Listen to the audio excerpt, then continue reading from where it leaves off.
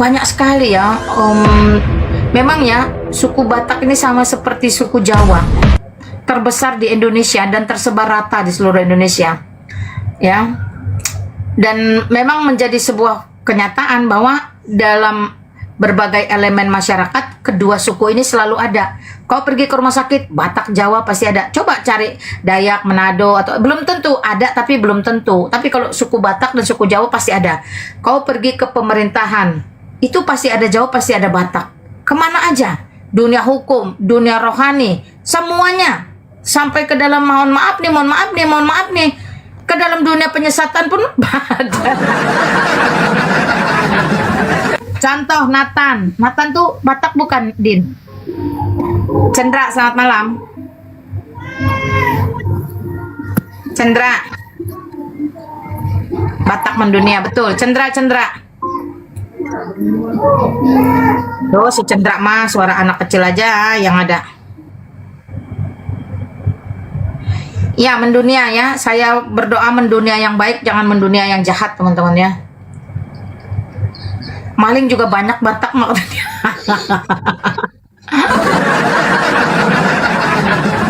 Kalau di Jakarta sini banyak tukang tambal ban. Selamat malam. Cara, selamat malam. Halo. Jahra, selamat malam. Mau ngapain ke sini?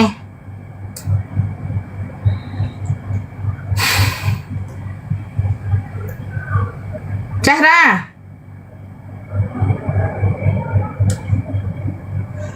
Yalah, kamu pause mau nge-report aja naik ke atas sini. Mau ngapain kamu coba? Oh, nggak boleh gitu teman-temannya. Saya tahu, ini pengalaman saya, teman-teman. Saya orang rasis, teman-teman. Jujur, saya harus akui ini pengalaman ya, saya kesaksian ya. Saya rasis dengan Batak sejak kejadian 2009. Ada keluarga angkat kami, abang angkat kami itu Ginting namanya ya, marga Ginting. Itu angkat keluarga, angkat adik, dan tapi ada sesuatu yang mengerikan waktu itu. Jadi kami trauma dengan Batak dan kami rasis kepada, mohon maaf ya teman-temannya, saya kesaksian ini. Kami rasis dengan Batak. Bahkan kami mendoktrin ketiga anak kami tidak boleh memiliki hubungan asmara, hubungan bisnis dengan suku Batak, sama sekali tidak boleh. Kami papa mama yang tidak merestui sama sekali. Itu kesaksian dulu ya. Ya, selamat malam. Nanti saya sambung teman-teman. Selamat malam. Halo, selamat malam. Hetang, selamat malam. Nah, kami di luar Sumatera Utara tuh kami nggak paham itu mau Karo, mau Toba, nggak paham. Kami nggak paham. Yang kami paham itu Batak, udah gitu aja. Ya. Singkat cerita, kami menjadi trauma dan menjadi rasis anti kepada suku ini. Nah, ini pengalaman hidup ya. Sampai lambat laun saya sebagai minta naik jadi batu. Itulah kenapa yang minta naik jadi batu. Sampai saya satu masa dipulihkan. Saya kan orang Kristen yang belajar ya. Saya belajar dan belajar. Akhirnya saya duluan dipulihkan bahwa tidak ada satu orang pun bisa pilih gender kalau dilahirkan, bisa pilih suku kalau dilahirkan, dan bisa pilih tempat. Tidak ada. Ya, Yesus Kristus saja tidak bisa pilih tempat waktu dilahirkan. Ya, siapa yang sangka sensus harus dilakukan pada saat itu? Sehingga seluruh penginapan itu penuh, semua orang dari kampung, dari dusun harus berkumpul ke pusat kota. Tidak ada yang tahu toh, tidak bisa pilih kan, sampai harus akhirnya lahir di kandang domba. Nah, pemahaman Alkitabiah ini membuat saya mulai terbuka.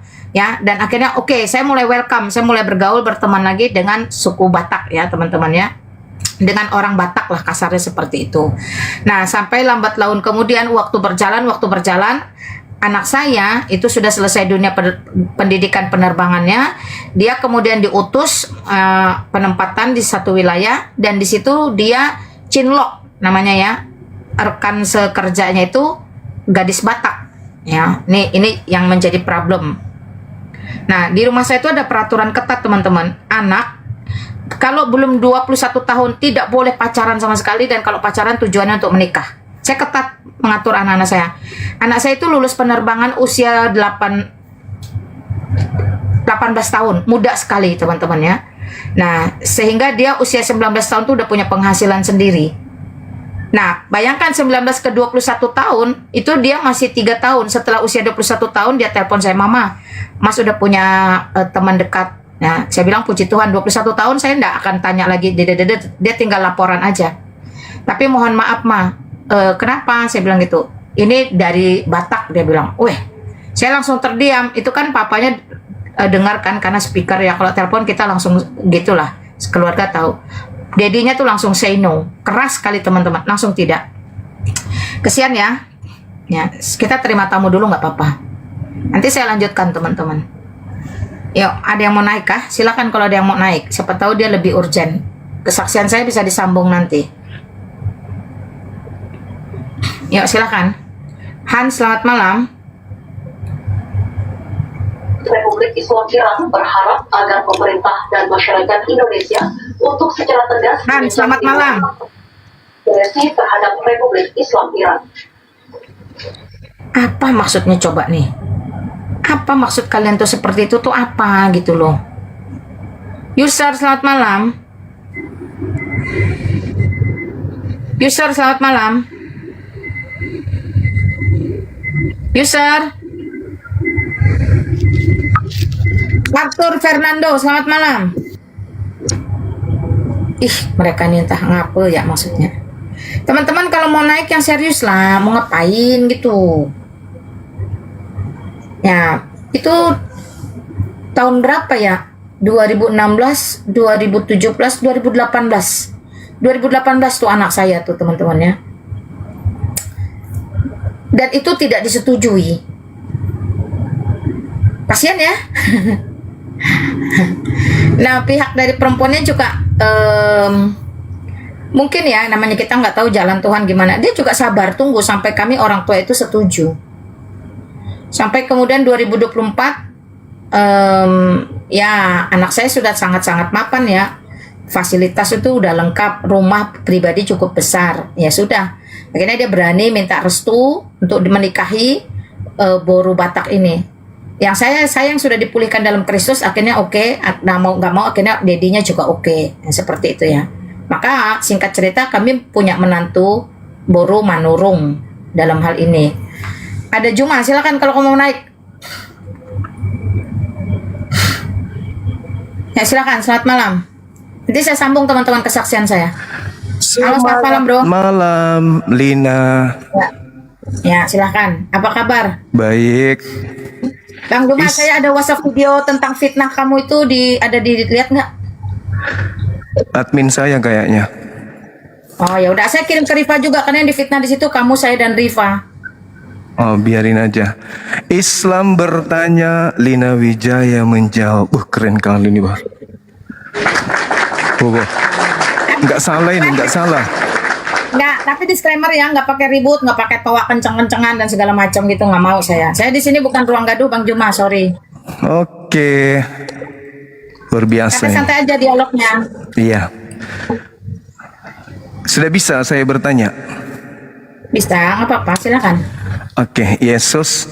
Jadi ada Yudaism, ada Kristen, ada Islam. Bertanya bukan cerita. Kan tulisannya di situ Islam bertanya, bukan Islam cerita. Tanya aja, kalimat tanyanya apa. Oh ya, baik. Biar yang juga menilai ya keadaannya si Lina ini gimana. Jadi gini, Yesus berkata. Kamu diturunkan nanti sama Dina. Kalau kamu banyak omong pasti diturunkan. Moderator saya itu tidak suka banyak orang takut, bukan komel tapi takut. Bukan tentang gitu. takut. Saya belum. Bukan tentang takut.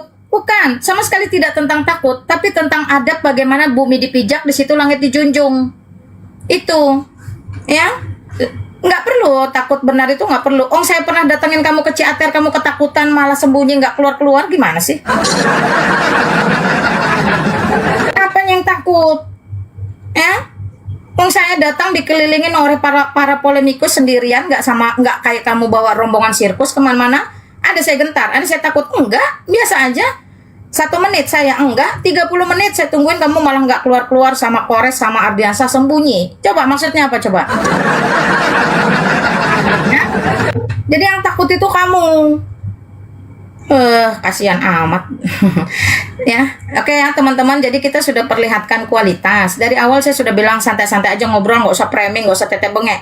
Tulisannya sangat jelas, singkat, padat. Islam bertanya, LW menjawab. Kalau kamu seorang Islam, silakan bertanya. Nggak usah curhat, nggak usah cerita, nggak usah framing, nggak usah tete bengek. Tanya aja. 1000 pertanyaan pun saya ladeni.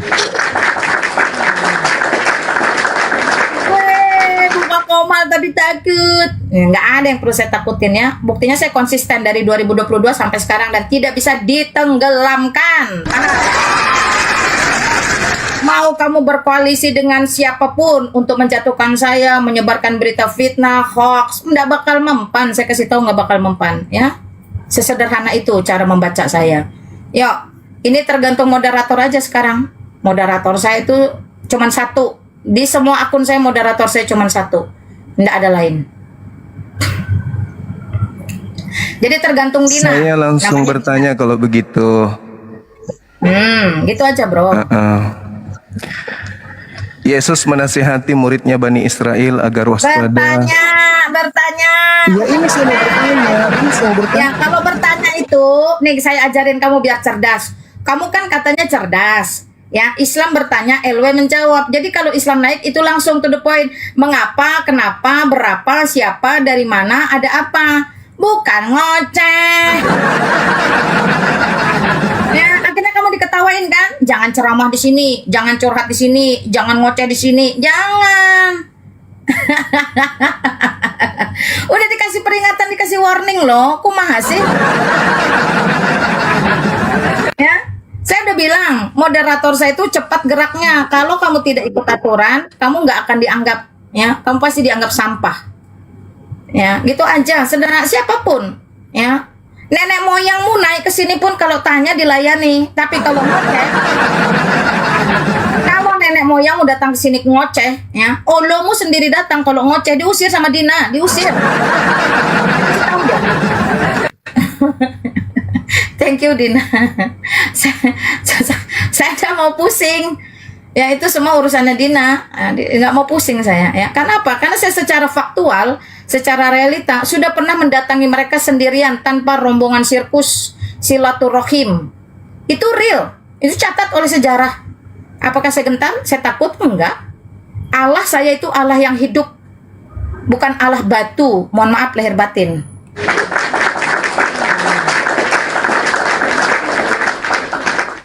Lihat aja YouTube saya, berapa banyak pondok pesantren saya datangi, saya kunjungi. Ya, Allah saya Allah yang hidup.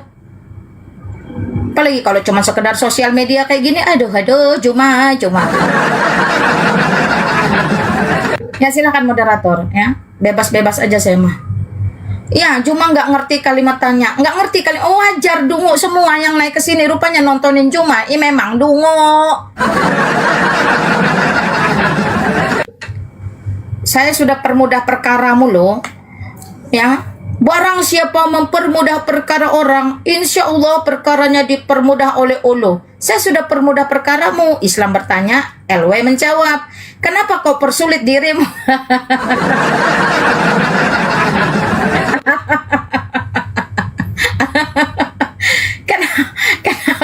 Kenapa kamu persulit dirimu? Ya ngawur aja kamu nih cuma. Oke ya silakan lah. Ada lagi nggak? Silakan. Ada lagi nggak? Ajarkan Juma kata tanya katanya. Aduh. Aduh. Udahlah pikir-pikir lah lagi deh. Kalau mau kesini dipikir baik-baik. Mau ngapain saya ke ruangan LW ya? Mau pansos. Kalau nggak pengen pansos ya udah tanya langsung apa yang mau ditanya gitu. Silakan. Selamat malam, Tati. Tati selamat malam. Tati. Aduh, hilang harga diri Juma. Dina loh ya. Dina tuh udah terlatih dia teman-teman ngadepin yang nggak jelas.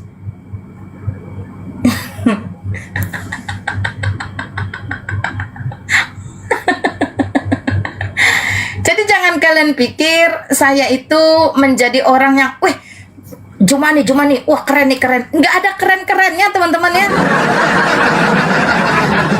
Karena saya secara fisik itu udah pernah datang ke sana dan mereka ketakutan. Ya, silakan, selamat malam. Selamat malam. Coba perhatikan. Kalau gurundanya aja dungu, gimana pengikutnya nah? Ayo, selamat malam. Nih, selamat atau Kristen, selamat malam. Din. Tuh, Dina berpesan untuk Juma. Buka room aja Juma, hujat Tuhan Yesus biar dapat duit. Wah.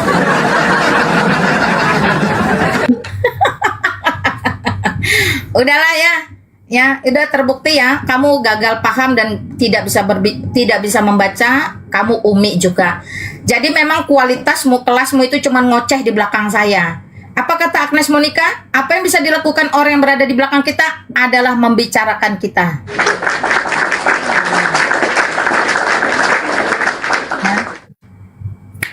Itu udah pasti ya teman-teman ya. Saya sudah menulis dengan jelas, Islam bertanya, LW menjawab, tapi dia naik ke atas mencari kesempatan untuk pansos, numpang viral di sini dengan bertakiyah atau bernarasi liar. Mohon maaf lahir batin, kamu salah tempat. Ya, ruangan ini marwahnya sangat dijaga oleh seorang moderator bernama Dina. Saya dari tadi tangan saya begini-begini aja. Jadi itu semua moderator yang atur. Thank you Dina, God bless you.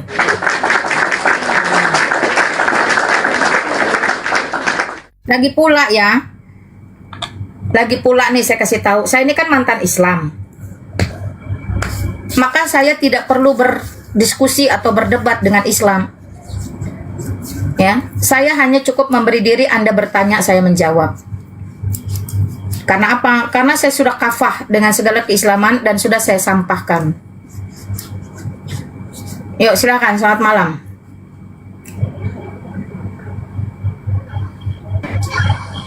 Halo, selamat malam. Selamat malam.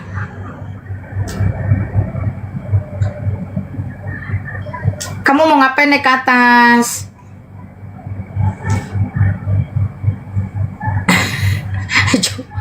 Cuma nggak laku di sini kan.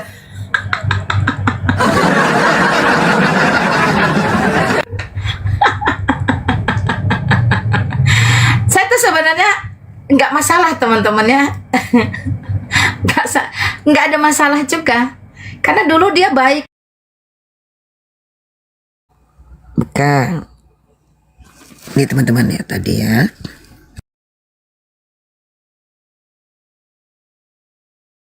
Artinya apa? Memandang sesuatu, melihat sesuatu dengan syahwat. Nah, kalau ini ngamsal ya, ngamsal ya bahasanya, dengerin ngamsal. Ya, dengerin ngamsal. tuh. Makanya Ngamsal. Dengerin. Nah, ini bahaya ini. Kalau kita misalkan memandang ini lawan jenis dengan ngamsal misalkan gitu ya, membayangkan gitu. Dengerin kan. ya, dengerin tuh. Apalagi bikin PT telentang gitu ya, ngaji repeat. Wow, nggak boleh. Itu juga yang membatalkan puasa, itu membatalkan puasa ya. Melihat sesuatu dengan nafsu, dengan syahwat gitu. Gitu. Kalaupun dengan rasa cinta, rasa kasih sayang, namanya cinta kasih sayang itu adalah anugerah. Tetapi yang sudah masuk ke dalam dosanya itu, apalagi di dalam bulan puasa yang membatalkan pahala puasa, gimana kita melihat lawan jangan-jangan lawan jenis ya. Termasuk juga sesama jenis juga sama gitu. Jangan kayak kemarin gitu kan. Oh, ada guru. Assalamualaikum warahmatullahi wabarakatuh. Wabarakatuh. Waalaikumsalam warahmatullahi wabarakatuh. Mohon izin guru. Dilanjut Ustaz. Iya. Iya, silakan lanjut materinya. Silakan. Wa nazru bisyahwah ya. Jadi memandang sesuatu, melihat sesuatu dengan syahwat. Apalagi baik itu sesama jenis maupun dengan lawan jenis gitu. Yang sudah melampaui batas. Artinya sudah mempunyai kelainan gitu ya. Contoh misalkan melihat istri orang, membayangkannya bukan dengan rasa cinta biasa, tetapi apa?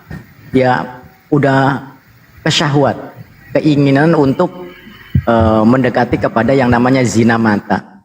Kemudian yang kelima, ini yang terakhir adalah wal yaminul kadzibah. yaitu sumpah palsu. Nah ini juga sering terjadi kan, kadang-kadang kita, terutama di dunia diskusi, kenapa saya selalu menekankan gini Bu, teman-teman ya, jangan terlalu berlebih-lebihan. Terkadang kita itu bersumpah, kadang-kadang kayak gini, kalau tidak seperti ini saya berani murtad. Nah itu juga hal-hal yang kelewatan. Jadi yang sederhana saja gitu. Apalagi dengan sumpah-sumpah palsu yang memang bahwasanya itu untuk sebuah kedustaan.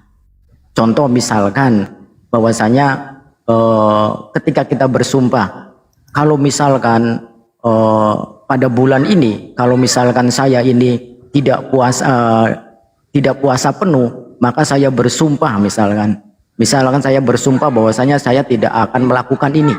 Dan sumpah itu pertama memang tidak ada niat untuk dilakukan. Sumpah palsu. Atau juga bersumpah dengan sesuatu dengan nama Allah yang apa yang disumpahkannya itu benar-benar tidak realistis, tidak realita, tidak kenyataan, apalagi tidak dilakukan. Sumpah palsu dengan nama Allah tersebut. Itu saja, silakan Gurunda, mohon maaf. Jadi itu 5 perkara yang bisa membatalkan pahala puasa yang seringkali terjadi, kita tidak menyadari itu. Bahwasanya kita merasa puasa kita full, puasa kita selesai, puasa kita tuntas seharian 30 hari selama 1 bulan itu, tetapi ternyata yang didapat kita hanya apa? Illal ju' wal 'atsh. Hanya lapar dan dahaga. Mudah-mudahan di 10 hari pertengahan ini, di mana maghfirahnya Allah bertebaran untuk umat muslim ya, untuk umatnya baginda Nabi Muhammad SAW. Mudah-mudahan Iqomal ini buat Gurunda dan guru-guru saya yang lain, dan buat netizen-netizen yang selalu mensupport, mendapat bagian taburan-taburan maghfirahnya Allah di 10 hari yang kedua ini. Wallahu a'lam bishawab. Silakan Gurunda. Ya, buat teman. Saya tunggu yang ini, yang dedengkotnya aja yang naik. Silakan. Iya. Ya, buat teman-teman yang ingin nonton tadi Gurunda masuk ke roomnya Lina Tidak Jaya dan langsung di kick cuma berapa menit, silahkan ke channel YouTube Zulkifli Abbas Official. Mulutnya itu loh, Gurunda itu mau mendidik mulutnya, baru berapa menit langsung di kick. Nah itulah kelakuan si Lina, sok-sokan. Tapi kita maklumi Kang, beliau memang punya ketakutan yang sangat-sangat luar biasa. Melihat Bang Suma aja itu luar biasa takutnya. Kenapa? Hampir semua komal Bang Suma itu diblokir sama beliau. Yang lolos yang satu tadi itu. Yang komal ini, akun yang ini itu diblokir sama dia. Jadi memang ketakutannya sangat luar biasa, dan dia mencoba tadi untuk merajut keakraban. Begitu saya naik, apa kabar bro? Terus kemudian bagaimana dengan video yang saya kirim? GP. Bang saya peduli video apa pula kau kirim. Jadi aku bilang kelihatannya itu admin saya deh. Langsung saya putus. Saya katakan saya mau bertanya. Sebagai orang yang berpendidikan, meskipun judulnya silakan bertanya kan gitu, tapi kan tadi sebelum saya naik, yang lain pun dibiarkan bernarasi dulu sebelum bertanya. Saya mau bernarasi sebentar aja, habis itu saya bertanya satu hal penting lagi. Tapi dia sudah tahu level Bang Suma kalau bertanya pasti membuat jambutnya dia berguguran gitu. Lihat Bang Suma itu dia basah itu tadi. Gelisah tadi itu batinnya, dia langsung basah. Gitu si Lina Tidak Jaya. Tapi nggak apa-apa, biarkan orang nyimak kan gitu ya. Masa hanya sekedar bernarasi, bukan tanda tanya diawali pernyataan saya langsung diturunkan. Padahal orang bertanya itu kan tidak mesti apakah, berapa, siapa, di mana. Kan bisa jadi kata tanyanya di belakang, kalimat dulu lalu kata tanya. Contoh, ketika Yesus bertanya kepada muridnya, waspadalah kepada penyesat yang datang kepada kamu memakai namaku dan berkata, akulah Mesias. Siapa yang datang memakai nama Yesus dan menggelarinya Mesias? Islam atau Kristen? Akan begitu. Langsung diturunkan. Jadi dia sedang mempermalukan dirinya, mengaku dirinya hebat, tetapi ternyata dengan caranya seperti itu memperlihatkan begitu ketakutannya dengan sosok Bang Suma ini. Kemudian dengan mulut besarnya dia mengatakan, saya sudah datang ke tempatnya, mereka semua ketakutan. Saya katakan di sini ya, kita tidak ada takut sedikit pun. Cuman karena kita menjaga negara ini saja. Negara ini nggak boleh ada yang membuat keributan, kericuhan, apalagi terkait dengan SARA. Lina Tidak Jaya itu sudah jatuh pada kedudukan kafir yang darahnya halal dalam hukum Islam. Sementara kami yang hadir di situ adalah para pejuang yang memperjuangkan akidah Islam dari para penghina-penghina, penista-penista agama Islam. Coba lihat kalau dia live, tidak ada terlontar dari mulutnya kata yang bagus didengar terkait Islam. Itu nggak ada. Semua yang keluar dari mulutnya itu cacian, makian, hinaan, nistaan terhadap Islam. Itu yang kita saksikan kalau dia lagi live atau dia berkata. Bahkan mungkin ketika dia tidur pun ngigau itu yang dihina Islam. Bahkan mungkin sedang bergaul intim dengan berondong-berondong itu dia ngoceh-ngoceh Islam. Saking bencinya terhadap Islam tuh wanita ini. Hujatannya kepada Islam membuat kita itu darahnya mendidih seperti minyak kelapa yang sedang dipanasin. Tiba-tiba datang membawa diri. Lalu kita menahan diri supaya tidak marah, menahan setahan-tahannya. Ya, kata Al-Quran, wad-darra wal kaziminal ghaiz wal afina anin nas wallahu yuhibbul muhsinin. Orang-orang yang menahan amarahnya dan memaafkan kesalahan orang lain, dan Allah mencintai orang yang berbuat kebaikan. Dibilang kita takut. Itu sesuatu yang tidak rasional. Penghujat Islam, penghina Allah, penghina Rasulullah, penghina umat Islam datang di tempat kita. Terus kemudian kita yang takut. Yang ada adalah kita tidak ingin dia cedera. Kita tidak ingin dia rusak. Kita tidak ingin dia berakhir di tempat itu. Maka kita minta orang supaya suruh dia pergi, usir dari sini.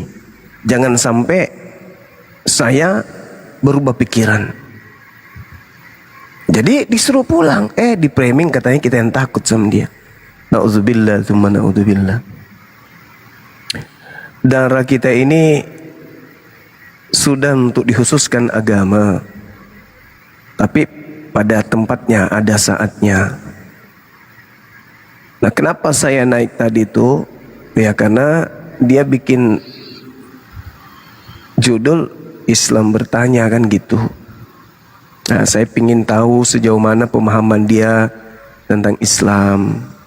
Saya bukannya mau bertanya tentang Kristen. Dia kan murtadin katanya. Nah, saya naik itu untuk bertanya tentang Islam aja.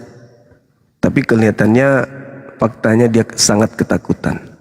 Tapi nggak usah dibahas, dia mah sampah. Itu saya ke atas tadi cuman iseng-iseng doang. Cuman karena saya belum monitor aja komal-komal muslim. Nggak ada juga untungnya saya ke sana. Lihat mukanya aja lebih bagus saya pandang monyet daripada mukanya. Mengingat kelakuannya juga terhadap berondong yang dia murtadkan juga tidak layak sih sebenarnya untuk diajak diskusi. Ya, tidak layak bagi kita seorang Islam mau diskusi dengan manusia sehina itu, serendah itu. Tak layak. Cuman karena dia mengaku murtadin, menghina Allah, menghina Nabi Muhammad, ya saya ingin menguji dan ingin mempermalukan dia di depan orang banyak bahwa dia itu terinformasi dulu pernah masuk Islam, katanya menurut informasi yang ada itu karena dia ketangkap bahasa kumpul kebo. Ya, dikawinkan di situ. Lalu dikawinkan karena dia kumpul kebo dengan orang yang beragama Islam yang tidak paham Islam, maka ditangkap oleh massa, dia mau dikawinkan, maka dibuatlah dia dulu bersyahadat.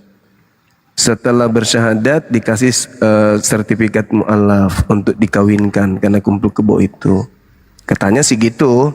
Wallahu alam ini informasinya benar atau tidak kan ya. Tapi yang pasti kalau kita lihat kelakuannya dengan anak Islam yang dia murtadkan ya nggak jauh, pasti nggak jauh. Kalau dalam misinya sebagai orang suci katanya anak-anak Tuhan, katanya penghuni pewaris surga katanya, tapi kelakuannya begitu bagaimana dulu kan ya. Jadi boleh jadi itu betul. Jadi setelah itu ketangkap, dikawinkan, masuk Islam, mu'alaf. Nah, namanya juga ketangkap hal-hal yang tidak benar. Akhirnya dia keluar kembali lalu mengatakan dirinya dulu mantan Islam. Ya gitulah. Anggap saja dia adalah sampai yang dikasih roh untuk berbicara. Silakan teman-teman bahas yang lain. Jangan pasti aku lama-lama memual. Lanjut. Ya, buat teman-teman Kristen yang merasa pintar, silakan naik ke atas ya. Yang merasa pintar naik ke atas. Itu Dokter Adiani itu jangan dinaikkan. Aduh, nanti kita ketularan ini lagi. Begodes. Yuk, buat teman-teman Kristen, Manulang silakan naik Manulang. Ini ada si Kodok Bunting, aduh nggak ada ilmu.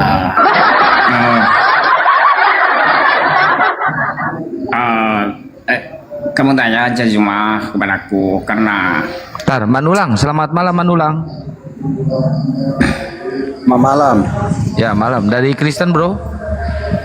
Iya, dari Kristen saya. Oh iya. Mau bertanya, mau berdiskusi atau mau apa nih? Mau bertanya saya, di mana kalau orang Kristen menghina, menghujat Islam? Kalau Islam menghujat Kristen gimana itu, Bang? Waduh, santai, Bro. Santai aja, santai. Bukan, santai. Jangan kayak gitu kalau bilang caranya apa? Santai. Di mana kalau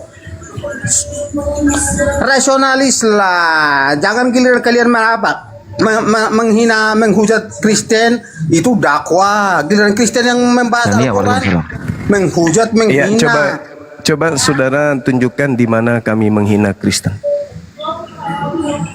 Alah. Ya, bisa buktikan. Dari kemarin ustaz-ustaz banyak itu, macam siapa itu si ustaz siapa itu si Salmet itu bilang di apa di salib itu ada jin kafir itu. Apa itu maksudnya itu? Ya kan Yesus yang mengatakan itu. Yesus gigimu. Loh, Yesus yang mengatakan itu. Marah. Nah itulah Yesus. Di mana Yesus mengatakan itu? Coba tunjukkan dulu. Oke, baik. Nih saya urai ya. Saya urai karena Anda bertanya kan gitu. Yesus mengatakan kepada Yudas bahwa engkau adalah iblis di dalam Yohanes 6 nomor 70. Aku yang memilih engkau yang 12 dan satu di antaramu adalah iblis, yaitu Yudas. Yohanes 13 nomor 2. Kamu mengutus setan-setan enggak kau bahas itu. Yudas kerasukan iblis. Iya kan ya. Nah, sedangkan jangan diam dulu, jangan bertengkar. Di mute, moderator, di mute. Jangan bertengkar. Kalau di kandangmu kau berkuar-kuar kau. Saya masuk ke kandang kalian, saya tidak dikasih ruang untuk sekedar bertanya aja, bicara pun langsung diturunkan. Gitu loh. Jadi begitu abang. Jadi Yesus sendiri yang mengatakan. Kau berani sekali. Biar kuat juga kau jempol. Bahkan Paulus pun suruh dia ke Indonesia, jangan di luar negeri. Indonesia ini kayak apa, negara Indonesia ini kayak mana? Adil enggak? Ya kenapa masih di Indonesia kalau begitu? Kenapa nggak keluar aja, Bang? Kenapa nggak keluar aja dari negara kami kalau gitu? Kalau kamu nggak tahan hidup di negara kami, ya keluar aja. Kamu sendiri rupanya nih. Hah? Kenapa? Negaramu sendiri rupanya. Loh, tadi kamu mencela Indonesia. Indonesia. Di mana saya mencela Indonesia? Ya tadi barusan bagaimana Indonesia ini? Bagaimana Indonesia ini? Adil rupanya. Artinya Anda kan menghujat Indonesia, negara kita, negara saya Adil, ini. nggak adil. Terus terang, nggak adil. Ya, kalau negara kami ini tidak adil, dia pindah sana ke laut. Itu makanya sih pindah itu yang sama macam si Saibudin Ya, Ibrahim. terus kenapa kamu tidak pergi juga? Kenapa kau menangis di sini? Kalau kau bawa ya ke kandang. Ini negara saya, bosku. Mulutmu halus niat kalau ngomong. Ini negara saya. Ini negara merdeka karena nenek saya yang berjuang, bukan nenek lu. Iya kau di masjid, mulutmu manis niat kalau Nenek ngomong di lu, kandang kau. nenekmu sudah pasti bersatu dengan Longor, penjajah, kau, nggak longor. mungkin. Makanya Indonesia ini nggak maju-maju.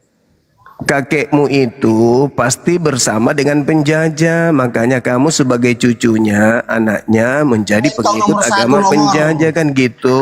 Mengklaim kau nomor 1 longor. Lah itu fakta, tidak mungkin kakekmu pejuang, Dari masa Sulawesi Selatan pejuang? negara jadi pahlawan, kau tahu kau. Allahu Akbar. Jangan bawa suku, jangan bawa suku, jangan bawa suku, saudaraku, jangan bawa suku, ya. Longor. Jangan bawa suku. Banyak mengklaim kau nomor 1. Itu fakta, itu memang fakta kok. Yang membawa agamamu kan penjajah. Gigimu. Tengok dulu perang Badr di Sumatera. Pakai pedang. Agamamu kan memang penjajah yang bawa ke Nusantara ini. Longor. Tengok dulu. Masolang generasi.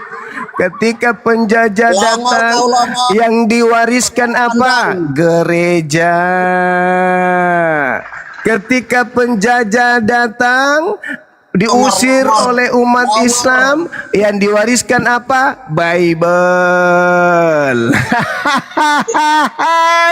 Mijit longor. Anjing. Ketika penjajah diusir oleh pahlawan Islam, dia mewariskan apa? Kandang babi. Anjing. Kandang babi Kawan nih. kau. Jadi kandang babi itu warisan Belanda. Jangan sakit hati. Kau diajak diskusi, kau mengamuk, kau emosi, kau jengkel, kau menghina negara kami. Ya kalau nggak tahan di negara kami, ya pindah toh. Ikut ke negara majikan. Di mana majikanmu, ke situlah kau pergi. Kau mengatakan negara kami tidak adil, kau menghina berarti aparat kami, tuyul.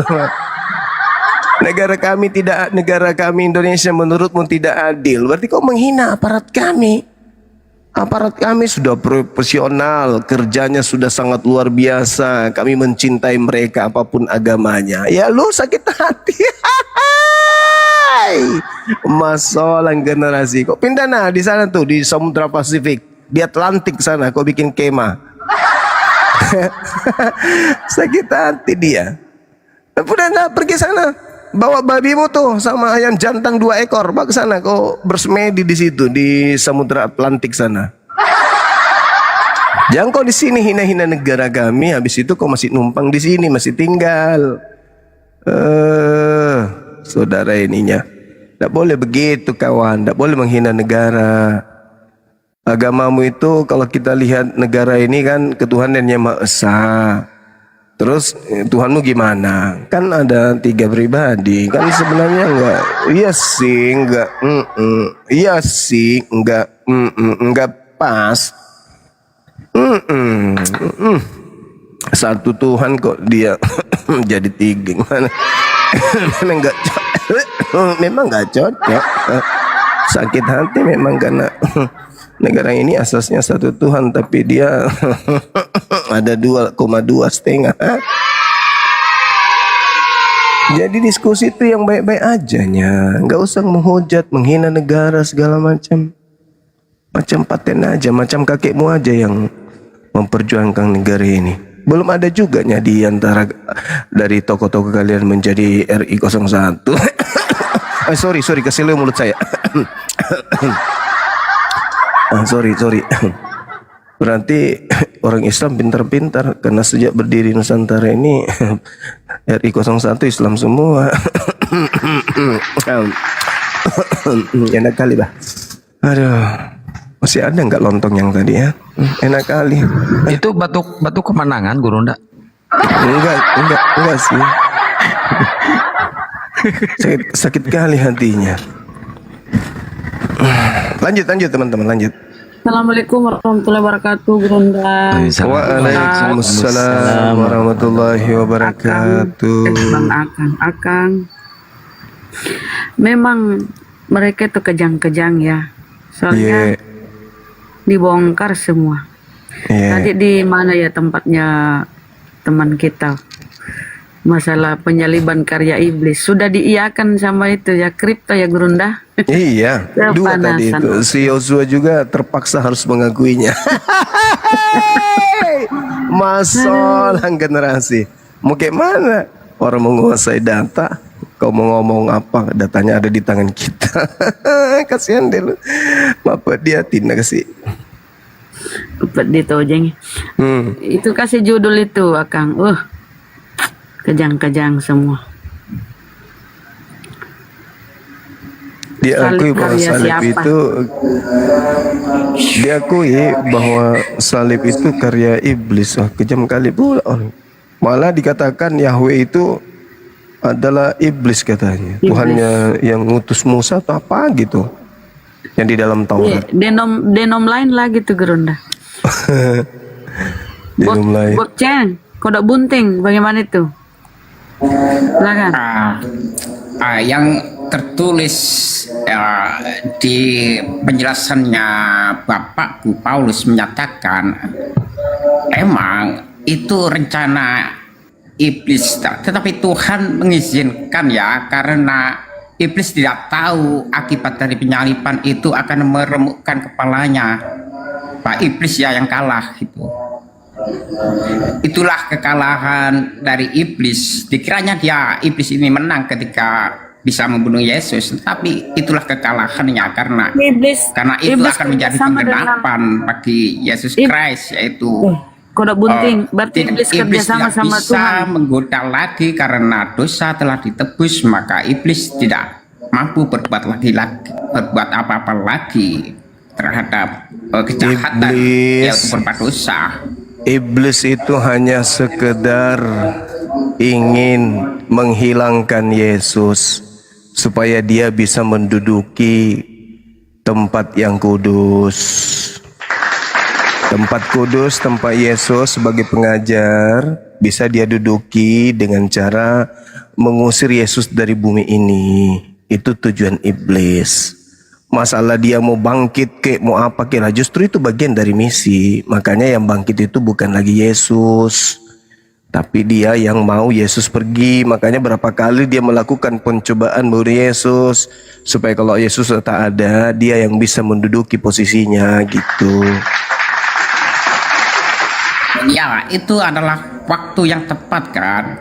Aku akan pergi ketika waktu yang tepat, yaitu ketika aku sudah siap dan telah ada utusan yang telah dipersiapkan untuk kalian. Di Yohanes 13:7 ya, yang kemarin tentang roti, siapa yang makan rotiku.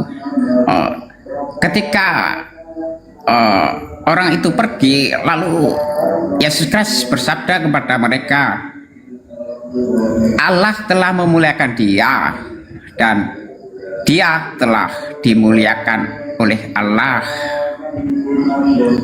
Kata dia ini merujuk kepada orang ketiga kan, di antara perkataan Yesus Kristus dengan murid-muridnya. Allah telah memuliakan dia dan dia juga telah memuliakan Allah.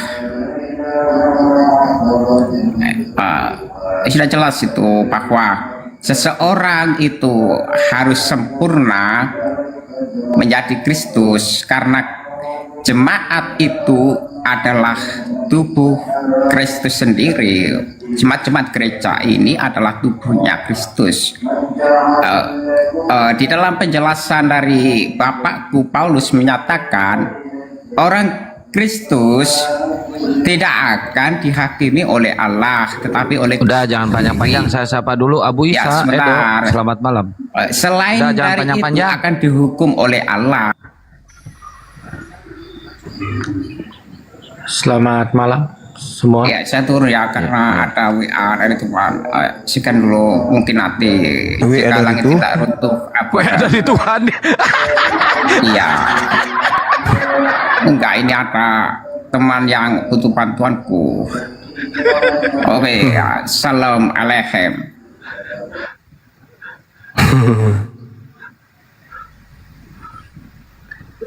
Ya, Edo, selamat malam Edo. Abu Isa, selamat malam. Ini temanya ini, Tuhan kok jejer 3. Silakan jelaskan.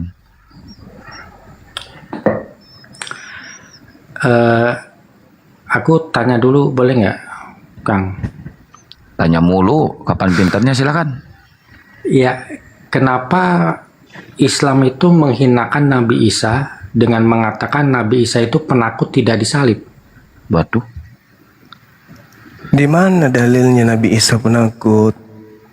Kan tidak disalib. Kalau tidak disalib kan berarti penakut, Bang. Allah tidak menginginkan kemudian orang benar dibunuh oleh orang jahat. Apakah itu salah?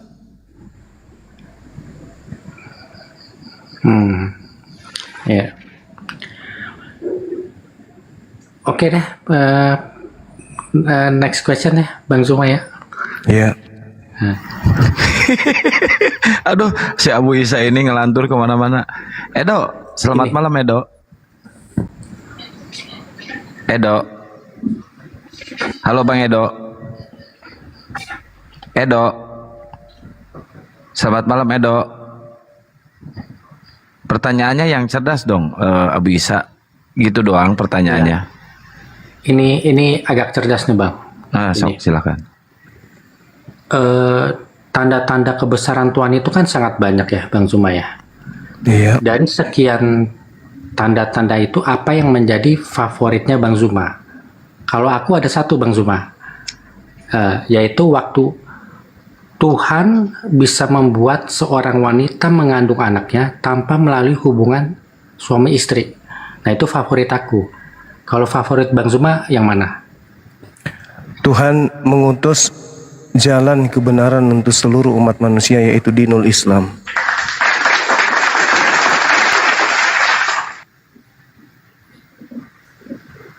Iya.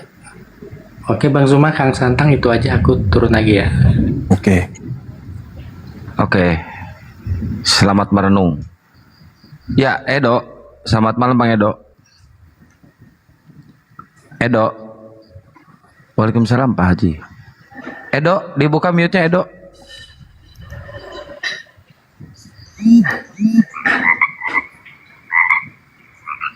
Halo, Pak Edo.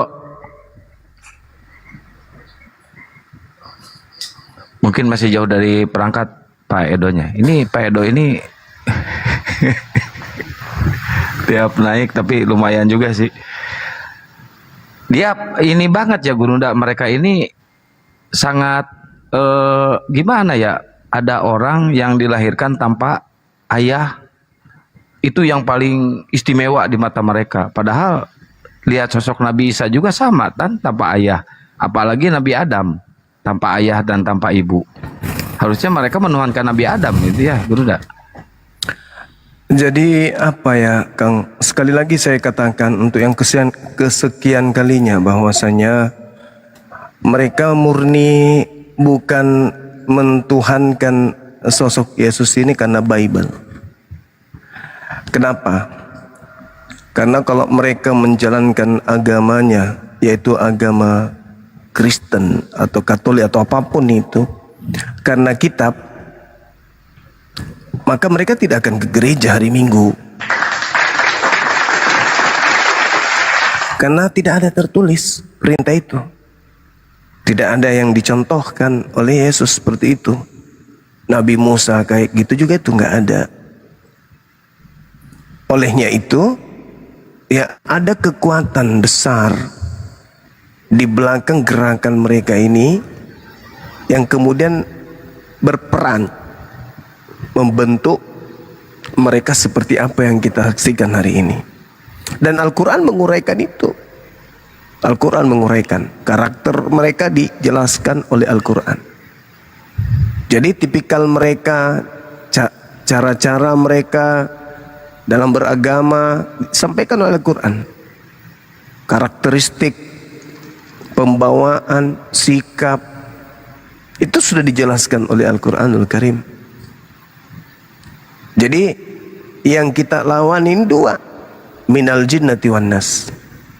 Yang dari manusianya mereka, yang dari jinnya itu adalah dari dalam diri kita itu, yang nafsu kita itu sendiri.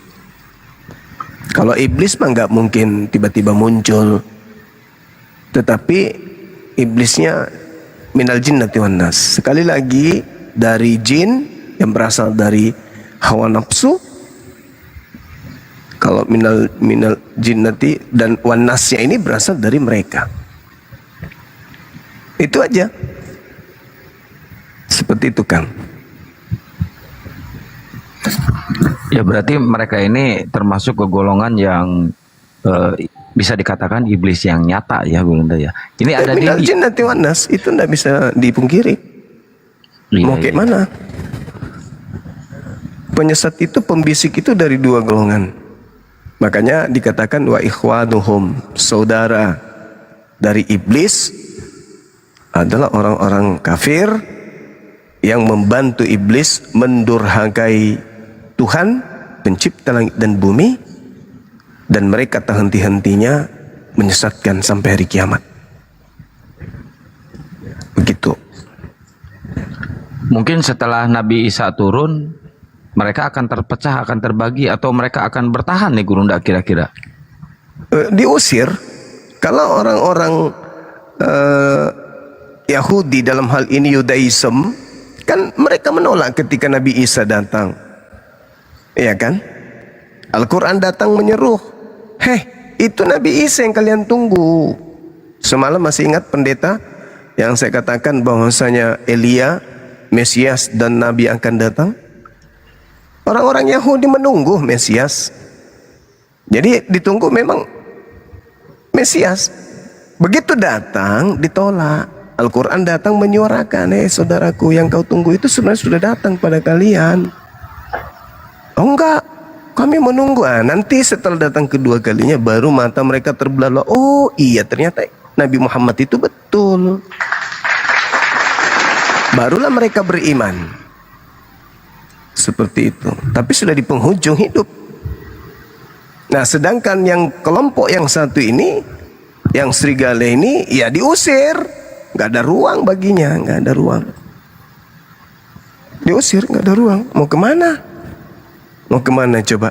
Mana mungkin mau di satu kawanan kan dengan orang-orang Yahudi, orang yang tidak bersunat, makan babi, nyembah kepada makhluk.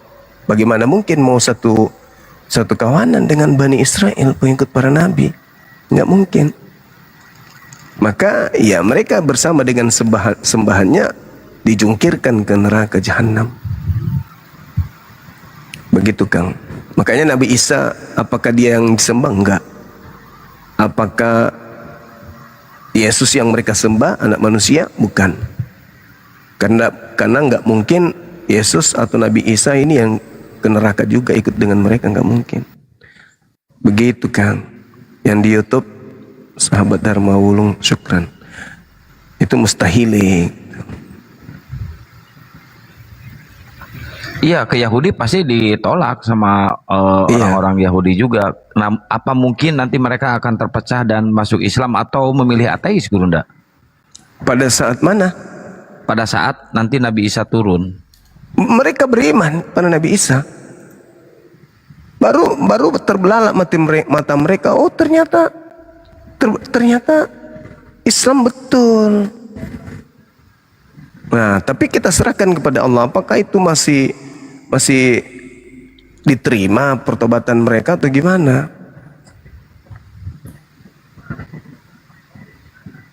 Iya, soalnya udah di penghujung ya, udah di penghujung mau ke hari kiamat ya, Gurunda. Iya, orang ateis pun kalau sudah nampak Nabi Isa di tengah langit, ya pasti beriman, pasti percaya maksudnya. Tapi apakah itu diterima atau tidak ya wallahu a'lam bissawab. Siapapun itu kalau sudah melihat tanda-tanda hari kiamat Nabi Isa turun, ya pasti beriman, pasti percaya. Masalahnya coba kita lihat di Yesaya 52 nomor 1. Terjaga-jagalah, kenakanlah kekuatanmu seperti pakaian, hai Sion.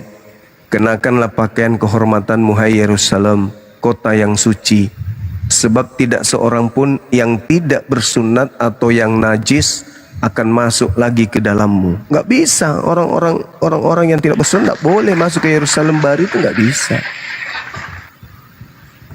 Nggak ada jalan untuk orang-orang yang tidak bersunat masuk ke Yerusalem baru. Gitu Kang. Jadi mereka ini murni betul-betul otaknya sudah dikebiri. Sedangkan Paulus menyuarakan di Roma 7, ya saya ini di dalam diriku ada 2 peran loh. Apa yang aku lakukan adalah pekerjaan yang sebenarnya aku benci. Murtad dari Yudaism itu aku benci. Mengajarkan ajaran yang tidak aku suka itu sebenarnya aku benci. Tapi mau kayak mana lagi pekerjaan-pekerjaan jasadku ini yang dominan. Padahal apa yang aku kerjakan itu adalah hal yang aku benci, itu kata Paulus. Curhat dia itu di Roma 7 itu. Paulusnya curhat.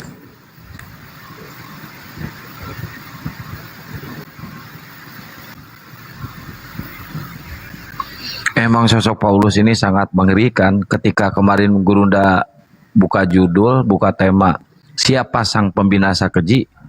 Ya mereka nggak bisa berbuat apa-apa. Gurunda pasti tujuannya ke situ, arahnya ke situ pasti. Arahnya ke situ. Iya. Jadi selama ini permingan mereka terhadap Rasulullah suka berperang atau ada ayat memenggal kepala, itu terbantahkan semuanya ya Gurunda ya. Iya betul. Benar. Yang Rahman. Assalamualaikum warahmatullahi wabarakatuh. Waalaikumsalam. Aduh, Waalaikumsalam warahmatullahi wabarakatuh. ini iseng naik tapi dinaikkan. Bisa kalau dinaikkan. Assalamualaikum Bang Zuma. Waalaikumsalam warahmatullahi wabarakatuh. Waalaikumsalam. Saya punya punya pertanyaan sama Bang Zuma. Ya, Bang sedikit. gimana? Tapi yang populer sekarang itu Pak Dehe Gurunda. Tadi kan aku nyimak di bawah itu. Ayo naik pendeta pastor apa siapa orang oten-oten yang ini naik. Kan dia paling benci dengan ajaran Paulus. Dia tolak. Padahal mereka udah jadi Kristen itu gara-gara Paulus ya. Heran. Ini pendeta yang ke-99. Jadi kalau ada naik lagi pendeta ini, mampus kau jadi pendeta yang ke-100. Dia bantai semua pendeta itu. Pak Dehe namanya Pak. Dia pendeta tapi dia menolak ajaran Paulus. Surah-surah Paulus. Silakan Pak Dian. Iya. Makasih Guru. Saya cuma pengen nanya nih. Kalau bicara domba ini kan aku hanya diutus kepada domba-domba yang hilang.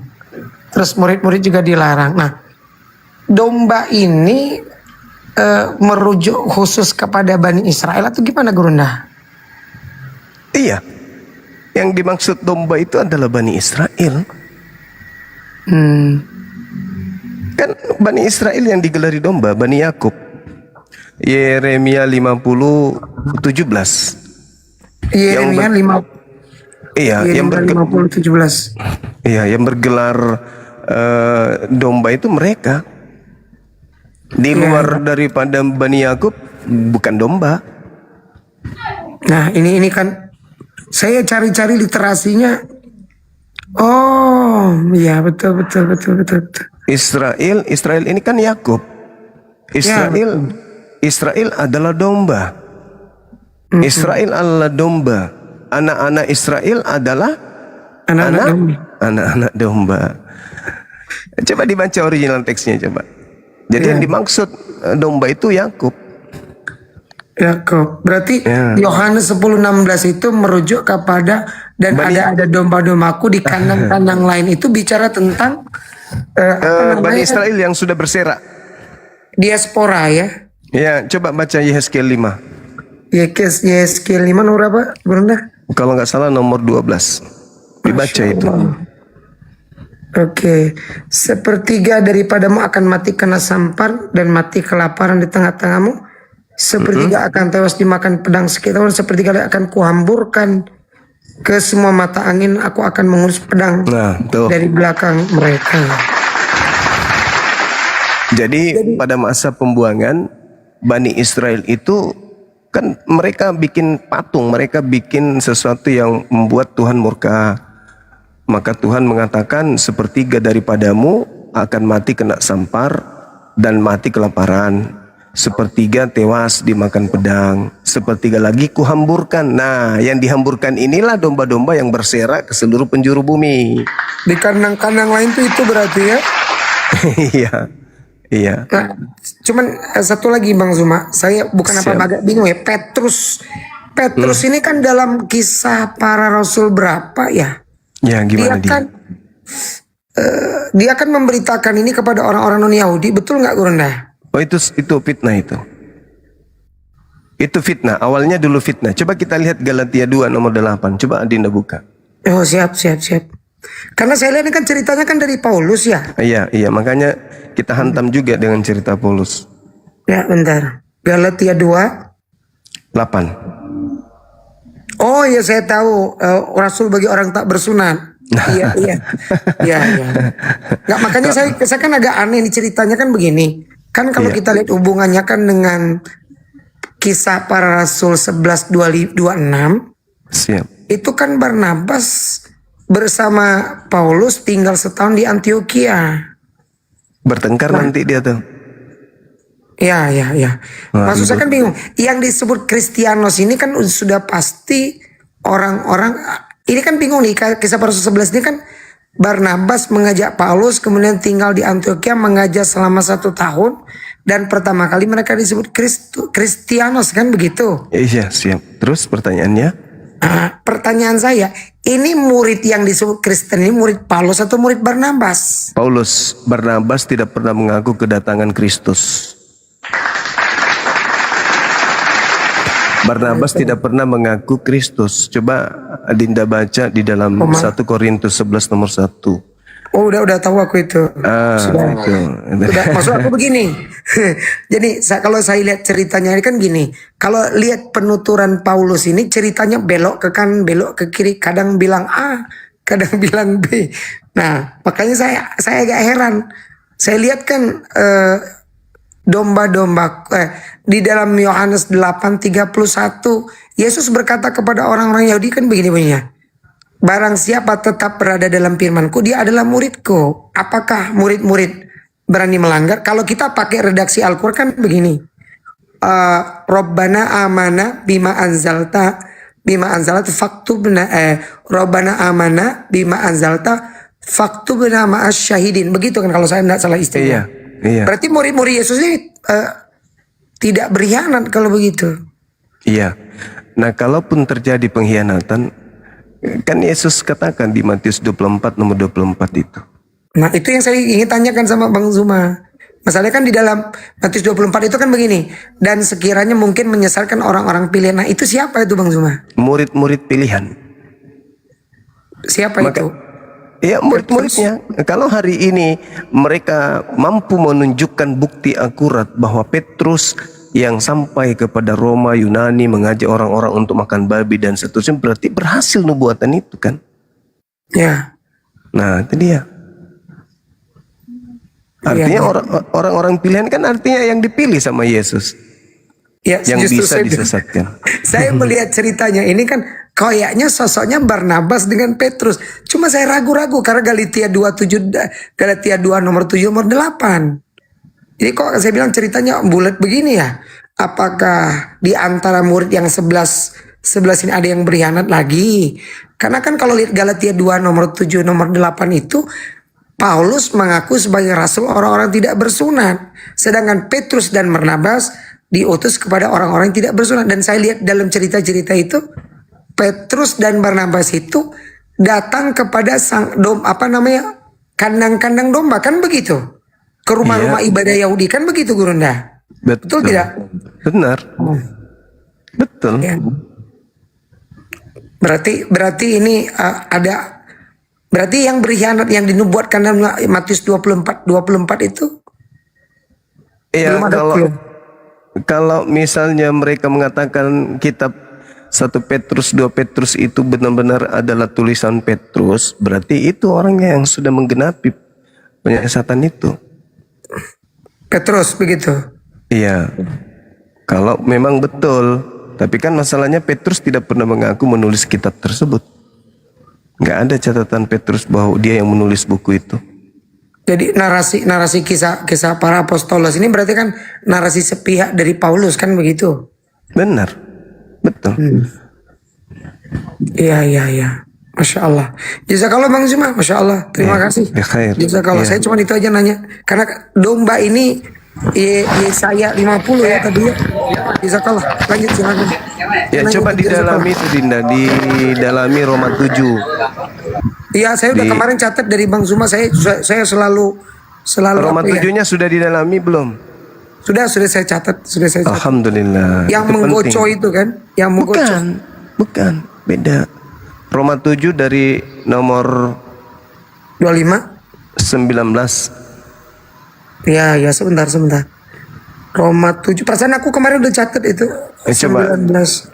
Iya, di Roma 7 itu kalau kita lihat di data yang ada di kitabnya mereka, nomor 13-nya kita mulai. Udah aku catat ini. Sudah. Sampai di data nomor 25. Ya, saya udah catat ini kemarin, Masya Allah. Cuman begini, saya tertarik dengan Bang Zuma kemarin bilang begini. Pembinasa keji itu kan yang Bang Zuma bawa dari Matius 24 nomor 11 sampai nomor 15 itu kan. Iya. Terus Bang Zuma hubungkan dengan Daniel 7:25 terus 11:31. Daniel berapa Bun Gurunda? 11:31. 11 nomor 31. Oke. Daniel 11. Saya kalau baca kitab Daniel ini kayaknya Daniel ini bertauhid betul ini ya. Iya. Ya karena dia kan saya baca Daniel 1 2 3 4 5 tuh, wah, ada Tuhan yang maha besar. Iya, betul. Iya. Itu Kalau juga penting kaitannya dengan pembinasa keji, itu juga penting di 2 Petrus 2 nomor 1 2 3 itu juga bagus dibaca. Nomor satunya, sebagaimana di tengah-tengahmu dulu ada nabi-nabi palsu, demikian juga sekarang di tengah-tengahmu ada pengajar-pengajar palsu yang memasukkan pengajaran-pengajaran sesat. Jadi pengajaran sesat itu, pengajar dan pengajaran sesat itu sudah ada dari sejak abad pertama di tengah-tengah mereka. Kalau kitab Petrus ditulis di abad pertama, berarti penyesat itu adanya di abad pertama dan memasukkan ajaran-ajaran sesat ke dalam mana? Ke dalam pengajaran orang Yahudi. Pertanyaannya, siapa yang menempelkan ajaran asing masuk ke dalam kitabnya orang Yahudi? Paulus lah. Itu dia. Tadi Daniel 11 berapa Gurunda? 31. Coba dibaca. Tentaranya akan muncul, mereka akan menajiskan tempat kudus, benteng itu menghapuskan korban sehari-hari.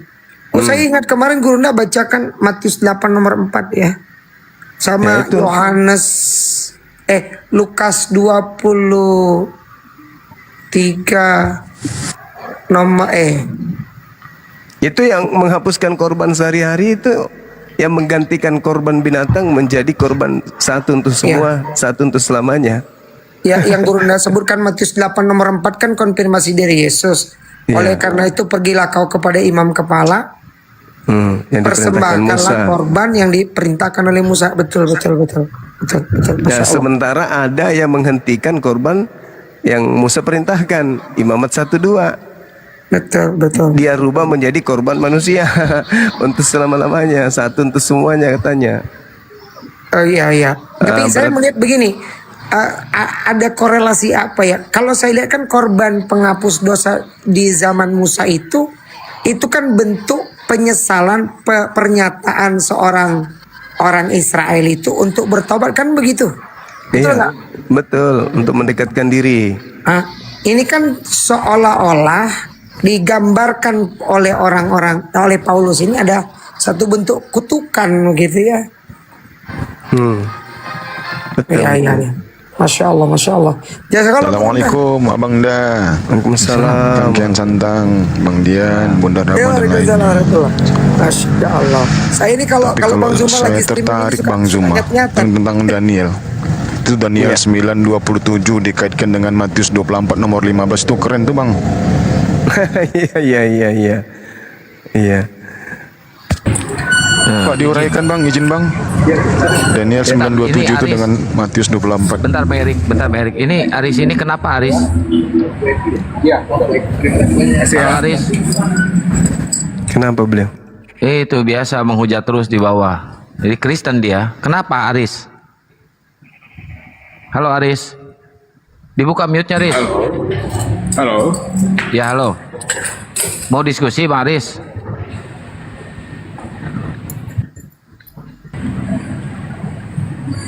Halo Bang Aris. Halo. Ya halo. Iya mau. Ya silakan bertanya. Ini temanya ini Tuhan kok jejer 3 nih Aris nih. Iya. Tadi kan disampaikan kalau yang nyebutin bahwa Tuhan 3 itu kan dari kalian tanpa mengetahui dan memahami isi dari Alkitab secara keseluruhan.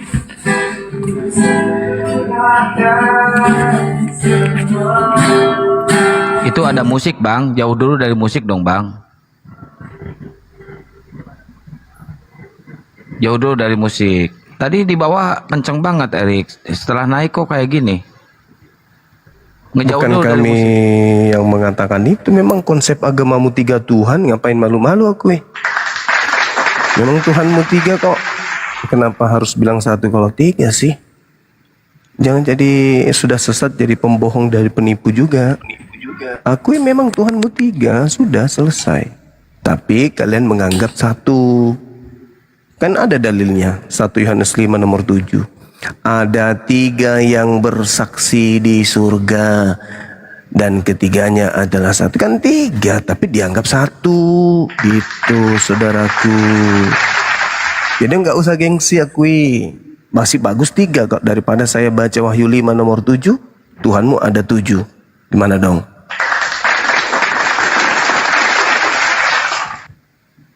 Nah, ini kekurangan orang-orang Kristen itu kurang belajar Bible karena memang Bible itu tidak menarik untuk dibaca.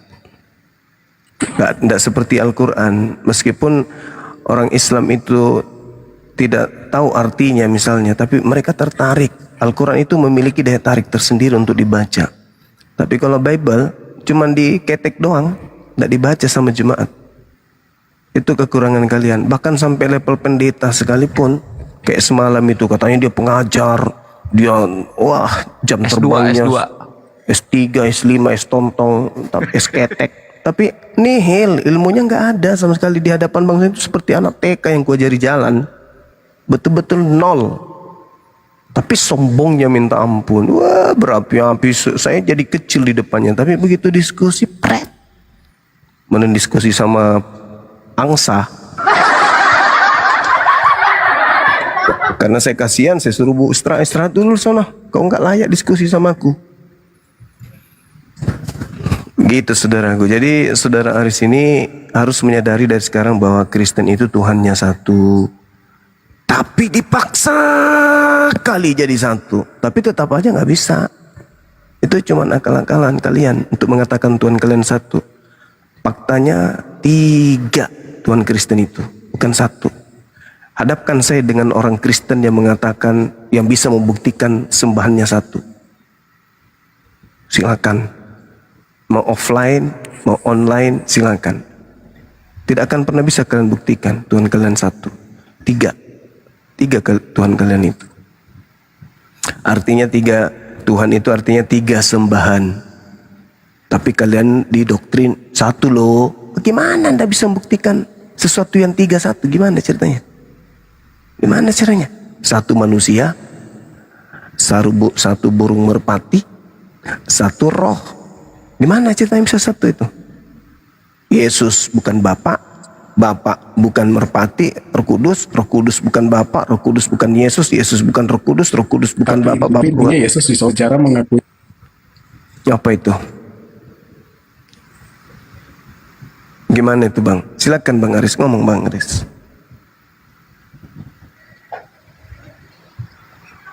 Ayo, Bang Aris, kalau ngomong. Tuhanmu satu, ketika mati Yesus mati semua.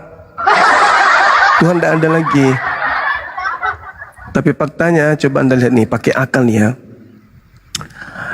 Coba Anda baca Filipi 2, nomor 6, nomor 7, nomor 8. Theos, Tuhan senior ini ceritanya.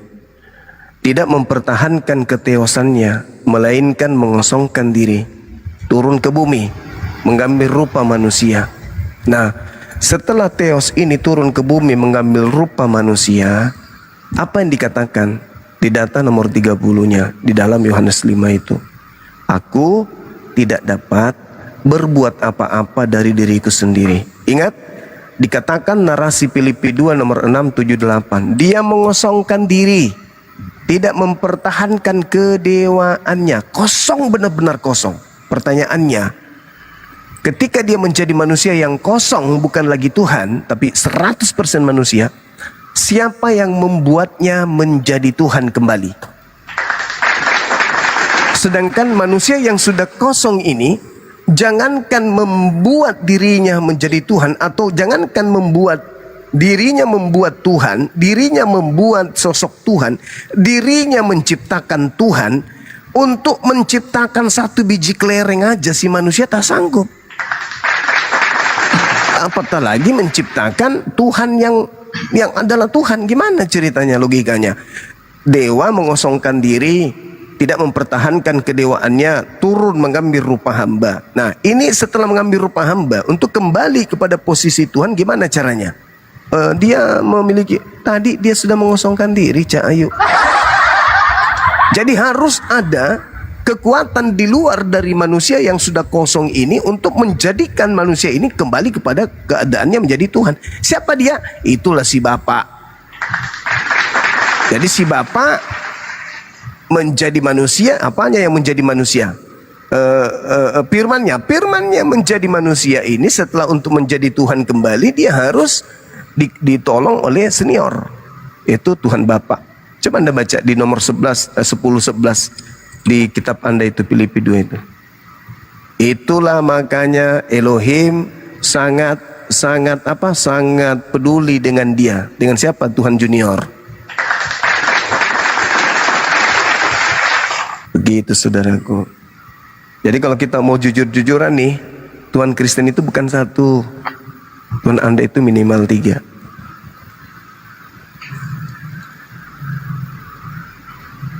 Ya, silakan Bang Aris. Tadi di bawah jagoan kok, naik ke atas jadi ayam sayur.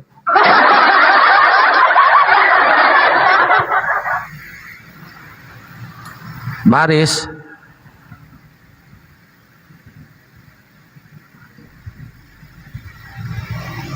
Halo Bang Aris. Ya, Bang Erik. Selamat malam Bang Erik Ekstrada. Gimana kabarnya, sehat Bang Erik? Selamat malam, puji Tuhan sehat. Ya.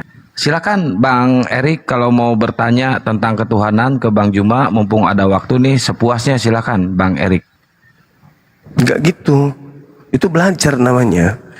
Ya, silakan jabarkan konsep ketuhanan Anda, nanti didiskusikan bareng-bareng gitu. Kalau dia bertanya, ya jatuhnya dia belajar.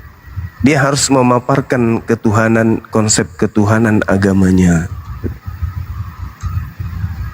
Kalau dia bertanya kayak Lina Wijaya dong, begitu dia ucap langsung diturunkan. Saudara Erik, jelaskan dulu konsep Tuhan dalam agama saudara yang Anda yakini hari ini. Habis itu saya jelaskan konsep ketuhanan dalam agama saya. Anda kemudian bertanya tentang konsepnya, saya juga bertanya tentang konsep Anda, kan gitu. Silakan Bang Erik. Ya, Bang Erik silakan. Kalau konsep ketuhanan, Maaf bang, yang lagi di jalan ya bang. Iya, nggak Ya nggak apa-apa. apa-apa. Soal konsep ketuhanan kami gitu bang, berat ya kita lebih ditekankan gitu. Kalau di gereja itu kita harus Trinitas itu bang. Nah, Dipaksa lah kalau saya itu lebih kayak dipaksa kita harus mengakui Trinitas bang. nah, Tapi saya sebenarnya di hati saya udah ragu bang, nggak paham saya itu. nah. Itu intinya, itu cuma doktrin yang saya tahu mah doktrin bang. Iya. Sekarang begini abang. Kalau di dalam Islam itu kan jelas dikatakan Qul huwallahu ahad. Kami diminta untuk mengikrarkan persaksian sikap di dalam berkeyakinan. Sehingga setiap sendi-sendi keagamaan kami itu harus berpola ketika nuansa Tuhan, maka Islam kudu wajib tauhid. Apa itu? Mengesahkan pencipta langit dan bumi. Tidak boleh kemudian menyetarakan atau mengambil saingan-saingan untuk Tuhan. Tidak bisa menganggap Tuhan itu butuh Tuhan senior, butuh Tuhan junior, butuh Tuhan pendamping, butuh Tuhan cadangan. Itu menghinakan pencipta itu namanya. Maka di Islam itu adanya semurni-murni akidah dalam ilmu tauhid. Ketika dikatakan Tuhan itu satu, bukan kemudian mengambil satu lalu menambah dua, lalu menambah tiga, lalu memaksanya untuk menjadi satu, enggak. Tapi betul-betul mentauhidkan, artinya mengesahkan, artinya tidak ada ruang dalam pemikiran Islam dalam keadaan apapun dan cerita apapun, kondisi apapun, selama apapun untuk masuk ke dalam situasi Islam itu punya Tuhan lebih dari satu, apapun ceritanya. Apapun ceritanya. Terbalik dengan saudara Kristen. Kalau di dalam tradisi Yudaism, baiklah kami menciptakan manusia segambar dengan gambar kami. Orang Kristen merubah kata kami itu menjadi kita. Baiklah kita, padahal bukan kita di situ. Itu murni terjemah dari original teksnya. Beshel menu, paket matinu. Harus merujuk kepada bahasa asli. Artinya, marilah kami, baiklah kami menjadikan manusia serupa dengan gambar kami. Kami di situ bukan jamak, tapi itu adalah pengakuan keagungan kebesaran. Sama seperti di Al-Quran, nahnu nazzalna dzikra, kami yang mewahyukan, namun kami juga yang menjaga. Kami di situ. Tetapi rasa bahasa Ibrani dan rasa bahasa Arab tidak bisa dimaknai dengan rasa bahasa Indonesia. Harus dimaknai dengan rasa bahasa Ori. Nah itu makanya kenapa kitab yang benar harus menyertakan original teksnya, supaya diuji dengan berbagai macam keilmuan. Jadi saudaraku, ketika dikatakan Tuhan Anda itu satu, itu adalah satu pembodohan yang nyata. Anda dibodohi itu. Kenapa? Di situ upaya untuk mengambil saingan Tuhan. Sedangkan Yesusnya mau nggak dia disandingkan dengan Tuhannya? Nggak mau. Mau nggak disetarakan? Nggak mau. Yesus nggak mau. Di mana Yesus mau disetarakan dengan Tuhan? Bapa yang mengutus aku lebih besar daripada aku. Yesus mempraktekkan berdoa, tidak berkata-kata kalau bukan dari Tuhannya. Yesus itu seorang Muslim yang taat, bukan seorang yang syirik, bukan orang musyrik, apalagi bersifat seperti Firaun, menganggap dirinya Tuhan. Enggak. Nah, kalianlah ini yang kemudian mengambil saingan-saingan untuk menyaingi pencipta langit dan bumi dengan melantik yang bernama Kristus ini. Dan itu adalah dosa yang tidak akan diampuni oleh Allah. Dalam arti kata, mati dalam keadaan seperti sekarang ini, ya kekal di neraka. Kenapa? Anda kufur, Anda terlalu zalim. Masakan makhluk yang begitu lemah hanya gara-gara berjalan di atas air hanya gara-gara membangkitkan satu orang saja, sementara pencipta langit dan bumi miliaran manusia diciptakannya, masih Anda membuat persaingan dengannya dengan melihat manusia yang cuma satu, manusia doang yang dibangkitkan, padahal itu pun sebelum dibangkitkan dia berdoa. Masakan hanya gara-gara ngobatin orang buta, ngobatin orang lumpuh, bisa melihat, bisa berjalan, Anda kemudian menyetarakan dengan hakikat yang menciptakan manusia dengan lengkap biji mata, dengan lengkap kaki yang utuh, dan miliaran manusia. Masa disandingkan dengan manusia yang hanya membangkitkan orang satu orang, menyobati orang-orang yang hanya ada di situ, lalu kemudian orang lumpuh yang ada di situ. Setara dengan Tuhan. Na'udzubillah, na'udzubillah. Hanya gara-gara jalan di atas air, sementara pencipta air itu tidak layak disandingkan dengan makhluk yang jalan di atas ciptaan, yaitu air. Kenapa bisa demikian? Karena akal. Iblis itu menyerang akal. Iblis menyerang akal. Tidak bisa dia mendoktrin kalau tidak membunuh akal. Makanya dalam 1 Korintus 1:19, kalau Anda baca original teksnya dan Anda menggunakan akal untuk menelaah itu, kurasa Anda akan keluar dari agama Anda. Kalau Anda membaca 2 Korintus 10 nomor 5, membaca dengan original teksnya, lalu menerjemahkan dengan jujur, jangan melalui kitab lain, saya rasa Anda akan keluar dari agama Anda. Kenapa? Apa yang Anda lakoni hari ini, apa yang menjadi ungkapan saudara saya sudah mulai ragu, itu karena Anda sudah keluar dan menyadari bahwasanya ini pembodohan. Coba Anda baca dalil itu dalam original teks, lalu terjemahkan satu-satu kata per kata.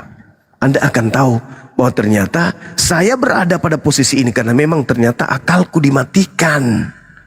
Bahkan pengetahuan Tuhan itu ditawan. Coba, bagaimana seorang pemuka agama yang duduk di tempat kudus, firman Tuhan ditawan. Apa arti ditawan? Ya dipenjara. Apa arti dipenjara? Ya dikekang. Apa arti dikekang? Ya disembunyikan, diumpetin. Supaya apa? Supaya dia bisa menggiring manusia untuk menyembah kepada makhluk yang datang kepadanya, yaitu Kristus. Coba bayangkan, di saat Yesus mengajarkan kasihi Tuhanmu dengan akal budimu, di saat yang tidak jauh dengan keadaan itu, dia malah mengatakan, aku menawan, aku menahan, aku melenyapkan, aku menghilangkan kecerdasan, kepintaran manusia-manusia berpikir. Bahkan pengetahuan Tuhan aku tawan. Makanya dia hentikan semua firman-firman Tuhan yang ada di dalam kitabnya Yahudi, dikebiri, dihapus, ditawan. Tidak boleh. Itu sudah tidak berlaku lagi. Sekarang yang berlaku adalah kasih. Firman Tuhan yang ada di Torah itu sampah, nggak berlaku lagi. Dulu ku anggap benar, tapi sekarang setelah pengenalanku terhadap Kristus, sudah kuanggap sampah, tinja. Na'udzubillah, tsumma na'udzubillah. Kamu akan mati di dalam dosamu sekiranya tidak ada kebangkitan Yesus. Maka sia-sialah imanmu dan kamu akan hidup di dalam dosa. Ya Allah ya Karim. Kenapa sangat berharga kebangkitan Yesus ini menurut Paulus? Karena dengan dia disalib, seluruh hukum Tuhan itu batal. Efesus 2:15. Sementara Yesus mengatakan, siapa yang membatalkan meskipun yang paling terkecil dari Taurat, menempati tempat terendah di langit, yaitu neraka. Jadi pertentangan yang begitu mencolok tapi disembunyikan. Kalaupun dibacakan, ya maaf kata, bahwasanya Paulus ketika didatangi makhluk yang mengaku Yesus itu, makhluk ini menuntut Paulus untuk Paulus mengajarkan kepada pengikutnya untuk menyandingkan atau menyetarakan atau mensehakikatkan dia dengan Elohim pencipta langit dan bumi. Itulah yang terjadi. Maka di dalam rumah sembahyang Anda itu ada Trinitas. Apa maksudnya itu? Kenapa dia dikatakan tiga dalam satu? Tiga pribadi satu hakikat. Apa maksudnya? Orang Kristen sedang melantik si burung merpati dan Yesus sehakikat, setara. Coba, dengan siapa? Dengan pencipta langit. Bukankah itu penghinaan? Bukankah itu penghinaan bagi Tuhan? Hanya gara-gara aku menciptakan makhluk tanpa ayah, lalu kemudian aku beri dia sedikit saja kemampuan mukjizat, kau rela menyandingkan dia ciptaanku ini dengan aku? Kurang ajar. Tunggu pembalasanku. Aku sate kau nanti di neraka. Innal ladzina kafaru min ahlil kitabi wal musyrikina fi nari jahannam khalidina fiha abada. Ulaika hum syarrul bariyah. Orang-orang kafir tempatnya di neraka jahanam, kekal di dalam. Begitu saudaraku. Syukran Bang Aquarium. Ya, silakan Bang Erik. Ada juga yang mau saya tanyakan nih Bang. Silakan. Saya kan nonis, masih nonis. Tapi Lebaran haji tahun kemarin Bang, ada rezeki sedikit gitu, saya ikut berkurban Bang. Wah, itu mengikuti perintah Yesus. Matius 8 nomor 4. Gimana? Yang saya perintahkan, saya suruh gitu kan, anak buah saya bawa ini, saya yang beli dombanya kan. Kalau di sini di Jawa Barat gak ada kambing Bang, adanya domba banyak sini. Iya. Jadi saya minta anak buah saya anterin ke masjid nih. Tapi saya bilang ke anak buah, pakai nama kamu aja, jangan nama saya gitu Bang. Ya berarti Anda sudah apa pahalanya nyampe ke saya apa gimana Bang? Kalau Anda meluk Islam, pahala Anda itu sampai, abangku. Karena Al-Quran mengatakan dalam surah An-Nur, di situ dikatakan orang-orang kufur, amal-amal mereka adalah laksana fatamorgana di tanah yang datar, yang disangka air oleh orang-orang yang haus, tetapi bila didatanginya, air itu tidak didapatinya, melainkan sesuatu kehampaan, dan didapatinya ya sesuatu yang kosong. Itu Bang, Al-Quran surah An-Nur ayat 39 kalau nggak salah.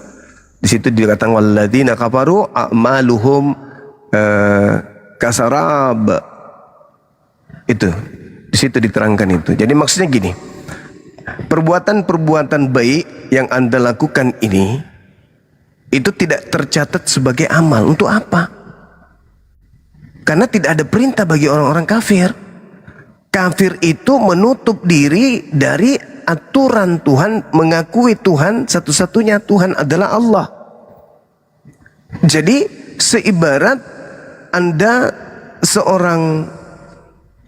seorang yang memiliki harta banyak, lalu kemudian ada universitas di sekitar Anda bermukim.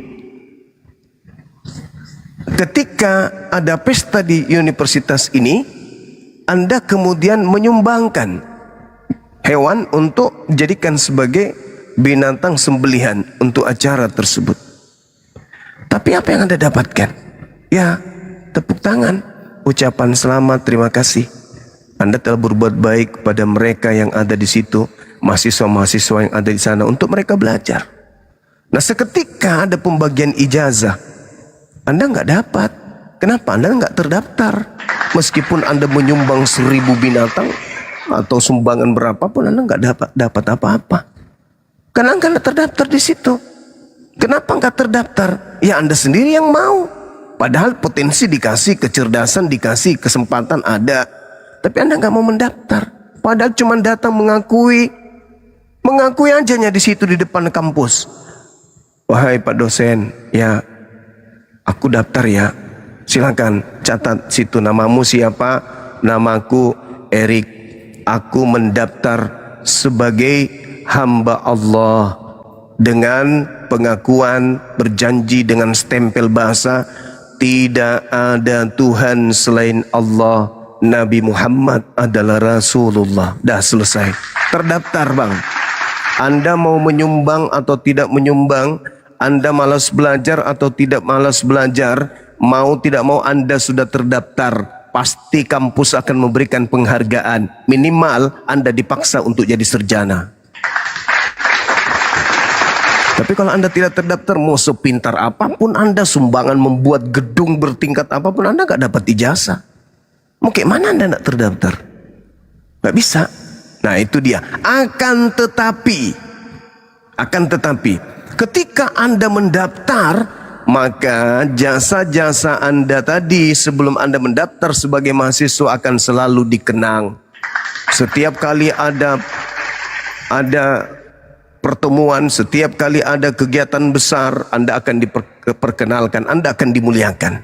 Derajat Anda diangkat. Itu udah pasti itu.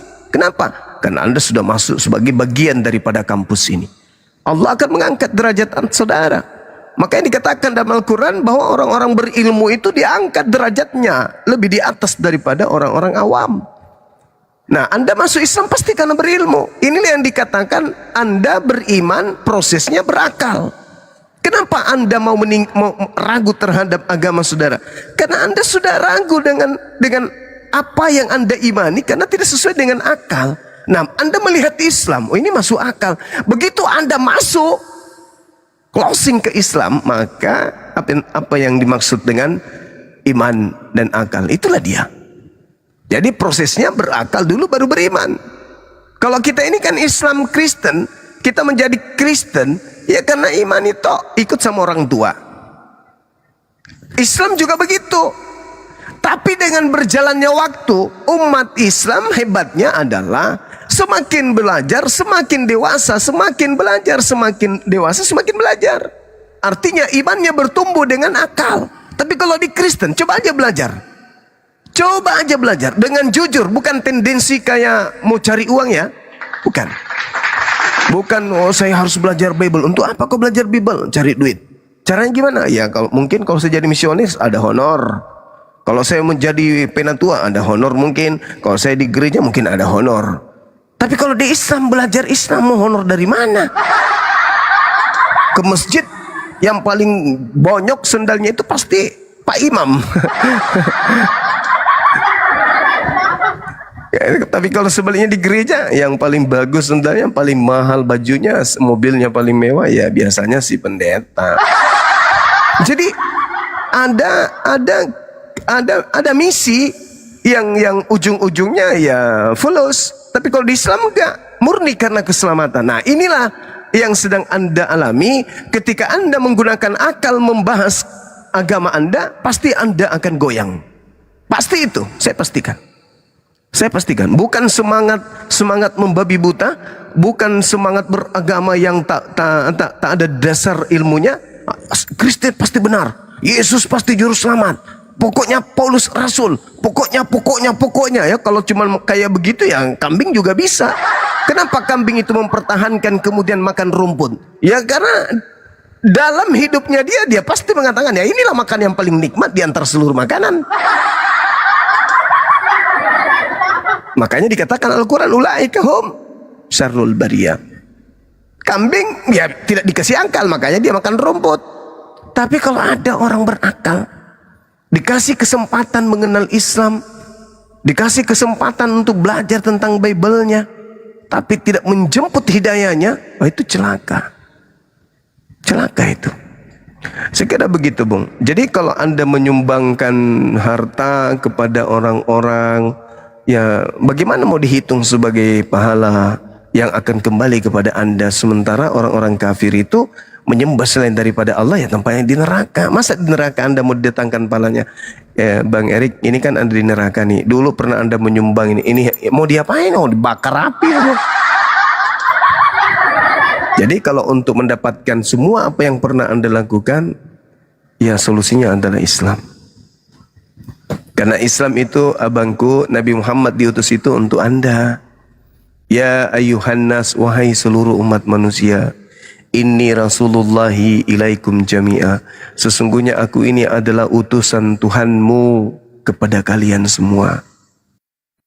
Tuhanmu cuma satu, bukan dua, bukan tiga. Dialah yang mengutus aku untukmu, untuk mengenal Dia dan menyembah hanya Dia. Jadi Nabi Muhammad itu bukan datang untuk satu kelompok, tidak seperti Yesus hanya untuk Bani Yakub, tidak seperti Nabi Musa hanya untuk Bani Yakub.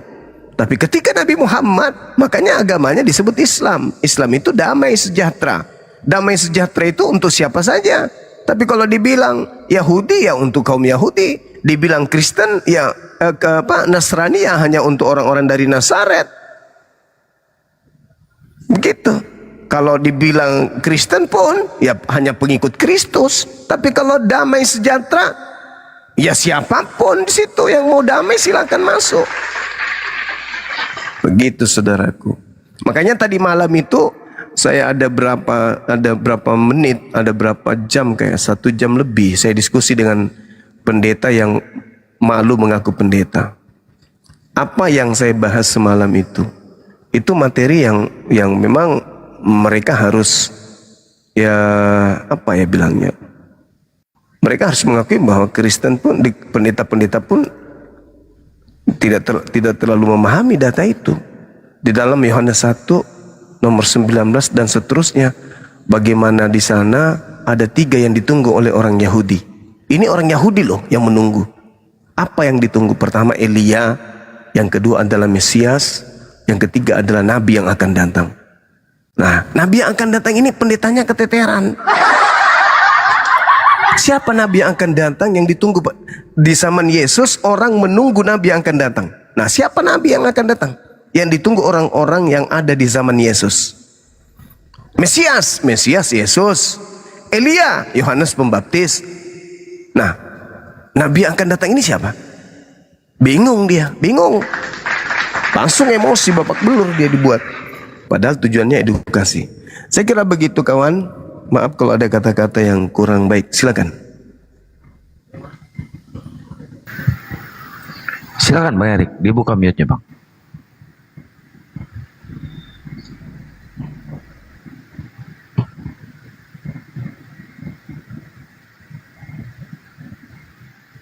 Alhamdulillah. Ya mungkin masih ada pertanyaan lagi, silakan Bang Erik. Atau pertanyaan seputar kekristenan juga boleh, bertanya aja. Yang Bang Erik nggak paham di Kristen Bang Erik. Kalau saya di Kristen tuh sebenarnya ragu soal yang Trinitas, surat-surat Paulus tuh saya ragu benar itu. Iya. Kenapa yang jadi pertanyaan yang Bang Zuma mungkin lebih ngerti mungkin yang Bang Zuma ya. Gimana Bang? Kenapa di Alkitab itu lebih banyak surat Paulus dibandingkan firman Tuhan Yesus? Iya. Ini pertanyaan yang sangat menarik. Ada minimal 2 yang harus saudara pahami. Yang pertama, Nabi Isa ketika datang pada kaumnya Bani Israel, tak ada murid dari Nabi Isa itu yang mencatat. Tak ada. Jadi yang dimaksud dengan Injil yang datang kepada Nabi Isa sama seperti Al-Quran yang datang kepada Nabi Muhammad. Nabi Muhammad menyebut kitab, zalikal kitab, tapi tidak berupa kitab. Begitu juga Injil. Ini Abdullah atani al-kitab. Jadi kitab yang datang kepada Nabi Isa juga bukan berupa kitab, tetapi bakal menjadi kitab. Artinya apa? Ketika Nabi Isa mengajar Injil, hikmat kepada kaumnya, tak ada satu manusia pun yang menulis, tak ada satu manusia pun yang mencatat. Proses pengajaran Yesus kepada kaumnya, kisi-kisinya diantaranya adalah waspadalah kepada penyesat yang datang kepada kalian mengatasnamakan namaku dan mengatakan aku adalah Kristus. Mereka akan menyesatkan banyak orang. Alhasil, apakah itu tergenapi? Tergenapi. Siapa itu Kristen ini? Kenapa harus Kristen? Nah, saya ceritakan. Bible, Lukas, Markus, Matius, Yohanes, ini bukan 4 kitab ini bukan murid Yesus yang nulis. Lukas sudah pasti bukan. Markus sudah pasti bukan. Matius, coba baca Matius 9 nomor 9. Itu bukti akurat bahwa penulis Matius bukan murid Yesus. Bagaimana dengan buku Yohanes?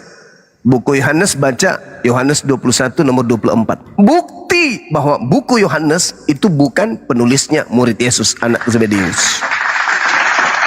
Jadi ini semua adalah orang lepas. Bahasa saya sering mengatakan mereka adalah wartawan lepas yang gemar menulis, suka menulis, hobi menulis, hobi melakukan penyelidikan, penelitian untuk membuat satu karya sastra. Sehingga apa yang mereka lakoni, mengumpulkan data-data, mencari kemudian orang-orang yang bisa menjadi sumber, lalu mereka catat, bla bla bla bla bla bla bla bla bla bla. Nah, pertanyaannya muncul, adakah Yesus memberikan legitimasi kepada para penulis? Tidak ada. Adakah Yesus melakukan pengesahan terhadap tulisan-tulisan mereka? Tak ada. Adakah Yesus menyebut buku-buku mereka sebagai acuan untuk belajar? Tak ada. Tak ada sama sekali. Adakah Yesus mengatakan pelajarilah Lukas, pelajarilah buku ini? Enggak ada sama sekali. Apalagi surat Paulus. Jadi Yesus sama sekali tidak mengenal Kristen. Yesus sama sekali tidak mengenal kitab saudara. 4 kitab kanonik Yesus tidak kenal. Apalagi surah-surah Paulus, 2 Petrus, kisah para rasul, itu semua tidak dikenal oleh Yesus. Buku-buku ini muncul kemudian menceritakan tentang Yesus. Tapi Yesus tidak tahu menahu tentang buku itu. Bahkan mengenal penulisnya pun tidak. Nah ini. Sehingga ketika Anda mengatakan saya ragu, lah wajib Anda ragu kalau Anda menggunakan akal sehat. Karena memang Yesus tidak mengenal mereka. Nah, kenapa berubah menjadi Yesus? Sebenarnya yang mereka katakan Yesus itu adalah Nabi Isa. Karena Nabi Isa lebih dulu datang, baru muncul Yesus di buku-buku yang mereka tuliskan untuk dibawa ke Roma Yunani, kemudian dijadikan sebagai kitab yang mereka anggap suci. Yesus mengenal enggak buku itu? Enggak. Nah ini celakanya. Bagaimana dengan Quran? Quran oleh Nabi Muhammad lisannya langsung yang menyampaikan kepada para penghafal. Lisannya langsung Nabi Muhammad yang menyampaikan kepada mereka. Kuping mereka langsung yang mendengarkan dari lisan Nabi Muhammad. Apa yang disampaikan oleh Nabi Muhammad pertanggungjawabkan. Zalikal kitabu la raiba fih hudal lil muttaqin. Dibaca oleh Nabi Muhammad, disampaikan, dihafalkan oleh sahabat. Setelah mereka dapat ayat ini, Nabi Muhammad uraikan, Nabi Muhammad jelaskan sampai terinci. Ayat ini, huruf ini, begini, sampai uraiannya itulah yang disebut hadits. Ayat kalimat Allah datang kepada beliau sebagai pokok hukum. Setelah datang pokok hukum ini, Nabi Muhammad kemudian membuat butir-butir, pasal-pasal dan seterusnya. Dijelaskan tuh. Maka para murid menghafal. Seketika kemudian Nabi Muhammad sudah terangkat, tak ada lagi di bumi. Nabi Muhammad sallallahu alaihi wasallam meninggalkan dunia ini. Lalu para penghafal dalam misi menjalankan risalah keislaman menemukan banyak rintangan di lapangan, termasuk perang yang mengharuskan banyak penghafal Quran itu gugur, mati syahid. Maka mereka berembuk, ini bahaya kalau kemudian semua penghafal mati, meninggal dunia. Lalu apa yang harus kita lakukan? Kumpulkan mereka, tulis hafalannya, bukukan. Orang-orang yang sudah mendapatkan ijazah dari Rasulullah, ini si fulan, husu al-Quran min arba'ah, terima Al-Quran ini dari keempat sahabatku. Disebutkan, ini loh yang memberikan legalitas. Kau terima Al-Quran dari dia, kenapa? Karena aku telah mendengarkan dia membaca Quran, menghafalkan Quran, mulai dari A sampai Z. Alhamdulillah, seperti itulah kaidah-kaidah bacanya yang betul. Begitulah urutannya yang betul. Begitulah huruf-hurufnya yang betul. Begitulah sebenarnya yang betul. Maka terima dari dia. Sahabat kemudian membacakan itu, yang lain menulis. Bersih Al-Quran itu. Begitu seterusnya sampai hari ini jutaan penghafal masih hidup. Kalau ada yang meninggal, lahir lagi penghafal baru. Ada yang meninggal, lahir lagi penghafal baru. Kenapa bisa demikian? Karena Allah sudah memberikan legitimasi stempel kuat. Apa itu? Aku yang mewahyukan Al-Quran itu, aku juga yang akan menjaganya. Apa buktinya Allah menjaga Al-Quran? Al-Quran disimpan di dalam kalbu orang-orang yang beriman. Jadi sekiranya seluruh buku-buku Quran di atas muka bumi ini dibakar, apakah bumi kehilangan Al-Quran? Tidak. Kenapa? Banyak Al-Quran berjalan di mana-mana. Bagaimana dengan Bible? Kalau seluruhnya dibakar, apakah masih ada Bible di bumi? Tak ada lagi. Berarti kedudukannya sangat lemah. Al-Quran yang kuat. Kenapa dia kuat? Karena berasal dari yang maha kuat. Seperti itu saudaraku. Jadi jelas kaidahnya di Islam itu begitu. Nah, kalau Anda mengatakan keraguan Anda terhadap Bible, ya itu tadi, memang nggak ada legitimasi. Yesus tidak ada pengesahan terhadap buku itu. Dan ingat, Anda boleh baca di dalam 2 Petrus 2 nomor 1. Sebagaimana dahulu di tengah-tengah kamu ada nabi-nabi palsu, demikian juga saat ini di tengah-tengah kamu ada pengajar-pengajar palsu yang memasukkan pengajaran-pengajaran sesat yang membinasakan. Itu ucapan. Dan juga ulangan 4, jangan kau menambahi ketetapanku, aturanku yang datang kepadamu. Jangan kau mengurangi, jangan kau tambah, jangan kau mengurangi, agar engkau bisa hidup. Tuh. Nah, sekarang permasalahannya di mana? Ini kita hidup berdampingan Islam Kristen. Yuk mari kita duduk bersama-sama, kita renungkan. Kita berpikir, habis itu kita renungkan, habis itu kita berembuk, kita cari solusi, cari jawaban. Orang-orang Yahudi punya kitab Tanak, Taurat, Nevi'im, Ketubim. Ini mereka sebut dengan kitab Tanak. Ada 3. Taurat ini ada 3. Maksudnya kitab Tanak ini ada 3.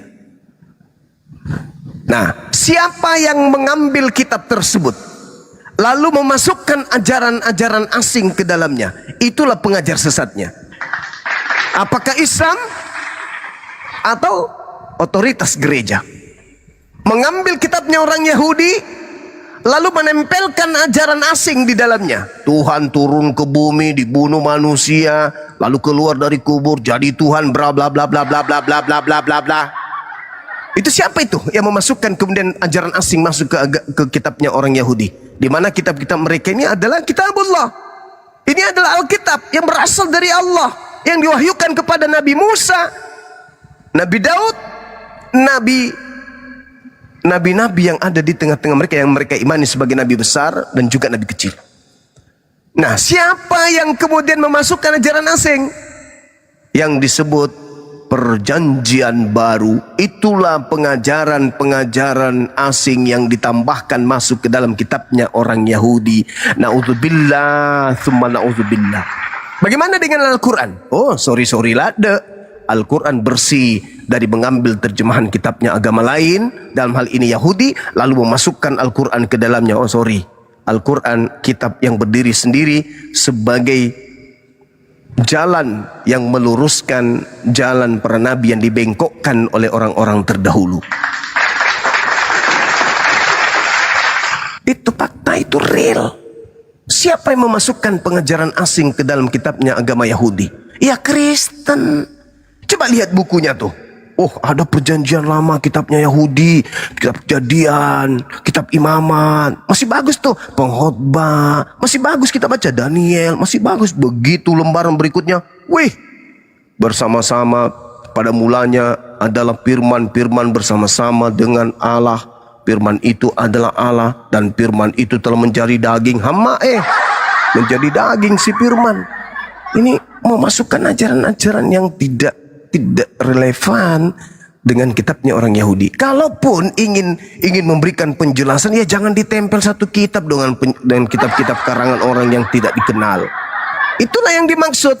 Demikian juga di tengah-tengahmu akan ada penyesat yang akan memasukkan pengajaran-pengajaran sesat yang membinasakan.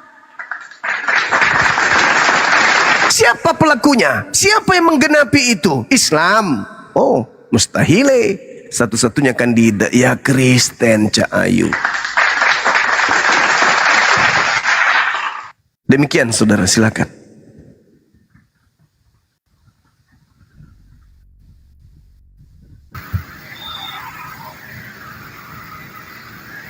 Ya, Bang Erik, silakan dibuka mute-nya, Bang. Jangan nangis dulu, Bang. Bang Erik. Oh, Bang Erik. Tidur beliau. Nangis, terguncang dia. Ini ada anak surga. Salam, selamat malam anak surga. Anak surga. Surga nggak bisa masuk orang yang tidak suci. Tidak bersunat. Jangankan masuk surga, masuk akal aja kagak. Nek. Iya dong. Iya, saya 52 tadi yang kubaca, 52 nomor 1, nggak boleh orang yang tidak bersunat, orang najis alias tamek masuk ke dalam Yerusalem baru, itu nggak boleh. Nggak boleh satu kawanan dengan Yahudi, orang-orang yang tidak bersunat, pemakan babi itu nggak boleh. Makanya inilah ya. Ya lanjut Bang Erik, silakan. Boleh ini nggak Bang? Siap. Saya suka dengar orang ngaji di masjid sebelum sholat, sebelum subuh tuh. Siap. Ngaji tahrim apa tarhim? Apa itu Bang? Tarhim, mungkin tarhiman itu maksudnya guru. Azan ini yang sebelum azan, puji-pujian sebelum azan. Oh. Iya, Ustadz Miftah itu. Saya pengen dengar Bang Zuma ngaji itu. Ustadz Miftah, silakan Ustadz. Ya, banyak sih Bang Estrada itu. Ya, ada yang membaca Al-Quran, ada yang membaca sholawatan, ada contoh misalkan, mohon izin ya. Contoh misalkan ada yang seperti ini. Assalatu wassalamu alaik. Ada yang seperti itu. Ada juga yang seperti ini Bang Erik. Maulaya salli wa sallim daiman abadan ala habibika khairi khalqi kullihimi wal habibul ladzi turja syafa'atuhu likulli haulim minal ahwali muqtahimi. Dan masih banyak macamnya, tergantung pesantrennya, tergantung majelisnya itu Bang Erik. Itu diantaranya. Ada yang ilahi lastulil firdausi ahlan wala aqwa ala naril jahimi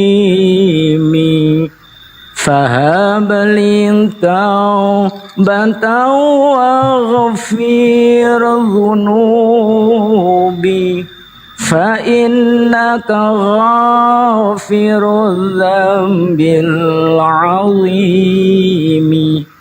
Tapi kayaknya mungkin Gurunda, kayaknya suara Gurunda mungkin lebih menggetarkan beliau. Silakan Gurunda.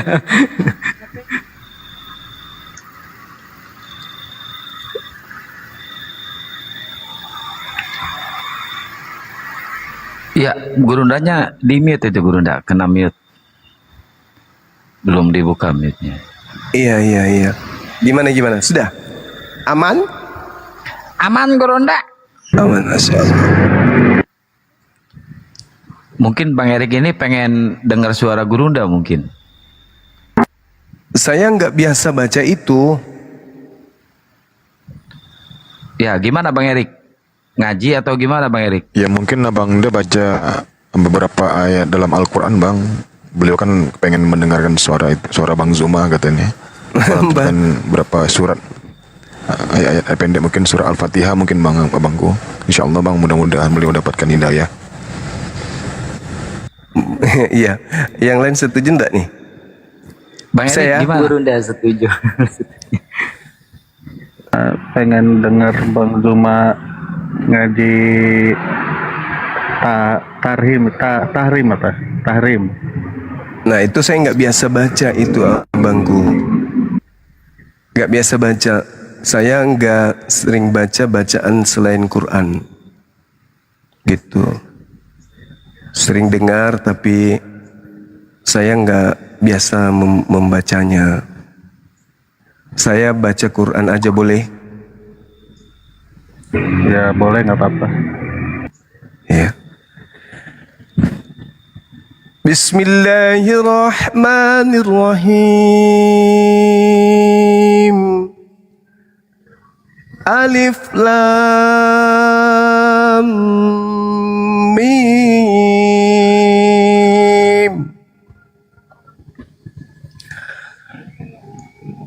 Allahu la ilaha illa huwal hayyul qayyum.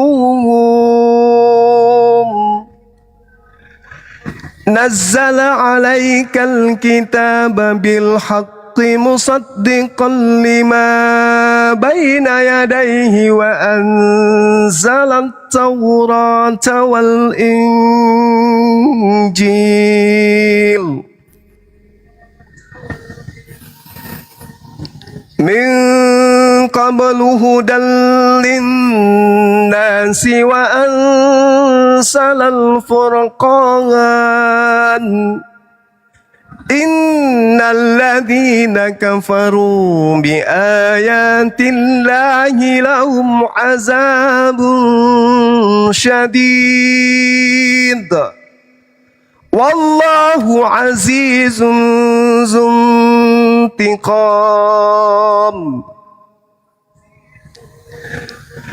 Inna Allaha la yakhfa alayhi shay'un fil ardi wala fis sama'.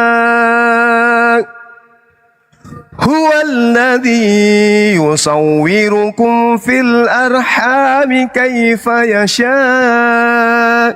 La ilaha illa huwal azizul hakim. Huwa alladhi anzala 'alaikal kitaba minhu ayatun muhkamatun hunna ummul kitab wa ukharu mutasyabihat. فأما الذين في قلوبهم زوغ فيتبعون ما تشابه منه ابتغاء الفتنة وابتغاء تأويله وما يعلم تأويله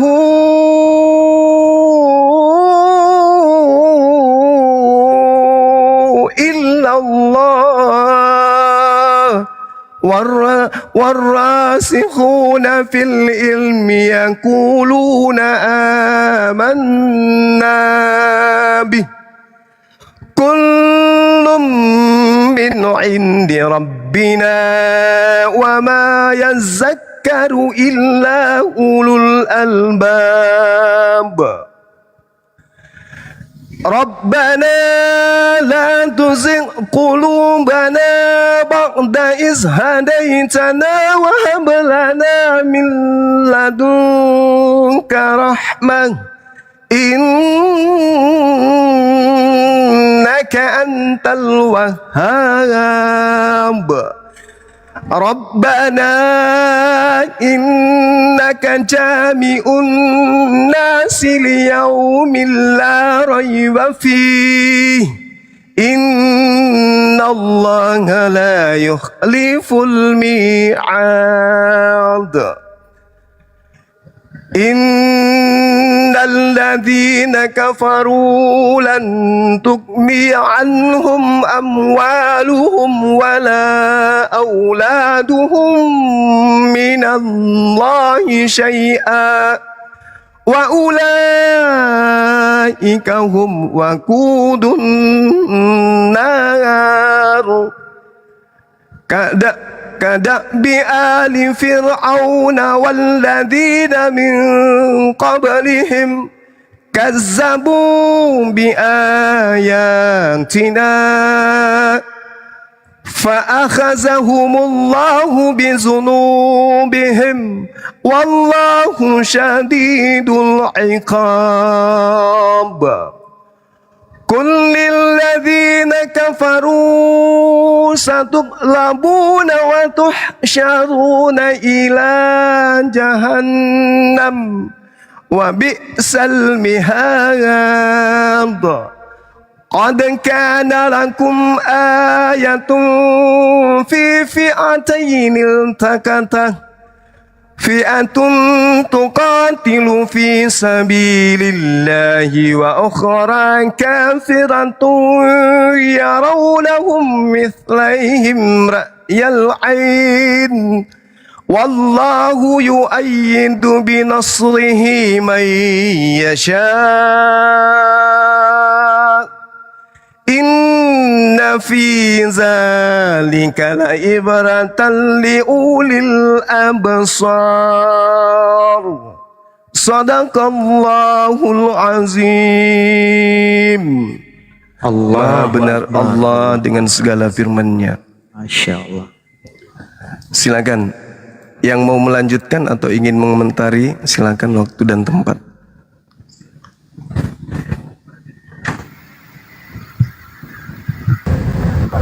Merinding bang. Enak ya Al-Quran dibaca. Silakan Bang Erik, mau menanggapi.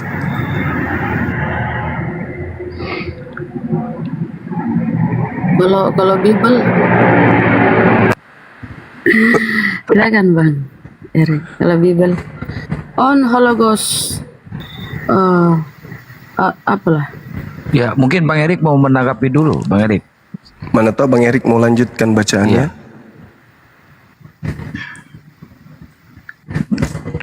Nggak kuat saya dengarnya Bang, nggak kuat. Allahu Akbar. Masya Allah. Ya, itulah derajat ketinggian kalimatullah, kalimat Allah. Makanya kenapa Al-Quran itu diperuntukkan untuk seluruh umat manusia? Karena bahasa yang ada dalam Al-Quran itu adalah mencakup apa yang menjadi kodrat manusia dalam hal tatanannya berhubungan kepada penciptanya dan juga kepada sesama makhluk. Al-Quran ini memang beda dengan kitab saudara Kristen. Kenapa saya katakan beda? Saya dari tahun 2008 sudah punya Bible, sudah membaca Bible. Tapi beda dengan Al-Quran. Kenapa? Karena Al-Quran itu punya daya tarik sendiri. Ketika dibaca Quran itu, dia memiliki magnet yang menarik siapapun yang mendengarkan. Gitu. Orang kafir sekalipun, mereka akan tertarik mendengarkan itu. Kenapa? Karena itu bukan bahasa manusia, itu bahasa pencipta. Bahasa yang menjadi obat bagi yang sakit, menjadi penggembira bagi yang sedang berduka, dan menjadi penenang bagi mereka yang lagi semraut hidupnya dan ingin mencari Tuhan. Ya, itulah Al-Quran, itulah kelebihan Al-Quran. Jadi anak-anak kecil kenapa mudah untuk menghafal Quran itu? Padahal pertama itu bukan bahasa kita. Tapi kenapa anak-anak itu begitu diperintahkan untuk membaca, menghafal sampai mereka meninggal dunia, mereka tidak lupakan bacaan itu. Ya, karena bacaan Al-Quran dengan kodrat kemanusiaan kita itu seia sekata. Di bumi ini kita sebagai musafir. Di dunia ini kita sebagai makhluk yang dicipta oleh Allah sebagai khalifah di atas muka bumi. Dan Al-Quran inilah sebagai kitab yang mendampingi manusia agar bisa kembali kepada Tuhannya. Itu terbukti itu bang. Terbukti Quran itu. Cakupan-cakupan isinya itu terbukti oleh sains, ilmu pengetahuan dan seterusnya. Ya, karena tidak mungkin seorang Nabi Muhammad bisa menyusun begitu indah kalimat-kalimat yang ada di dalamnya. Dan satu hal, kenapa Al-Quran itu acak? Karena Al-Quran tidak ditulis, tidak disusun berdasarkan penyelidikan, tidak. Sengaja oleh Allah dibuat acak. Ayat ini membahas tentang alam, tiba-tiba saja setelahnya membahas tentang ekonomi. Tiba-tiba saja ayat berikutnya membahas tentang politik. Setelah politik tiba-tiba saja membahas tentang penciptaan. Belum selesai pembahasan penciptaan, tiba-tiba membahas tentang kisah. Diacak. Kenapa? Untuk merangsang manusia agar ada keinginan untuk mencari apa lanjutan daripada ayat ini. Oh, ternyata lanjutan dari ilmu yang tersimpan di dalamnya itu ada di surah ini di ayat sekian. Maka manusia mengotak-atik bolak-balik ayat suci Quran, bolak-balik. Karena Al-Quran memang diwahyukan untuk dikaji. Sekiranya Al-Quran itu disusun tentang proses penciptaan, disusun B, C, D, E, F, G. Setelah dibaca udah selesai, tamat, simpan, pensiunkan itu buku. Karena kita sudah baca, udah tersusun, kita sudah pahami. Tapi kalau Al-Quran tidak. Kenapa? Keistimewaan Quran itu membacanya pun itu adalah pahala, dinilai sesuatu yang baik, dianggap sebagai perbuatan soleh membaca Quran. Tapi tidak ditemukan di Bible membaca Bible itu adalah perbuatan baik. Membaca surat Roma adalah perbuatan baik di mata Tuhan. Membaca kitab ini perbuatan baik. Enggak ada itu yang kayak begitu, itu enggak ada. Kecuali Taurat. Nah, kalau Taurat ya itu jelas. Bacalah ketika kamu berjalan, ajarlah anak-anakmu ketika mereka duduk, ketika mereka baring, ketika mereka berdiri, tuliskanlah di pintu-pintu gerbangmu, di pintu rumahmu dan seterusnya. Ya, karena memang berasal dari Allah, berasal dari pencipta langit dan bumi. Nah, itu keistimewaan Al-Quranul Karim. Pada kesimpulannya, saya ingin mengatakan bahwa manusia itu pintar, manusia itu cerdas. Tetapi sepintar-pintarnya manusia tidak akan mungkin lebih pintar dari perkataan Tuhan. Nah, di Islam tidak ada manusia yang lebih pintar dari Al-Quran. Maka ketika umat Islam berbicara tentang Islam, mereka harus rujukannya Al-Quran. Maksud rujukannya Al-Quran itu adalah membaca ayat suci Quran lalu menguraikan dan tidak keluar dari koridor. Tidak lebih tinggi bahasa-bahasa manusia itu daripada Quran. Dan memang mustahil bisa manusia itu lebih pintar dari Al-Quran, itu mustahil. Tidak ada manusia di atas muka bumi ini yang lebih pintar dari Al-Quran, itu nggak ada. Mustahil. Kebalikan daripada Bible, seluruh orang Kristen lebih pintar dari Bible. Apa buktinya? Kita baca Bible dari kitab Kejadian sampai kitab Wahyu, itu tidak ada di dalamnya perintah untuk mempertuhankan yang namanya Yesus, untuk mengibadahi yang namanya Yesus. Tidak ada. Tidak ada isinya di dalam sembah Yesus, dia adalah Tuhan, itu nggak ada dalam Bible. Tetapi kenapa orang Kristen di hari Minggu menyembah kepada sosok ini? Artinya bahwa mereka lebih pintar dari Bible-nya, karena Bible-nya tidak ada mengajarkan itu, tapi mereka melakukan itu. Kalau umat Islam nggak bisa. Umat Islam nggak boleh, bukan karena umat Islam itu menjaga diri, tidak. Memang Al-Quran jauh lebih di atas daripada pengetahuan manusia. Jadi setinggi apapun kemudian nuansa keilmuan seorang Islam, ketika dia kemudian mendudukkan keilmuannya itu di Al-Quran, ilmunya nggak ada apa-apanya. Jadi memang betul-betul Al-Quran itu adalah petunjuk, hudan. Dia adalah cahaya, nur. Al-Quran itu. Makanya saya katakan lagi sekali lagi bahwa tanda-tanda kitab yang bisa dianggap sebagai firman Tuhan karena betul-betul firman Tuhan adalah kitab itu harus jauh lebih pintar daripada manusia. Kenapa? Karena sifatnya kitab itu menuntun, bukan dituntun. Kalau sekarang nih yang disifati oleh kitabnya saudara kita, dia seperti orang buta yang dituntun. Siapa penuntunnya? Para penerjemah. Saban hari dituntun untuk dirubah. Begini loh, kau harus ke kiri, harus ke kanan. Ini tinggalkan ini kita ganti begini ya, supaya lebih bagus kau pakai ini kata-kata ini. Besok dirubah lagi, besok dirubah lagi. Mereka yang menuntun kitabnya. Jadi kitab mereka ini tidak bisa dijadikan sebagai pijakan untuk menjadi jalan menuju kepada Tuhan. Tidak bisa. Kenapa? Ya karena mereka sendiri tidak menjadikannya. Buktinya mereka ibadah minggu. Ada nggak dalam Bible perintah ibadah minggu? Ada? Nggak ada. Mereka bikin aturan sendiri, berarti kitabnya tidak cukup untuk dijadikan sebagai sandaran hidup. Kenapa? Karena ternyata sandaran hidup yang betul adalah pada hari Minggu masuk ke gereja menyembah yang namanya Yesus. Itu tuntunan yang benar menurut mereka. Kita cari di kitabnya. Oh ternyata nggak ada. Berarti mereka lebih pintar dari kitab mereka. Dengan kata lain, jika kitab mereka ini adalah perkataan Tuhan, maka sama dengan orang-orang Kristen lebih pintar, lebih berilmu daripada Tuhannya sendiri. Kenapa?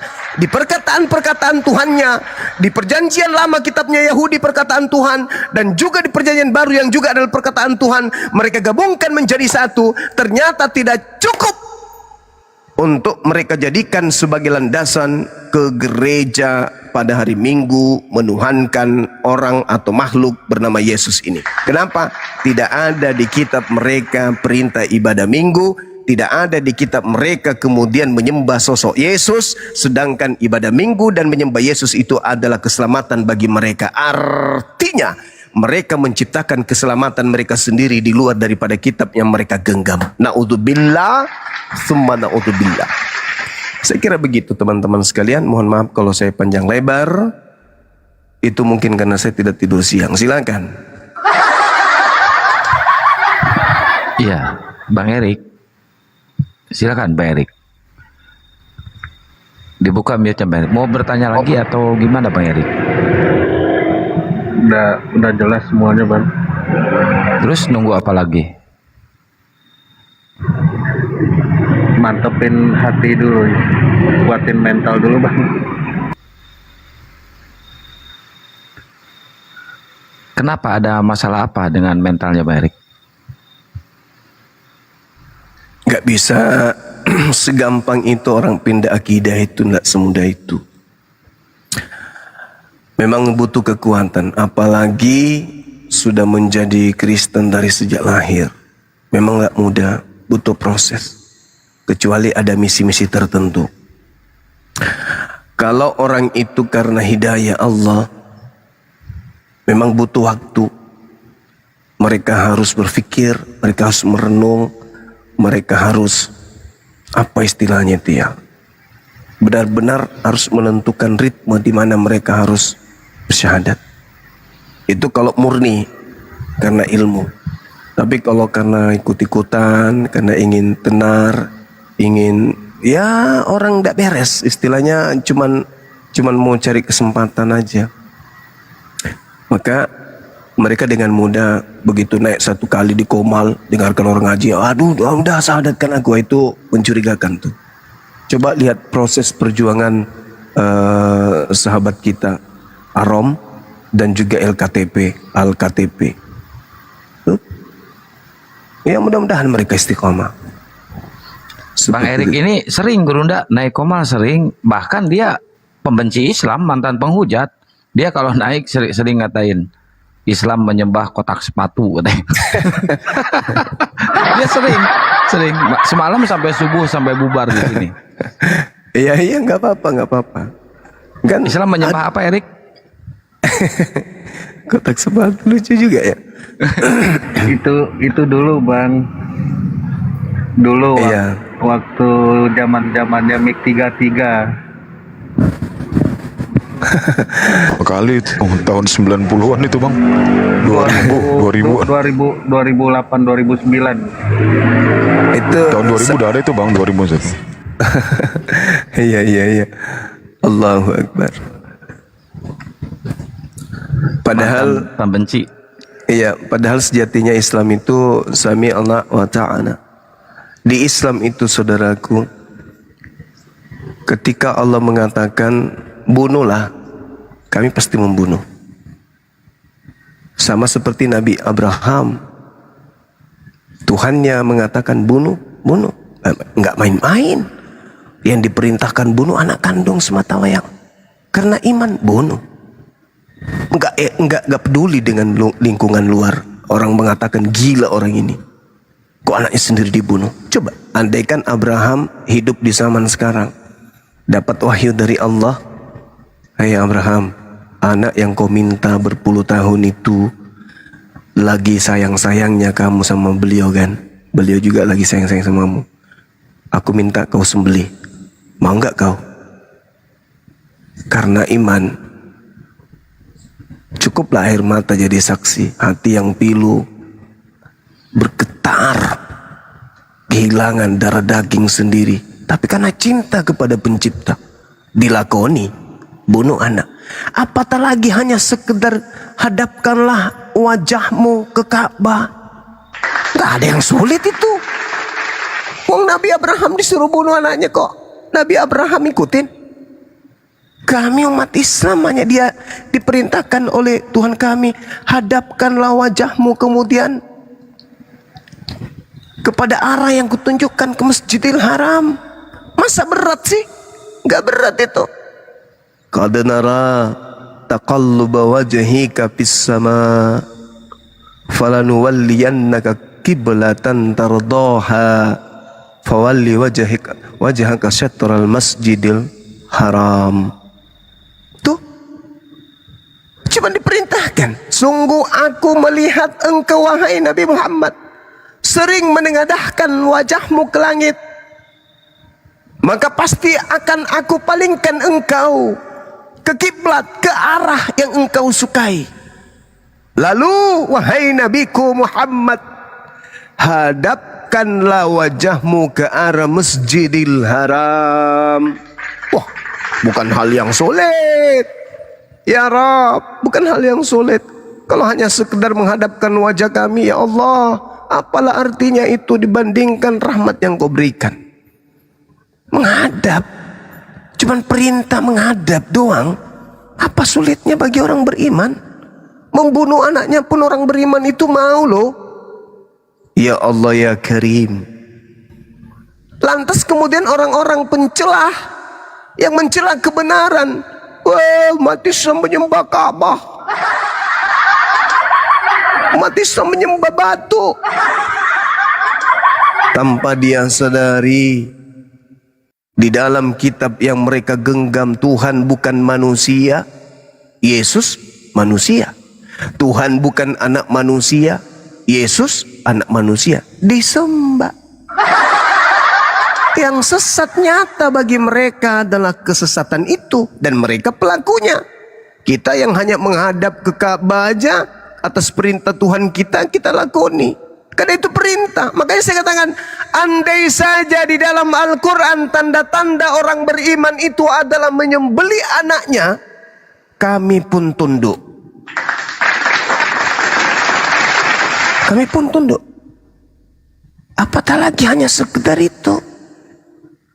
Sekedar menghadapkan wajah ke kiblat, dianggap menyembah kiblat. Nah inilah kelemahan.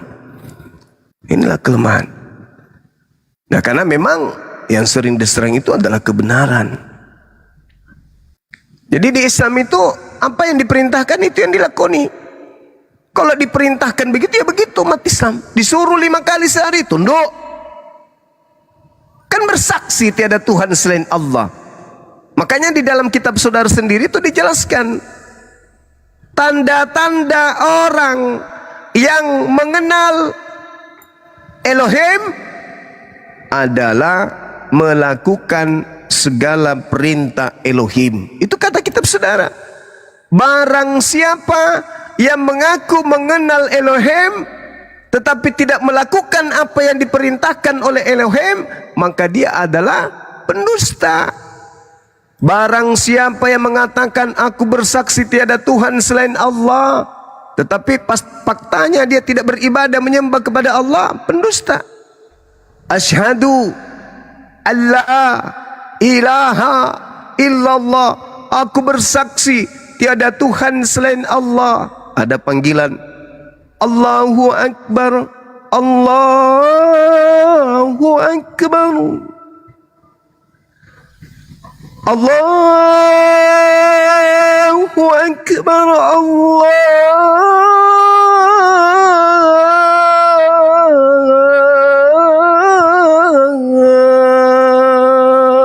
Akbar. Dengar, tapi ngorok, tetap sengaja tidur. Tadi bersaksi tiada Tuhan selain Allah. Buktikan dong kesaksiannya. Pembohong, pendusta. Asyhadu anna Muhammadar Rasulullah.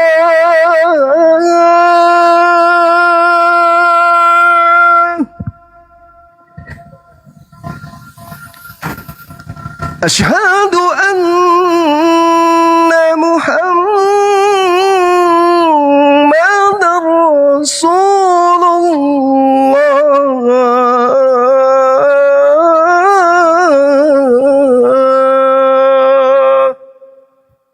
Bersaksi Nabi Muhammad adalah Rasul utusan Allah. Rasulullah mengatakan sallu kama ra'aitumuni usolli. Orang sholat malah putar musik di dalam kamar, kunci kamar. Dipanggil pura-pura tak mendengar. Bohong. Inilah yang diterangkan di dalam 1 Yohanes 2. Inilah tanda bahwa kita mengenal Allah, yaitu jikalau kita menuruti perintah-perintahnya. Barang siapa berkata aku mengenal Allah tetapi dia tidak menuruti perintah Allah, dia adalah seorang pendusta dan di dalam dirinya tidak ada kebenaran. 1 Yohanes 2 nomor 3. Hidup kekal itu adalah mereka mengenal Engkau satu-satunya Tuhan yang benar. Tanda-tandanya melakukan segala apa yang diperintahkan olehmu, itulah bukti bahwa mereka mengenalmu. Orang Kristen melakukan gak? Orang dilarang nyembah selain dirinya kok malah nyembah orang. Gak kenal Tuhan, gak kenal Elohim. Elohim mengajarkan sunatkan kulupmu, malah pelihara kulit kulup, tidak mengenal Elohim. Elohim mengajarkan kemudian kuduskan hari Sabtu, merubahnya menjadi hari Kiryaki, penyembah dewa matahari. Artinya tidak mengenal. Maka di dalam 1 Yohanes 2 dikatakan, inilah tandanya bahwa kita mengenal Allah, yaitu jikalau kita menuruti perintah-perintah Allah. Barang siapa di antara kita mengaku mengenal Allah tetapi kita tidak menuruti perintah Allah, maka dia adalah seorang pendusta dan di dalam dirinya tidak ada kebenaran. Kristenlah itu. Kristenlah itu. Kami mengenal Allah, kami mengenal Bapa. Ada bapak ngajarin kau nyembah Yesus rupanya? Tak ada. Ada bapak ngajarin kau ke gereja? Tak ada juga. Ada bapak ngajarin kau makan babi? Tak ada juga. Ada bapak ngajarin kau supaya merasulkan Paulus? Tak ada. Ada bapak mengajarkan kau supaya kau mengkitabkan perjanjian baru itu? Gak ada. Surah-surah Paulus? Gak ada. Terus ngapa ngaku-ngaku? sebagai anak Tuhan pewaris surga. Pendusta, kata 1 Yohanes 2, dan di dalamnya tidak ada kebenaran. Coba lihat umat Islam itu. Hayya 'alas shalah. Umat Islam apapun kegiatannya yang beriman, wudu, tinggalkan pekerjaan, hajj, bismillah, beranjak untuk sholat. Itu baru tanda orang mengenal Tuhannya. Ini umat Islam tak bertuhan, mana Tuhan lu? Loh, kalau kami gak bertuhan, kami gak ibadah, kami gak sholat, kami gak menyembah. Gak mungkin, kami bukan orang bodoh. Menyembah kehampaan, gak bisa, gak ada itu. Kami tahu, kami mengenal Tuhan kami. Justru kalau pertanyaan ini dibalik kepada kalian, apakah kalian mengenal Yesus? Pasti kalang kabut. Apa? Mana? Yesus yang mana yang kau kenal? Yang dari Cina sipit matanya, dari Afrika keribu, bola matanya, kulitnya hitam kayak Bang Suma. Nah, terus kalau dari Jepang, besar perutnya kayak Pak Bom Bom, pusarnya keluar kayak bola kasti. Yang mana Tuhan kau yang benar? Yang mana? Yang mana? Kau kenal? Dia sudah jadi manusia, masa kau tidak kenal?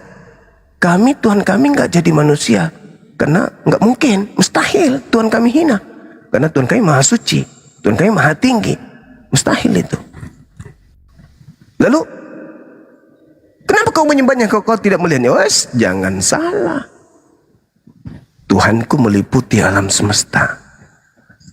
Ya, Tuhanku mengetahui, Tuhanku melihat, Tuhanku mendengar. Apa yang kami lakukan dilihatnya. Jadi tak perlu kami melihat Tuhan, cukup kami beriman. Ya Rabb, aku yakin kau melihatku. Lihatlah hambamu ini pasrah, puasa, lapar, haus, tapi demi untuk taat kepada perintahmu, kami melakoni ini semua. Masih ngantuk, tiba-tiba ada panggilan, as-salatu khairum minan naum. Masih ngantuk, belum tidur, baru juga sahur. Panggilan, udah begitu hujan deras lagi, mana tidur di AC, dinginnya minta ampun. Ya Allah ya Rabb. Tapi karena cinta kepada pencipta yang begitu penyayang, begitu pengasih, tanggalkan semua rasa ngantuk itu, tanggalkan semuanya itu. Rasa perih, rasa capek, rasa lelah. Dengan wudhu justru orang-orang yang beriman itu badannya kuat, badannya sehat. Sakit pun hanya ujian, fisik mereka kuat. Alhamdulillah. Nah, itu tanda-tanda orang beriman. 1 Yohanes 2 itu adalah implementasi dari pengakuan Yesus. Yohanes 17 nomor 3. Hidup kekal itu adalah mereka mengenal Engkau, satu-satunya Tuhan yang benar. Tanda-tanda orang yang mengenal Engkau, bahwa Engkau adalah satu-satunya Tuhan, tidak menduakanmu dengan Yesus, tidak menduakanmu dengan Roh Kudus. Kapan ada yang masih menyembah kepada yang namanya Yesus, masih menyembah kepada yang namanya Roh Kudus, berarti dia tidak mengenal Engkau sebagai satu-satunya Tuhan. Itu sama seperti Pak Bom Bom, Tuhan kita satu. Siapa namanya Bom Bom? Bapak Yesus Roh Kudus. Wah, singkatnya, wah, nggak bisa ketahuan, tetap terdeteksi. Siapa? Coba ulang. Bapak Anak Roh Kudus. Apa? Coba siapa nama Tuhanmu yang saat itu? Bapak Anak Roh Kudus. Pelan-pelan, pelan-pelan. Bapak Anak Roh Kudus. Yang pelan lagi. Bapak Anak Roh Kudus. Nah, itu cara Bom Bom tuh mengatakan Tuhannya satu. Siapa Tuhanmu yang saat itu namanya siapa Bom Bom? Bapak Anak Roh Kudus. Ulang coba, Bapak Anak Roh Kudus. Udahlah kau semua, cari koin kau, kata dia gitu. Aku tanya sekali lagi Bom Bom, nama Tuhanmu yang satu itu namanya siapa? Kalau sebut Yesus, Yesus bukan Bapak. Kau sebut Bapak, Bapak bukan Yesus. Kau sebut Roh Kudus, Roh Kudus bukan Yesus, Yesus bukan Roh Kudus. Gimana ceritanya? Coba kau sebut nama Tuhanmu itu yang satu-satunya itu. Bapak Anak Roh Kudus. Kalau kita, nama Tuhanmu yang Maha Esa itu siapa? Allah. Allah. Allah. Bom? Coba aku sebutkan nama Tuhanmu yang satu katanya. Siapa namanya? Bapak. Oh. Kalau Yesus? Itu firman-Nya jadi manusia. Ini di lain waktu ditanya. Nama Tuhanmu yang satu itu siapa? Yesus. Terus Bapak? Sang Sumber. Pak Bom paling jago. Terus Roh Kudus? Oh, itu adalah Roh itu kan, Bapak itu kan Roh, sehingga dia mengutus Roh Kudus untuk membimbing kita. Oh gitu, tapi tiga-tiganya adalah satu. Lah, anak Maria gimana? Oh, itu sisi manusianya. Terus sisi Tuhannya mana? Ya rohnya. Terus ketika dia ketakutan, apakah jasadnya saja? Ya iya. Wow, kalau begitu coba di mana ada berita telah terjadi kebakaran di Pasar Senen, 3 mayat melarikan diri. Ada nggak kayak gitu? Nggak ada. Karena tubuh tanpa roh, tubuh itu tidak merasakan takut. Justru jasad ini bertemu dengan roh, jasad jadi ikut-ikutan takut. Malah jasad itu yang keringat dingin. Sejatinya yang takut itu roh. Begitu saudaraku Bom. Saya kira begitu teman-teman sekalian. Kalau ada lagi saudara kita Kristen dinaikkan, kita biar diskusi untuk edukasi. Ini cuma candaan doang. Silakan. Ya, ini anak surga ini dibuka mute-nya anak surga. Anak surga, silakan dibuka mute-nya. Kok anak surga? Anak surga dari mana anak surga? Anak surga kok nggak pernah perintah Tuhan diikutin, nggak pernah nyembah Tuhan, malah nyembah ciptaan Tuhan. Gimana jadi anak surga? Anak cilakan. Kabur. Anak domba pala. Terpelanting dia. Masya Allah ya. Ya, dinaikin yang Kristennya, moderator. Aku bukan moderator. Berik, mungkin ada yang mau ditanyakan lagi?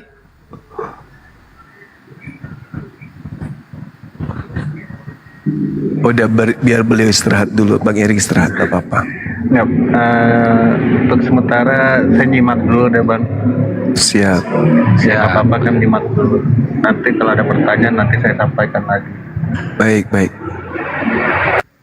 Naik mic dulu teman-teman. Naik mic dulu di sini. Kalau Maki bertanya Maki. Ya Maki malu-malu. Mumpung masih ada Bunda Rahmat toh. Sok mangga teman-teman Kristen ya, bebaturan Kristen sok mangga naik ke luhur. Ayo. Kenapa mau dikasih manggain orang Kristen, kenapa Bang Akang? Mangga maksudnya itu es cendol. Ini mangga. Ini saya dikasih kue tapi nggak ada sendoknya, gimana ceritanya? Ladongo, ladoni. Kalau nggak ada sendok kasih sekupang aja nggak apa-apa. Kasih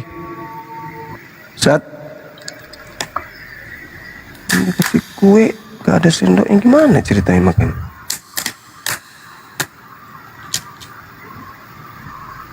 Gimana ini? Ya, yang Kristen silakan naik dulu, yang Kristen silakan. Yang Muslim jangan minta multi dulu ya, nanti nggak ada slot buat Kristen.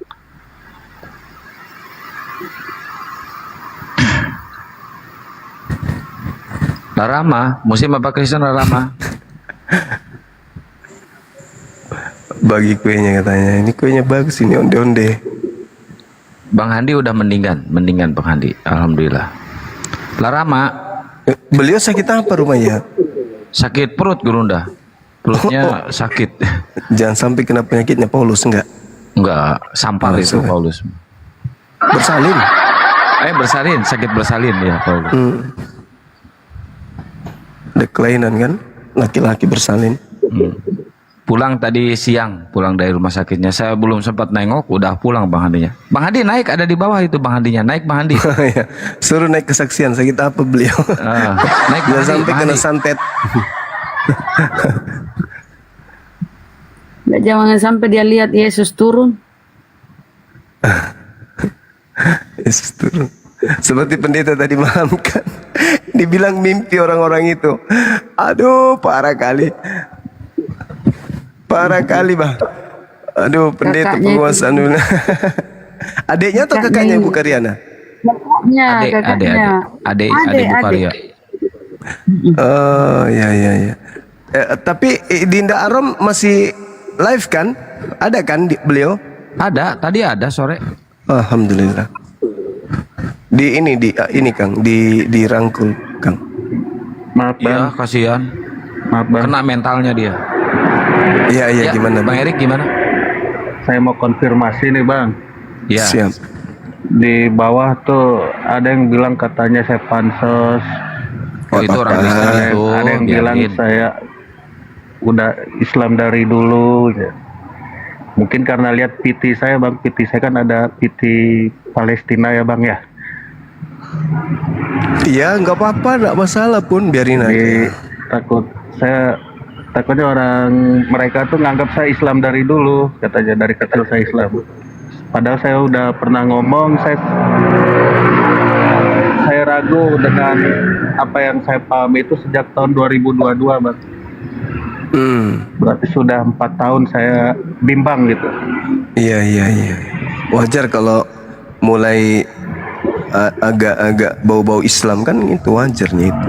Ya, karena pergaulan juga di sini kan banyak orang Islamnya Bang ya. Iya. Anak buah saya yang kerja di sini semuanya orang Islam. Oh gitu. Masya Allah.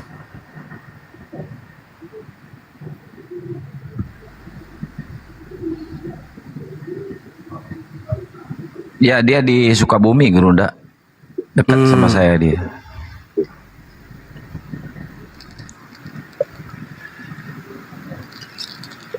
Syukurlah.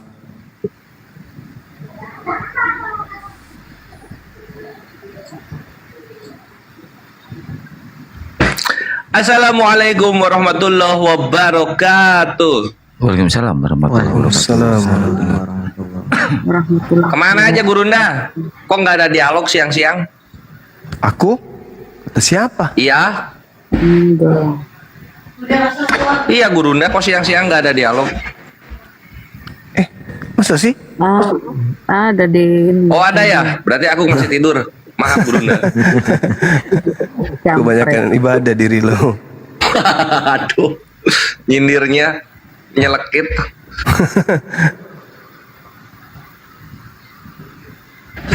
Tapi alhamdulillah ya, dulu-dulu cuma Gurunda loh yang dialog gitu, dialog puasa, nggak ngerokok, nggak ngopi, tapi dialog tetap kenceng. Sekarang banyak ada Ustadz Miftah, ada Ardiansyah, ada Blender juga loh, sakti itu, perokok padahal dia, mantap sih, saya bangga. Wow. Dulu Gurunda sendirian deh. Sekarang udah banyak. Alhamdulillah. Ini kabar gembira ini. Kabar gembira. Ada keluarga yang mau jadi Wakapolda di sini, masya Allah. Alhamdulillah. Alhamdulillah. Saya dengan siapa waktu itu ya ke rumahnya ya? Oh, Bang Handi sama Bang Aang. Keluarga di sini tuh di Makassar Gurunda. Yuk, alhamdulillah. Bang Semoga Handi aja. di Makassar ke sana, ke rumah ini. Waktu aku di Jakarta kan waktu itu, aku ke rumah beliau. Iya. Sahabat bintang, waalaikumsalam warahmatullahi wabarakatuh. Makasih doa yang sama, semoga kita sehat semuanya ya. Teman-teman yang di YouTube juga, amin. Ya, dan sehat semuanya. Yang di TikTok juga. Wah bagus ini, kita bisa ngopi-ngopi nih dengan Wakapolda nih. Keren. Di Makassar. Di Makassar, iya. Ya. Waktu itu kan aku bilang gini, Kanda insya Allah bisa ke Makassar. Jadi Kapolda, wakil juga nggak apa-apa Dinda ya. Mudah-mudahan ini terkabul doa beliau. Amin. Yang itu loh yang kuceritakan, yang beliau di kompleks mewah di Jakarta tuh. Kemudian warga Islam di dalam cuma 30%. Terus mereka bikin masjid dalam kompleks. Tapi 70% ini tidak setuju kalau masjid yang ada di kompleks ini pakai toah. Dan seorang jenderal begitu merendah kepada masyarakat di situ, ya jadi masjidnya tak ada sound, tak ada mic-nya di situ. Padahal kalau dipikir beliau orang berpengaruh kali di Mabes, tapi beliau bilang ya enggak apa-apa Dinda, kita hormati mereka yang karena dia toseng yang banyak di sini, kata beliau. Karena mereka yang banyak di dalam kompleks ini. Ya sudahlah, kita ngalah. Oh keren kali bah. Masya Allah. Hebat. Enggak ada demo-demo. Oh kami dipersekusi. Ada. Kami nggak boleh bikin rumah ibadah. Enggak gitu Gurunda. Masjid ada di PT saya itu. Masjid yang di kompleks itu jaraknya cuman 15 meteran sampai 20 meter dari rumah beliau. Wah, deket juga ya. Iya, tapi karena masyarakat di situ protes jangan pakai toa gini, ya Pak Jenderalnya nurut. Sahabat bintang syukran. Oh, antum di Singapura. Allahu Akbar. Allahumma shalli ala sayyidina. Makasih.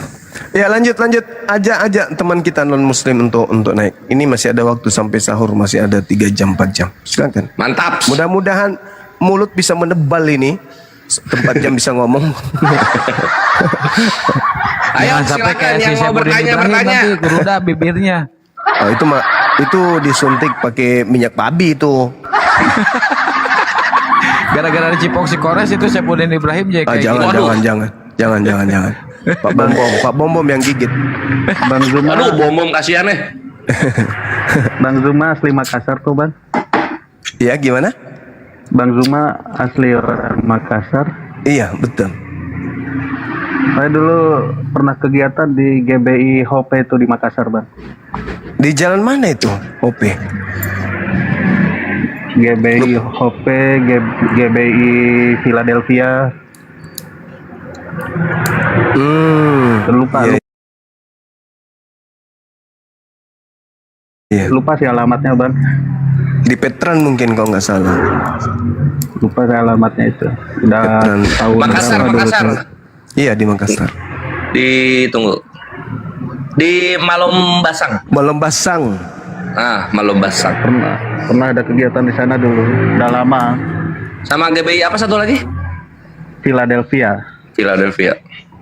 Oh itu dekat Golgota itu. Waktu ada KKR dulu Bang. Oh di Bamba Puang. Oh iya. Udah googling. Tahun langsung tahu gua ya. lama sekali itu dulu, tahun 2014 dulu tuh. Oh iya. Usaha Bang Erik ini bergerak di bidang apa rupanya? Nerusin usaha orang tua Bang. Apa itu? Oh pantesan susah syahadat. Iya. Kalau mau pesan mobil ke Bang Erik Gurunda. Oh gitu. Iya. Ada grosir sembako. Iya. Ada showroom sama restoran seafood Bang. Alhamdulillah. Sukses abangku, sukses ya. Itu yang bikin susah syahadat Gurunda. Ini yang susah bikin susah ini. Dibutuh semua itu.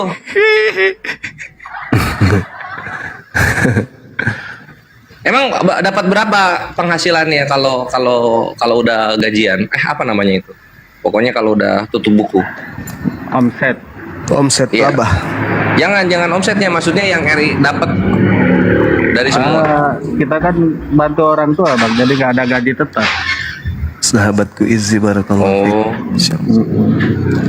Kalau omset ya di grosiran ini lumayan Bang. Sehari itu bisa tembus 70 juta, kadang 100. Sehari? Iya. Sehari 70 juta, kadang 100? Nah iya bang. Wah lu orang kaya berarti. Gift. Ya, yang kaya orang tua bang, bukan saya bang. Calon berarti ya? Dia tiap tahun kurban, Res. Oh gitu? Oh alhamdulillah. Belum, baru sekali. Tahun kemarin bang. Tapi Tiap kan tahun sekarang harus kurban tiap perasaan. Iya, Uhti Raisa nggak cuma grosir tadi, apa grosir, seafood, restoran seafood, terus apa lagi? Showroom. Berarti ini mobil second ya, showroomnya ya? Iya, jual beli. 3 loh, mantap.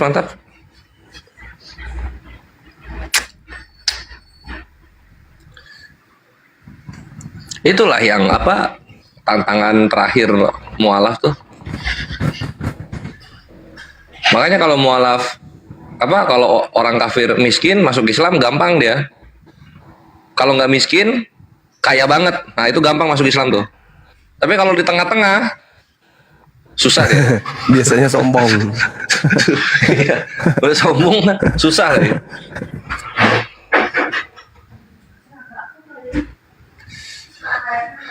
Kores keluarin ganti Pak Arom, kan masih ada slot 1 kosong. Soalnya masih kosong 1 loh. Enggak, Arom nggak bisa dijambak dan nggak ada minta naik juga. Mungkin lagi kerja dia, kan malam dia kerjanya. Si Arom ya lagi kerja. Kerja sama siapa beliau? Nggak tahu kemarin tuh sama siapa ya, nggak cerita sama siapa. Udah kerja dia. Udah kerja. Begitu dipecat di gereja langsung kerja. Emang dia kerja dia. Sebelum dipecat juga udah kerja dia. Syukur alhamdulillah. Alhamdulillah. Ayo. Kawan-kawan yang bukan Islam, kafir, yang mau naik bertanya silakan. Gas. Naikkan kiamat. Ya boleh Alda, ayo naik Alda.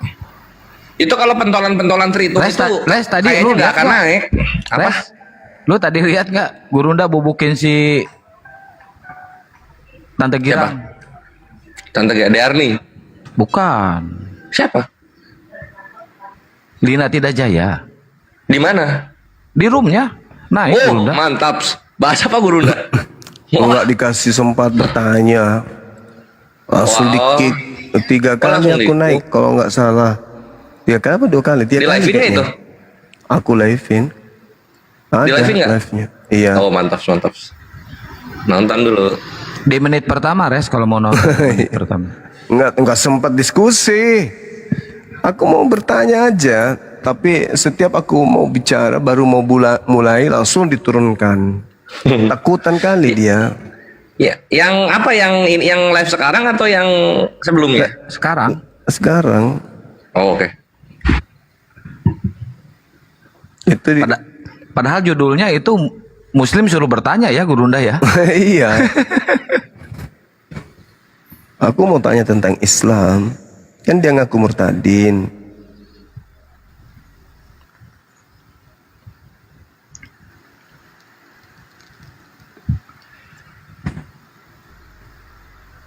Gimana demo terkait B2 di Medan ini? Udah aman kan ya? Alhamdulillah. Udah aman bang. Memang udah dicabut? Aman. Tapi kemarin dicabut bang. Oh gitu. Cabut. Iya. Kemarin tuh sempat panik dia macet ya, total. Luar biasa gara-gara belai babi macet total bang kota Medan. Oh udah jadi demonya babi itu. jadi gara-gara itulah macet total. Akhirnya Anjir, dicabut lah. demo babi jilid 2. Kocak kan? Ketakutan Gurunda ini, takut Gurunda bahas kasusnya itu, makanya langsung diturunin dia. Kayaknya gak dikasih kesempatan ngomong. Apa itu? Nih kalau kayak gitu ya jangan bikin judul Islam bertanya. Gurunda baru buka mulut udah gemetar lutut. Lina.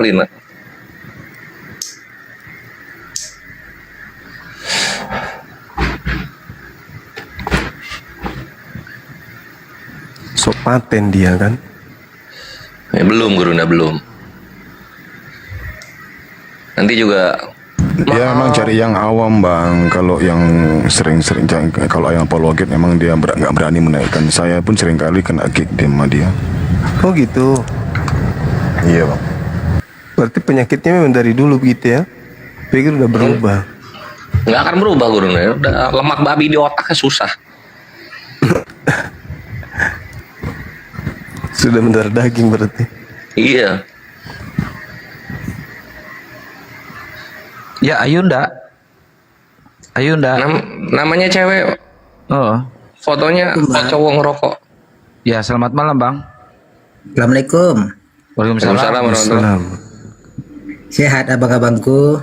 Sehat. Lelah dan tampan seperti biasa. Tetap semangat lah berjuang untuk agama kita kan. Amin. Iya bang, insya Allah. Gini Gurunda, ada sedikit yang mau saya tanya terkait ibadah bulan puasa ini tadi kan. Jadi hakikatnya itu bagaimana kira-kira kalau istilahnya menjalankan ibadah puasa cuman dalam kewajiban sholatnya ditinggalkan di saat dia beribadah puasa. Gimana itu ya? Apa alasannya tinggalkan sholat? Alasannya karena masih kerja di lapangan lah begitu kira-kira. Kayak bocah. Kita waktu kecil gitu ya, puasa tamat sholatnya nggak ada sama sekali. Bukan kita nih, maksudnya gua. Coba Ustaz Miftah masih monitor, Akhi. Ya Guru monitor. Gimana itu puasa nggak sholat? Gimana itu? Pahalanya puasa beda dengan sholat. Ya lanjut. Ya mohon izin Gurunda. Seperti yang kita tahu di dalam Islam itu ada yang namanya rukun, dan rukunnya itu ada 5: syahadat, sholat, zakat, puasa, dan haji bagi yang mampu. Dan sholat ini adalah salah satu rukun, bahkan disebut dengan tiangnya agama, as-sholatu imaduddin. Tentu ketika kita meninggalkan kewajiban adalah sebuah dosa besar, karena yang namanya wajib dalam hukum fikih itu adalah ketika mengerjakannya mendapatkan pahala, ketika meninggalkannya adalah mendapatkan dosa. Puasa adalah kewajiban yang lain, rukun yang lain di dalam Islam tersebut sebagai bangunan itu. Nah, apakah ketika kita berpuasa kemudian tidak sholat itu puasanya sah? Sah. Untuk puasa tetap sah kalau memenuhi, artinya tidak membatalkan, seperti halnya makan dan minum. Tetapi hukum tidak sholat tetap dosa, walaupun puasanya itu adalah sah. Jadi tetap saja.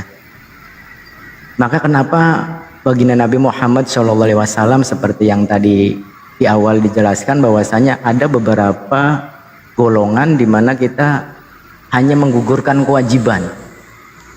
Ketika kita berpuasa hanya mendapatkan lapar dan juga dahaga. Kam min sha'imin laisa lahu min syiyami illal ju' wal 'atsh.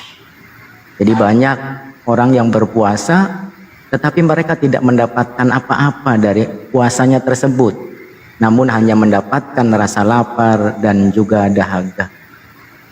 Kurang lebih seperti itu singkatnya Gurunda. Jadi kewajiban tetap kewajiban, sholat. Bahkan yang penting ini semua penting ya, tapi yang menjadi bangunan sebuah bangunan kokoh ini tentu adalah tiangnya. Sedangkan sholat adalah tiangnya agama. Bahkan amalan yang membuat baik, seluruh amalan yang lain adalah dari sholatnya. Bahkan amalan yang pertama dihisab itu juga sholat. Dan ciri utama di akhir zaman yang terakhir tertinggal dari Islam adalah dengan ciri sholat. Yang membedakan antara muslim dan orang kafir juga adalah sholat. Kadang-kadang kita seringkali kebalik-balik. Contoh misalkan sholat tarawih, padahal sholat tarawih hukumnya sunnah, namun orang ketika bulan Ramadan berduyun-duyun begitu ini kiroh tentang sholat tarawih, tapi justru sholat 5 waktunya malah ditinggalkan, walaupun itu tetap bagus, tetap lebih baik daripada tidak sholat sama sekali, ya kan? Itu walaupun itu tetap, tapi artinya yang mesti kita bangun dan ditanamkan dalam akidah kita adalah sholat itu adalah tiang agama. Kita bisa bayangkan sebuah bangunan ketika tiang itu rapuh, maka akan runtuhlah bangunan tersebut, jadi berantakan. Jadi sebagai nasihat buat diri pribadi, jangan tinggalkanlah sholat apapun keadaannya. Bahkan saking berharganya sholat, waktu pun sangat berharga. Maka di dalam kajian tafsir, kenapa dalam ayat inna sholata kanat alal mu'minina kitaban mauquta, di situ saking berharganya disiplin waktu sholat. Ketika kita dalam kondisi darurat, jauh dari majelis, jauh dari surau, musola, langgar maupun masjid, ketika misalkan ada di tengah-tengah pesawahan, maka untuk menghargai waktu sholat tersebut, kita sholat dengan apa adanya. Wudhu dengan pakaian seadanya, walaupun mungkin agak kotor atau apa. Kemudian sampai di rumah kita ulangi sholat itu, saking berharganya disiplin waktu sholat, lebih-lebih sholat itu sendiri. Wallahu a'lam bimuradi. Masya Allah, syukran Ustadz. Res, nanti kesini ya Res sama tim medsos. Res, Kores, ini lah. Tidur. Dia mau syahadat ya Kang ya? Iya, insya Allah nanti di sini tetangga saya ada yang mau syahadat, 3 keluarga ya, 3 keluarga. Ini KTP-nya lagi disiapin sama, dikumpulin sama Pak RT-nya. Alhamdulillah. Insya Allah besok udah siap KTP-nya semuanya. Mau di live-in bukan Bang? Insya Allah nanti di live-in dan Burunda nanti yang menuntun. Ya, saya mau nyimak Bang ya. Iya, mau ikut syahadat. Mau lihat dulu Bang. Oh gitu. Atau nunggu saya ke sana? Ke Sukabumi? Nanti dikejar pakai parang sama papaku repot Bang. Ya kita sembunyi-sembunyi dong. Ngapain harus di depan papahnya?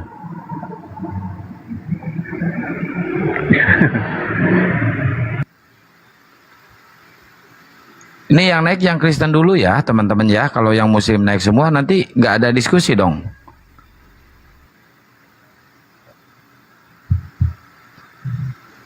Nanti diusir sama netizen. Ngapain naik, katanya turun.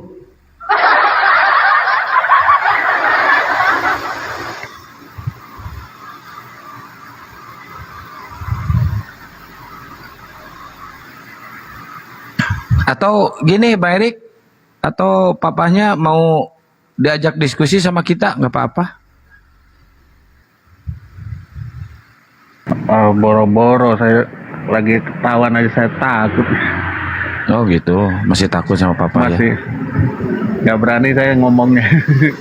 Kan udah gede ya Bang ya. Oke, izin kita sapa Bang Leo. Bang Leo. Islam Bunda, diturunkan aja, diturun. Oh, iya iya Bang. Jadi itu apa ya aku bilangnya? Ajal itu kita nggak tahu ya.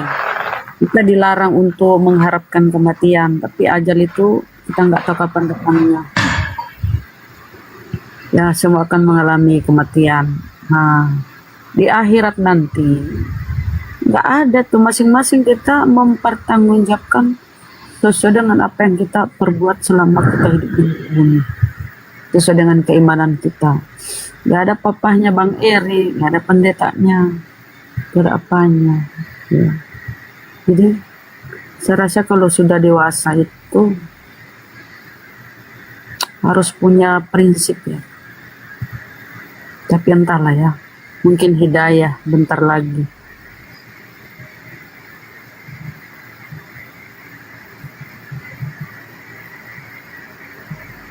Ya kita doakan ya, semoga beliau dapat hidayah, supaya hidayah itu diraih. Silakan teman-teman Kristen naik. Ayo, kesempatanmu ini menyampaikan ajaranmu. Kalau ajaran Kristen kalian, iman Kristen kalian itu benar, harusnya kalian berani naik loh. Jadi ini kulihat ya, kalau kita tidak di Kemal Kristen, apalagi Gurunda, ditolak, di-kick. Mereka nggak berharap. Tapi kalau kita di Kemal Muslim, yang sangat kita harapkan itu malah pendeta. Pendeta yang kita harapkan naik ya, diskusi sama Gurunda atau siapa. Bahkan kalau Paus Vatikan sana mau naik diskusi itu, insyaallah kan. Kalau mereka di Kemal mereka kebalikannya, malah guru kita di-kick. Ayo, apa pertandanya teman-teman? Mereka nggak berdaya dengan keimanannya sendiri, nggak percaya diri. Udah sadar dia kan, matilah kita ini, babak belurlah kita ini kalau ada Gurunda. Sama si Lina kampret kuclu itu ya, toknya menghujat. Nggak usah Gurunda ya, kita aja nih yang biasa-biasa aja nih. Nah itu udah udah stres mereka, udah turunkan. Apalagi Gurunda. Kalau kita kebalikan toh, nah kayak sekarang ini kan kita sangat mengharapkan ada pendeta, ada pastor, ada pengajar-pengajar Kristen tuh yang berani naik, yang memang mau diskusi dengan baik gitu loh. Mohon izin Kang Santang, baca WA dulu Kang Santang. Ya.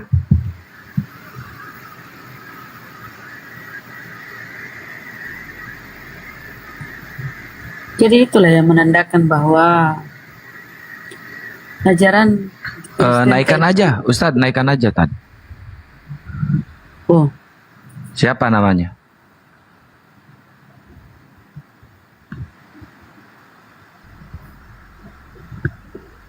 Desma, selamat malam. Ya. Assalamualaikum. Assalamualaikum warahmatullahi wabarakatuh.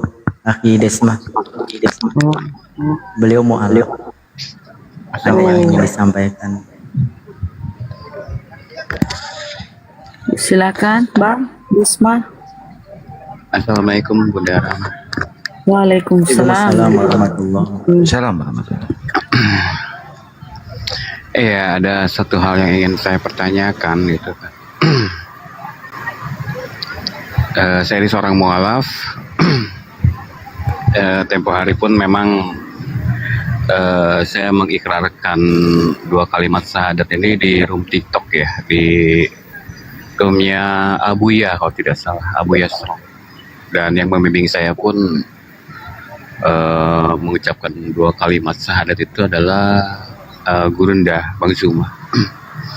Jadi saya ada sedikit masalah. Saya ini mualaf dari Timika, dari Papua. Saat ini saya ada di Jakarta karena suatu sebab tidak memungkinkan saya untuk bertahan di kota Timika, karena keluarga besar saya, istri adalah orang-orang Toraja yang notabene sangat fanatik lah seperti itu, karena keluarga kami pun punya gereja sendiri. Jadi dan saya tidak mungkin tinggal di kota kecil Timika seperti itu, yang dimana keberadaan saya selalu jadi dimonitoring gitu kan, sehingga akhirnya saya dengan modal nekat gitu kan, bahkan mungkin tanpa perhitungan juga gitu kan, saya pergi ke Jakarta.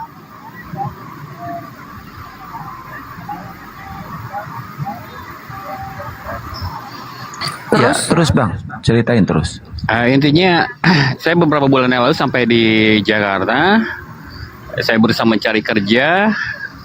Saya tidak bisa menggunakan sertifikat atau ijazah saya, karena ketika sampai di stasiun Senen itu di Jakarta itu semua barang-barang saya dicuri orang ketika saya tertidur, karena saya perjalanan tempo hari tidak menggunakan pesawat, saya menggunakan kapal ferry loser ya, perjalanan sampai 12 hari sampai di Tanjung Perak, kemudian saya lanjut ke Jakarta. Sampai di Jakarta saya lelah, kemudian saya tertidur, ketika terbangun ya semua barang-barang saya habis itu. Nah, singkat cerita, beberapa hari saya mencari kerja, akhirnya saya dapat. dapat pekerjaan, tapi pada akhirnya di bulan puasa ini saya harus resign, harus keluar gitu kan. Karena pemilik usahanya itu sendiri memaksa saya untuk berjualan di bulan puasa pagi hari. Saya sebagai orang yang baru masuk Islam, saya berkeberatan gitu kan. Akhirnya terjadi perdebatan, akhirnya tidak ada juga kesepakatan. Ya, mau tidak mau saya harus angkat kaki, tinggalkan mes dan juga tinggalkan pekerjaan saya. Jadi sudah 7 hari ini saya terkatung-katung di Jakarta. Intinya ya puji Tuhan, alhamdulillah gitu kan. Alhamdulillah saya bisa dapat makanan karena ini suasananya bulan puasa gitu kan. Jadi saya dapat kalau buka puasa ya saya di masjid. Ya kalau terkadang kalau sahur ya kadang-kadang saya tidak sahur, tapi saya punya tekad bulat bahwa inilah puasa saya yang pertama gitu kan. Ketika saya masuk Islam, inilah puasa pertama saya, jadi tidak boleh batal, saya pikir seperti itu. Dan juga saya juga tidak mau menodai Izin, Pak. Ya, Udah berapa tahun mualaf nih? saya ingat ikrar di sini itu di Abu Yasrong itu tanggal 2 sertifikatnya itu tanggal 2 Februari 2005. 2025. Iya, 2025. Tapi setelah berikrar itu saya tidak langsung ke Jakarta karena ada hal-hal yang memang ingin saya benahi di Timika, tapi tidak bisa selesai, semacam mengurus perceraian dengan istri. Karena itu sulit sekali gitu, karena istri saya sendiri adalah ibu gembala. Ibu gembala istri abang ini ibu gembala. Iya, jadi mertua saya pendeta, istri saya sendiri STT Teologi Toraja, dia ibu gembala di Gereja Effatah, GPSDI Timika. Jadi intinya saya harus tinggalkan keluarga dan anak karena memang sudah sudah perbedaan akidah. Udah ingat dulu Bun. Ya lanjut ceritanya Bang. Ya intinya saya singkat kata harus meninggalkan mereka karena seperti yang saya jelaskan di awal tadi, istri saya, keluarga saya itu keluarga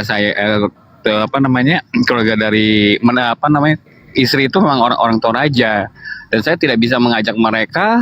Maksudnya istri saya terutama dan juga anak saya gitu kan, karena seperti saya bilang tadi, istri saya seorang ibu gembala, sementara anak saya pun sekarang dia kuliah di STT Teologi. Jadi kemungkinan sangat kecil saya berusaha ketika setelah saya mengucapkan ikrar kedua kalimat syahadat di sini, saya tidak langsung pergi tinggalkan kota Timika, tapi saya berusaha bertahan di sana semampu saya, sebisa saya untuk bisa merubah pola cara berpikir mereka gitu kan. Dan juga akhirnya tidak bisa, akhirnya saya mengajak bercerai, tapi memang dalam kekristenan kami tidak mengenal perceraian gitu kan, karena segala sesuatu yang dipersatukan Tuhan tidak boleh dipisahkan oleh manusia kecuali maut atau kematian, kan itu judulnya.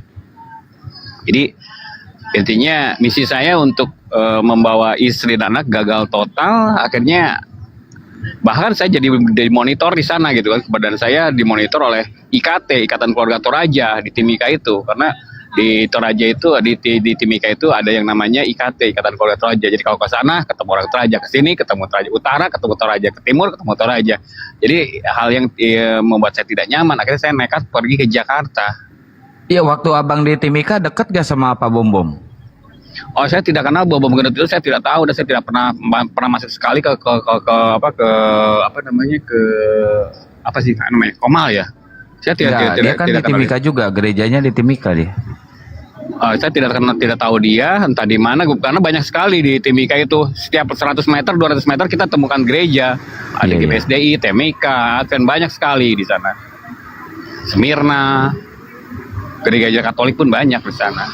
Teman-teman tolong dijaga komennya ya, kalau nggak suka tinggalkan dulu aja room ini ya, kalau nggak suka ya.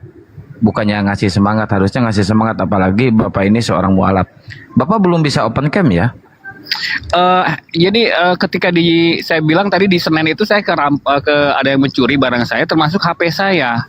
Jadi saya tuh ada akun dulu ya, yang ketika mualaf itu kan ada followernya sampai 1.000 lebih, lalu saya bisa on cam gitu kan. Nah ketika saya kebetulan ada Allah kasih rezeki saya beli HP, ternyata Facebook saya pun sudah di sabotase orang gitu kan. TikTok juga sudah diambil oleh orang gitu. Jadi saya membuat akun baru ini. Iya. Coba teman-teman tolong di follow dulu si abangnya. Siapa tahu bisa open cam nanti. Abang ini sekarang di mana posisi? Selama 7 hari ini saya bertahan di Istiqlal dan Monas. Sekarang di Istiqlal berarti ya? Tidak, karena Istiqlal jam 11 kita harus keluar, tidak bisa iya. stay di sana. Jadi sekarang saya kebetulan saat ini saya menuju mau ke masjid yang ada di Gambir ya. Saya di Pelataran mungkin di Monas pintu utara atau pintu selatan ini ya. Saya tidak terlalu hafal. Intinya saya dekat stasiun Gambir, tidak jauh dari masjid, mungkin 200 meter lagi masjid dari posisi saya ini, Atanwir ini. Iya. Coba nanti tolong di follow dulu teman-teman si Pak Desmanya. Di follow dulu, ini baru 166 followernya, biar dia bisa open cam, biar kita bisa tahu tuh posisinya ada di mana beliau ya teman-teman. Di follow teman-teman, di follow. Kemarin pun saya bingung ya, saya harus kemana gitu kan, karena saya tidak mungkin bertahan di luar gitu. Sementara ketika saya keluar dari pekerjaan itu, resign dari pekerjaan itu, saya harus tinggalkan mes yang disediakan oleh pihak pengelola usaha gitu kan, seperti itu. Sementara saya dapat gaji itu harian, yang mungkin itu juga tidak seberapa lah gitu kan. Jadi intinya saya pergi ya, intinya untuk menjaga Gus Miftah di ini dulu, saya ada telepon. Iya siap. Ya gini teman-teman ya, beliau kemarin DM saya dan menceritakan kondisi beliau yang cukup memprihatinkan dengan laporan. Polo ya teman-teman, polo Pak itu, biar kita bisa buka kamera, biar kita tahu posisinya di mana, lagi kenapa. Polo ya teman-teman. Jadi followernya sekarang berapa Pak? 200-an ya, berapa sekarang? Berarti tercatat ya, tercatat di arsip. Jadi gini teman-teman, ininya juga sertifikatnya juga dikirim ke saya via WA ya. Sertifikatnya semuanya komplit, datanya beliau seperti sesuai dengan apa yang diceritakan. Jadi kita berbaik sangka dulu ya. Jadi mohon buat teman-teman berbaik sangka dulu. Nah kondisi beliau memang memprihatinkan gitu ya. Mudah-mudahan bisa memberikan solusi lah. Mudah-mudahan ya. Beliau seorang mu'alaf yang cukup gigih mempertahankan akidahnya.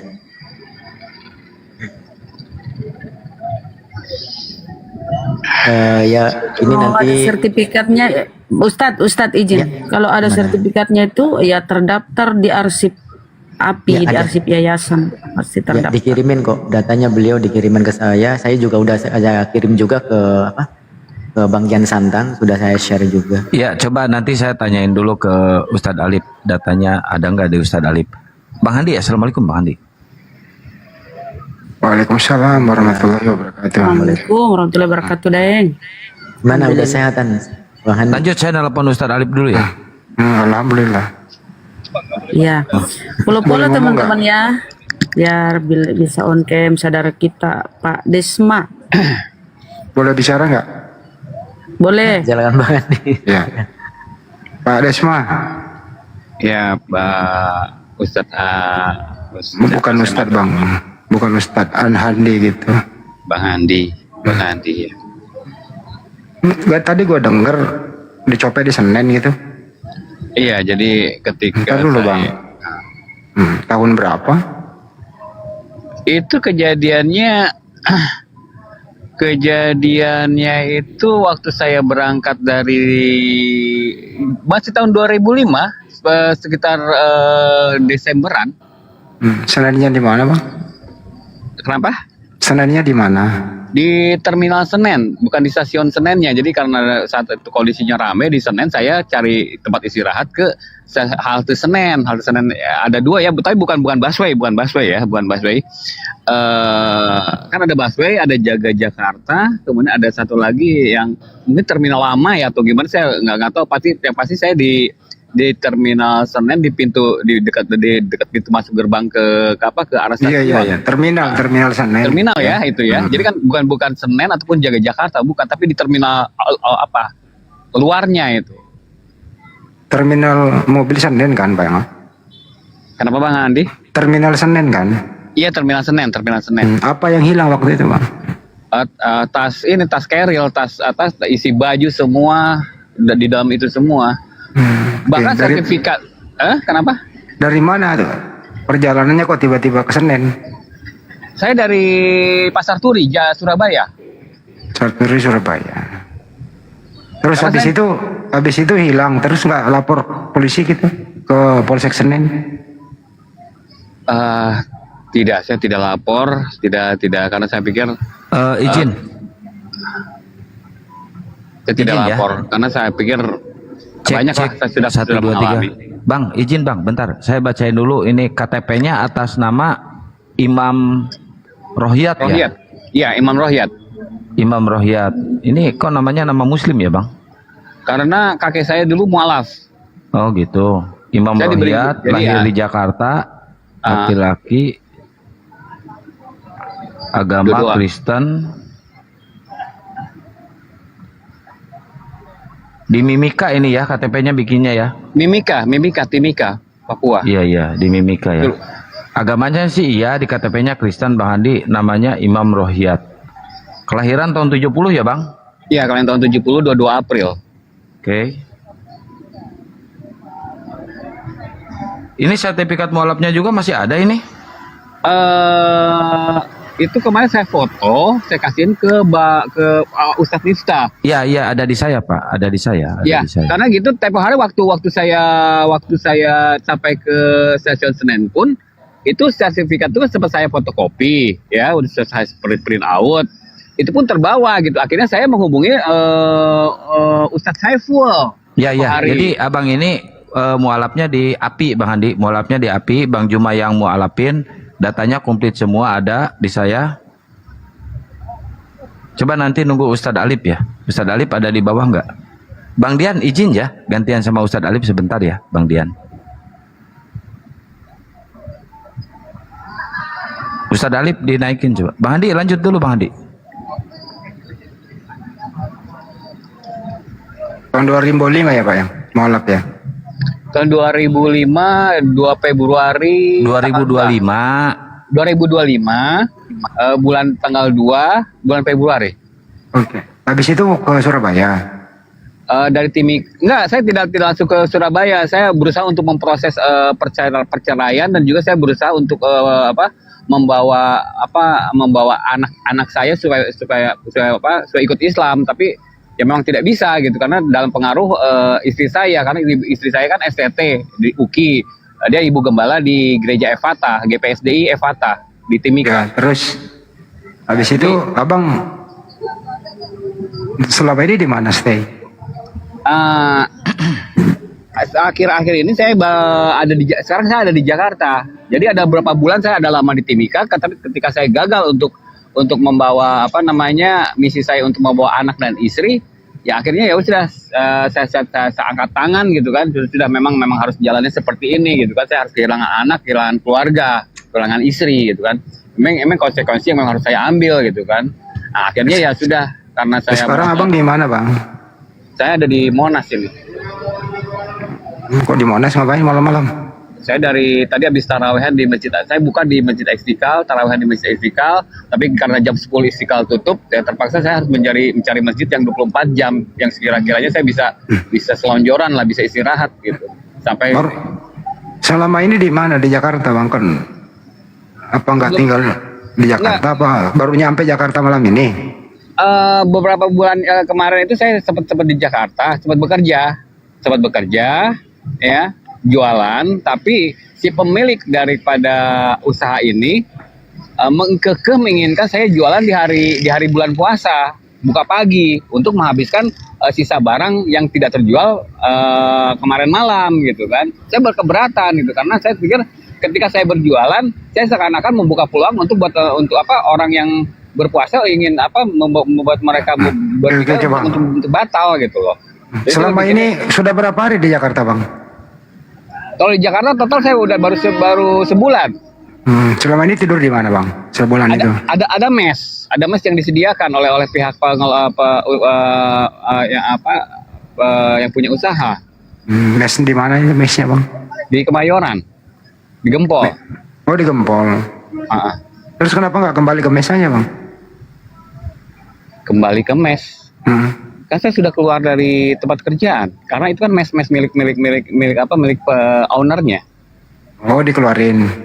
Iya, karena saya keluar. Saya bilang saya tidak sanggup kalau saya tidak mau kalau harus berjualan di pagi hari jam 7 sampai jam 7 pagi dibukanya, saya tidak mau gitu.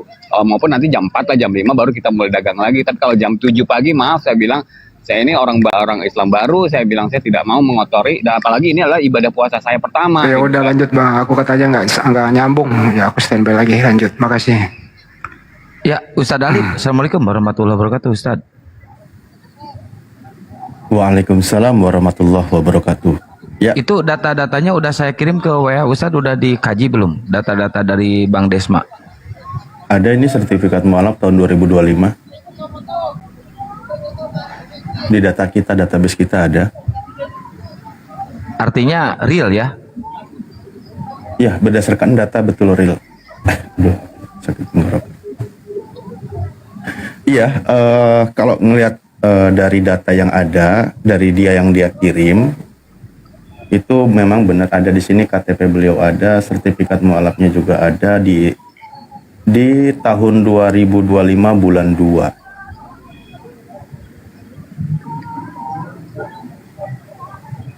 Itu sih datanya. Ya mungkin kalau Akang dan teman-teman kalau mau ngobrol gimana silahkan. Aku paling nanti perlu kita ini Kang kontak beliau aja untuk ngobrol lebih lanjut. Misal kalau barangkali kan ada hal-hal yang perlu kita sharingkan di belakang layar kan gitu ya. Nah kalau kontaknya Ustaz, nanti saya share nomornya. Nah itu Gus Miftah yang punya nomornya. Soalnya awalnya dia ke Gus Miftah komunikasinya. Coba teman-teman tolong di follow dulu ya, yang 2,2K ini tolong di follow dulu Bang Desmanya biar kita bisa lihat, biar beliau bisa open cam.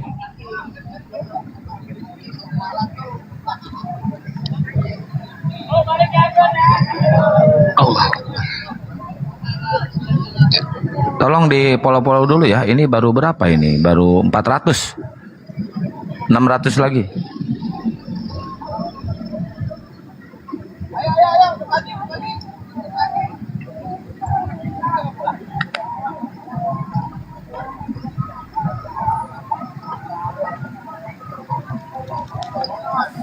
Aku nggak bisa Gimana banyak selanjutnya, Kang? Mau ditolongin? ngomong, sakit tenggorokan, maaf. Kan saya nggak bisa ngeiniin Bang Hadi, tinggal di ini ke Ustadz Alif, ke Bang Juma. Kan gini loh, kesimpulannya kan informasi terakhir nih, dia lagi di Monas, terus nggak ada tempat tinggal, kan gitu. Netizen di bawah omelin gua. Nah sekarang netizen ya tolong dong, yang punya kekuatan gitu ya bantu dia jemput gitu. Gimana? Saya kan kurang nyambung nih. Saya kan cuma nanya-nanya, nggak nyambung. Jadi ada netizen nggak yang bisa jemput dia, kasih tumpangan semalam gitu, sewain hotel kek? Ada yang bisa? Saya rasa terlalu mewah ya dalam kondisi kecil harus sewakan saya tempat hotel seperti itu. Saya sudah terbiasa setelah saya mualaf saya sudah terbiasa dengan kehidupan ala kadarnya saja gitu Bang Hani. Saya di Jakarta ini Bang, dekat sama Abang, tapi coba gue lagi nggak enak badan juga, saya masih baru pulang rumah sakit juga gitu. Mungkin teman yang lain yang semangat yang Jin. Ustadz itu nomor WA-nya Tad. Ini ada salah seorang netizen ya, dia WA ke saya. atas nama lagi nyimak di bawah ya. Dia katanya punya apartemen. Oh, Izin dulu, Kang. Pental. Izin dulu, Kang. Masalah penjemputan di bareng tim api nah harus. Kita ini lagi selektif. Nanti kalau terjadi apa-apa kita yang disalahin. Kita selektif, kita dikoreksi. Serba salah kita ini. Ya, tidak usah. Makanya ini netizen itu diamlah kalian. Nanti ditangani dengan baik. Takutnya juga takutnya salah langkah kita lagi disalahkan api. Ya, karena ini Bapak ini baru ini kita kenal kan. Saya ini humas api pusat DPP kan gitu ya. Semua yang kayak gini-gini saya tangani sama Akang. Langsung jalan di tempat kan gitu. Tentu kan ngobrol-ngobrol dulu. Ya kayak tadi ada yang mau jemput, ya silakan kan gitu. Maaf Bang, maaf. Sebenarnya gini, bisa saya bicara? Bentar Bang Desma bentar. Kenapa Bang Erik? Bang Desma sekarang gini aja, punya nomor dana atau rekening biar saya bantu lah. Jangan dulu langsung ke Bang Desma. Biar api yang yang menghandle Bang Erik. Tapi terima kasih banyak Bang Erik. Tenang aja, santai. Kita lagi ngobrol-ngobrol dulu. Bang Kian Santang atau siapa saya bicara? Saya nggak terlalu perhatikan layar karena baterai saya sudah mulai lowbat. Dulu misi saya ke Jakarta, ya, tidak hanya sebatas mencari pekerjaan, tapi saya dulu misi pertama saya itu adalah saya ke MCI, Mualaf Center Indonesia. Tapi karena saya terjadi musibah, barang-barang saya diambil sehingga saya tidak punya uang, habis gitu kan. Saat itu saya berusaha untuk mencari kerja karena saya harus makan di Jakarta ini gitu kan.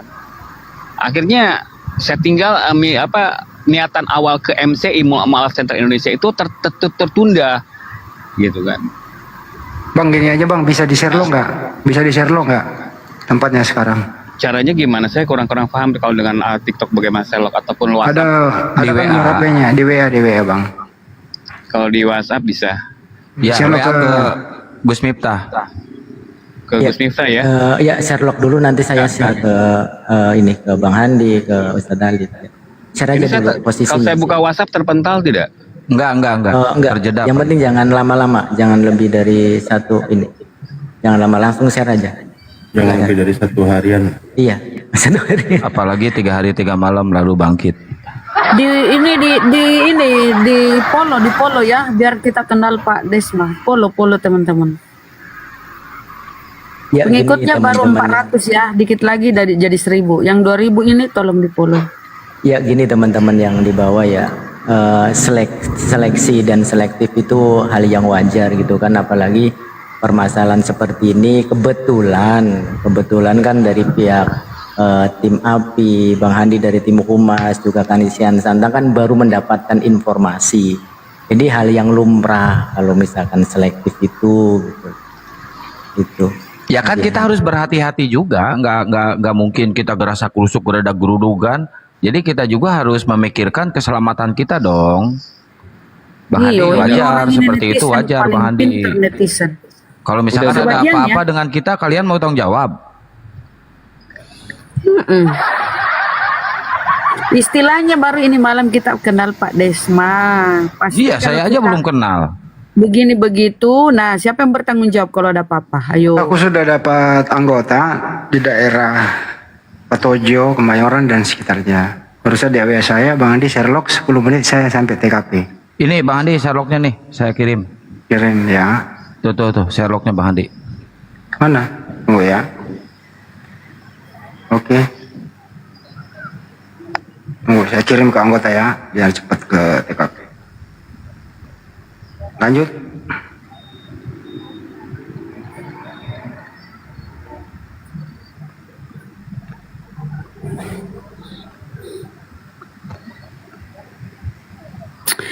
Karena banyak juga ya teman-teman netizen ini, mohon maaf ya, banyak juga ya. Ya kita harus memaklumi juga. Tapi ya kesimpulannya beliau gini Bunda ya. Mohon izin guru-guruku. Jadi kesimpulannya beliau pertama komunikasi dengan kita intinya sih hanya ini apa, mencari solusi, barangkali ada solusi untuk beliau gitu supaya tidak terlunta-lunta, itu sih kesimpulannya nanti. Pastilah. Iya Pasti begitu Ya. ininya api, Ustadz. Cuma kepastiannya mau di ini dulu beliau ini. Bagus kalau ada yang meluncur ke tempatnya ya, Bang. Ya, Pak ya kan Desmond. tim kita banyak. Jadi pasti secepatnya, apalagi di Jakarta, pasti ada secepatnya lah daripada yang protes-protes terus gitu kan, ngatur-ngatur terus di bawah. Tapi nggak bisa berbuat apa-apa, bisanya ngatur sama protes. Syahadatnya iya di Abuya Ustadz Alip. Di ini aja ngomong di sini Ustadz Alip, jangan WA-an, kita kan lagi berhadapan. Tapi namanya kenapa bukan ini ya? Namanya Ada duri dalam daging di tenggorokanku sakit. Wah, kalau ketemu Paulus batu. dong kalau kayak gitu. Ustadz, aku kalau kalau gitu ngomong. Ustadz, ambil nasi satu suap yang gede, masuk langsung telan. Udah Itu satu mendorong. sekop, Bunda. Tulang ikan turun tuh mendorong. Sabar teman-teman, pasti kita akan bantu saudara muslim kita ini kan. Yang bilang turun ku blokir kau netizen ini juga ini kafir ini yang sampai Gurunda turun.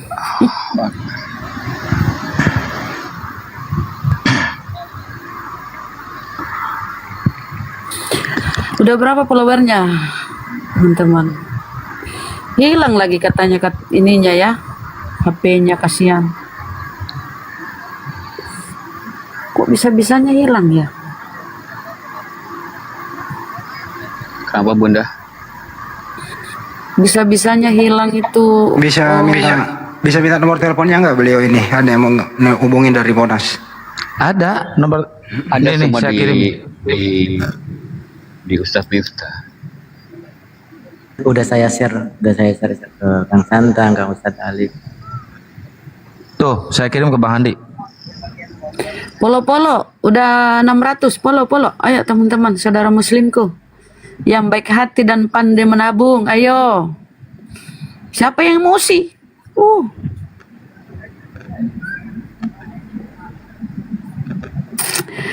Enggak, biasanya itu kalau aku ya, biasanya aku lihat itu bapak-bapak ya, suami itu identitasnya itu taruh di dompet. Bukan identitas. Tunggu ya. Identitas. Pak Desma tunggu ya, nanti tim akan hubungi nanti ya dari Petojo. Iya Bang. Aduh, lu bunda izin Identitas. bunda Rama. Iya. Pak Desma nanti ada tim dari Petojo. Petojo Iya, juga. Bang Andi. Petojo juga di situ ada tempat bisa nginep dan di masjid bisa sampai seminggu juga di situ bisa. Jadi nanti ada tim hubungi sesegera mungkin. Tunggu ya. Udah selesai. Ya. Mungkin udah aman udah. Ya, Gurunda. Assalamualaikum Gurunda. Waalaikumsalam warahmatullahi wabarakatuh. Aduh, kayaknya habis makan ini, kayaknya Gurunda ini suaranya makan gitu. Enggak, aku dengar dari tadi. Ya, lanjut gimana? Ya, ini ada Bang Desma yang dulu 2025 dimualafkan sama Gurunda, disahadatkan sama Gurunda di roomnya Abuya. Alhamdulillah. Identitasnya semua ada, udah saya kirim ke Ustadz Alip. Dan beliau kabur keluar dari Timika karena anak istrinya nggak bisa dimualafkan sama beliau. Istrinya seorang gembala di gereja dan keluarganya punya gereja juga. Akhirnya beliau keluar dari Timika. Sekarang dia udah sebulan di Jakarta. Di Jakarta ini nggak punya tempat tinggal, Gurunda, terkatung-katung, kadang tidur di masjid katanya. Pernah dia di mes waktu kerja, cuma pekerjaannya disuruh ini, Gurunda, disuruh jualan pagi-pagi. Dia nggak mau mencederai Islam katanya, di bulan puasa jualan pagi-pagi. Beliau sekarang terkatung-katung. Gitu Pak Desma. Oh, Masya Allah. Ujiannya luar biasa abangku. Allahu Akbar. Masya Allah. Seorang mu'alaf meninggalkan akidah, setelah itu meninggalkan istri yang dicintai, meninggalkan anak, meninggalkan kampung halaman, lalu ke Jakarta. ya kewajiban kami untuk kemudian memberikan hal yang terbaik yang kami bisa gitu ya, umat Islam, memberikan yang terbaik untuk abang ini. Namun tentu sebagai yayasan bang, kami memiliki prosedur, kami memiliki cara-cara, karena tahu sendiri kan bagaimana kemudian di lapangan banyak hal yang perlu kami pertimbangkan di dalam mengambil satu tindakan. Namun yang pasti langkah awal yang kami harus lakukan ini adalah bagaimana harus ada tim dari API nih yang langsung jumpa sama beliau nih. Kalau memang beliau ada di Jakarta, nanti setelah ada di kita carikan solusi. Insya Allah ada pasti umat Islam yang butuh pegawai atau butuh pekerja atau bisa yang memberikan bantuan untuk sementara gitu. Insya Allah akan diberikan yang terbaik abangku. Sabar aja, sabar. Kalau teman-teman saya di sini memang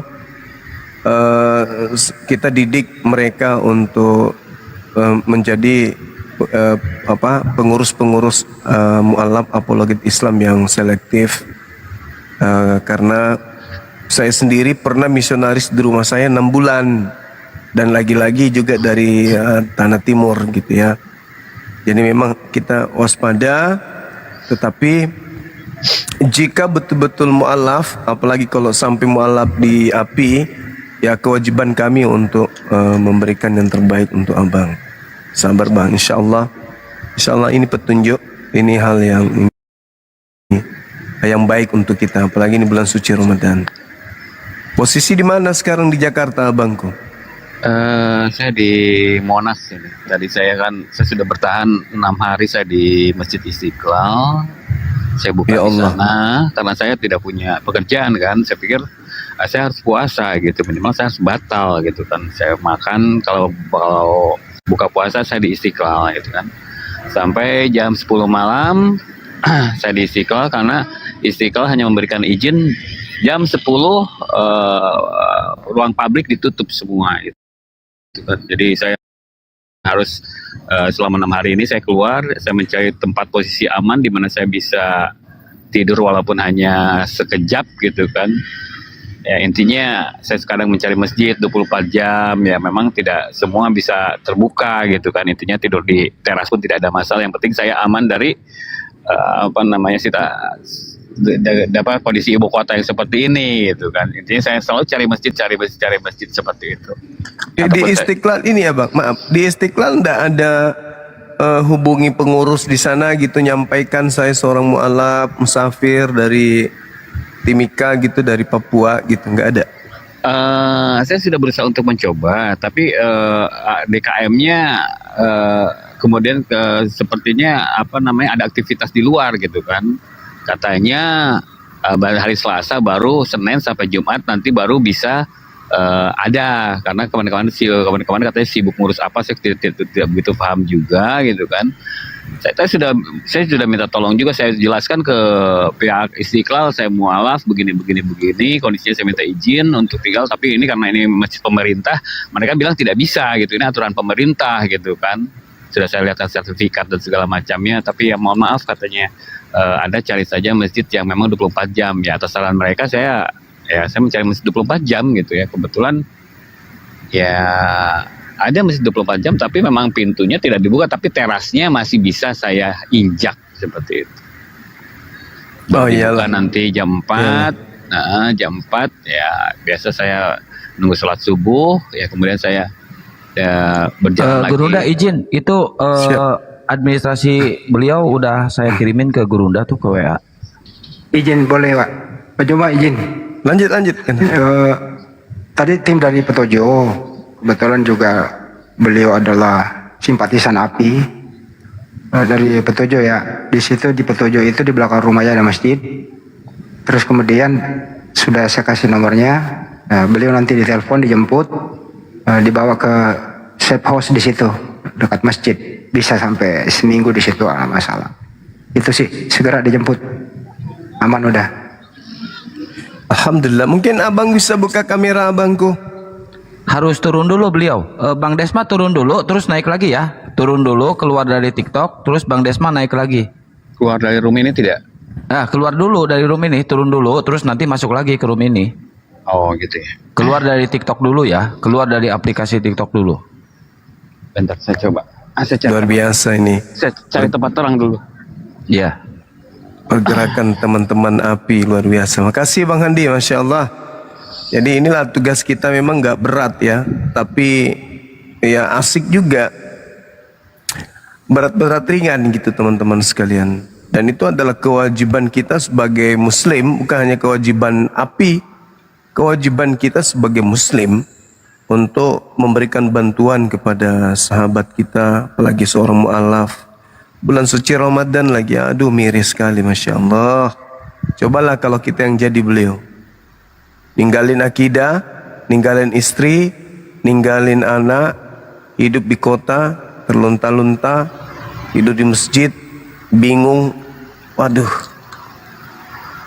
kasihan. Tapi meskipun demikian, kita juga harus sesuai dengan prosedur kan ya. Saya pernah Gurunda dulu tidur di masjid, diusir sama abah, nggak mau sholat subuh. Wajarnya itu bagus, nggak diusir sampai ke samudra. Belum bisa open kayak belum 1000 tuh. Bang Desma, nanti ada tim hubungi antum ya, diangkat teleponnya ya. Iya. Udah ada yang telepon belum? Usia berapa tahun ini abang? Kelahiran Saya 70. kalian tahun 70. Masih kuat berarti ya. Ya, alhamdulillah. Anak berapa bang? Anaknya berapa? Anak saya 2. Udah dewasa juga? Yang satu sudah menikah di pendeta muda, sebentar lagi jadi lulus STT dia itu di UKI Toraja. Oh, bapak orang Toraja, abang ini? Bukan orang Toraja, saya ada darah Sunda Cina. Oh gitu. Sama kayak saya, sudah Cina. Saya lahir di Jakarta tahun 70 di Rumah Sakit St. Carolus. Oh, kalau akang ini HP-nya yang Cina. Ya? Allahu Akbar. Kalau mau donasi ke beliau lewat Yayasan Api, biar kita bisa kontrol. Teman-teman, supaya betul supaya bisa terkontrol, kita bisa kontrol teman kita, sahabat kita ini. Jangan kalau kita lepas. Maaf Bang Juma, kalau saya punya satu keinginan sih ya Bang Juma ya, saya bisa masuk ke MCI. Karena pemahaman agama saya ini sangat lemah, saya tidak bisa baca Al-Quran. Selama ini saya mempelajari Al-Quran itu melalui terjemahan dan tafsir. Bahkan itu juga yang membawa saya menjadi Islam itu karena saya membaca Al-Quran gitu. Awalnya itu masuk Islam karena baca Quran. Iya. Kok bisa bang baca Quran? Karena kan gini, saya pun direncanakan saya juga mau karena keluarga ini mau buka gereja baru. Jadi saya harus sekolah dulu S1, STT, teologi juga gitu. Dan direncanakan ada pelajaran tentang berbagai macam agama. Kita mempelajari Weda, mempelajari Tripitaka, banyak agama kita pelajari di sana gitu. Kebetulan satu waktu saya ada telepon sepertinya ini. Diangkat bang? Dulu aja.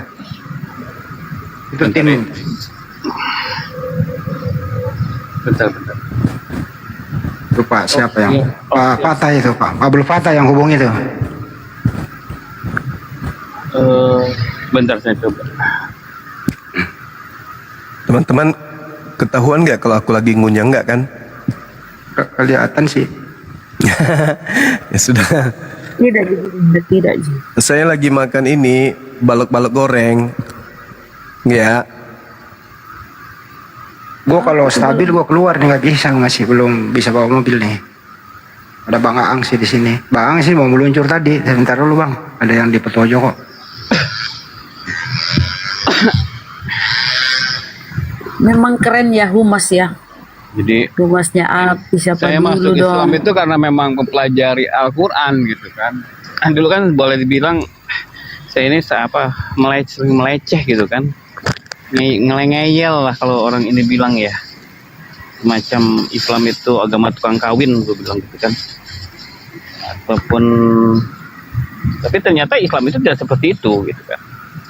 Setelah saya tahu Islam tidak seperti itu gitu. Tapi ini fotonya meyakinkan kali ya, udah berjenggot Pak ya. Kalau di kami itu kan dulu saya bangga ya dengan Markus, dengan ayat. Aduh apa?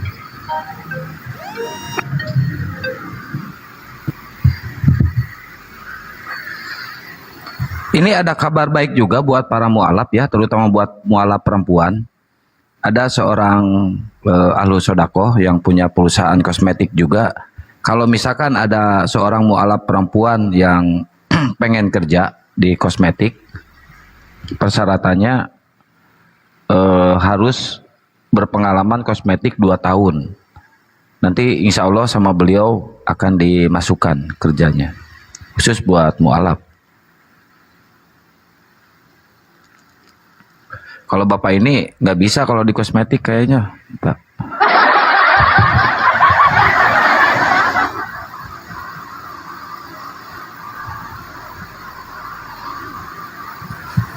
Kalau harus punya pengalaman 2 tahun mah itu bukan mau membantu, itu cari pegawai, kebetulan aja mualaf. Iya. Ibu, yang namanya mualaf itu ya kudu dibantu kalau memang ada peluang kerja gitu loh.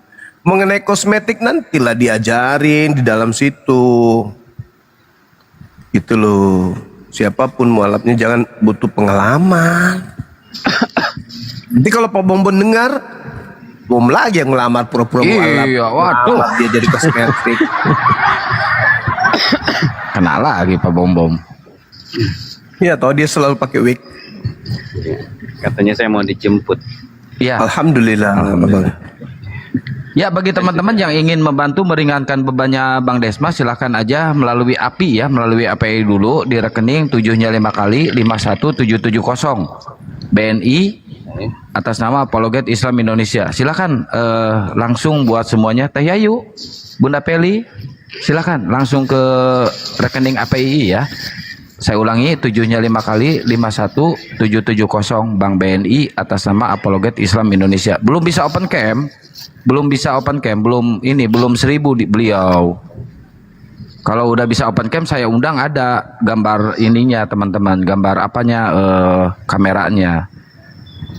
Lanjut Gerunda. Ya, abang ini kemampuannya apa? Skillnya maksudku. Sebenarnya basic saya dulu itu saya dulu kuliah di Skudai Johor Malaysia, di UTM University Teknologi Malaysia, ambil Electronic Engineering. Kemudian setelah itu saya sekolah lagi, mendapat sertifikat underwater welding, pengerasan dalam air, dalam laut. Kemudian ada telepon bentar. Diangkat dulu Bang, kalau mana tahu penting. Mana tahu timnya Bang Handi.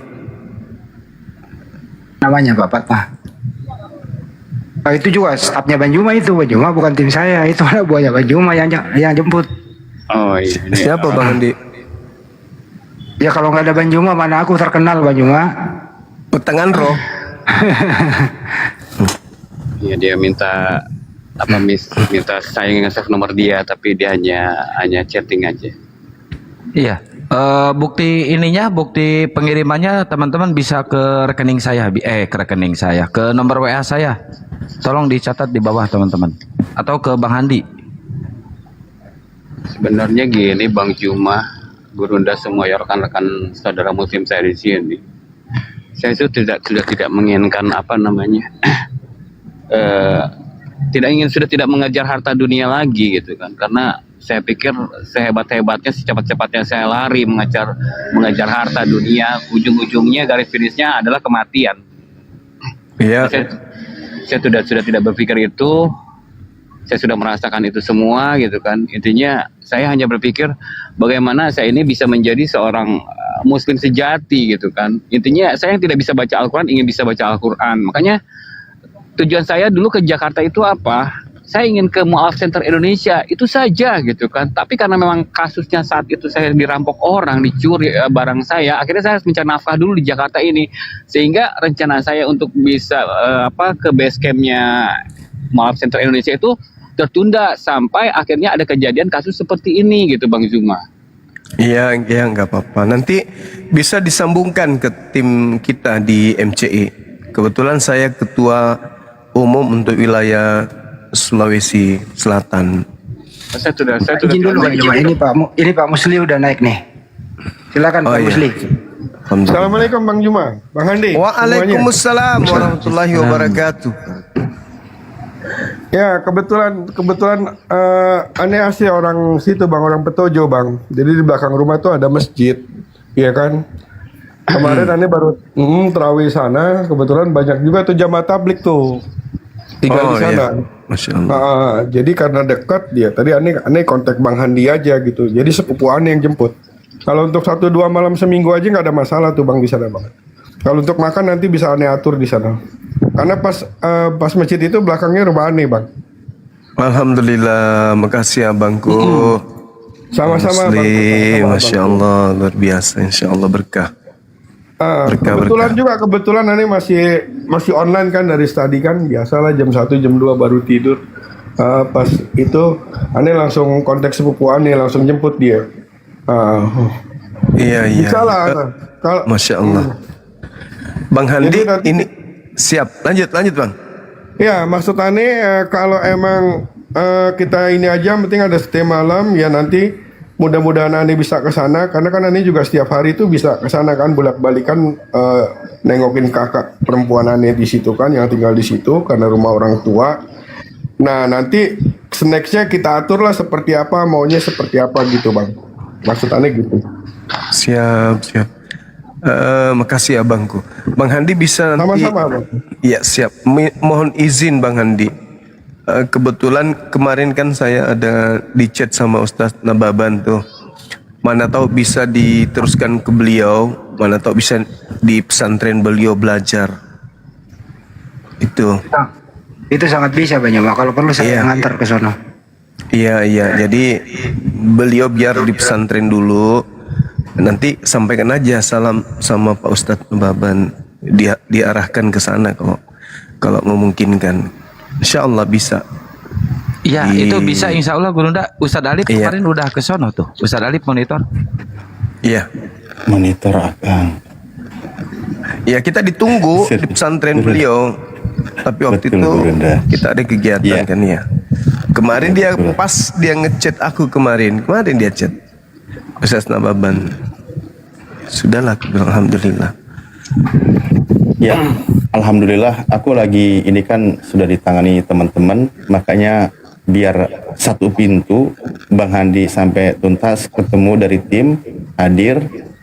Alhamdulillah. Jadi tinggal kita bagaimana Yayasan Api itu masuk setelah kita jelas bertemu dengan orangnya. Oleh karena itu saya izin kembali mute, tenggorokanku sakit. Iya, aman lah insya Allah. Sambil dipantau ya, ini pantau sepupu ini biar kalau udah ketemu nanti kalau dia di masjid kan aman, insya Allah. Alhamdulillah, amin. Amin.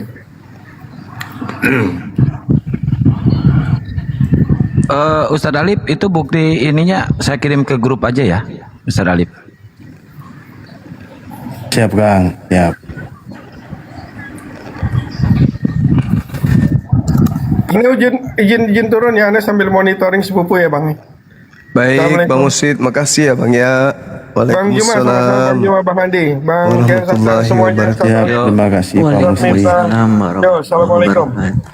Waalaikumsalam. Warahmatullahi wabarakatuh. Pak Arif naik, Pak Arif. Barusan Pak Arif saya telepon juga. Pak Arif naik, Pak Arif. Iya, kangen juga sama beliau. Nah, Pak Arif. Assalamualaikum. Waalaikumsalam. Abangku, Masya Allah. Waalaikumsalam warahmatullah. Sehat abang? Alhamdulillah. Alhamdulillah, Masya Allah. Ini saudara kita yang baru ini. Udah lama, tapi baru muncul di Jakarta beliau. Aman itu, ada Bang Handi itu. Insya Allah. Kalau duit ke Pak Arif gimana sih? Saya mah nama doang, di belakang gua mah orang gede semua. Ya nggak banyak mak. Ini Ustadz Alif katanya lagi sakit. Udah Ustadz Alif ini tenggorokannya ada duri dalam daging katanya. Oh, beli ini besok pagi hari Senin. Hari Ahad. Beli ini kedondong Dinda. Kedondongnya itu dilepasin isinya, tinggal bijinya itu diikat benang, telan, tarik keluar lagi, telan, tarik keluar lagi. Insya Allah 3 kali itu bisa lepas tulang ikannya. Aku sudah minta 3 kali tapi nggak mau keluarin. Biji kedondong ditelan, tarik lagi keluar 3 kali aja, insya Allah itu dah selesai, aman itu. Siap. Waduh, kenapa ini? Waduh. Kenapa Bang Handi? Kenapa Bang Handi? Teman-teman tunggu ya. Kenapa masalah ini? Zoomnya ini habis ini kayaknya nih. Waduh. Nggak kerasa. Tunggu ya teman-teman. Kenapa Bang Handi?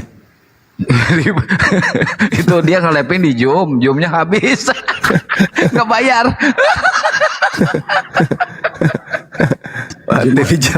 Zoom masih apa dia? Dia ngelepinnya lewat Zoom, ngelepin di sininya.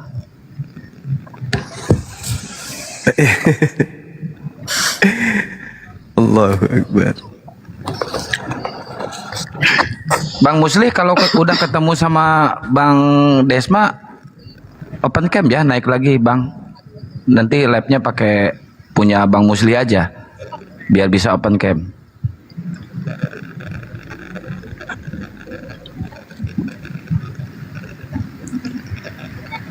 Bang Erik itu juga tadi di ini Kang, dikawal beliau.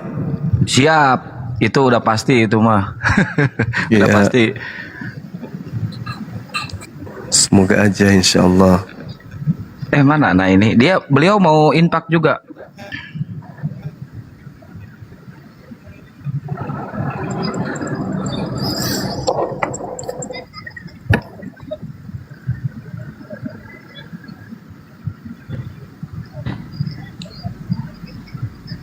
Kultumnya Bang Arif lancar ya?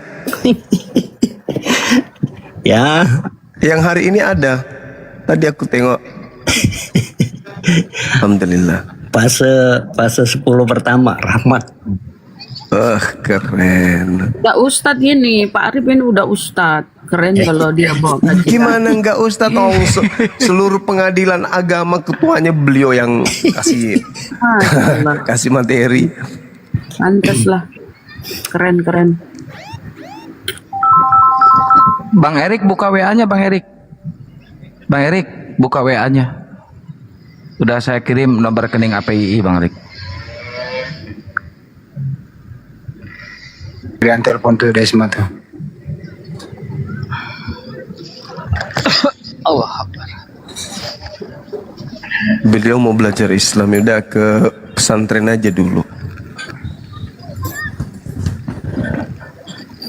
Ustadz Nababan di mana? Di Bogor ya? Di ini, iya betul, arah sana Bang. Sekiranya pesantren kita di Makassar sudah rampung ya, Pak Bom pun kita kasih pondok dia. Tapi hati-hati, harus ini pesan kasurnya, harus pesannya yang bagus Gurunda, kasur. Ya kita kan rencana ini Kang, di samping pesantren kan ada perkebunan, kebun pesantren. Dia di situ. Kita buatkan kandang khusus untuk dia di sana.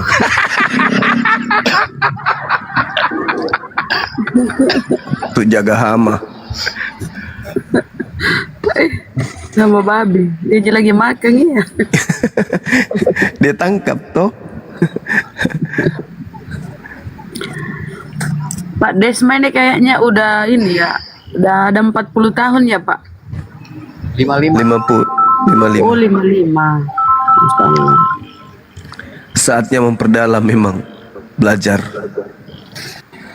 Statementnya bagus itu, nggak mau cari dunia lagi tuh Bang Desma tuh.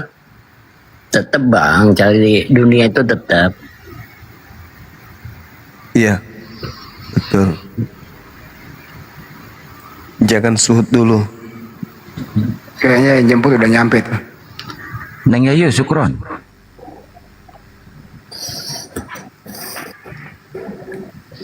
Ayo teman-teman yang ingin meringankan bebannya Bang Desma, silahkan ke rekening API ya, 7-nya 5 kali 51770 atas nama Apologet Islam Indonesia Bank BNI. 7-nya 5 kali 51770 ya, Bank BNI Apologet Islam Indonesia. Ayo digas teman-teman. Mumpung bulan puasa nih, bulan Ramadan nih, berlipat-lipat ganda pahala kalian insya Allah. Akan itu salah nama orang Yayu Amelia. Syukron Mbak Yayu. Syukron Pak siapa ini nih? Pak Sulfan. Pak Sulfan Arifin, makasih Pak Sulfan.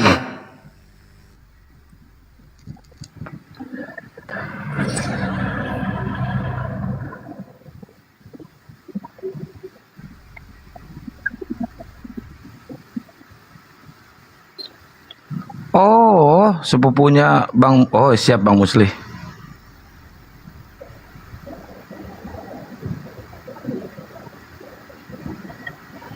Pak Desma ini lagi dijemput siapa Bang Handi? Tujuh. Bukan, yang jemput siapa? Pak Fatah, Abdul Fatah.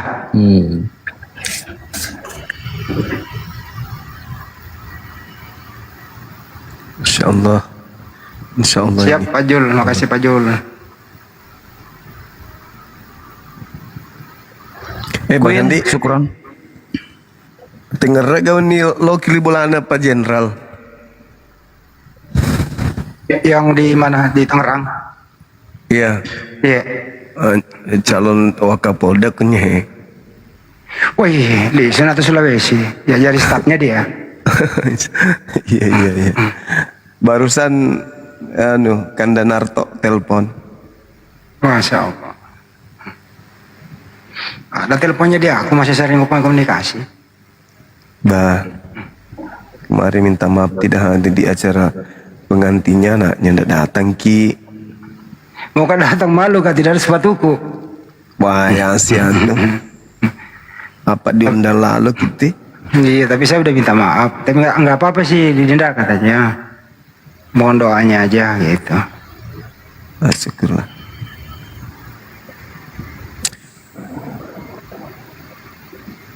Tadi Bu Lurah juga ngundang pergi ini buka puasa, terus ngundang keluarga Pinrang. Nggak sempat, saya jauh, saya nggak enak badan.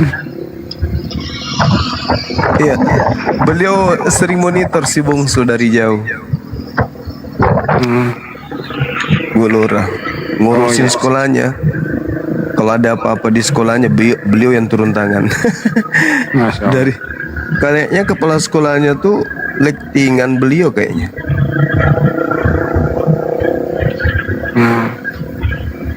Sudah 6 hari, 7 hari saya di jalan. Wah, ketemu dia itu. Ketemu dia. Mantap kan kalau api bergerak. Kasihan sih.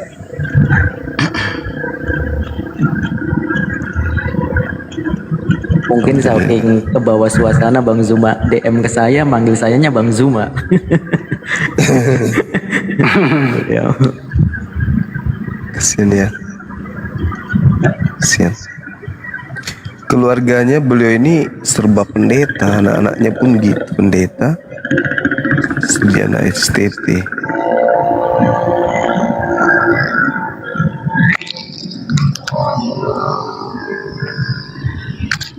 Tidak bisa buka kamera yang jemput beliau ya? Paling video call, dia kan nggak masuk. Oh iya. Ini saya lagi video call. Video call aja sih. Udah tahu nomornya kan dari Pak Musli? Mana orang? Waalaikumsalam warahmatullahi wabarakatuh.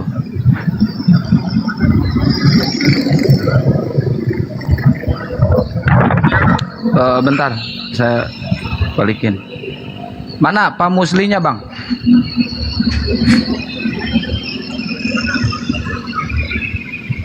Besar ini. Ya. Oh, pakai kacamata dia. Pak Muslinya mana, Bang? Bukan Pak Musli, Pak. Pak Desmanya. Pak Desmanya mana, Pak Desmanya? Oh, kirain abang yang jemput. Bagus, mantap. Laporan selesai. Oke, laporan selesai. Alah. Mana si Akang ini?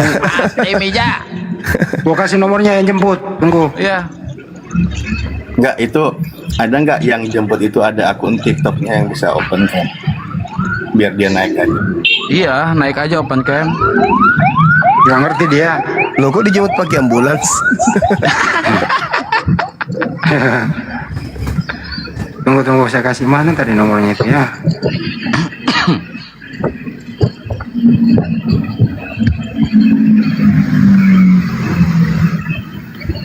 Masya Allah, Bang Erik. Syukron jazakallah khairan kasiron, Bang Erik. Bang Erik aja yang belum masuk Islam, Gurunda infak sodako. Masya Allah. Alhamdulillah. Itu nomornya, Kang. Telepon, Kang. Video call, Kang, yang jemput itu nomornya. Petojo itu kan daerah Harmoni, Bang Andi ya? Siap. Betul dari Cideng. Cideng arah Roxy lah. Iya. Betul.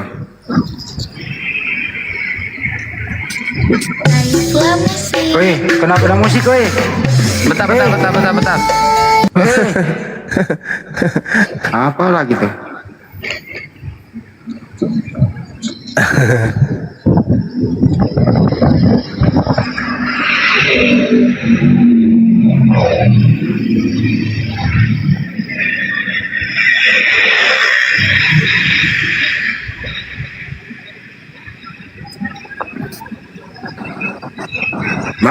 Makasih ya Pak Sahar, syukuran Pak Sahar. Ibu siapa lagi tadi ini yang satu nih? Ibu Lestaria Banjar. Makasih. Pak Sahar, makasih.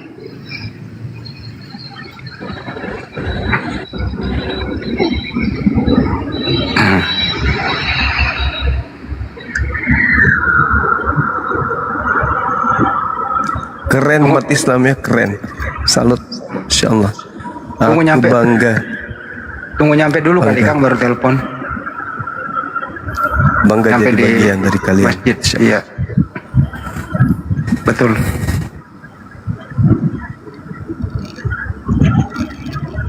Apalagi kalau jam segini kan nggak ada halangan, nggak macet, cepat.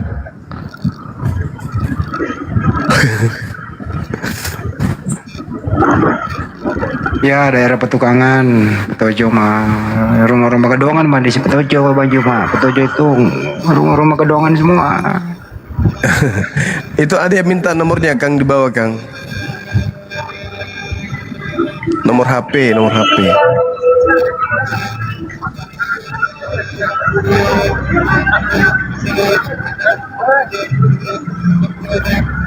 Yang jemput sudah datang Bang Desma.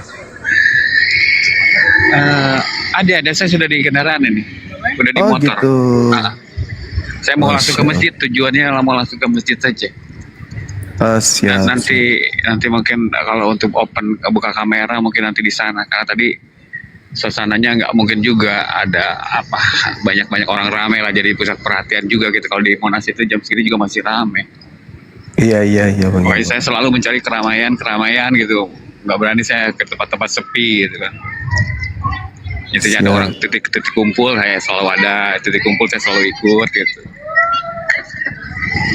Sambil menunggu sholat subuh biasanya seperti itu. Nah setelah sholat subuh biasanya saya langsung balik lagi ke Istiqlal gitu. Kalau misalkan sempat sholat di Istiqlal, subuhnya saya di subuh di Istiqlal gitu. Iya. Ya selama 7 hari seperti itu saya.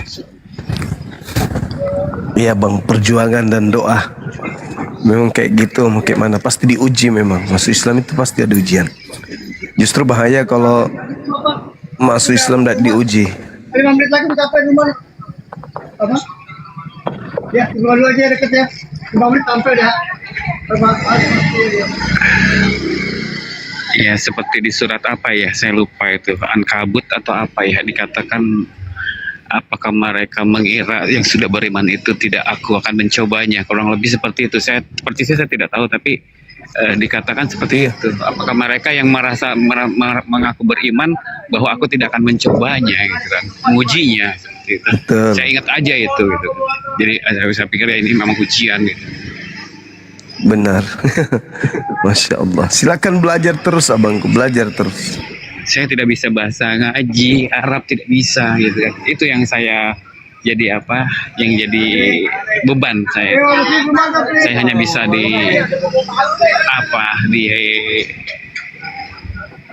di terjemahan gitu dan tafsir itu saja. Ya, oke, saya ingin sekali bisa belajar gitu kan. Bisa ke Mu'alaf Center Indonesia seperti itu, ingin, karena kemarin-kemarin waktu tiba saya di Jakarta ataupun ketika saya masuk Mu'alaf itu tidak ada kesempatan gitu kan, untuk belajar tuh belum ada gitu, belajar baca tulis Al-Quran tuh belum ada gitu, tidak ada kesempatan karena saya sibuk dengan mengurus berusaha berjuang untuk bisa membawa anak terutama ya. Kalau istri memang agak sulit bagi saya karena seorang sarjana teologi susah gitu kan, apalagi memang orang majelis seperti. Izin Gurunda, izin Pak Desma. Assalamualaikum. Ini apa namanya? Pak Desma. Halo. Ya baik, langsung aja ya. Iya. Dia baru nyampe rumahnya itu. Oh. Ini nggak mumpung ngingetin aja kan kita belajar bareng. Semoga Ustadz Wipta yang ada kontak duluan sudah ngabarin nih. Kan kita ada belajar bareng. Iya betul.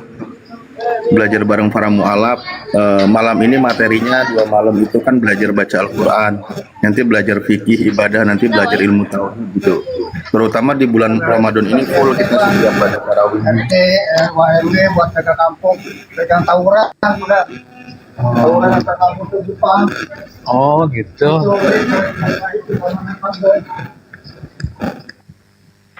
Aku udah ketemu jamaah di sana dia.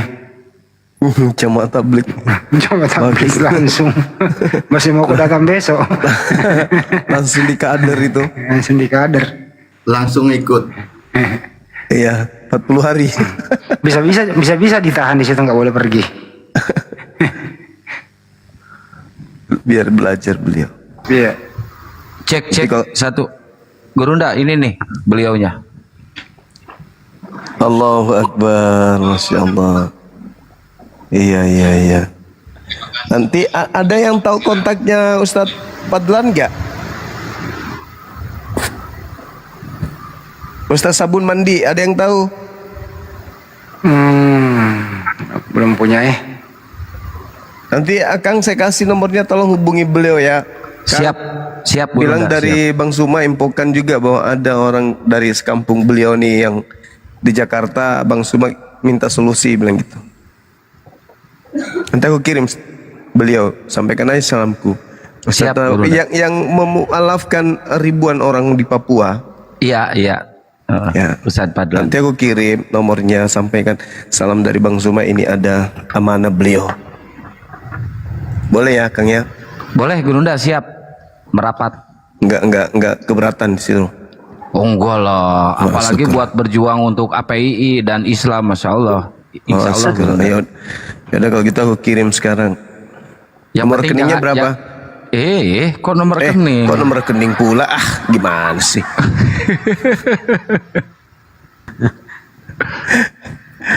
Kok nggak mirip Pak Bom Bom ya? Bapak kan dari Toraja, kok nggak mirip Pak Bom Bom, Pak Desma?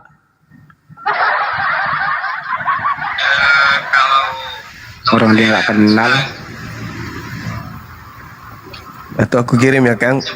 Besok aja teleponnya ya. Saya dari timnya Bang Zuma, ada amanah beliau nih, ada mau sampaikan dari Papua gitu. Bilang aja gitu. Atau mungkin kalau masih bangun disuruh naik ke room ini gimana? Jangan diganggu nanti. Gak bisa lah. Ada aja loh. Jangan ganggu beliau. Soalnya di belakang beliau itu bintang-bintang berbaris belakang beliau. Bahaya nanti kalau dibangunin jam segini, kita bisa ditilang nanti. Kemarin ada acara pengajian di sana, Bang A yang ke sono nggak bisa merapat ke dia, berlapis-lapis ke panggung. Oh ya? Susah, iya. Ustaz Fadlan? Iya, nggak susah ditemuin itu, berlapis-lapis. Bang A susah banget merapat, apalagi aku kan. Ya udah dari jauh aja liatin. Pingin kali bertemu dengan kita, dengan Api. Beliau sering nelpon. Alhamdulillah. Beliau baru-baru ini syahadatkan kurang lebih 400 orang. Ada pertanyaan Banyuma dari netizen. Siap. Kapan Banyuma ketemu sama Ustadz Abdul Somad? Udah terjadwal kan Agustus? Oh, Agustus, teman-teman, Agustus. Udah terjadwal itu. Di mana lokasinya Gurunda? Di Pekanbaru. Kalau Pekanbaru saya Jakarta dong. Di Jakarta. Kok hobi bener ke Pekanbaru siapa? Ini mumpung ada Bang Arif. Ini Bang, rencananya beberapa tahun ke depan saya mau mencalonkan diri jadi wali kota Medan gitu. Serius nih? Iya serius. Serius. Kalau serius, serius juga nih kita garap nih. Iya serius abangku. Saya mau jadi wali kota di sana, melanjutkan programnya wali kota yang sekarang. Gitu, kita harus tertibkan di sana memang. Jauh tak ke Medan. Dan apa-apa untuk 2 periode tidak masalah lah, untuk memperbaiki kita supaya toleransi lebih cantik lagi, lebih indah lagi. Dia siap-siap teman-teman yang ada di Medan, sambut Bang Suma jadi wali kota di sana insyaallah. Siap. Terus siap. saya jadi apa Gurunda? Ajudan. Jaga gerbang. Weh, emangnya si Bom jaga gerbang header?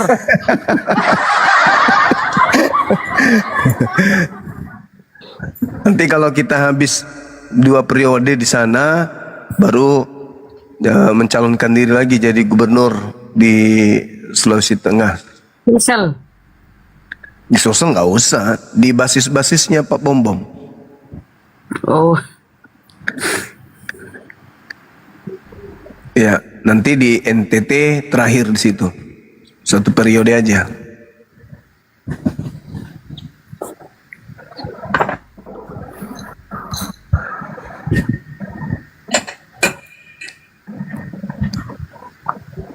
Didukung nggak ini, teman-teman? Siap. Alhamdulillah, Masya Allah. Kita kerahkan pasukan dari semua lini nanti kan? Ya, Allahu Akbar, Masya Allah. Bisa duduk itu di sana, insya Allah bisa duduk.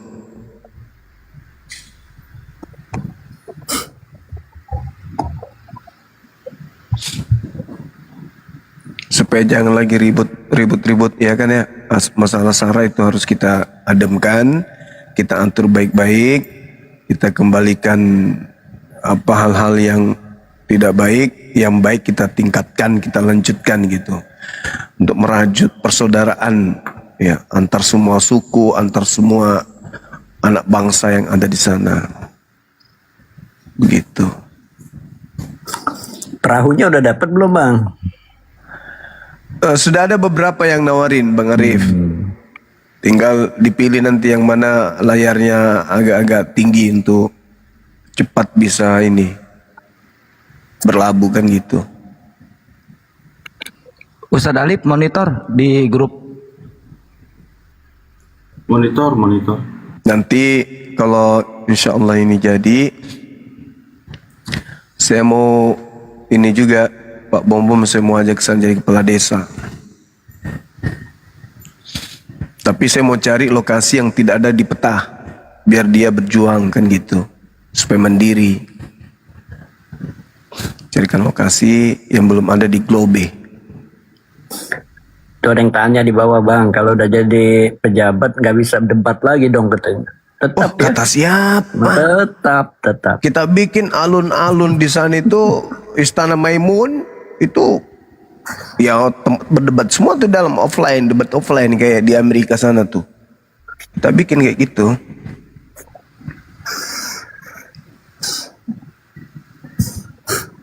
Insya Allah. Kalau hal baik kenapa tidak?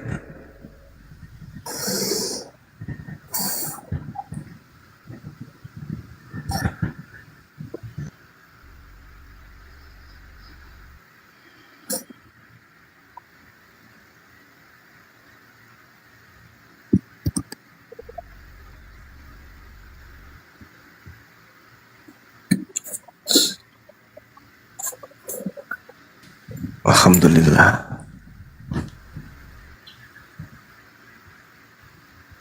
Jam 1.44 sedikit lagi kita buka, teman-teman. Semangat terus puasanya. Berapa hari lagi lebaran ya? Aduh, masih lama ya. Jangan berburu. Nikmati bulan ini, insyaallah. Kalau kata Rasulullah, tuh, Kang, kata Rasulullah, kalau umatku tahu Ramadan yang luar biasa, sepanjang tahun pengennya Ramadan, gitu. Kuat nggak? Betul. Nggak kuat, Pak Arif, jujur.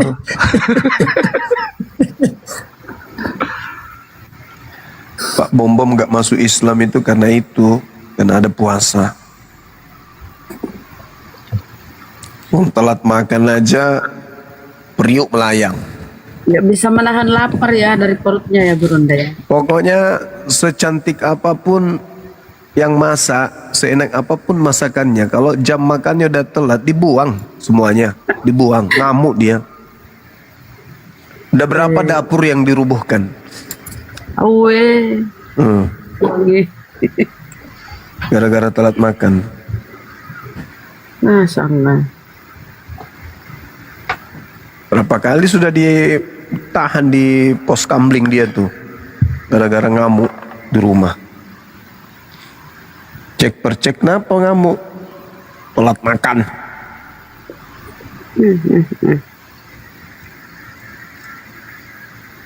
Tapi dia lagi ada masalah kan? Iya. Lagi ribut sama timnya sendiri. Iya, lagi ribut. Sampai dipecat di gerejanya. Katanya ada yang laporin beliau juga di polisi. Itu umat muslim tapi bukan API, Gurunda. Nggak tahu kita netizen. Jadi dia dipanggil ke Polres di sana, Polres di Timika, kata polisi. Sekali lagi ngehujat, udah nggak ada lagi laporan, langsung diciduk. Oh gitu. Iya, makanya dia nggak berani sekarang diskusi dengan muslim. Nggak pernah ngebahas masalah tentang Islam. Paling dia debat dengan sesama kafir. Oh, dilaporin apa dia? Hujatannya apa? Hujatannya nggak tahu saya apa hujatannya. Dia sendiri yang merajuk di komalnya itu.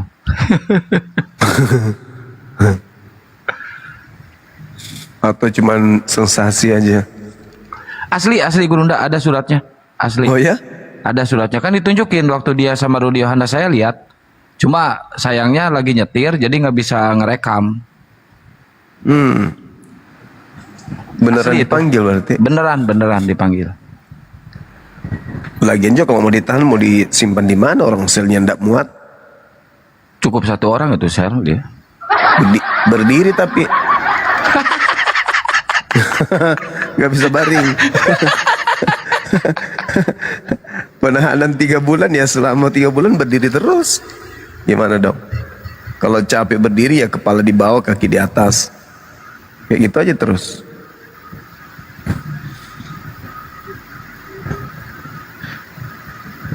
Di komal-komal lain ini lagi masih ramai nggak tuh debatnya? Masih Gurunda. Oh, nggak ada oten juga. Saya kan sambil mantau ini. Oten kelas jamaah. Gue masak.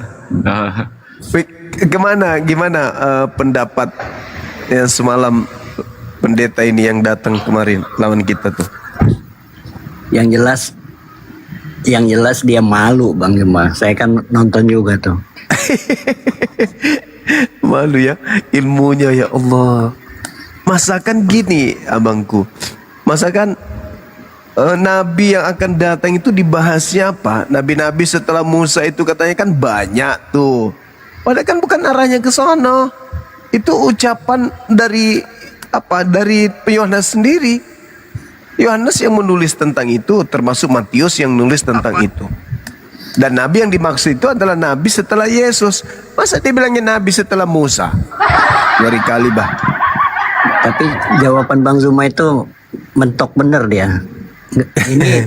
Ini Bang Zuma nih hafal, ya justru hafal itu paham, kalau nggak hafal kan nggak paham. Ya iyalah, lucu. Gimana mau paham dia yang bertanya itu di mana tertulisnya katanya? Halo Bang Juma, Ya. Salmon. cerita puasa apakah ada dalil di dalam Quranmu Muhammad puasa, saya ikut puasa juga Bang kalau ada?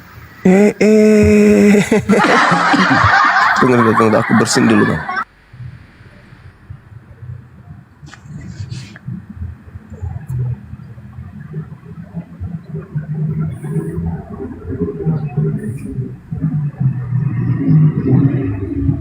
Ya sambil di tab layar teman-teman, tab layar, posting ulang, share dan laporannya digas ya, laporannya digas. Yuk. Nih kebetulan ada jemaat nih. Sorry. Ya gimana saudara Yosua? Ya gini Abang Juma. Ya. Ya kan Abang Juma kan berpuasa ya. Jadi saya minta di mana dalil di dalam kitabmu Muhammad itu berpuasa. Aduh. Karena kitab-kitab itu semua para nabi yang memiliki kitab itu harus digenapi dalam puasa 40 hari. Musa menggenapi Taurat berpuasa 40 hari 40 malam. Nabi Elia berpuasa 40 hari 40 malam menggenapi kitab Jabur. Yesus berpuasa 40 hari 40 malam ya untuk menggenapi Injil itu. Saya tuh minta data di mana Muhammad berpuasa 40 hari 40 malam untuk menggenapi kitab itu. Ya Allah ya Karim. Al-Quran surah Al-Baqarah. Bismillahirrahmanirrahim. Ya ayyuhalladzina amanu kutiba alaikumus siyam kama kutiba alal ladzina min qablikum la'allakum tattaqun. Wahai orang-orang beriman, itu ada seruan, berpuasalah kamu sebagaimana orang-orang terdahulu berpuasa, kan gitu. Itu ada perintah. Silakan. Oh berarti secara sedetail atau secara ekspektasi tidak ada Bang ya, karena itu adalah suatu yang hanya dia itu berpedoman kepada ya kitab-kitab terdahulu, ikut-ikutan aja gitu Bang, tidak ada yang sedetail ya. Kok ikut-ikutan? Justru yang detail itu di Islam. Puasa orang dulu gimana? Coba. Puasa orang dulu gimana? Ayo. Coba ceritakan kepada saya. Ayo, puasanya orang dulu gimana? Mulai dari jam berapa ke jam berapa? Terus niatnya gimana? Ayo. Iya, jadi Bang Zuma itu gini, karena aku udah ngomong pertama, ingat perkataan tadi kan Bang Zuma, ingatlah, masa kan gak ingatku, aku bilang tadi, tunjukkan di dalam kitabmu, di mana dalil Muhammad berpuasa, menggenapi ya itu kitabmu. Itu tadi dalilnya. Itu dalilnya tadi. Itu dalilnya di mana Bang? Jangan Bang. Al-Quran surah Al-Baqarah ayat 183 dalilnya.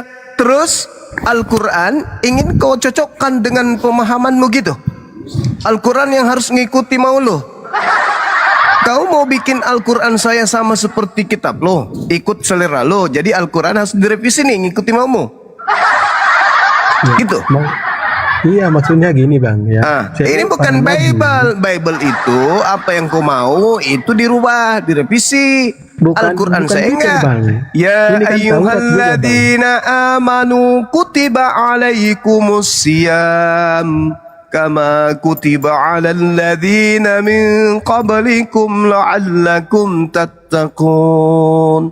Perintah kepada orang beriman termasuk Nabi Muhammad untuk berpuasa sebagaimana orang terdahulu sudah mendapatkan kewajiban puasa itu.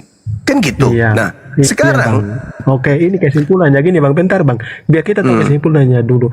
Berarti kesimpulannya itu adalah baiklah kamu berpuasa sebagaimana orang-orang yang terdahulu berpuasa. Artinya bagaimana kalian itu ikut-ikutan aja. Tetapi ini perintah untuk tidak ada ikut, dalil kok yang- ikut-ikutan? Iya, Ini dengar perintah. Berpuasalah kamu sebagaimana orang-orang dulu juga diwajibkan berpuasa. Kok ikut-ikutan? Kan diperintah. Perintah Iya, berpuasa sebagaimana orang dulu juga diperintah berpuasa. Bukan ikut-ikutan. Ada perintahnya.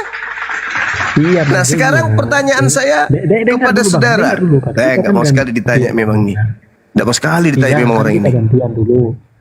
Maksudnya gini Bang, ya semua agama maupun para nabi, ya semua mengatakan bahwa mereka itu berpuasa itu karena ada dasar. Oh ini. Ya ini berpuasa, dasarnya kami ada. ini Kan berpuasa, kami datang ini belakangan.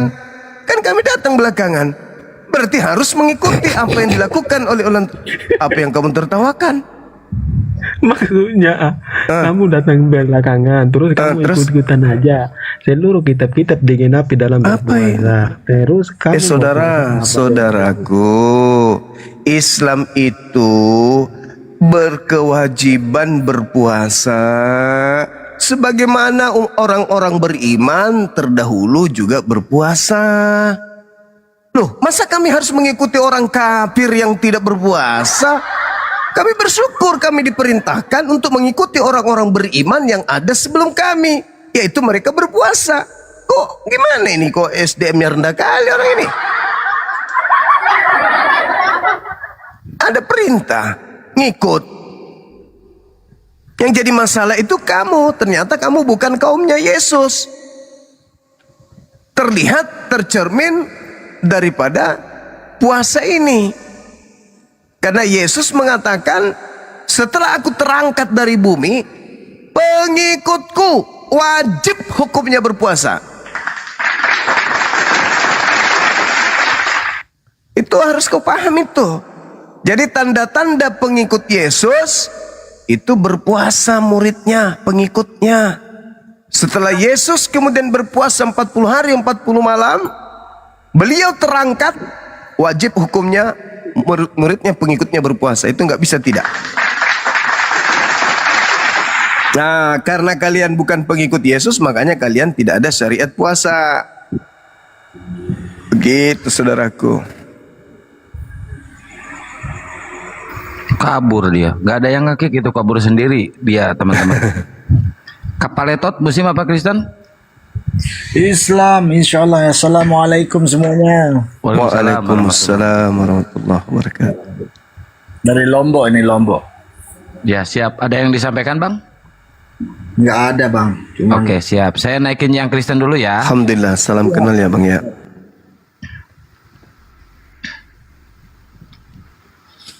Karena orang dahulu berpuasa, terus kemudian kita diminta juga berpuasa, kita dibilang ikut-ikutan, habis itu tertawa. Kan ada memang cacat. Cacat ya. Itulah yang dimaksud tadi itu Pak Nyu. Masa perhatikan, itulah iblis yang nyata. Jangan kau berpuasa sebagaimana orang berpuasa sebelumnya. Iblis itu. Padahal Yesus itu pengikutnya berpuasa loh. Kalau kita lihat di dalam Matius 9 nih gini. Kemudian datanglah murid-murid Yohanes Pembaptis kepada Yesus dan berkata, "Mengapa kami dan orang-orang Farisi berpuasa, tetapi kenapa murid-muridmu tidak berpuasa, wahai Yesus?" Yesus menjawab, "Bisakah sahabat-sahabat mempelai laki-laki berduka cita selama mempelai itu bersama dengan mereka? Tetapi waktunya akan datang, mempelai itu diambil dari mereka, dan pada waktu itulah mereka akan berpuasa." Jadi maksudnya mempelai ini kan Yesus. Pada saat Yesus sudah terangkat diambil, maka murid-muridnya barulah berpuasa. Tuh murid-murid Yesus tuh berpuasa. Lah, saudara tadi nggak berpuasa. Gimana mau berpuasa? Nggak bisa tidak makan babi dalam satu hari. Biji matanya yang kiri berputar ke kanan, yang kanan berputar ke kiri. Kalau sehari tidak makan babi, pusing dia langsung. Bagaimana mau puasa? Begitu abang. Jadi pengikut Yesus itu puasa. Ya, kakek Saldo, selamat malam menjelang pagi. Kakek, dibuka mute-nya bang, Muslim apa Kristen?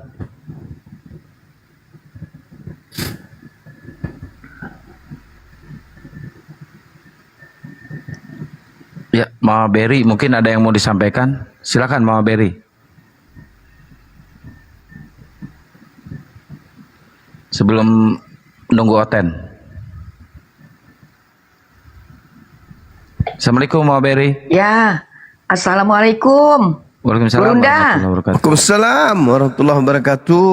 Astagfirullahaladzim, la ilaha illallah, Allahu akbar, Allahu akbar, Allahu akbar, Allahu akbar. Masya Allah, Masya tabarakallah, Allah, tabarakallah. Allahu akbar, Allahu Kian Santang. akbar. Ini merinding badan saya semuanya ini. Terima kasih Allahu banyak akbar. saudara-saudara dan andai tolan-tolanku. Ya Allah, sehat selalu, berkah dunia akhirat, panjang umur ya Allah. Amin. Ya Rabbal alamin. Amin amin ya Allah. Gurunda, ini Mama mau kasih informasi dikit. Iya. Insya Allah mudah-mudahan dijabah sama Allah Subhanahu wa Amin. Ta'ala. Mama mau ikut umroh dengan Gurunda. Allahu akbar, masya Allah. Nah, jadi Mama kemarin sudah cerita sama Kian Santang. Jadi Mama buka PT, tidak mau terbuka kayak mana jadinya tuh. Penggemar tak ini, penggemar tak.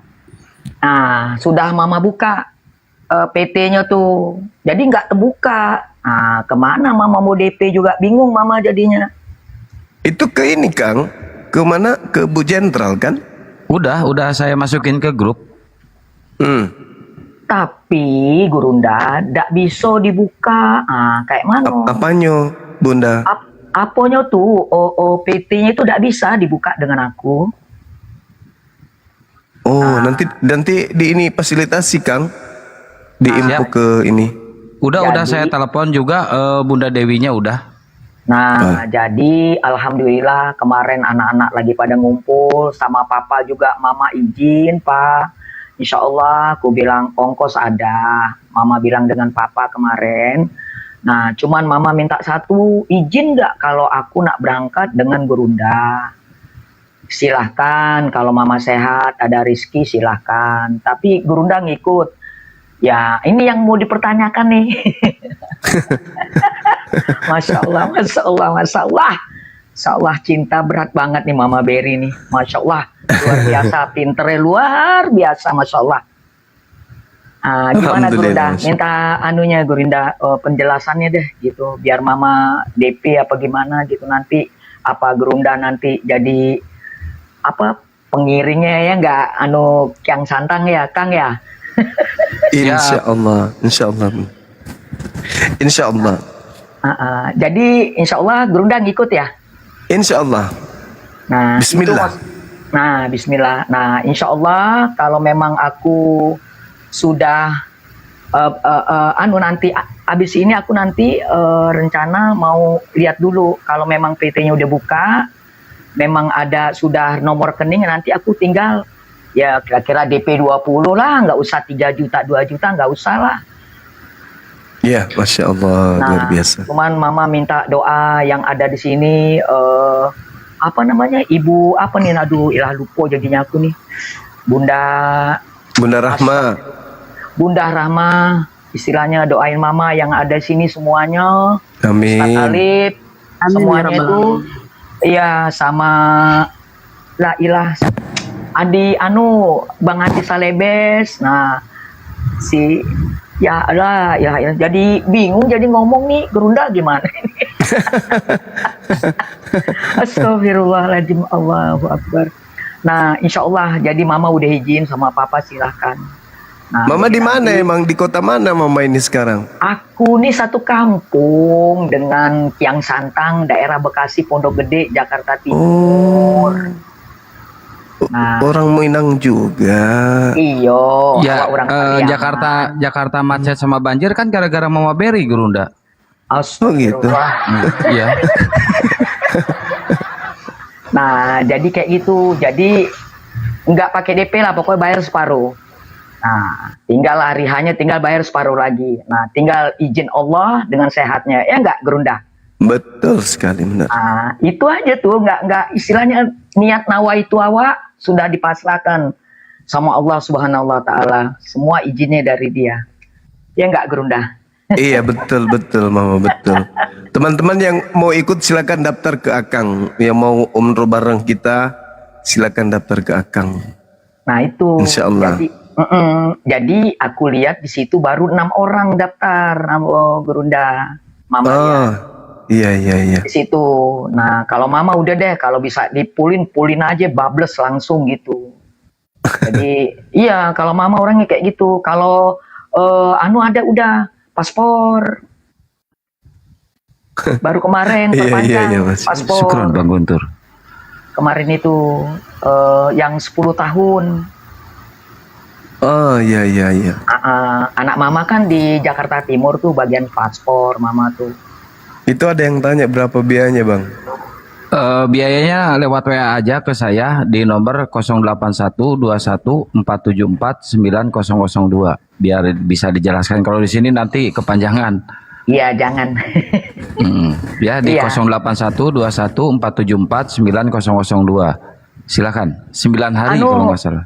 Iya. Oh 9 hari Kang, aku bilang 14 hari. Ya nggak apa-apa. Yang sisanya Bunda ke Golgota aja sama Bang Handi. Astagfirullahaladzim, ya Allah. Naik keledai ya. Jadi gini, bisa nggak paspor Mama kemarin kan, sekarang kan musimnya elektronik 5 tahun. Nah Mama kemarin yang biasa. Kalau seandainya nggak bisa, Mama tuker lagi. Waduh, kalau itu aku nggak punya pengalaman. Diketik nomor saya di bawah teman-teman. Bisa. Itu ada beliau. Bisa katanya. Oh bisa, syukur alhamdulillah ya Allah. Iya, baru perpanjang kemarin Gerunda punya Mama. Syukurlah. Jadi minta doanya semuanya, doanya dengan yang sama, sehat selalu. Jadi Amin. Mama juga Kiang Santang sama Gerunda. Minta maaf Mama, minta doain Mama ya, biar kita ketemu nanti di sana. Nanti. Amin. Ya udah Kiang Santang. Ya. Siap. Ya. Waalaikumsalam warahmatullahi Mana tahu Mama mau debat dulu dengan Oten? Boleh. Oh boleh, Mama nongkrong di sini. Maksudnya debat dengan Pak Bombo mau Mama? Aduh, pokoknya hajar terus bos. Jangan dikasih napas. Pokoknya aku tuh gimana ya Gerunda ya. Malam itu, aduh nih Gerunda nggak siaran nih. Karena nggak bisa tidur juga awak kadang-kadang tuh. Iya. Nah itu yang bikin saya pengaruh itu nangis bener. Saya tuh harum itu. Dari mulai berdebat sampai dia diangkat. Masya Allah, Allahu Akbar itu. Sampai jadi Islam itu Masya Allah, Gerunda itu nangis bener Mama Gerunda itu. Kan? Asal berdebat dengan Gerunda kan selalu membangkang manusianya kan. Blood bleed. Itu ya alhamdulillah hatinya dibolak-balikkan dengan Allah. Bersyukur banget Mama. Sekarang itu jadi jagoan Mama dia tuh. Harum itu. Alhamdulillah. Alhamdulillah. Halo. Iya. Kedengeran nggak sih suara Mama, Gerunda? Iya, kedengaran. Ya. Kedengeran. Ya udah. Assalamualaikum. Waalaikumsalam warahmatullahi wabarakatuh. Mantap kali, Bang. Luar biasa. Itu Kang ada bertanya di bawah. Silakan ke nomor saya aja langsung 081214749002.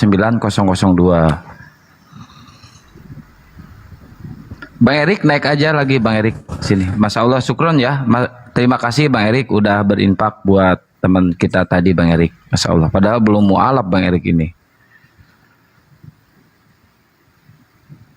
Mantap kali, Bah. Bunda Rahma sudah tidur kah? Lagi ngitung. Sama Ustadz Alif. Ustadz Alif udah monitor? Udah, itu lagi udah selesai terhitung. Masih ada kah?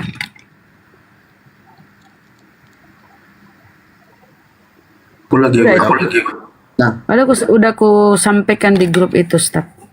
Iya, iya. Itu di belakang layar aja.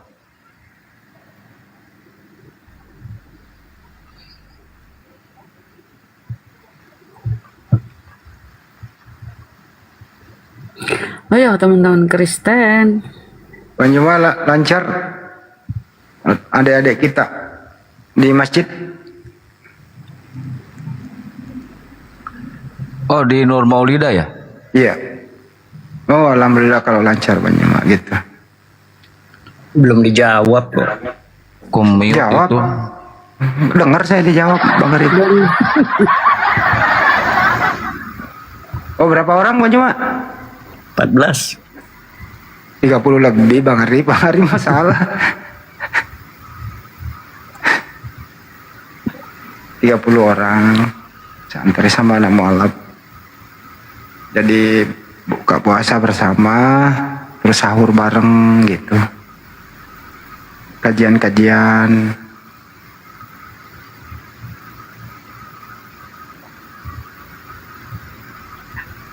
Ada si Tuyan ya, Tuyan naik Tuyan.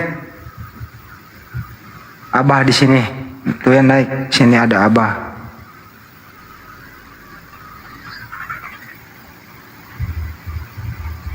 Aku masih ngontrol, malam aku, bener-bener dah. Besok ngontrol lagi jam 4. Udah amanin di sini, udah ada Bang Aan yang nemenin.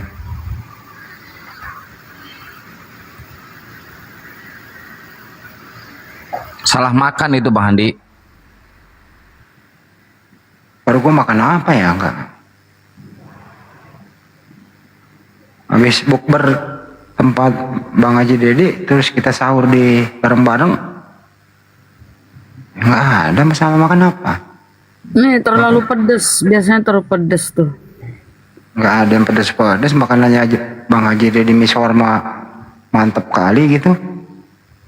Apa sahur kita kali Kang? Bang Handi kan makan mie itu sahurnya. Mungkin nggak terbiasa makan mie mungkin. Bisa jadi. Bang Aang sih yang masak mie nggak mateng kali. Mateng saya juga kan makan mie. Sama kita menunya. Saya biasa nggak sakit perut. Sakit hati saya mah.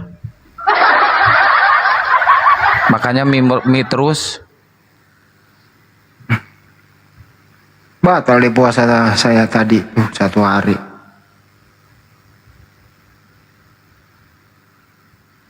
Orang pas jam-jam sahur,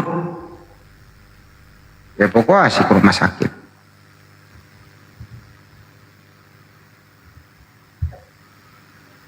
Gitu teman-teman, tapi alhamdulillah udah terkendali semuanya.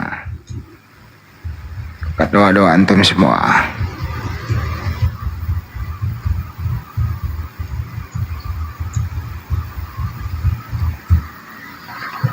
Ini nggak ada OT, ini mana-mana ya? Ya, kajian aja. Aku mau ngasih pertanyaan teman-teman di bawah ya. Kalau merasa bisa menjawab, silakan. Saya bisa jawab up, jangan dijawab di bawah, jangan dibocorin. Ya, jawaban yang benar itu mendapatkan hadiah yang menarik dari sponsor. Sponsornya dari Burundi.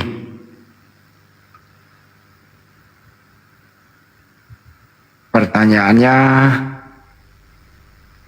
Ustaz Arif deh ngasih pertanyaan Ustaz. Bang Arif dikasih pertanyaan netizen di bawah, apa yang di YouTube? Apa jenis pertanyaannya bagaimana ini? Tentang Islam aja.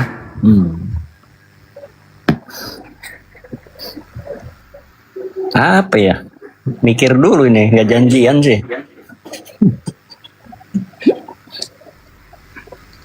kemarin sambung ayat, semua serba bisa sih. Tuh, Ustadz Miftah tuh, Ustadz Miftah.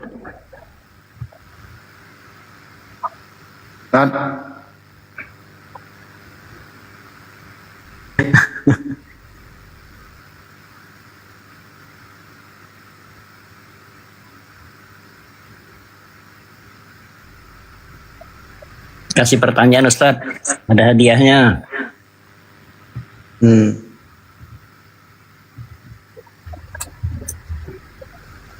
Ya. Apa? Hadiahnya apa, Deng? Bang Ardi? Biar netizen ini semangat jawab. Adanya umroh ya? Ini saja yang berhubungan dengan apa? Penyesatan yang dilakukan oleh LAI Allahu yang Akbar. Saya yang kasih pertanyaan deh. Yang gampang dulu ya.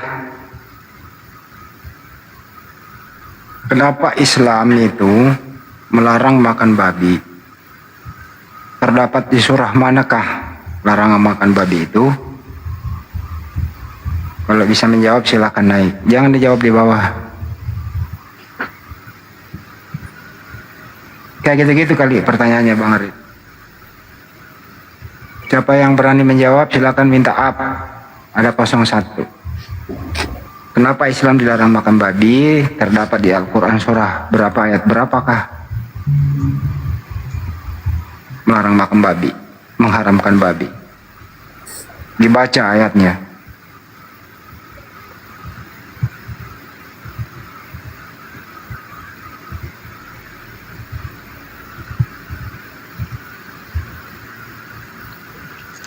Saya bisa jawab. Jangan Bu Narama. Kok nggak ada yang berani naik sih? Kalau nggak ada, yang bisa, oh dibocorin sih di bawah udah ganti. Innamal khamru wal maisir itu ya? Iya, siap, betul.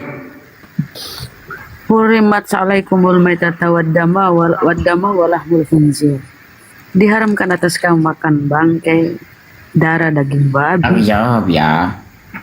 Segala sesuatu udah jangan naikin si Bapak. Dasarnya adalah boleh. Orang gila ini mah. Ini kelas PAUD ini mah. Ini aja deh, yang pertanyaan kedua. Kan kemarin tuh viral itu, dia bilang di mana ada perintah perempuan pakai hijab di Al-Quran kan gitu ya. Nah sekarang teman-teman, mengapa wanita harus memakai hijab? Perintahnya di Al-Quran di surah dan ayat berapa? Silakan naik.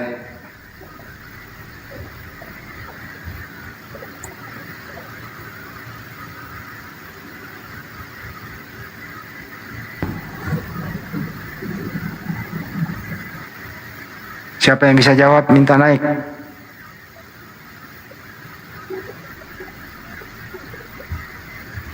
Udah mending ngobrol aja sama Bang Erik deh. Bang Erik naik, Bang Erik. Makasih ya Bang Erik udah ikut. Kalau nggak ada yang bisa jawab, silakan Ustaz diterangin Ustaz Pak. Itu ada yang bisa up tuh, silakan up. Ya, silakan. Nah, mana dia? Nanya up. Saya udah undang sama ini dia.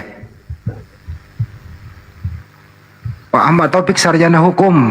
Assalamualaikum warahmatullahi wabarakatuh. Sarjana hukum. Assalamualaikum warahmatullahi wabarakatuh. Waalaikumsalam warahmatullahi wabarakatuh. Ya, aku Makassar.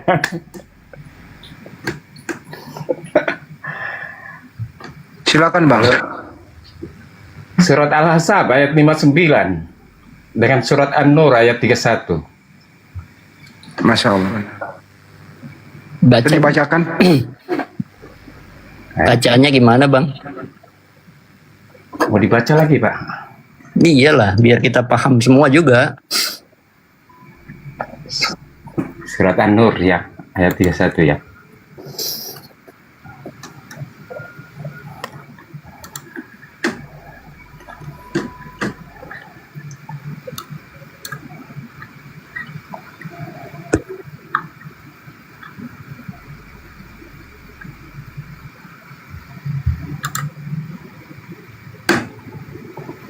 Wa kullil mu'mini mu'minati yakdudna min absarihinna wa yahfazna furujahunna wala yubdina zinatahunna illa ma zahara minha wal yadribna bikhumurihinna ala juyubihinna wala yubdina zinatahunna illa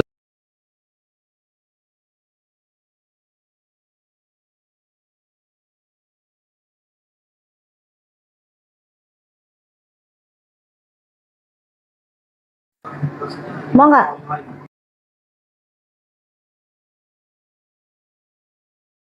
ubulatihinna au ikhwanihinna au bani ikhwanihinna au bani akhawatihinna au nisaihinna au mamalakat aimanuhunna au awit tabiina ghairi ulil irbati minar rijali au tifalil ladzi lam yazharu ala auratin nisa wala yadribana birjulihinna biarjulihinna liyu'lama ma yukhfina min rinatihinna wa tubu ilallahi jami'an ayyuhal mu'minuna la'allakum tuflihun. Sadaqallah. Dan katakanlah kepada para perempuan yang beriman agar mereka menjaga pandangannya dan memelihara kemaluannya, dan janganlah menampakkan perhiasannya, auratnya, kecuali yang biasa terlihat, dan hendaklah mereka menutupkan kain kerudung ke dadanya, dan janganlah menampakkan perhiasannya atau auratnya kecuali kepada suami mereka atau ayah mereka atau ayah suami mereka atau putra-putra mereka atau putra-putra suami mereka atau saudara laki-laki mereka atau putra saudara laki-laki mereka atau putra-putra saudara perempuan mereka atau para perempuan sesama Islam mereka atau hamba sahaya yang mereka miliki atau para pelayan laki-laki tua yang tidak mempunyai hasrat terhadap perempuan atau anak-anak yang belum mengerti tentang aurat perempuan, dan janganlah mereka menghentakkan kakinya agar diketahui perhiasan yang mereka sembunyikan, dan bertobatlah kamu semua kepada Allah, wahai orang-orang yang beriman, agar kamu beruntung. Amin. Alhamdulillah. Gitu ya.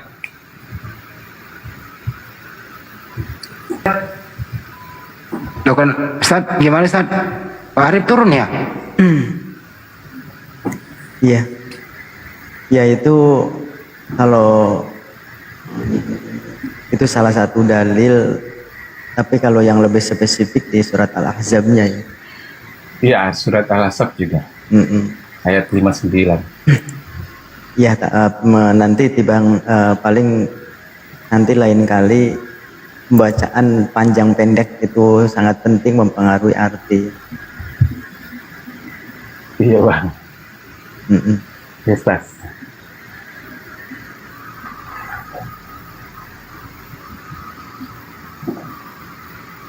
Jadi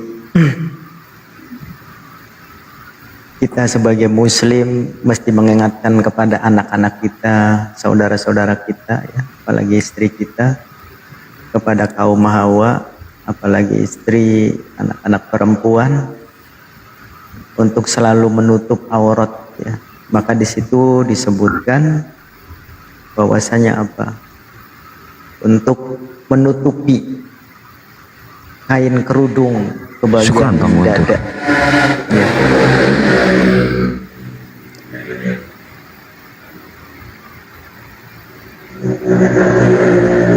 Ya, ini ada Ine Najma. Ine Najma. Assalamualaikum. Waalaikumsalam warahmatullahi wabarakatuh. Ya maaf, Afwan tadi saya mau Syukran Bang Guntur. up untuk Al-Ahzab 59, tapi kalau sudah yang sebelumnya sudah dibacakan tidak apa-apa. Saya turun. Iya nggak Kalau apa-apa. Al-Ahzab belum Al-Satria juga nggak apa-apa. misalnya. Iya, Mbak. Iya, juga, Mbak. Bang Guntur, syukran jazakallah. Barakallah, jazakallah khairan katsiran. Jadi gimana? Boleh dibacakan atau bagaimana? Bacakan boleh, silakan dibacakan. Iya, terima kasih. Sama-sama. Nggak bisa kedengeran kalau dijeda, saudari. Ya, Masya Allah, bacaannya luar biasa, bacaannya Masya Allah. Ini Bang Arif kok turun Bang Arif? Masya Allah, luar biasa. Terharu saya. Mantap. Keren. Tajwidnya bagus. Iramanya bagus. Amin. Akan. Mana dia ngomong apa? Masya Allah. Ya ayyuhan nabiyyu qul li azwajika wa banatika wa nisa'il mu'minina Masya Allah, luar biasa. min jala bainihin zalik adana ayyu raf'na fala yu'zain wa kana Allahu ghafurur rahimah. Wahai Nabi, Itu bunda-bunda bentar bantu diingatkan Kak Ine, itu kalau keluar dari TikTok nggak ada yang dengar di sini. Ya dia dibaca bacanya nggak tadi. ada yang dengar. Masya Allah. Kalau jeda Bunda itu Ine, Masya Allah, Bunda Ine. Belajar dari mana ngajinya Bunda Ine? Jangan Merdu kali begitu ya, suaranya. Akang mah bercanda melulu. Nggak kedengeran Bunda. Oh ya, sebentar. Saya ulang ya. Maaf. Kejadian lagi. Ya udah dibilang nggak bisa Bang Andi.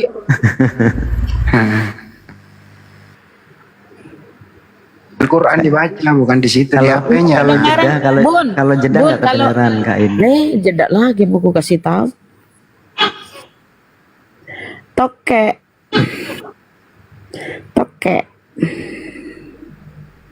Nggak apa-apa Bun, ngasih tahu mah kedengaran sama dia. Iya. Mbak Ine kalau lagi jeda gitu ngopi nggak kedengeran. Kalau lagi jeda nggak kedengeran. Iya maaf. Ya. Ya udah Mbak Ine ya, makasih banyak ya Mbak Maaf Ine. ya. Sehat Ya, selalu terima Mbak Ine kasih. ya.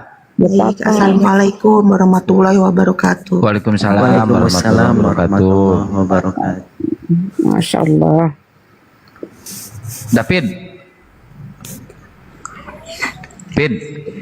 Masuk. Ya, kata ini saya baca di Bible ya, Galatia 3 pasal 13. Kok ada Tuhan yang mati terkutuk ya Bang? Kenapa itu Bang? Kok bisa ya? Bagus itu. Wih, bagus Tad.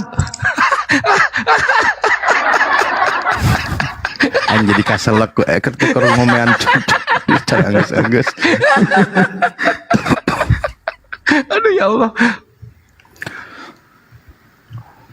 Bagus katanya terkutuk. Kalau Memang Tuhannya terkutuk gimana manusianya? Tidak lain nih. Kita di Islam iblis setan yang terkutuk. Kita berlindung. A'udzubillahi minasyaitonirrajim. Aku berlindung kepada Allah dari godaan setan yang terkutuk. Yang terkutuk itu setan di Islam Bang. Nah kenapa di Biblemu itu Tuhanmu yang terkutuk? Oh mama kesiannya. Nggak apa-apa terkutuk, yang penting mati masuk surga. Wih, koyang maling, Tuhanmu yang mati terkutuk. Bro, mama Ini aja logikanya David. Lanjut bang, lanjut. Logikanya gini David, kamu itu bilang ke Presiden Amerika, hai Donald Trump, kamu itu sangat terkutuk dunia ini. Terus kau datang ke sana, boleh nggak masuk ke sana, ke istana? Yang ada di door.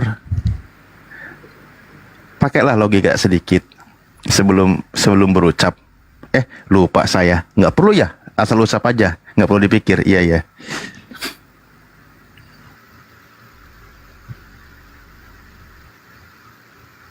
Ayo Pak David, semangat. Apa semangat? Udah semangat ini. Semangat mengutuk Tuhan. Tuhan saya terkutuk, mau Tuhan saya apa? Yang penting saya masuk surga mati. Mana jaminan dari Yesus tuh kau masuk surga, dari Tuhanmu? Jaminan dari Tuhanmu itu karisting masuk surga. Coba jaminannya. Ada di Bibelmu. Gak ada bang. Kau hanya berhalusinasi. Banyak buktinya kok. Mana? Banyak saudara-saudara saya pada masuk surga. Mana? Omon-omon, cuma omon-omon doang. Bahkan Matius 7 itu Pak, yang memanggil Yesus Tuhan, bernubuat demi nama Yesus, mengusir setan demi nama Yesus, itu akan diusir oleh Yesus. Siapa yang mengusir setan demi nama Yesus? Demi nama Yesus, demi nama Yesus. Wah, itu siapa? Pendetamu toh, pastormu, orang-orang karisteng. Itu kan jelas tuh Matius 7, 21 sampai 23. Nyala kok David. Nanti diusir. Mana bang? Jangan cuma berhalusinasi lah. Bukannya kau yang berhalusinasi. Nah itu mana kalau ada datanya? Ya sini. Emang kamu pasti masuk surga apa? Ya Nabi kamu udah menjamin. Udah pernah Semua surga kan? umatku pasti masuk surga. Iyo. Itu kan cuma klaim aja. Lah kau cuma klaim, gak ada dalil. Ya, sama kan, kau cuma klaim juga kau. Lah ada dalil kami, ada rujukan, ada dalilmu nggak guna buatku. Oh jadi kau turunlah minum air got. Kalau kau naik sini cuma bawa congormu, minum air got dibawa. Ngapain naik kalau tidak mau congor aja? Dikasih data, kau nggak terima. Kami minta datamu, dalilmu cuma congor babi. Ngapain kalau kau nggak ini? Ngapain Dia kau itu naik? bilang Bon, masuk surga nggak butuh dalil. Iya mana? Ya biar aja dia berangan-angan kan. Halusinasi. Ya coba Bang Erik, saya mau nanya ke Bang Erik. Bang Erik, selamat pagi Bang Erik. Pagi. Menurut Bang Erik nih, kalau misalkan menyembah manusia, menyembah Tuhan yang terkutuk, Bang Erik kan masih menyembah manusia nih sekarang nih. Kira-kira menurut Bang Erik akan selamat gak masuk surga? Manusianya bisa menjamin kita selamat apa tidak? Nggak ada datanya, dia bisa menjamin. Ya, saya juga ragu bisa masuk surga apa tidak. Ya, terus kenapa Bang Erik masih bertahan di Kristen? Ya, ajaran orang tua Bang dari kecil Bang. Oh gitu, walaupun gak masuk akal tetap diimani. Ya, dokternya begitu, imani saja. Oh, siap. Nah, Ustadz Alip, orang Islam ini akan masuk surga nggak Ustadz Alip? Ada datanya nggak? Banyak dalil di Islam itu. Kan kalau orang beriman itu, tapi aku kalau ngomong nggak bisa lama ya, mohon maaf kalau udah keras aku diam.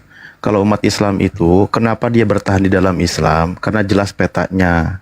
Dari mana dia berasal, kemana dia kembali, jaminannya seperti apa, itu ada dalilnya. Yang mengajak keselamatan itu menjamin. Bahkan dia pertama kalimatnya kan kullu ummati, semua umatku itu masuk surga. Jadi orang yang hidup sejalan dengan Nabi kami, Nabi Muhammad SAW sampai hari kiamat, Nabi kami itu menjamin, itu umatku, mereka semua akan masuk surga. Erik masuk surga, David masuk surga, semua siapapun mereka setelah Rasulullah akan masuk surga. Itu umumnya dulu. Tapi Nabi kami menegaskan kecuali yang nggak mau. Nah, baru ketahuan. Nabi kami ngasih, benar. David nggak mau, yang nolak, nggak penting, nggak butuh dalil itu. Dia nggak mau. Nah, jadi gitu. Jadi kata Rasulullah, man huwa abaya Rasulullah, siapa yang menolak masuk surga, yang nggak mau menolak Rasulullah, dia nggak mau masuk surga. Paman asoni fakod aba, yang barang siapa yang membantah mendurhakai aku, dia itulah orang yang menolak masuk surga, kan gitu. Barang siapa yang menuruti ajaran Rasulullah, mengikuti jalanku, dia itu yang akan masuk surga. Yang menolak, dia masuk neraka. Jadi ditawarin surga oleh Rasulullah, tapi selama David menolak, membantah, Erik menolak, membantah, itulah orang yang nggak mau. Udah dikasih nggak mau, ya silahkan.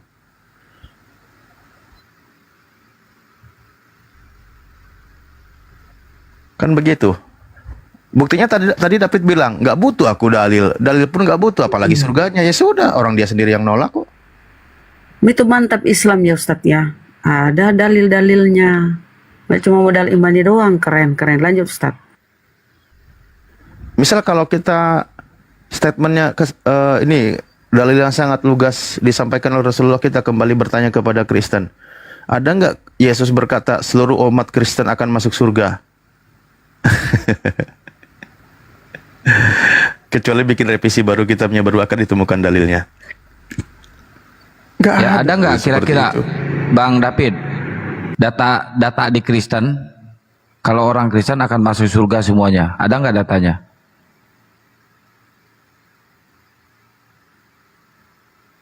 Mungkin Bang Erik mau bantu, silakan Bang Erik. Bantu apa ini Bang? Bukain data kalau orang Kristen itu semuanya akan masuk surga. Saya nggak megang Alkitab Bang. Nggak tahu berarti ya? Lagi di luar, bukan nggak tahu lagi, nggak ingat, nggak hafal saya. Oh gitu. Oke. Berarti emang nggak ada ya datanya ya kalau seperti itu ya? Ya betul, setahu kami itu nggak ada datanya, kecuali ada Kristen yang pegang datanya, boleh tampilkan.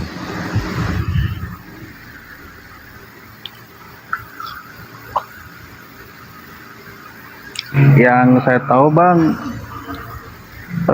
Yesus tuh jalan menuju Tuhan, Bang. Yesus jalan menuju Tuhan. Lah, kan Yesus Tuhan, Bang, katanya. Iya, itu saya bingung, Bang. Dia jalan apa Tuhan?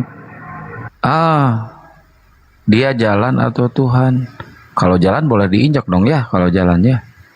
Enggak, kalau di dalil dia jalan, kalau di doktrin dia Tuhan, itu bedanya. Berarti selama ini Bang Erik nyembah jalan dong? Ya, udah 4 tahun ini mulai goyang Bang. Oh, Masya Allah, tepuk tangan dulu guys. Kalau si David bukan goyang, dia mah pargoy. David. David. Badan aja kayak gitu fotonya. Tahu-taunya lu krempeng lu. Penyembah jalan. David.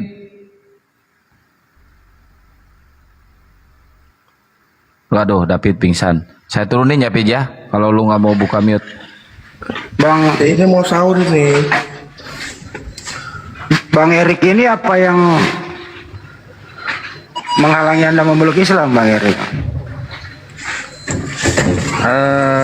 Mungkin mental, atau kalau batin saya sudah 90% Bang. Tapi mungkin dari mental segi yang lain lah, saya mesti diperkuat dulu.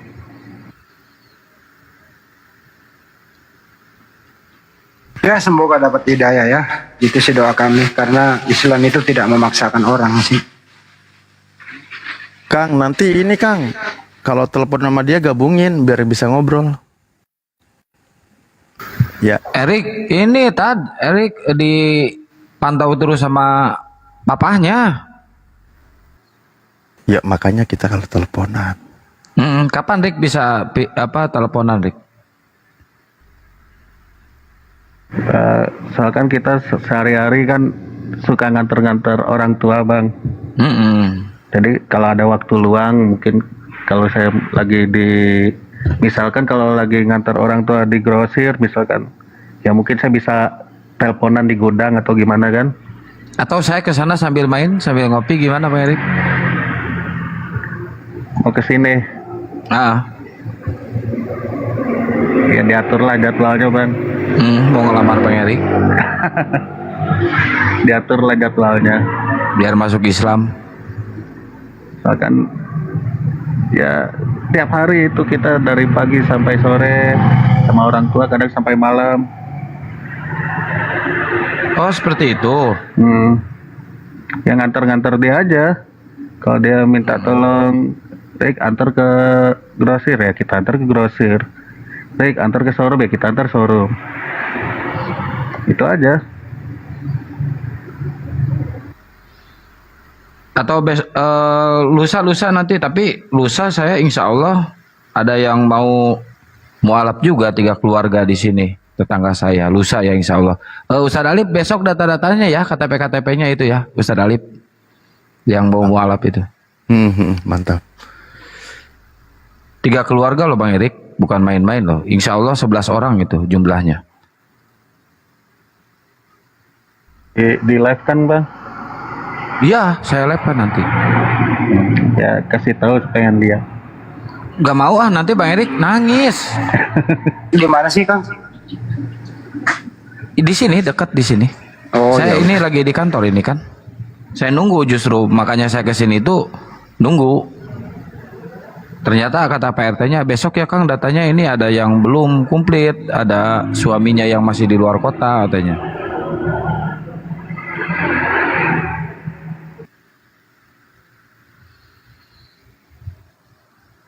Nanti kalau udah terkumpul datanya, baru gimana-gimananya. Mau saya sendiri ke sana gimana atau gimana, ya gimana gitu. Terserah gimana-gimananya, tergantung gimananya yang gimana ya. Nanti aku pasang sayap Kang. Siap? Ya. Pasang sayap itu apa? Wings.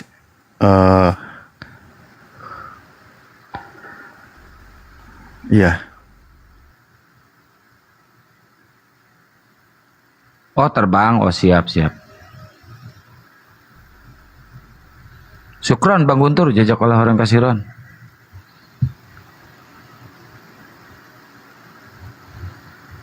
Pak Haji Guntur baik banget ya, Masya Allah Pak Haji. Sehat selalu ya Pak Haji ya, Pak Haji Guntur. Masya Allah berkah berlimpah. Beliau dari Malaysia kayaknya. Bukan. Dari ini dia mah Burundi. Malaysia. Kang ini. Ya Bang Erik tanya-tanya aja tentang Islam Bang Erik. Tanya lagi Bang Erik, biar mentalnya kuat. Siap sama-sama Pak Haji.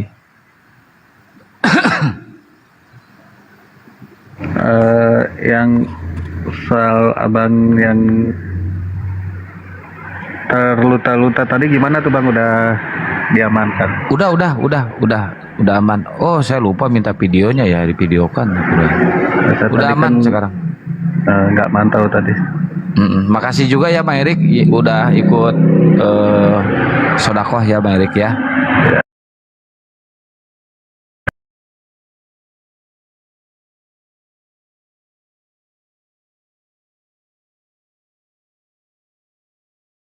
Udah Ustadz ya, dari Bang Erik itu. Ya, semoga jadi berkat ya Bang ya. Berkah bukan berkat. Emang di gereja berkat.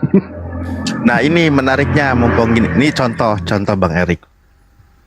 Ini kan Bang Erik itu sekarang ini ya, kita bahas fair-fairan ya, tanda kutip masih non muslim, melakukan sedekah, melakukan kebaikan.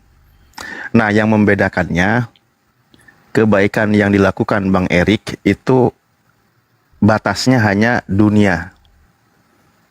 Batasnya hanya dunia. Maksudnya hanya sebatas mendapatkan kebaikan, balasan kebaikan dari saudara-saudara kita yang lain. Nah, membedakannya, kalau dia orang beriman, berinfak, kebaikan dunia dia dapat, akhiratnya jelas sebagai pahala, kan gitu. Jadi ada yang membedakan jelas pemisahnya itu adalah di imannya.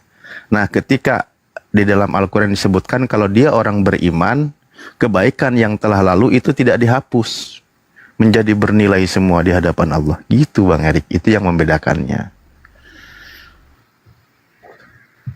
Ini konsep Islam ya, edukasinya bukan tentang kok gitu sih, kenapa sih jadi gua enggak gitu. Tapi ini begitulah, tetap kebaikannya ada, hanya tidak ada bedanya kan orang berinfak memberi antara orang muslim di dalam konsep ajaran Islam dengan orang yang non muslim itu di situ. Saya ngasih, Bang Erik ngasih ke siapa? Yaitu kalau pasti di dunia ini ada balasan kebaikan ya dari saudara kita, dari siapa yang tahu ucapan terima kasih dan sebagainya atau membalas kebaikan sama-sama kita dapat. Nah, bedanya di akhirat itu bagi yang orang beriman ada nilai pahalanya, bagi yang tidak beriman itu tidak ada, kosong.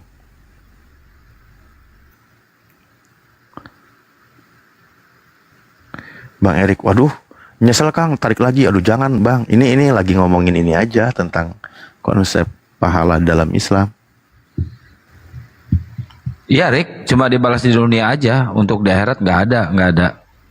Kalau kita toleransi boleh untuk sosial, tapi kalau masalah keimanan nggak bisa kita bertoleransi Rick. Masalah keimanan ya, kecuali sosial doang. Justru Islam itu toleransinya paling kuat Rick. Ya nggak apa-apa Bang. Ya ini kan ngomongin contoh satu case ya, bukan berarti kita kan masalahnya kan gini contoh. Toh Bang Erik juga kan nggak bisa ya udah saya kasih, kalaupun misal Bang Erik sekarang punya keyakinan lain, pasti mengharapkan kalau memang ada konsep pahala juga mengharapkan dapat balasannya dari yang diyakini oleh Bang Erik kan gitu. Makanya saya membahasnya dari perspektif Islamnya. Jadi jelas konsepnya kalau dalam Islam itu seperti itu gitu loh. Seperti itu. Tetap kebaikan dapat sama dapat. Kalau mengharapkan balasan dari sang pencipta, ya otomatis dari yang Bang Erik yakini kan gitu. Masalahnya kan ada atau tidak kan kita nggak tahu.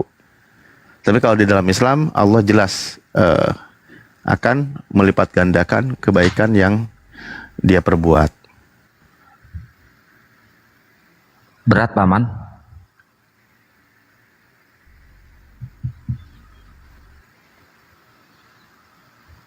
Kasihan Bang Erik ini baik, sebenarnya baik, tapi masih oten. Misal contoh begini ya, kalau kita tanya Bang Erik kan ini kan kita sama-sama namanya juga lagi bahas. Kalau di dalam konsep ajaran di Bang Erik yang saat ini masih diyakini, ada nggak seperti yang disebut sebagai pahala kebaikan gitu? Berdasarkan mendapatkan pengajaran dari kekristenan selama ini.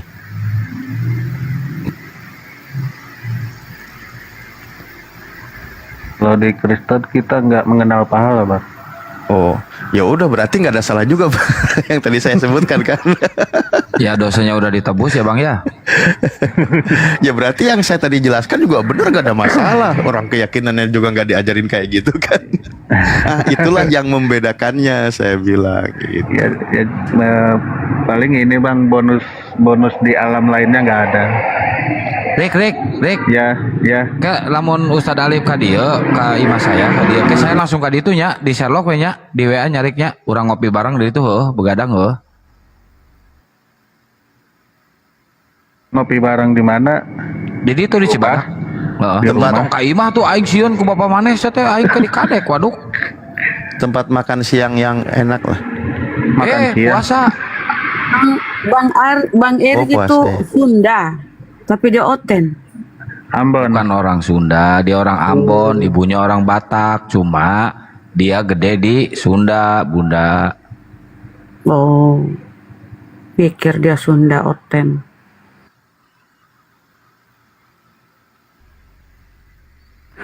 Gak ada orang Sunda Oten. Tidur, kores. Ya, tanya lagi Bang Erik, silakan. Apa yang keluhan Bang Erik selanjutnya apa gitu? Sok. Ada ini peluang kerja, melamar. Silakan tentang Islam aja Bang Erik.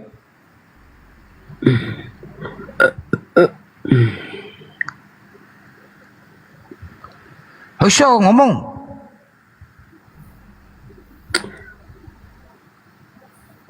Dia udah paham, apa lagi yang dia mempertanyakan? Udah paham dia tentang Islam. Sini saya mewakili Erik, sebenarnya dia mau nanya gini. Ustadz Alif sama Ustadz Mitpaya, kenapa harus Islam? Itu pertanyaannya. Satu, karena Islam itu sempurna. Ajakan dari Sang Pencipta, surah Yunus. Bismillahirrahmanirrahim. Wallahu yad'u ila daris salam. Allah itu mengajak manusia ke kampung keselamatan. Salam itu kan akar kata juga dari kata Islam juga. Dari kata dasarnya sama, dari kata salama. Jadi sang pencipta mengajak ciptaannya itu kembali ke tempat yang Tuhan siapkan yang penuh dengan kedamaian. Caranya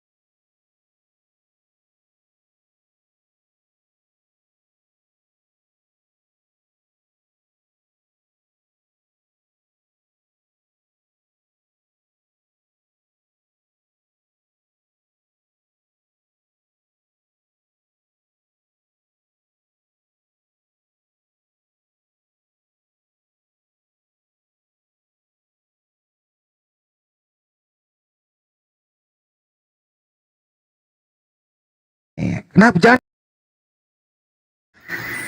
Kan udah ada konfirmasi di Al-Quran bahwa dia diutus untuk seluruh umat manusia. Wa ma arsalnaka illa kaffatan linnas, ya kan? Itu bayyina linnas, wa ma arsalnaka illa rahmatan lil alamin, itu antara lain Ustaz ya. Nah, apa ini tolong dijelaskan Ustaz tuh. Kebenarannya bagaimana? Silakan. Kayaknya udah jelas deh dari Bunda Rama. Udah jelas itu. Makanya memang ini satu orang biar dulu. Pertanyaan Bunda Rama udah ada jelaskan sendiri Bunda. Biar Bang Erik itu ini loh terpikir ke situ. Silakan Ustaz. Tapi mungkin beginilah, karena ini Bang Andi, mungkin kita hargai sebuah pertanyaan dan kita Bang Andi memang ya. bukan Bunda, dengerin dulu, jangan juga jadi bilang Bang Andi. Maksudnya gini, kita lihat dari kasus yang berada. Ini juga pernah kita jelaskan, kita bahas juga. Ini kan kalau kita lihat, Bercanda Bun, jangan marah Bun, bercanda.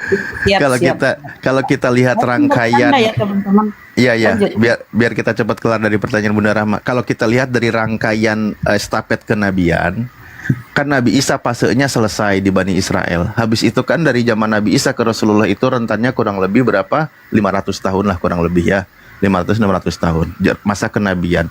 Masa kekosongan kenabian dari ajaran Nabi Isa itu awalnya kan ada yang benar tuh, nanti beredar, menyebar. Nah, jadi sisa-sisa pengikut ajaran Nabi Isa. Mulai nanti ada yang salah-salah ya, yang kita pandang, menuhankan, mengkonsep ulang dan sebagainya, menyebar kemana-mana. Selama dalam tahap masa kekosongan kenabian, mereka mengikuti apa yang diajarkan oleh Nabi Isa, masih dikatakan kebenaran, masa sobiin kan gitu. Tapi poinnya adalah ketika datang masa kerasulan yang terakhir, disitulah mereka harus siap hijrah mengikuti Nabi yang terakhir. Nah itu poinnya. Benar, Al-Quran juga menyebutkan wa rasulan ila Bani Israel. Nabi Isa itu untuk Bani Israel. Ketika dakwah di sana, lalu selesai dakwahnya diangkat oleh Allah ke langit, dan ada pengikutnya mengamalkan hijrah kemana-mana, silahkan ikuti ajaran yang diterima selagi belum ada risalah yang baru. Gitu. Dan sampai ada Nabi yang baru. Nah, ini masalahnya nanti salah kaprahnya lebih jauh gitu. Itu Bun, silahkan, ada tamu Bun. Siap Ustaz, terima kasih Ustaz. Ustaz Biru, selamat pagi ya, udah pagi di sini. Assalamualaikum warahmatullahi wabarakatuh. Waalaikumsalam warahmatullahi wabarakatuh. Maaf, saya cuma mau bertanya sama Bang Erik. Kalau boleh saya bertanya ke Bang Erik itu, mungkin Bang Erik kan tadi bilang dia sudah 90% hatinya ke Islam dan 10% itu ke keluarganya kan. Dari cerita Bang Erik tadi itu dia masih ngantar jemput orang tuanya kan, ngantar jemput orang tuanya. Jadi saya pikir kesehariannya Bang Erik itu betul-betul sama orang tuanya. Kalau nanti dia masuk Islam, mungkin dia nggak akan sama orang tuanya lagi, dan mungkin itu sangat berpengaruh sama kehidupannya, benar nggak gitu? Itu saya mau nanya ke Bang Erik seperti itu. Dan yang kedua itu, apa yang menghalangi Bang Erik masuk Islam? Padahal semua sudah jelas. Bang Erik sudah mengerti kan.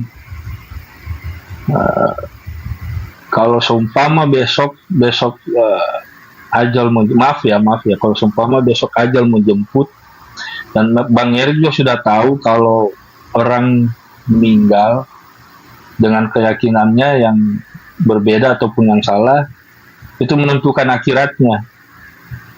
Itu aja sih mungkin buat Bang Erik. Ya, oke, saya jawab ya. Silakan Bang. Ya, dalam pikiran ya yang kamu sampaikan tadi, ya ada ianya juga. Yes, makanya pas ada kejadian Bang Desma tadi, saya berpikir apakah nanti suatu saat saya bakal seperti beliau kan gitu. Ya kan? Saya berpikir seperti itu, ya ada benarnya. Makanya dalam pikiran saya, saya nggak pikir panjang, saya bantu untuk beliau ya. Tujuannya suatu saat misalkan saya kejadian seperti Pak Desma tadi, saya ada yang bantu juga, cuma itu. Perfect, jawabannya perfect. Subhanallah, Masya Allah. Yang kedua, tinggal tunggu berita aja nantilah. Nanti saya kasih kabar.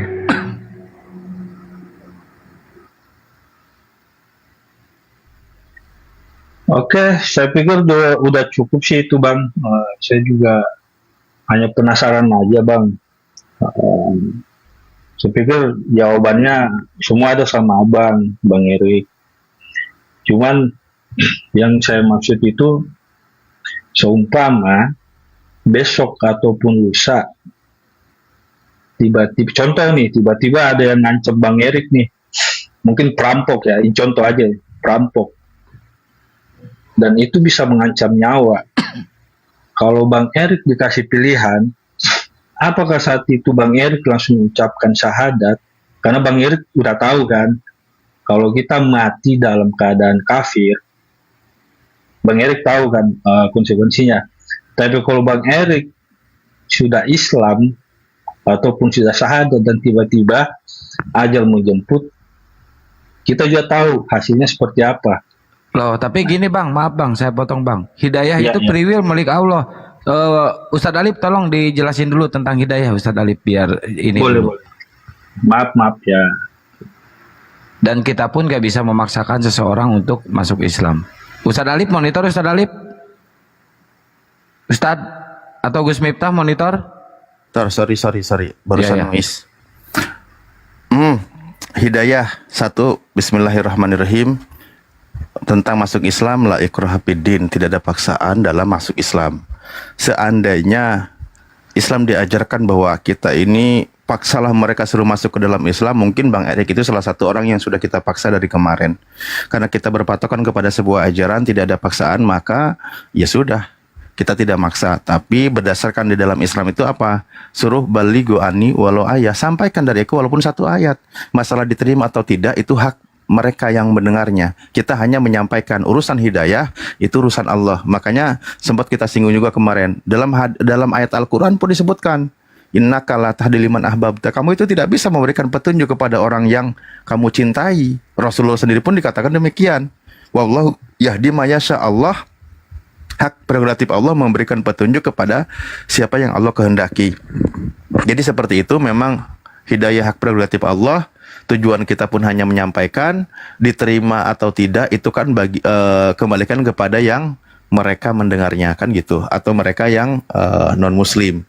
Jadi kembalinya seperti itu. Makanya ya silahkan, tadi juga disampaikan, kebenaran datang dari Allah, mau jadi mukmin silahkan, mau tidak beriman silahkan, itu hak masing-masing, kan gitu. Tapi Islam itu satu poinnya mengajak kita berpikir menggunakan akal sehat. Aturannya dalam Islam itu untuk kebaikan kita bersama, untuk pribadi. Ada aturan untuk pribadi, ada aturan untuk keluarga, ada aturan bertetangga. Itu tujuannya apa? Untuk kebaikan, kerukunan dalam sosial dan sebagainya. Itulah aturan yang ada dalam Islam, kan gitu. Masalah menunda dan sebagainya itu memang itu tadi kan kita bilang, tentu kita sangat sedih ketika orang itu tahu kebenaran Islam, ajal lebih dulu sampai daripada lisannya mengucapkan 2 kalimat syahadat. Itu buat kita menyedihkan gitu kan. Tapi mereka sendiri yang mengambil keputusan, kita nggak ada hak juga gitu kan. Makanya kita kemarin juga contohkan, ada kisah Nabi Ibrahim alaihissalam bisa mengajak orang beriman tapi ayahnya sendiri durhaka. Ada seorang anak tidak bisa mengajak orang tuanya, ayahnya menjadi seorang mukmin. Ada juga seorang nabi, ayah tidak bisa mengajak anaknya kembali ke jalan yang benar, yaitu Nabi Nuh alaihissalam. Itu maksudnya sebagai bentuk ibroh, contoh-contoh pelajaran bahwa hidayah itu hak prerogatif Allah. Bagi kita yang mau mengambil pelajaran, sebagaimana dalam surah Yusuf kan, dalam kisah mereka itu sebagai pelajaran bagi kita semua, mestinya secara menggunakan akal sehat pun bahwa mestinya jangan terlalu lama untuk berpikir menunda ketika kita menemukan kebenaran Islam. Mungkin itu dulu sih kalau dari aku. Ya, saya juga setuju, Ustaz. Saya juga setuju kan. Saya hanya mengajak untuk berpikir aja, nggak ada maksud tertentu untuk apalagi untuk memaksakan. Dan itu kan juga memang saya juga nggak kenal sama Bang Erik, bukan ya kan. Cuma nggak ada maksud ke situ, hanya untuk membantu untuk berpikir aja. Dan terakhir aja sih, dari kemarin sih saya pengen banget Ustadz atau siapa aja atau host atau Bunda Rahma mungkin bisa dibahas lagi tuh soal Matius ayat 7 21 sampai 23. Mungkin sebagian teman-teman Kristen belum banyak paham soal itu. Kalau mungkin bisa dibahas lebih panjang lagi soal Matius 7 21 23. Mungkin sekian itu aja host buat Ustadz juga Bunda Rahma. Terima kasih banyak. Saya juga satu suku sama Bang Handi. Cuma saya sudah lama di Jakarta. Saya asli Makassar, Bugis Makassar, kakek Makassar, nenek Bugis. Mungkin itu aja sih. Salam kenal juga buat semua guru-guru di sini. Semoga senantiasa dilindungi oleh Allah Subhanahu Wa Taala. Amin, amin ya Allah ya Rabbal Alamin. Siap, Bang. Syukron, Bang. Baik. Assalamualaikum warahmatullahi wabarakatuh. Waalaikumsalam warahmatullahi wabarakatuh. Waalaikumsalam warahmatullahi wabarakatuh. Tentu saran tadi insya Allah ya kita terima, dan itu sering kita ulang, dan saya yakin juga banyak teman-teman Kristen itu juga paham dengan dalil itu. Hanya cuma satu bedanya, terkungkung doktrin, maka kebenaran data yang kita sampaikan pun mereka akan menolak dengan cara mereka. Dan itu akan kita kupas, kita bahas ketika masuk dalam ranah diskusi ya, bukan dalam ranah kita menjabarkan tanpa diskusi gitu. Insya Allah. Terima kasih atas sarannya Pak Biru.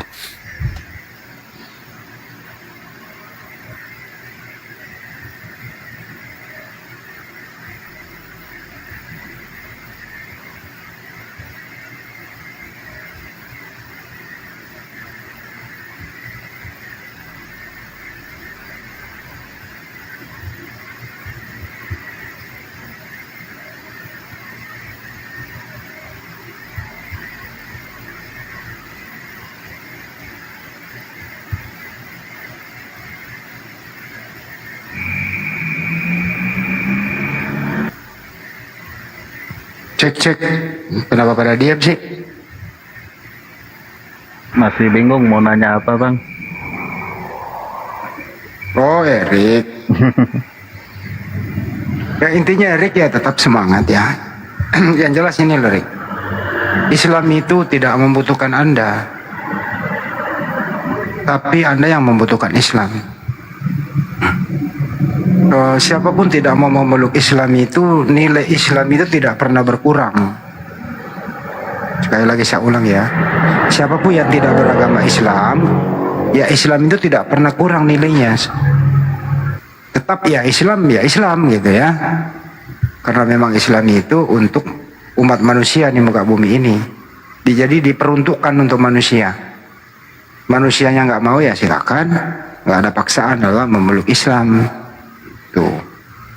Jadi Erik kalau belum berarti ya belum saatnya memeluk Islam.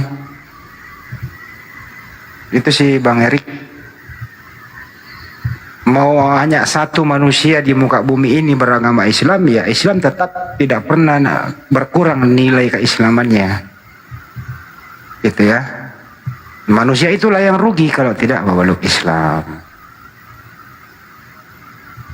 Kata Allah tadi udah dijelaskan ya, aku tidak menciptakan jin dan manusia kecuali menyembah kepadaku.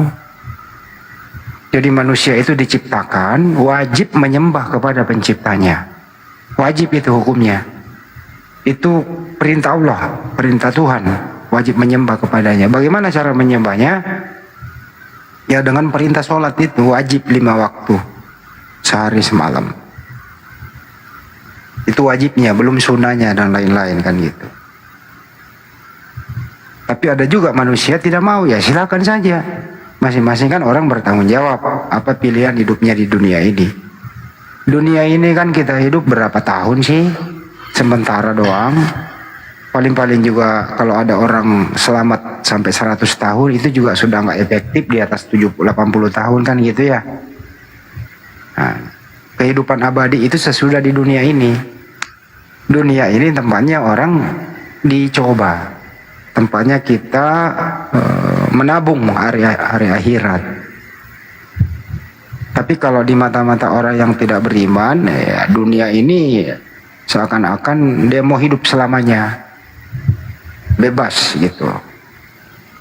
Itu sih Bang Erik, sekilas kultum dari saya. Semoga antum benar-benar dapat hidayah. Itu Bang kultum, Erik. Bang Andi? Hah? Itu kultum? Iya. Gue lihat 7 menit, tapi kurangin dikit diskon. Iya.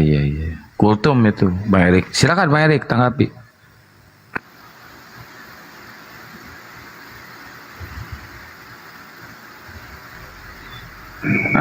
Saya mau nanya juga nih Bang. Ya, boleh, silakan. Satu pertanyaan 12.000.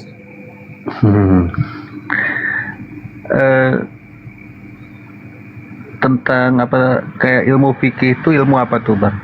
Nah, pertanyaan bagus, soalan bagus ini. Ustadz Alip ini bagiannya atau Gus Miftah? Silakan, Tapadol. Soalan bagus ini, pertanyaan keren nih. Ya, silakan mute dua-duanya, silakan.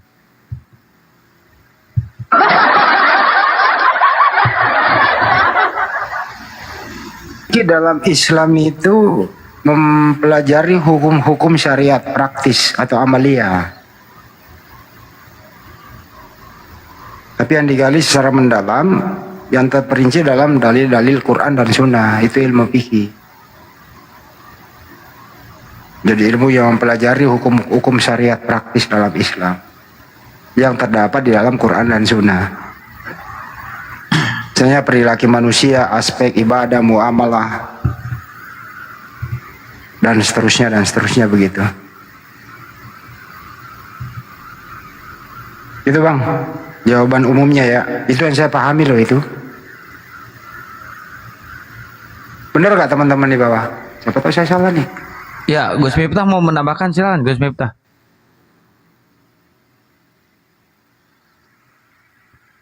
Woi, Gus Miftah. Ustadz Alip. Ini kenapa kompak ya di mute dua-duanya ini? Misalnya contoh ibadah. Nah, bagaimana hukum ibadah itu? Diatur dalam Al-Quran, dipraktekkan Nabi dalam hadis gitu. Muamalah, mengatur antar hubungan sesama manusia. Bagaimana misalnya hukum-hukum muamalah itu, misalnya jual beli, sewa menyewa, hukum ekonomi, semua diatur dalam Islam. Itu fikih kira-kira seperti itu. Rick. Ya paham. Tapi kalau ini Bang, saya mau tanya, kan Quran itu kan sumber segala ilmu ya.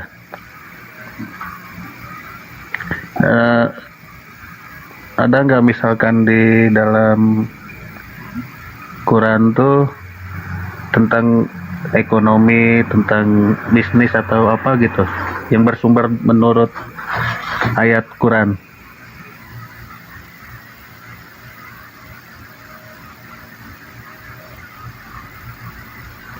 Enam ayat yang menerangkan di dalam Al-Quran itu tentang hukum ekonomi jual beli. Kalau nggak salah ya. Di dalam surah apa itu, lupa gua kalau salah lagi. Ada yang ingat teman-teman? Ini pertanyaannya bagus loh. Surat Al-Jumu'ah ayat 9 misalnya ya, jual beli ditinggalkan. Surat Al-Baqarah ayat 275 tentang riba. Surat Al-Baqarah 282 tentang utang piutang. Dan seterusnya. Surat Ali Imran 180 tentang larangan kikir, nggak boleh kikir, nggak boleh pelit. Surat apalagi dan seterusnya, itulah saya nggak lupa.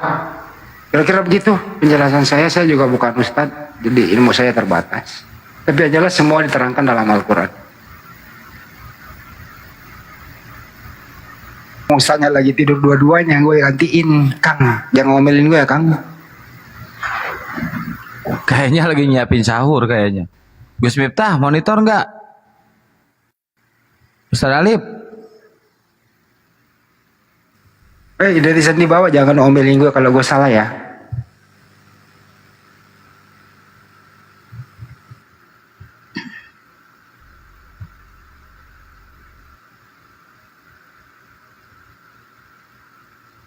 Tapi pertanyaannya Erik ini terlalu mendalam, udah masuk ke dalam Sorry Kang, Bang Andi apa? Saya lagi ini ada yang seru. Gimana? Tadi ada yang manggil-manggil saya dari kejauhan. Kayaknya masalah hukum fikih, yang kedua mengenai urusan apa tadi? Yang kedua jual beli ekonomi Ustaz. Alam Islam. Ada nggak hukum ekonomi di dalam Quran itu? Wah ada dong. Dalam Islam itu jelas tentang masalah jual beli. Allah menghalalkan jual beli, mengharamkan riba. Itu ada hukumnya.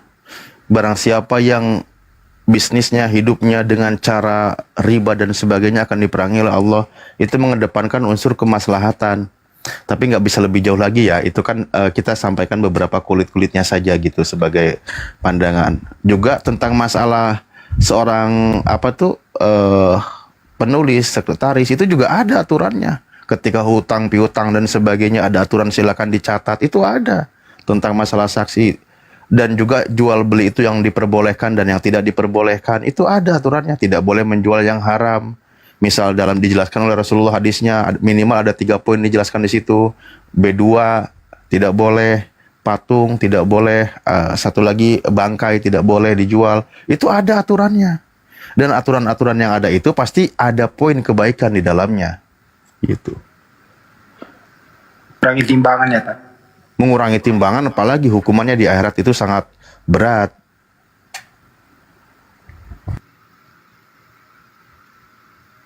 Kalau mengenai riba, Bang? Yaitu kalau kajian lebih dalamnya itu nanti panjang. Maksudnya kan riba itu kita ini mengambil keuntungan yang di luar dari kesepakatan. Melipat gandakan. Kayak rentenir dan sebagainya, mohon maaf gitu ya kalau ada profesi demikian. Ini tentang syariat Islamnya ya nggak boleh kayak gitu. Di surat Al-Baqarah 275.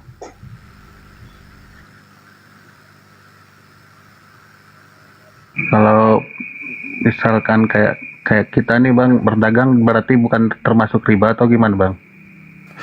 Allah menghalalkan jual beli dan mengharamkan riba. Jual beli itu Allah katakan baik. Bahkan itu tadi yang sempat disinggung kalau nggak salah ada di surah Al-Jumu'ah itu. Itu kan bagi yang jual beli ketika datang waktu Jumat, ya tinggalkan dulu bisnisnya, fokus beribadah gitu. Perkara dunianya tinggalkan.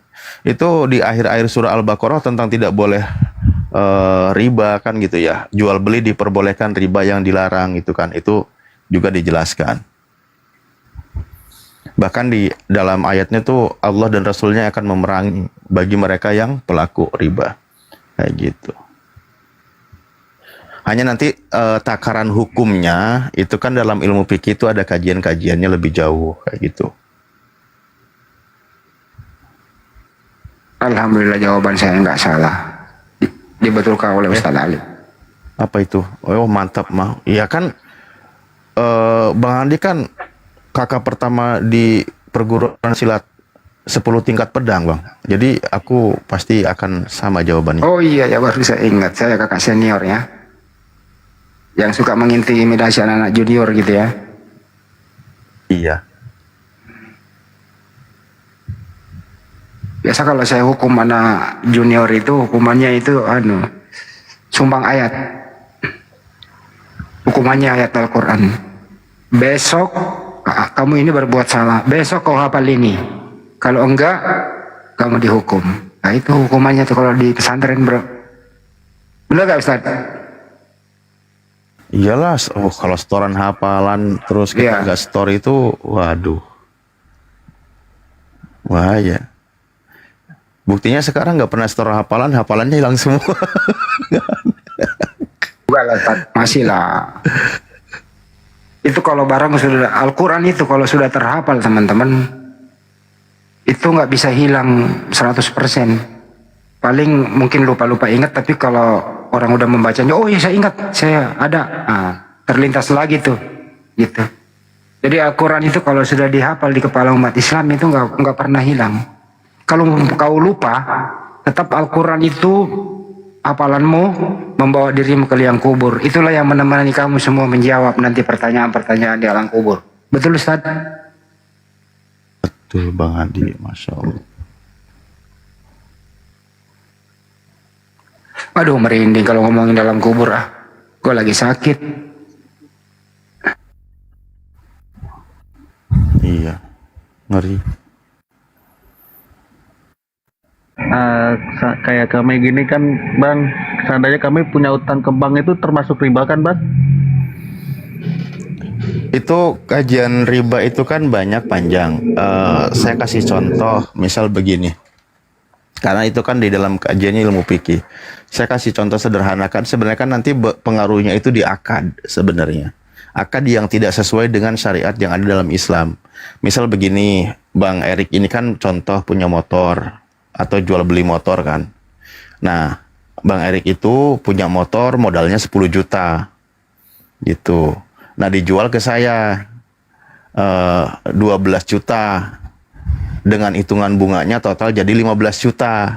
Nah, jadi ada bunga-bunga kan gitu. Jadi 15 juta. Nah, dengan demikian maka itu tidak sesuai akadnya karena membungakan, menggandakan. Maka jatuhnya riba. Tapi kalau akadnya begini, saya menjual motor gitu kan. Yang tadi kan sama gitu, dicicil selama 3 tahun kan gitu. Dengan bunganya sekian. Nah, itu di akadnya salah, jadi terhitung riba. Tapi kalau misal begini, Bang Eri punya motor harga 10 juta, dijual dengan harga 15 juta, dicicil selama 3 tahun. Nah, tanpa ada denda, tanpa apa gitu, sesuai dengan akad diberikan, sah, nggak jadi riba gitu. Nangkep nggak maksudnya? Poin pembedanya. Ya, nangkep Bang. Ya, jadi dengan harga tetap, tapi dengan jangka, dikasih jangka kan gitu. Betul. Jadi akadnya tuh sudah ditentukan, ini harga sekian, tapi bayarnya dicicil gitu. Jangan mengatakan harganya sekian, tapi ada tambahan-tambahan yang lain, totalnya tetap jadi 15. Nah, itu namanya akadnya tidak sesuai. Itulah yang dikatakan riba juga gitu. Tapi saya bilang tadi mengenai masalah kajian riba ini kan panjang ya, dan juga banyak sekali merujuk kepada kajian dari ilmu fikihnya itu banyaklah. Nanti masalah tentang bank dan sebagainya itu terlalu banyak detailnya gitu. Saya kasih gambaran yang simpelnya aja tadi seperti itu.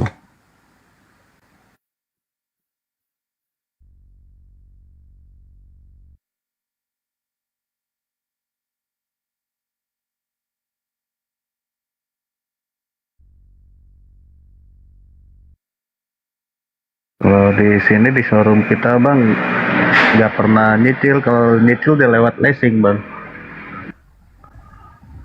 Ya betul, bagus berarti kan. Ya maksudnya kan contoh Bang Erik, ini kan tadi contoh ya, misal Bang Erik pun sistem ngasih cicilan, mengasih utangan, ngutangin, bukan ngutangin cewek ya, ngutangin uang, ya dengan ngutangin barang dengan cara bayar dicicil gitu. Ya sebenarnya kan tidak masalah, tapi kembali ke masalah konsep akadnya, karena dalam Islam itu kan harus jelas di dalam akadnya. Yang tadi kita sebutkan itulah contoh-contohnya. Kalau ngutangin istri itu nggak riba Bang, aman. Jadi gimana, kebanyakan mereka yang ngambil kendaraan di kita itu kebanyakan lewat leasing Bang. Lewat leasing. Jadi mungkin ya itu urusan yang ngambil kendaraan, kita mah menjual kan produk kita. Iya. Makanya kan masalah tentang hukum ini kan kembali ya, hukum biarlah bicara hukum yang tidak sesuai dengan kaidah hukum, yaitu biarkanlah mereka yang tidak sesuai. Maksudnya hukum tetap begini gitu kondisinya. Yang melanggar siapapun pelakunya ya artinya tidak sesuai dengan hukum yang berlaku di dalam aturan Islam gitu.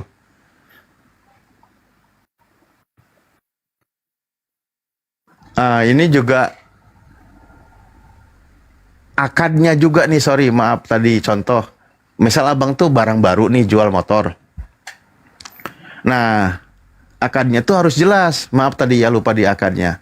Ke leasing berarti si konsumen kita, si user ini, pemilik barang, saya beli motor, Bang Erik pemilik showroom, iCores sebagai pemilik, sebagai leasing, kan gitu.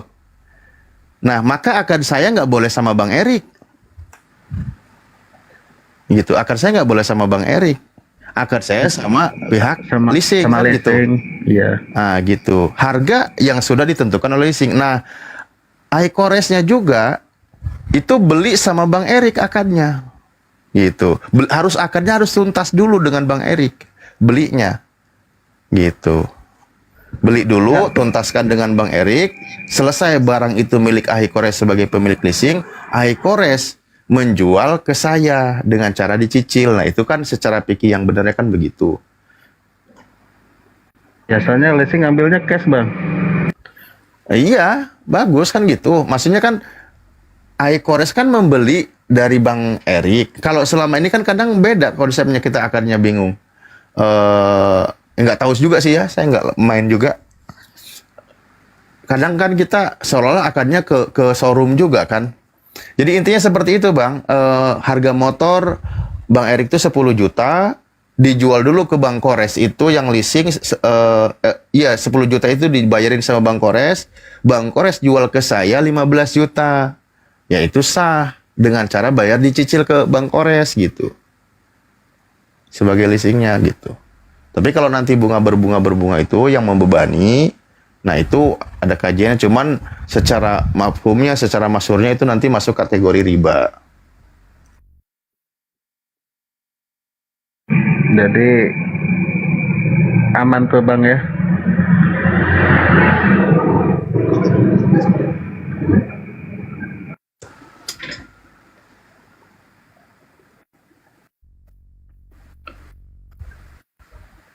Dan kita pemilik yang pegang motor yang nyicil sebenarnya belum hak milik kita sepenuhnya, belum dikatakan hak milik karena masih hitungan cicilan gitu. Hak milik itu kalau transaksinya sudah selesai. Wah, nanti belajar lagi tuh mah lebih jauh Bang Erik.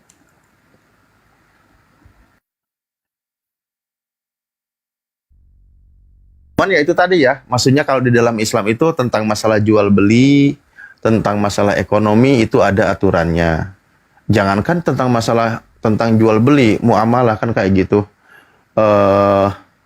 Tentang masalah pribadi kita aja di rumah itu ada aturannya. Itu kalau di Islam kan.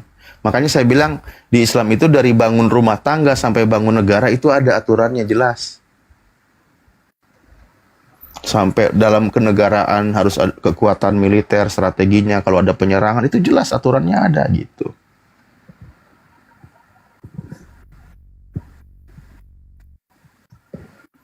Ya, leasing termasuk riba ketika menyalahi ketentuan di syariat kita tadi itu.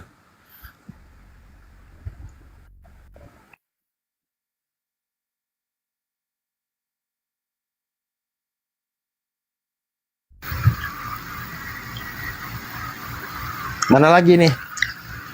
Hotelnya nggak ada yang mau naik.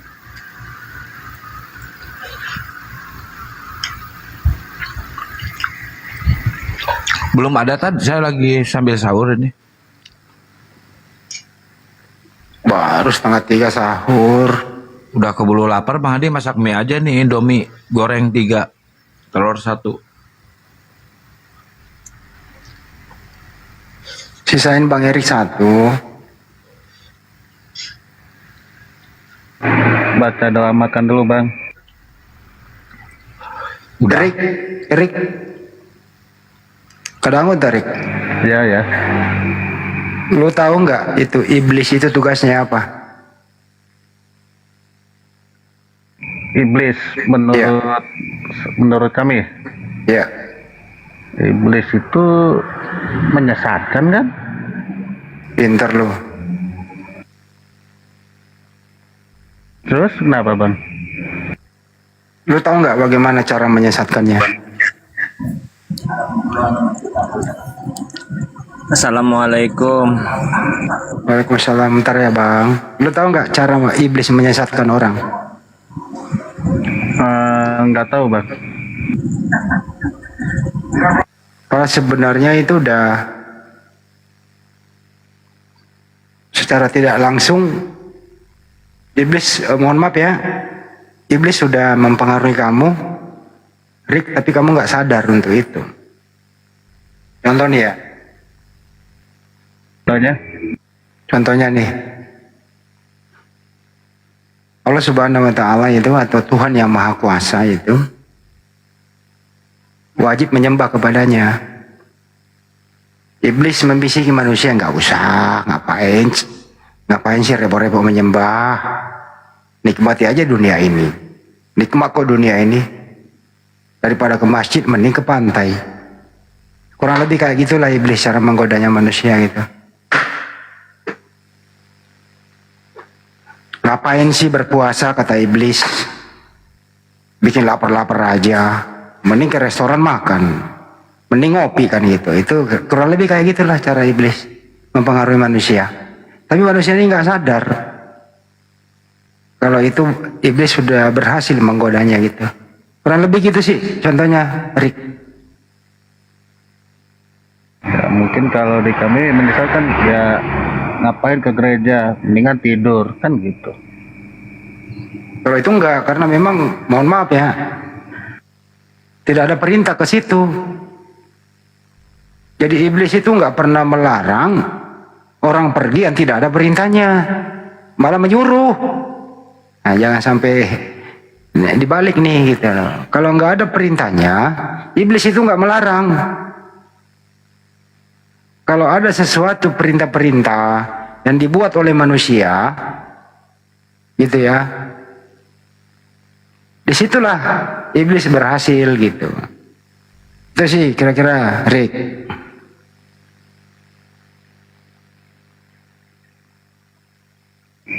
Paham, Bang.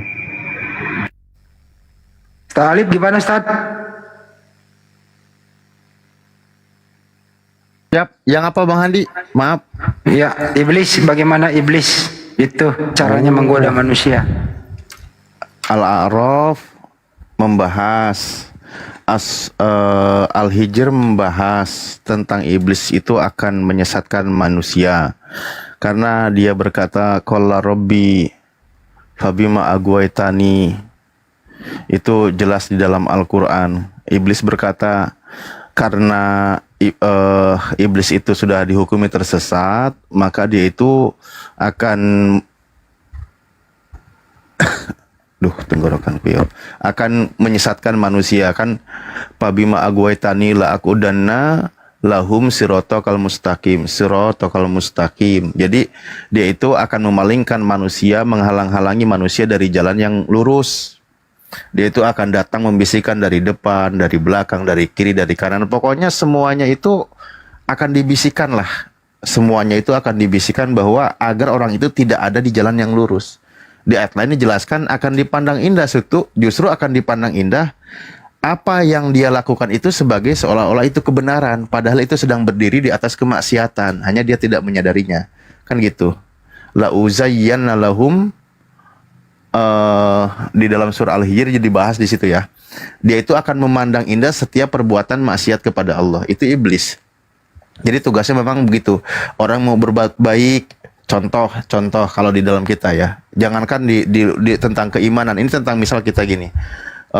Iblis itu kan menghalang-halangi kita. Kita mau sholat, dihalang-halangi, dibikin malas dan sebagainya. Mau berjamaah, dibikin agar tertunda. Tapi orangnya tetap berjamaah. Waduh, iblis kalah di situ. Tapi dia nggak pernah pantang menyerah.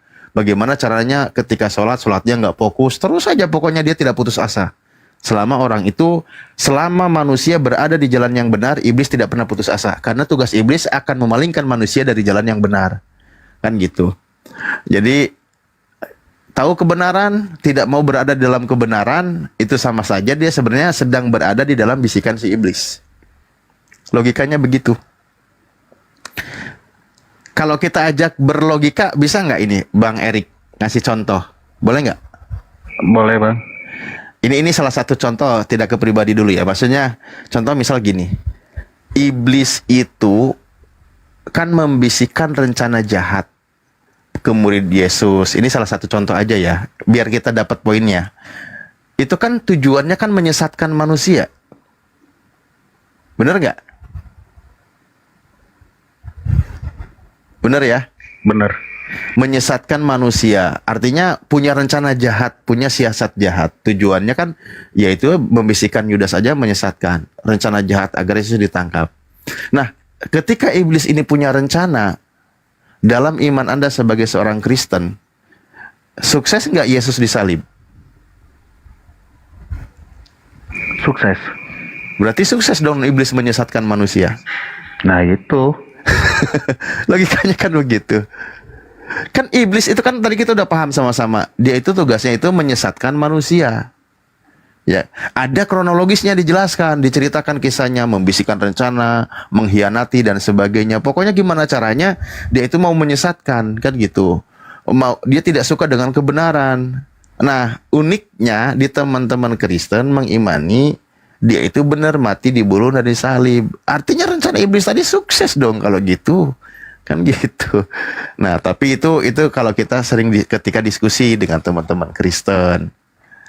Belum lagi nanti ya kalau ke pribadi itu, misal contoh kalau Bang Erik sudah tahu bahwa Islam itu agama yang benar, Bang Erik sampai detik ini tidak berada masuk ke dalam Islam, ajaran Islam.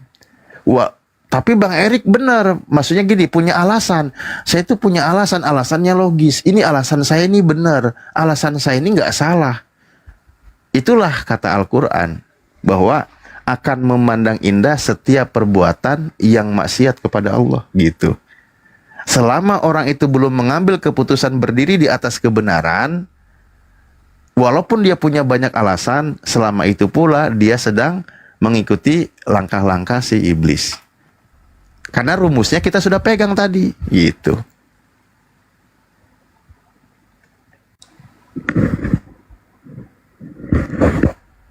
Asyhadu.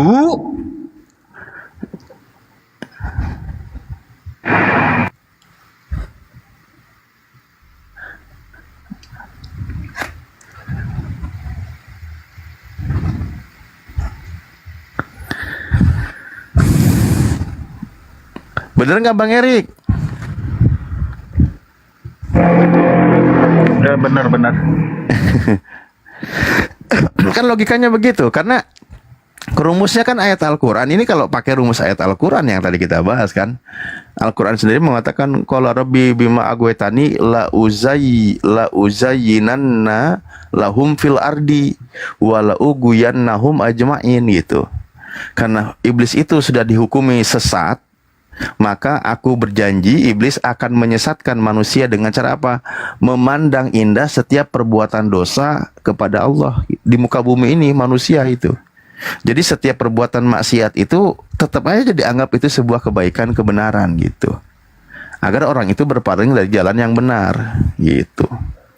Tapi kata Allah dijelaskan, illa ibadaka minhumul mukhlasin, kecuali hamba-hamba engkau, maksudnya kata si iblis, hamba yang mukhlas di antara mereka, orang itu yang benar-benar bersih hatinya, fokus kepada Sang Pencipta, hanya Allah sebagai pelindungnya, maka orang itu tidak bisa tergoda oleh iblis. Karena ayat Al-Qur'annya memandang indah, ya udah kita lihat ada penjelasan yang logis, ada alasan yang logis, tapi dia berdirinya bukan pada kebenaran. Nah, itulah ciri-cirinya, gitu.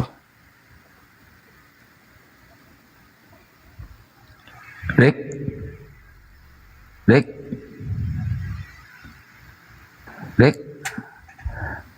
Ini challenge Bang Erik, ini challenge.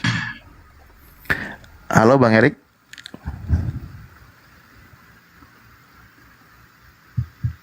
Halo? Mewek, si Erik mewek.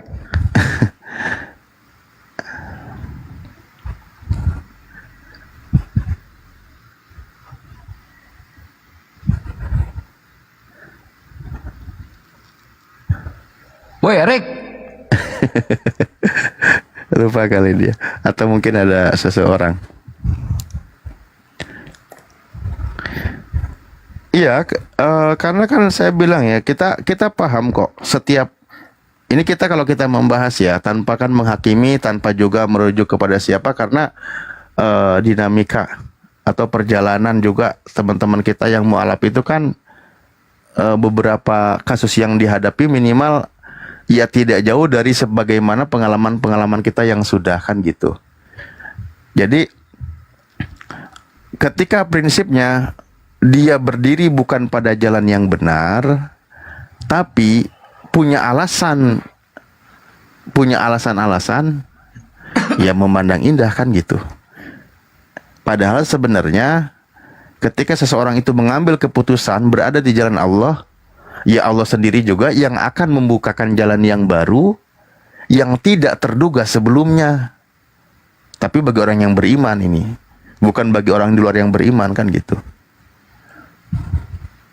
Kan biasanya begini, saya ketika mengambil keputusan menjadi mualaf, menjadi seorang muslim, saya takut ini, saya takut itu, saya takut begini, saya takut itu.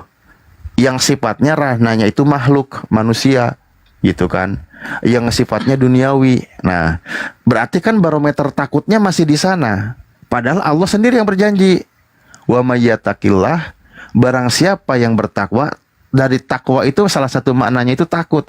Barang siapa yang takutnya hanya kepada Allah, justru Allah sendiri yang akan memberikan jalan keluar dari ketakutan dia terhadap makhluk gitu.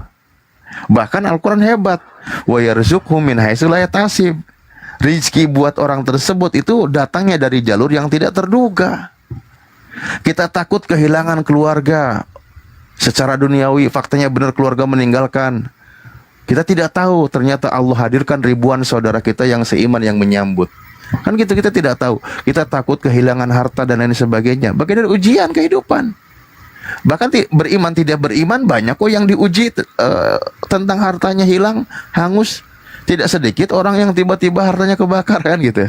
Nah artinya, tapi bedanya ketika prinsipnya takutnya kepada Allah, kita tidak tahu Allah berikan jalur yang tidak terduga. Bisa jadi, mohon maaf, kan jalur dari Allah rizki yang tidak terduga itu kan banyak. Kita kehilangan banyak harta, Allah ganti dengan apa? Allah berikan kesehatan kepada kita yang secara awalnya kita tidak tahu akan sakit di tahun kapan. Itu kita nggak tahu, karena itu bagian dari rahasia Allah. Atau Allah cabut beberapa rizki kita tentang harta duniawi, tapi ternyata begitu jadi orang mukmin, begitu lapangnya dada kita gitu.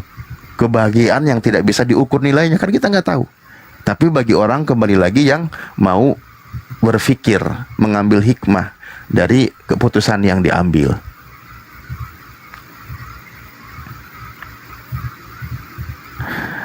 Begitu. Gitu Pak Erik. Ayo Pak Erik, asyhadu.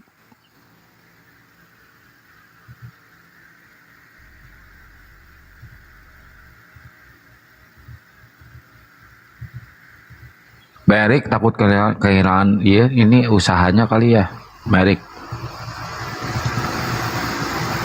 Udah ini aja, minta ini aja warisan dini. Kan ada pensiun dini gitu ya, Pak Erik. Ada warisan dini, Pak Erik. Warisan apa? Warisan dini. Ya jangan pensiun dini aja yang ada, warisan dini juga harus ada dong. Pak, saya minta warisan dini dong gitu.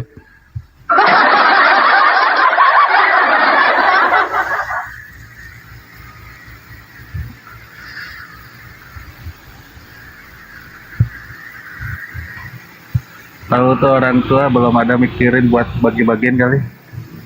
Iya ya, tunggu aja dulu Pak Erik. Tapi nggak apa-apa, Pak Erik kasado dulu. Tapi ngumpat-ngumpat secara rahasia gitu ya, nggak ada yang tahu.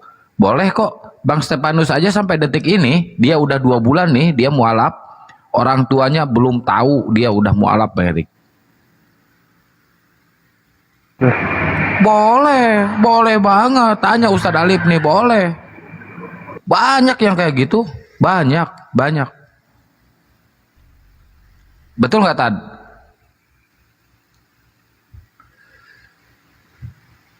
Nyimak saya, aduh tiba-tiba gimana?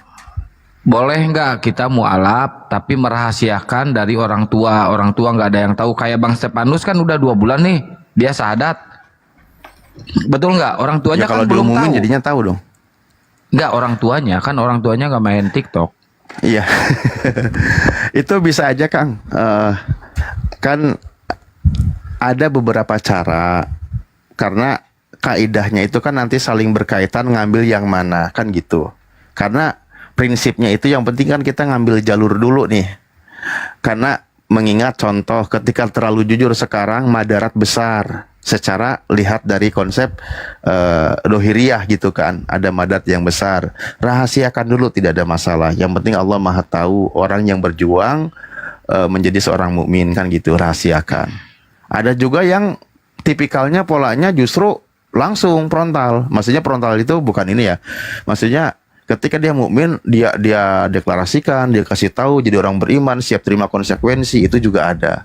Ada merahasiakan dulu pelan-pelan karena paham karakter. Kan setiap kita ini kan beda-beda cara ya pola-polanya. Jadi bisa saja sembunyikan dulu keimanan karena madarat ketika diberitahu, tapi berusaha mencari solusi yang terbaik. Bukan selamanya bersembunyi, tanda kutip mohon maaf, dengan alasan sembunyi itu saya nggak sholat lah takut ketahuan. Nah jadi alasan-alasan terus, bukan ranahnya keluar dari sebuah keadaan gitu. Bukan lagi sembunyi, itu mah namanya berlindung rasa malas gitu. Gitu Rik, boleh Rik. Bang Stefanus tuh contohnya ya, contoh yang baru aja ya Bang Stefanus. Dia udah 2 bulan mualaf, tapi alhamdulillah masih sampai detik ini dia masih Islam. Walaupun Contoh misal gini Kang, Bang Erik kan biar lebih tenang nih, bilang nanti ke orang tuanya, Pak saya ini mau jadi mualaf tapi tenang, saya sembunyi-sembunyi dulu, tidak akan ngasih tahu sama ayah gitu kan. Jadi ayah nggak usah pusing-pusing mikirin saya, ayah nggak akan tahu gitu. Dek-dek kayaknya kita mah balik. Kan dia sembunyi-sembunyi juga. Kan orangnya jadi tahu kalau Bang Erik itu sembunyi, jadi aman gitu. Boleh Bang Erik nyuri-nyuri waktu untuk ibadah, untuk sholat gitu ya. Sekiranya aman, Bang Erik boleh. Kalau misalkan emang benar-benar gak aman, nggak apa-apa Bang Erik. Dalam tahap, namanya juga dalam tahap. Yang penting Bang Erik tauhid dulu, ikrar dulu. Itu yang paling penting Bang Erik. Udah host nemuin orang tua saya, mau nggak? Gelut aja gelut cok woy. Kok nemuin orang tua? Kok nemuin orang Emang tua? saya mau ngelamar Erik? lamaran? Ih, JJ, aku masih normal ya. Ih.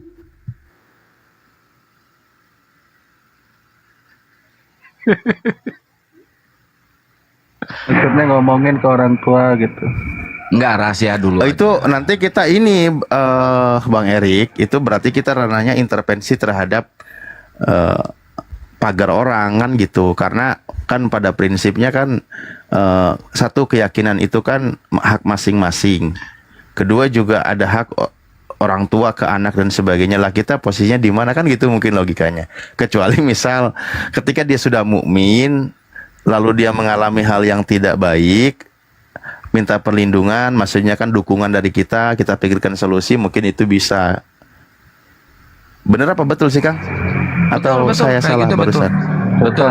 Masalahnya gini Bang Erik, kita nggak mau ngerusak kalian juga, ngerusak keluarga kalian juga. Takutnya terjadi apa-apa. Mending menurut saran saya, bukannya kita nggak berani, ya. Menurut saran saya mah mending ngumpat-ngumpat dulu aja.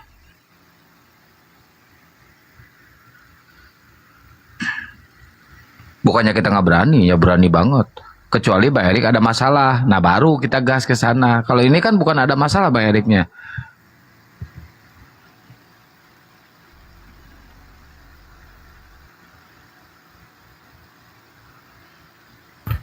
Bang Erik itu kan maksudnya gini ya, kalau kita sering itu kan Bang Erik itu kan seorang yang ada di keluarga yang paling paham karakter keluarga, terutama orang tua. Respon-respon orang tua, bagaimana ketika ada masalah dengan Bang Erik, bagaimana responnya. Nah, jadi disitulah Bang Erik itu mengambil keputusan sesuai dengan cara keadaan di keluarga, itu yang benar. Karena kita ini kan hanya menyampaikan beberapa, misal pendapat begini, kasus begini kan gitu. Tapi kan lebih lagi, Bang Erik yang tahu keadaan lebih jauh di sana, Bang Erik yang tahu pola bagaimana caranya yang terbaik gitu loh. Hanya kita nanti ketika itu yang jadi keputusan, itu yang menjadi dukungan bagi kita. Itu. Maksudnya kita ambil tindakan dukungan gitu. Misal contoh misal tempo hari ada saudara kita yang mualaf, di keluarganya ada ancaman, misal tanda kutip ya dia diintimidasi, disiksa. Ya tentu kita beri bentuk dukungan. Apa? Ya tentu kita misal ajak dari pihak yang berwenang untuk menengahi, keluar, kita lindungi hak-hak saudara muslimnya gitu, tanpa mengganggu masalah ranah keluarganya gitu. Pernah gitu Bang ada kejadian seperti itu? Pernah. Sampai mau perang gitu. Pernah Bang Erik. Di Medan ya, Ustaz Alif ya. Iya. Ya, makanya saya bilang kita kan tergantung yang paling tahu gitu di keluarga. Ada juga yang di Lampung juga dulu pernah ada. Iya, kalau ngadapin kayak gitu Bang Erik, selama kita mau menyelamatkan seorang mualaf itu, rintangannya mau apapun, kita pasti terjun Bang Erik. Kita pasti akan bantu. Itulah silaturahmi atau kekompakannya seorang muslim itu seperti itu Bang Erik. Walaupun sampai berdarah-darah ya, tetap kita bantu Bang Erik. Itu. Jadi Bang Erik tenang aja. Selama saya masih ganteng, Bang Erik tenang.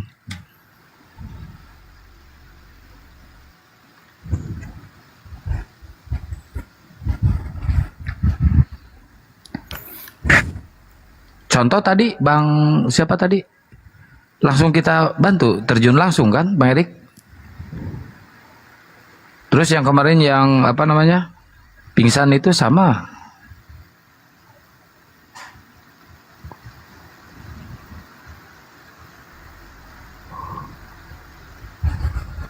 Misalkan ada apa-apa dengan Bang Erik, walaupun Bang Erik belum memeluk Islam, tapi Bang Erik udah dekat sama kita, gitu kan? Tetap kita bantu Bang Erik, insya Allah. Sorry, nggak di mute.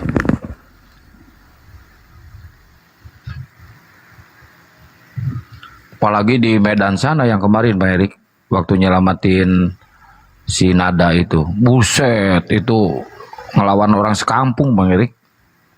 Di pelosok sana, kesananya juga harus pakai perahu lagi. Itu di Samosir. Iya, di Samosir pakai perahu Bang Erik kesananya.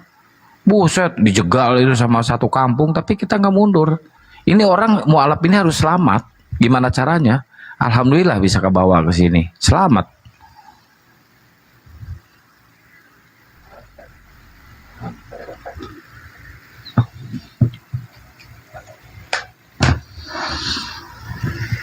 Tenang, pokoknya Bang Erik mah tenang weh. Kita ngebantu juga, harus ada timbal balik. Kita ikhlas semuanya Bang Erik. Kayak tadi kan, tinggal nelpon, langsung terjun. Bang Erik lihat sendiri kan tadi kan? Iya lihat. Iya, begitu besar itu cinta kita terhadap para mualaf ini Bang Erik.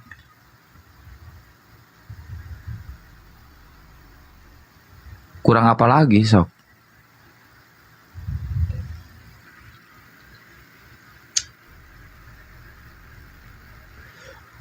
Mbak Erik gak apa-apa, misalkan udah mualaf gitu ya, terus masih ada ganjalan takut sama orang tua. Kalau orang tua nanya, gak mungkin nanya sih, gak mungkin nanya, kamu udah Islam ya? Gak mungkin nanya gitu Bang Erik, orang tua juga. Gak mungkin, apalagi Bang Erik udah gak pernah ke gereja lagi kan? Ke gereja paling nganterin orang tua. Nah itu, paling Bang Eriknya ngopi di pinggir gereja ya? Nyari warung lah. Bener ya. Lalu saya tepuk tangan. Keren. Di warung ngopi. Ayo nunggu naon deui atuh siapa si maut. Itu juga kadang-kadang debat juga itu. Sama orang tua. Iya. Oh bener, ajak debat tuh. Ini Bang Erik ini anak satu-satunya atau ada kakak lagi atau adik? Saya anak pertama Bang. Anak pertama Bang Erik ini. Maksud saya Bang Erik doang atau ada adik? Berapa saudara? Ada adik di bawah. Adek, kakak nggak punya berarti? Yang namanya anak pertama nggak punya kakak lah bang. Oh iya benar. Iya ya, aduh benar. Aino liur siang ngawulang. Liur. Assalamualaikum warahmatullahi wabarakatuh. Waalaikumsalam warahmatullahi wabarakatuh. Akang, jadilah orang yang bijak, ya. Udah dibilang anak pertama punya kakak. Cemana Akang ini? Semua mulai berbahasa roh. Korabata karabas sekira bakarabas sekira bayara balala sekira bara bara bara sekira korabata karabas sekira bakara balala sekira bara.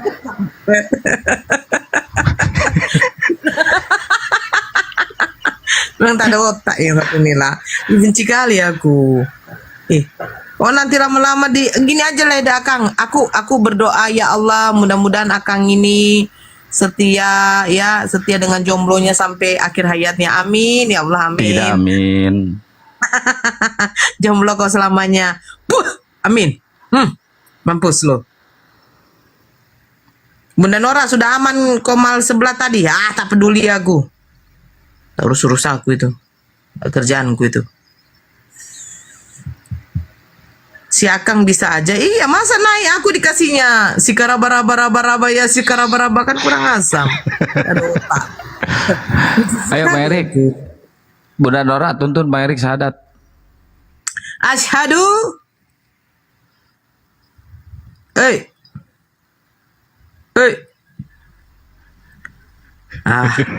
Apa?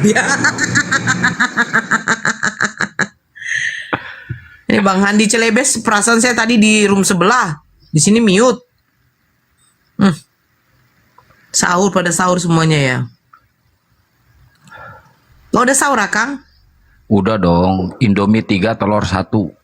Mie goreng. Astagfirullahaladzim. Gak ada nasi soalnya, jadi 3 di gaspol. Udah. Padahal tidak boleh lo sahur itu makan.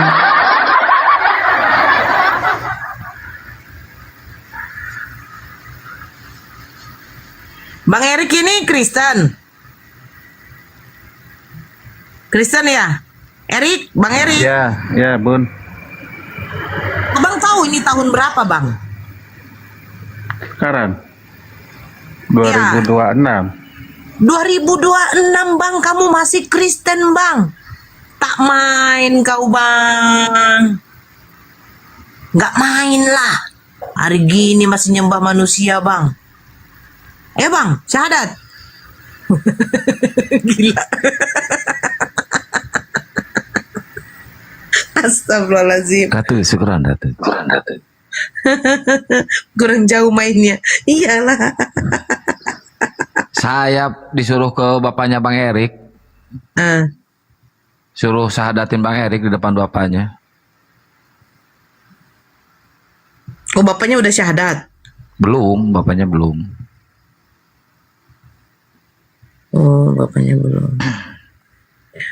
Kalau ada yang sudah mengetahui kebenaran dan tidak mau menjemput hidayah itu hanya karena alasan takut kepada keluarga, apalagi laki-laki, potonglah itu sampai habis.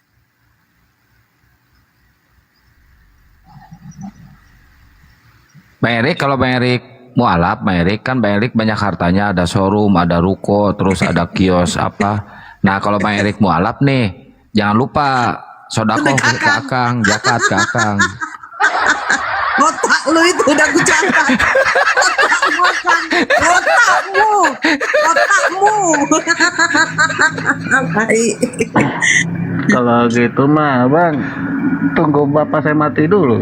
Jangan doain gitu, nggak boleh. Nggak boleh Bang Erik. Wah parah. Itu jalanmu Akang. Nggak boleh. Mau saya bantu doain?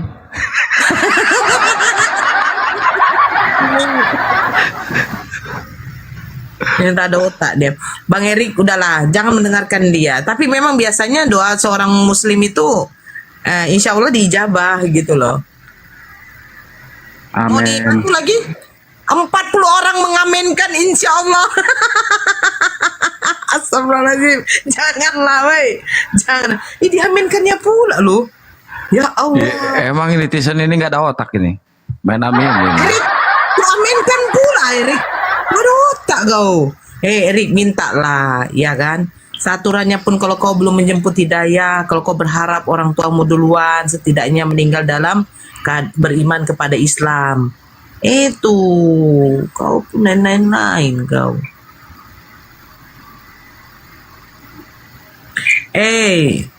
Nggak apa-apa. Mudah-mudahan dia kasih arom.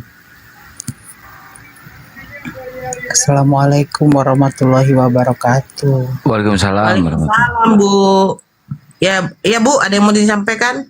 Kok Ibu? Hah? Ini cowok. Coba cowok. Tes. Halo, Ibu, Bapak siapa nih? Halo? Alona? Pak, iya. Laki-laki, perempuan? Setengah dewa.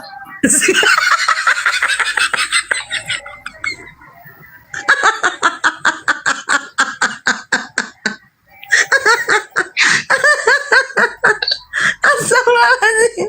Astagfirullahaladzim, ya Allah. Setengah dewa. Kaki kiri laki-laki, kaki kanan perempuan gitu ya? Astagfirullahaladzim. Ya, silakan, ada yang mau disampaikan. Alona. Alona belum sembuh juga ya, Alona? Hah? Belum sembuh juga. Laki-laki. Sembuh. Sakit ya, Dek? Sakit? Enggak, Kak. Enggak kan? Enak kan? Enak. Iya. Oke.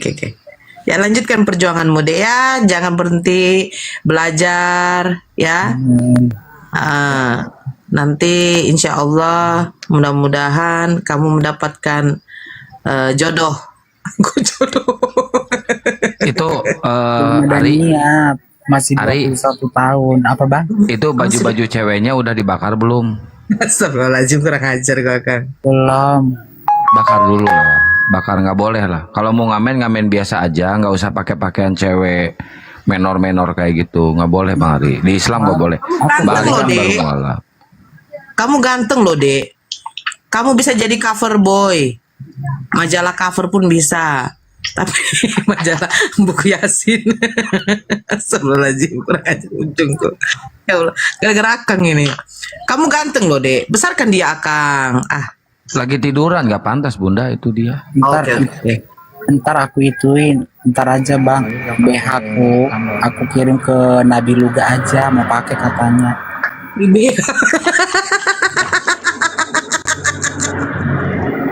Bahaya.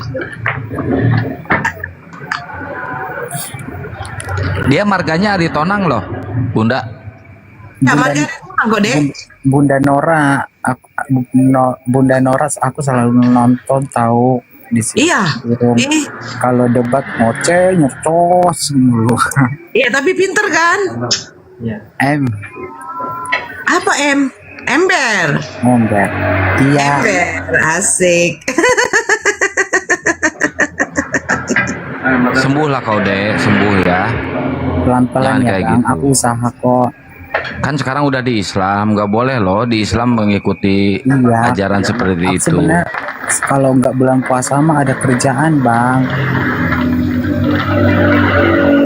Karena bulan puasa, jadi nggak ada kerjaan.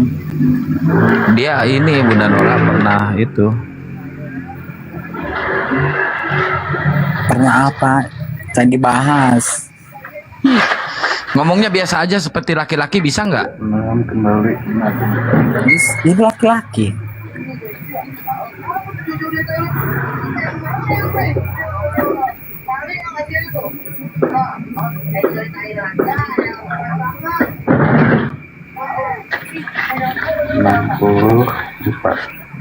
Ya, makasih. Ustaz Alif belum sembuh juga rupanya nih orang. Masa langsung sembuh, pelan-pelan atuh.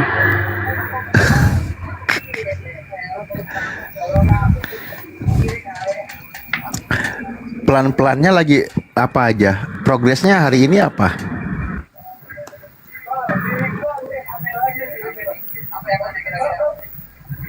Menginfakkan BH. Kan pelan-pelan. Progresnya apa hari ini? Perubahannya apa dari awal? Perubahan apa maksudnya? Ya kan pelan-pelan. Tadi kan bilang bagus, nggak masalah pelan-pelan itu. Bener. Nggak mungkin juga kan langsung. Nah, cuman kan kita harus berprogres gitu. Setiap harinya itu ada perubahan. Walau sejengkal-sejengkal nggak masalah. Tapi itu perubahan ke arah yang lebih baik gitu. Sebenarnya itu dari kemarin itu saran Akang itu sudah sangat ampuh. Itu baju yang model cewek. Bener bang, bener. Cuman aku nggak di bulan ini nggak ada kerjaan. Ter aku yang ngasih makan siapa coba? Oh gitu. Jadi bingung karena nggak makan. Oke, seandainya begini, tidak menggunakan model seperti itu, tapi setiap hari bisa makan, mau nggak? Boleh. Boleh. Besok teleponan video sama Akang, tunjukin pakaiannya dibakar. Abang nggak usah model gitu lagi. Bagaimana caranya nanti tetap bisa makan? Maksudnya masalah urusan makan itu Akang yang ngurus. Enggak mau minta-minta banget. Makasih. Bukan minta. Dikasih, ini mah bukan minta. Ari nggak minta, tapi dikasih. Beda ya antara minta dengan dikasih. Ya. Oke. Tunjukin bahwa pakaian yang dibakar, bilang komitmen, terus jangan kayak gitu lagi. Masalah makan nanti kita urusin. Gitu loh. Dan kita juga lakukan bagaimana caranya biar bisa mandiri juga gitu, tapi yang lebih baik lagi, yang lebih bagus. Tapi bang, itu kalau ngamen Ari, kalau ngamen pakai pakaian gitu sehari dapat berapa? Kadang ya tadi dapat 50.000. Kecil Tad, 50. Nah, cukuplah beli beras buat sahur. Ya udah, bajunya dibakar, nanti diganti kita lebihin 50.500. 50.500. Iya. 51.000 lah. Sekalian ada 500-nya nggak enak. Enggak, iya mas. Yang penting kan maksudnya kita beri dia lebih gitu loh, maksudnya Bang Ari. Gitu. Jadi buat makan kan cukup. Kan gitu. Sementara loh, ini kan tindakan sementara. Sambil kita pikirkan ke depannya. Iya benar bang. Cuman manusia itu kan hidup itu tidak cukup hanya makan doang. Oh, atau gini aja, mau saya kirim pakaian bekas istri saya yang bagus-bagus? Kalau itu boleh. Nah, dasar kau ini berarti bener sih masih hayang model awewe atuh gitu mah geus-geus. Kumaha sih teh cenek berubah. Lagi bang Ustadz Alif ngomongnya begitu. Ya, habisnya katanya siap mau. Kan gitu, berarti oh ya udah bener siap melakukan perubahan. Solusinya apa gitu kan? Kan itu sebuah keputusan, ada resiko. Kalau ini saya tidak pakai, profesi saya terganggu. Profesi terganggu, maka pendapatan pun terganggu. Nah, sekarang kita karena ke breakdown, oh berarti kendalanya di sini. Nah, sekarang bagaimana caranya memutus mata rantai yang tidak bagus itu tapi pendapatan tidak terganggu gitu. Makanya itu tadi kita sebutkan, pendapatannya tetap ada, pakaiannya itu dibakar. Ustadz, sudah kusaranin sama si Ari ini. Kau kerja batu, tukang batu, jadi buruh, sekop-sekop itu loh, biar kelelakianmu itu menonjol. Maksudnya lelaki sejatimu itu menampak gitu. Kerja keras-keras. Jangan melambai begitu, jangan kerja-kerja, aduh ya Allah ya Rabbi. Bang, kerja keras bang. Harus ada niat di hatimu, harus ada niat. Gini, atau gini, lepas tuh apa ya? Ada anjing, suruh lepas tuh sama majikannya, terus kau kabur lari, pasti kau akan lari kenceng itu. Berarti apa? Enggak ini lagi, enggak kayak apa lagi kan? Yang saya takut nanti anjingnya malah ketawa dia lari. Anjingnya pasti ketawa ngelihat dia lari.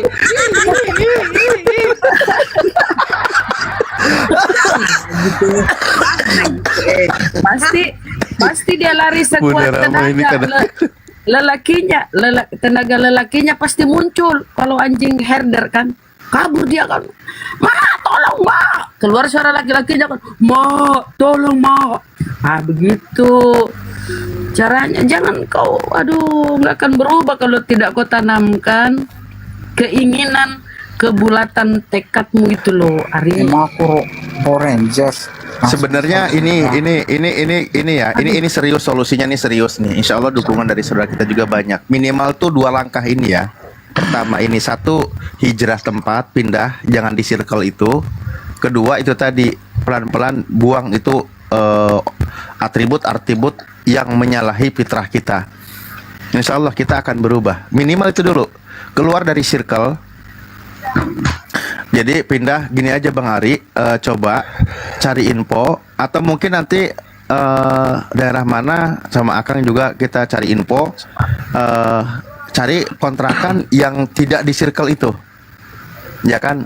Nggak apa-apa, nanti kita pikirkan lah gimana caranya biar tetap, pokoknya 1 bulan 2 bulan ini kan punya nggak usah usul, mikirin dulu. Ustadz, aku punya usul. Boleh masukkan dia ke ini pesantrennya Ustadz Nababan. Biar sekalian dia belajar agama, biar dia jadi tersadarkan dan normal. Masuk pesantren ya Bang Arya. Boleh. Di situ dijamin, kau nggak usah dulu kerja sementara ya. Nanti kalau normal baru kau Ya kerja. Pak Satpol PP, kalau misalkan di BSD ada yang ngamen namanya Alona, tolong diciduk ya, masukin ke barak KDM ya Pak Satpol. Ya namanya Alona dia. Ya namanya Alona, ciduk aja ya Pak Satpol PP ya, di BSD dia ngamennya, di BSD ya. Oke yuk, Assalamualaikum. Kang sekalian kirim fotonya waktu dia ngamen kayak mana. Giliran Satpol PP-nya datang, malah kabur karena takut dibencong. Iya, Arisia,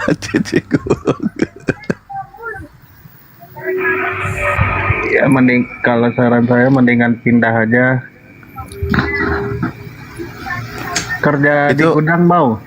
Nah itu Bang Ari itu, benar. Bang Erik mau manggul beras. Kalau nggak bulan puasa mah, aku mah ada kerja Bang. Ini orang dikasih tahu, dikasih jalan. Di sini tiap hari, mau bulan puasa, mau hari biasa ada. Di gudang manggul-manggulin beras. Bang Erik, Bang ini aja tadi, Bang siapa tadi namanya? Yang terlantar itu siapa? Bapak-bapak, kau udah tua. Iya nggak apa-apa. Di gudang, kerja di gudang aja. Bang Desma tadi. Iya Bang Desma, boleh? Saya lihat dia udah berumur Bang, nggak tega saya Bang. Jadi saya nyari yang masih muda nggak apa-apa. Ya. Takutnya terlalu berat gitu. Ya udah. Ya juga sih. Ari aja ini suruh dulu nyoba 50 liter ya. Suruh nyoba 50 liter. Kalau sambil dites, ditengok kan kalau pantatnya. Udah, jangan, nggak boleh, nggak usah. Si Ari juga nggak usah. Nular nanti dia nularin. Nular. Kan dilatih secara militer. Kalau apa ya? Kayak ini jalannya kasih tendangan kan. Udah si Ari nggak mau berubah ini, si Ari nggak mau berubah, susah udah susah. Iya, kalau nggak mau berubah susah. Udah nggak usah. Biarin aja dia seperti kayak gitu, udah biarin. Kita udah ngarahin, kita udah pengen ngebebasin dia, tetap aja nggak bisa ini. Kalau udah kayak gini. Masa udah. langsung. Kalian tanya Kang, pakai BH nomor berapa gitu Kang? Di Ustadz ini ke Ustadz Nababan, apa menular di sana kalau di Ustadz Nababan? Enggak, makanya jangan udah. Biar dia ini dulu aja. Nggak langsung bisa Pak Ustadz, harus pelan-pelan. Iya. Ya udah. Nggak bisa. Pelan-pelan tapi kau masih pakai BH, masih ngamen, mana caranya? Iya, kan nggak ada yang ngasih makan. Kalau Ini dikasih mau solusi dibantu sama dikasih Ustaz. makan di ini, lunya yang nggak mau. Memang masih suka pakai pakaian perempuan. Iya bang, BH-nya aja tuh sudah 3 bulan tidak dicuci tuh, pakai terus. Itu BH-mu kok isi apa dalamnya? Saya kasih pakaian laki-laki mau. Mondok juga nggak boleh mondok juga yang kayak gini mah. Kalau yang kayak gini bukan disuruh kerja di tempat itu, bukan disuruh mondok, bukan. Ini psikolognya kena. Harusnya dia mendapat ini dulu, bimbingan dulu di barake atau di tempat apa namanya? Pelatihan. Iya, pokoknya ada tempatnya itu. Kalau mau Sebenarnya- didaftarin ke Pak KDM. Nah itu dia. Bisa saya jeblosin ke sana, bisa. Sebenarnya kan gini Kang ya, Rehab. solusi yang dibahas itu kan semuanya itu bisa, asal orangnya mau. Nah itu, ininya nggak mau nih. Makanya tadi kita coba breakdown dari yang paling mudah dia mau untuk berubah gitu loh. Masalahnya kecuali kalau kita orang tuanya ya, diikat dia, bawa ke mobil barak, masukin ke pondok khusus, pondoknya yang penggemblengan kejantanan, udah. Syok aing lamun deket ya aing ku aing dialungkeun sia ka Sungai Cikapundung sia.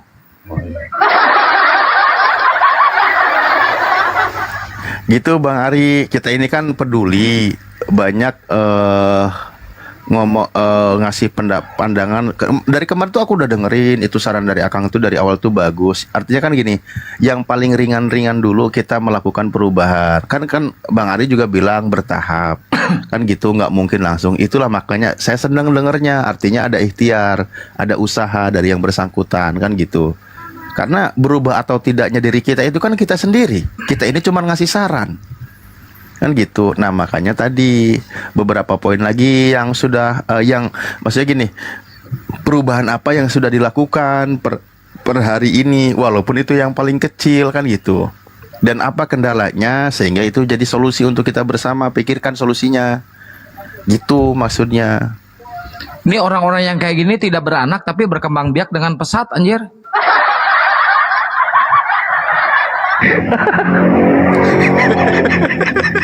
Bener gak Rek?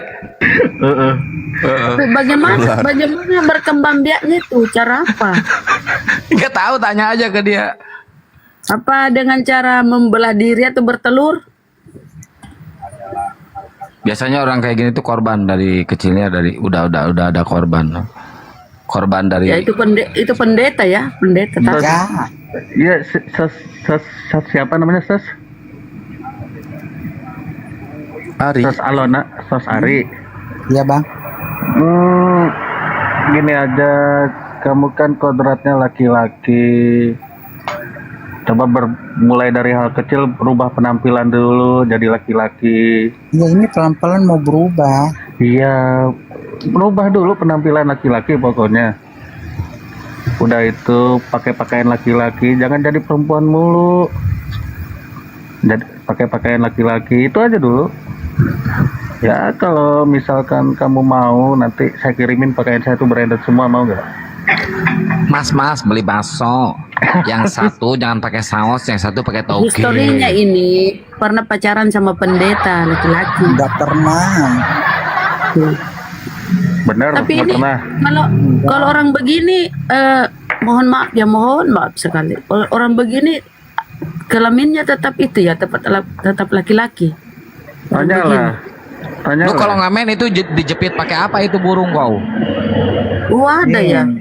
Kan ada itu mu. Kepempas. Biasa aja. Alona kan Arif kan ada itu mu. Kenapa kau enggak ini? Apa bang? Apa bunda? Itu ada itu mu tuh. Apanya? Itu tadi yang disuruh jepit itu sama Kang. Kan ada kok. Kan kau bisa berubah itu kalau ada itu mu.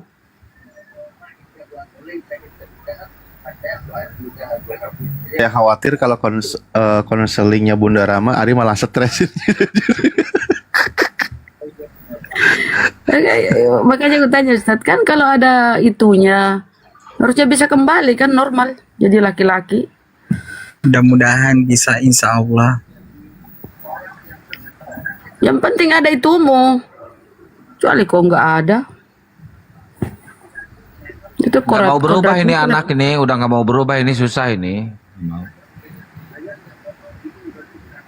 Nggak bisa pelan-pelan. Kalau mau pelan-pelan itu bakar semua tuh pakaian perempuan kau tuh bakar tuh. Sampai bener-bener melupakan hal seperti itu. Kalau misalkan pakaiannya masih dipakai atau dikasih ke teman terus dipakai sama teman, masih teringat-ingat nantinya akan mengulangi lagi. Nggak mungkin bisa berubah, susah. Itu udah kuniatin, Bang.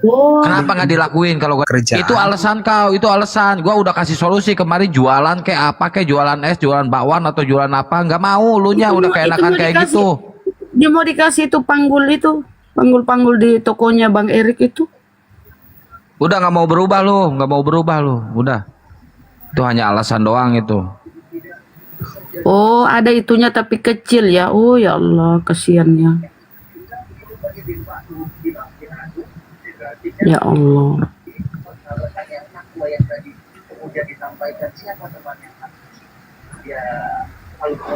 Sial mun deket ku aing da lungkeun ka walungan Cikapundung sia. Kasihan ya. Kan ada obat untuk itu, kalau itu cuman itu doang. Biar dia jadi laki-laki tuh, Len. Bang Ari, suaramu bagus.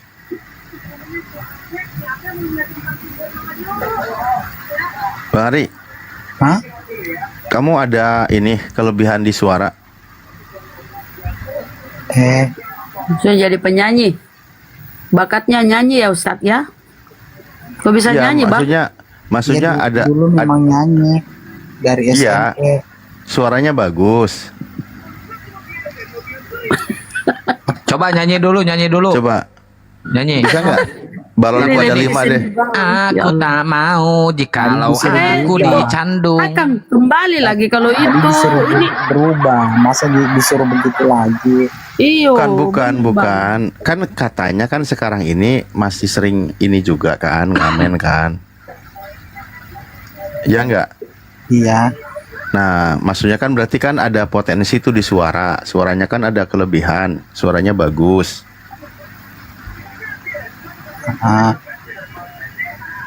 Iya kan? Boleh dengar nggak? Boleh dengar nggak? Tempatnya Ustadz Nababan, Ustadz. Lah, Bunda Ram. Mau di pesantren Umul Qura ke Madinah misal, atau ke mana? Ke Tarim, ke Yaman, atau ke Mesir. Lah orangnya nggak mau kayak mana? Jauhnya itu ke Yaman. Iya kan, ya habisnya Bunda Rama suruh pesantren mulu. Iya, tapi orangnya nggak mau, gimana? Ari kalau nggak duduk saya turunin Ari. Saya blokir. Duduk Kasihan depan. Aduh ya Allah.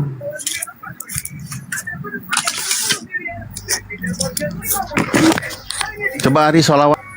Bisa lah. Coba gimana? Gedein gambarnya Ari, Bang.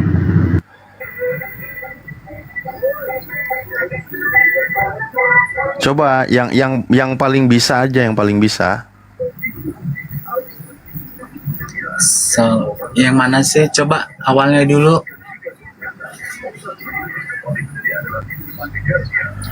Berarti nggak bisa sholawat dong. Awalnya dulu, ntar aku lanjutin, mana tahu. Lagu yang paling bisa aja, yang apal lah, yang paling bisa lah. Sallallahu yang gitu ya. Oh, berarti mungkin agak masih belum biasa. Kalau nyanyi aja, nyanyi lagu religi bisa nggak? Andai ku tahu gitu, coba. Nggak bakalan tiba ajalku.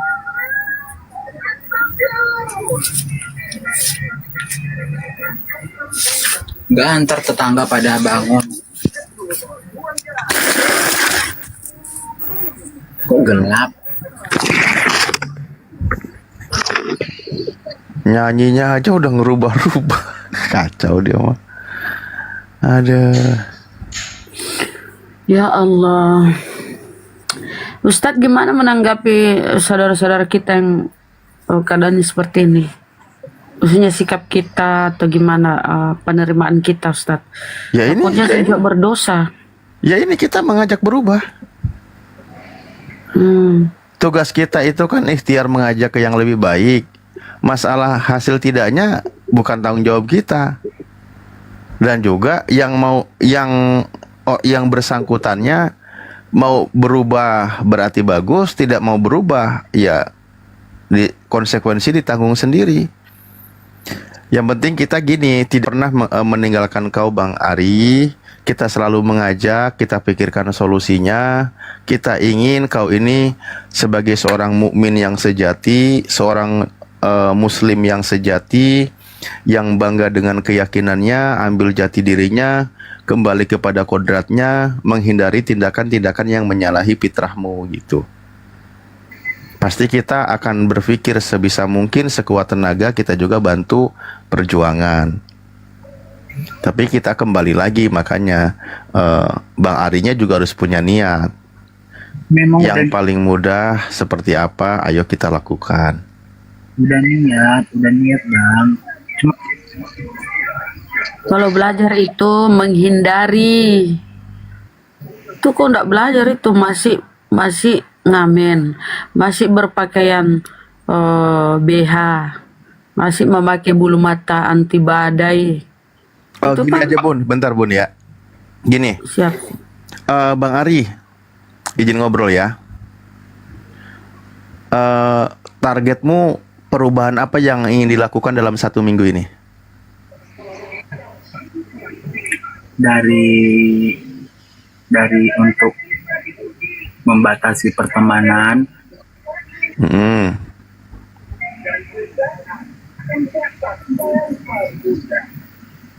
ya belajar untuk jadi kayak lelaki yang normal. Ya itu target. Caranya apa yang dilakukan belakangan ini? Salah satunya kan ada teman yang kayak aku jauhin mereka gitu. Salah satunya itu caranya. Yang kedua ya banyak-banyak dengerin ceramah.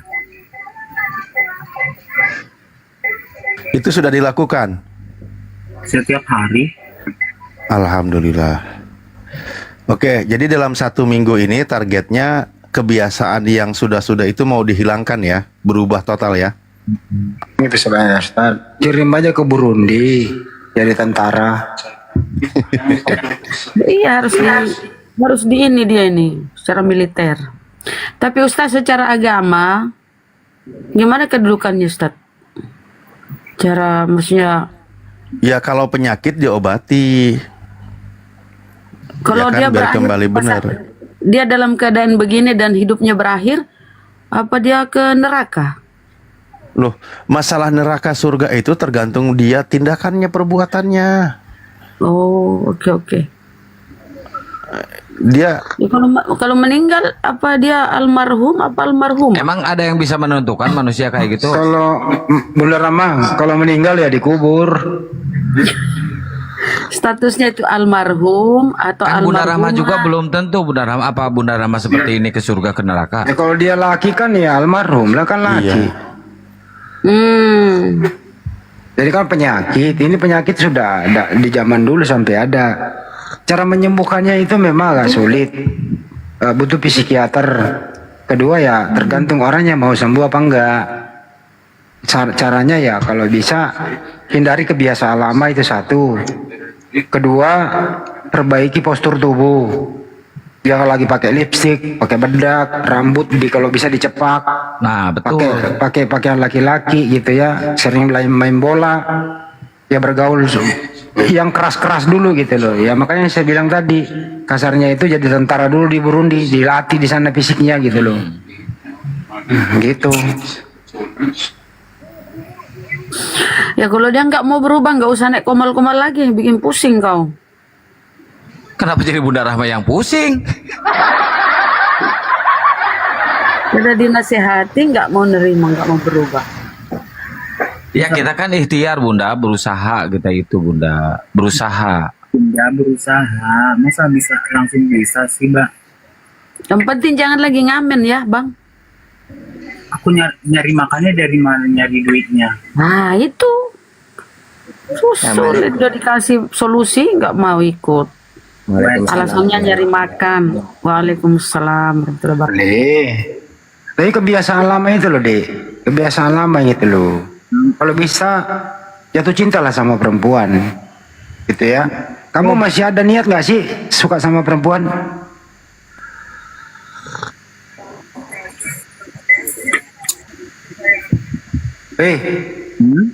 Kamu ada niat masih suka sama perempuan?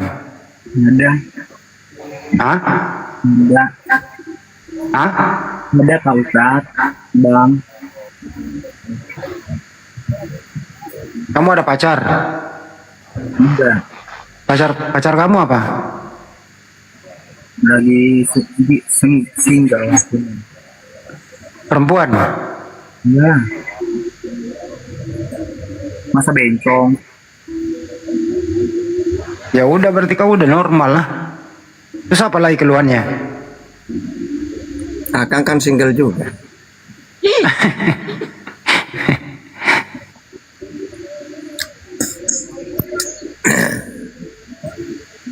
Sudah sahur, Ar? Sahur? Ustadz sudah. Oh sudah lah. Gelap juga ini si Ari ini ya. Iya, tadi mau terang, tiba-tiba gelap.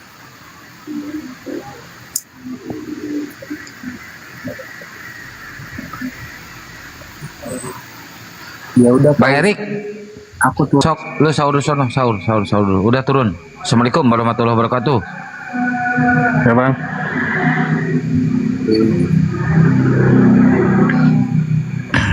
Bang Erik. Ya Allah.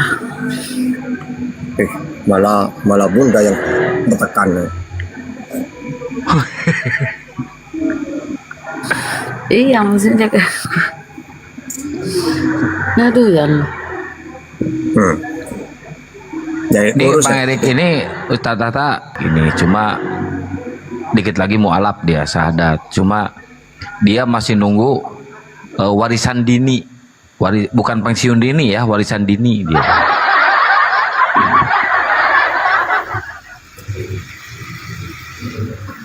Betul nggak, Rik?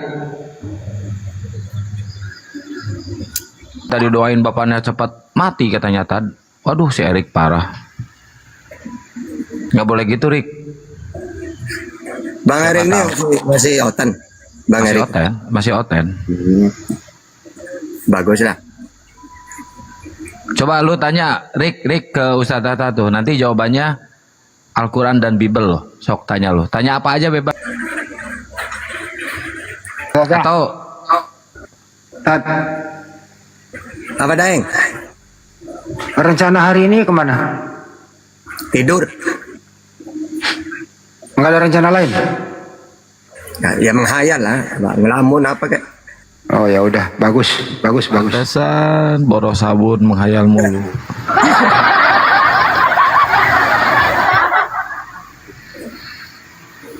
Si Erik ini dulu penghujat loh, Catata. Dia ngehujat ke Islam tuh, "Woi, umat muslim, kalian ini menyembah kotak sepatu," katanya. Ka'bah itu disebut kotak sepatu, Tad.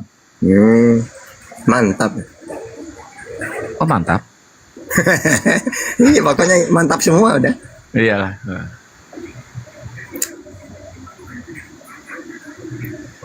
Itu karena dia belum tahu Islam, belum belajar. Wajar mereka itu yang menghujat. Sekarang udah Kadang belajar dia, udah banyak belajar. Hati panas nggak bisa ini ya, nggak bisa mengontrol. Kadang kita balas.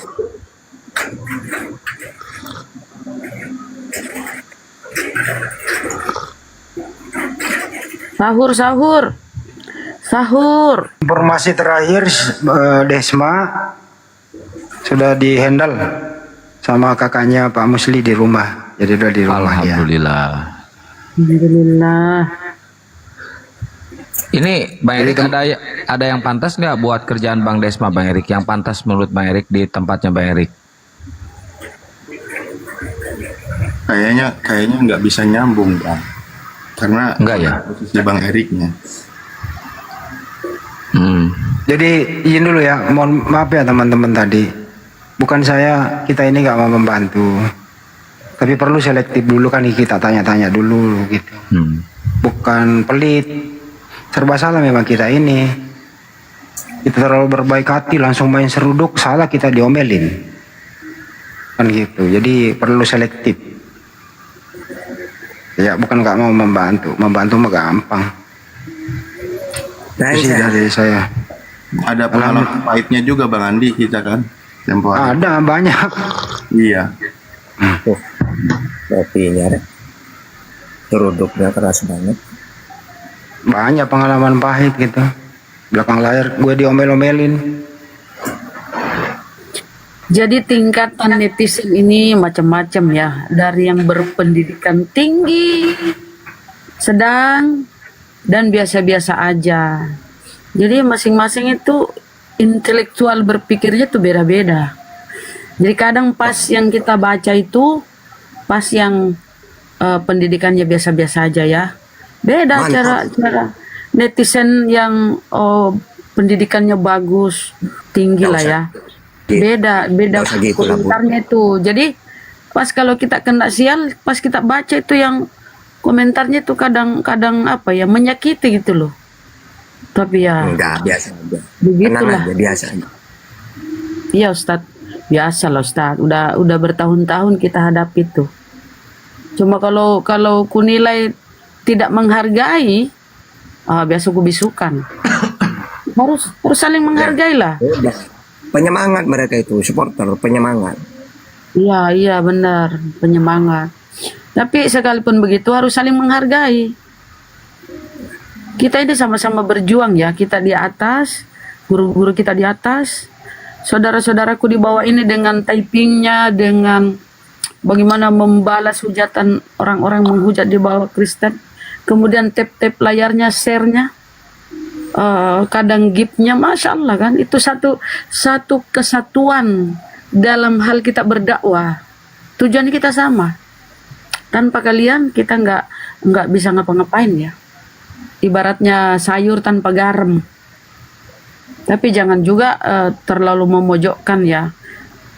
Karena kadang nama juga manusia, kadang kita down. Namanya juga manusia di atas ini. Kalian nggak tahu pas mungkin di rumah kurang membelanja, kalian pun di bawah typingannya menjatuhkan, tidak menghargai. Masya Allah, syukron jazakallah orang kasiron. Ya Allah, rezeki anak soleh, tepuk tangan dulu guys. Masya Allah, alhamdulillah. Masih ada yang nonton, alhamdulillah, Masya Allah.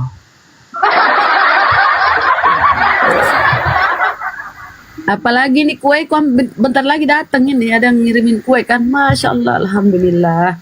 Jadi teman-teman itu ya, di TikTok ini ya, bersyukur kita. Kenapa Akang Akang itu kan, Akang itu iri loh, nggak dapet kue dia, nggak dapet.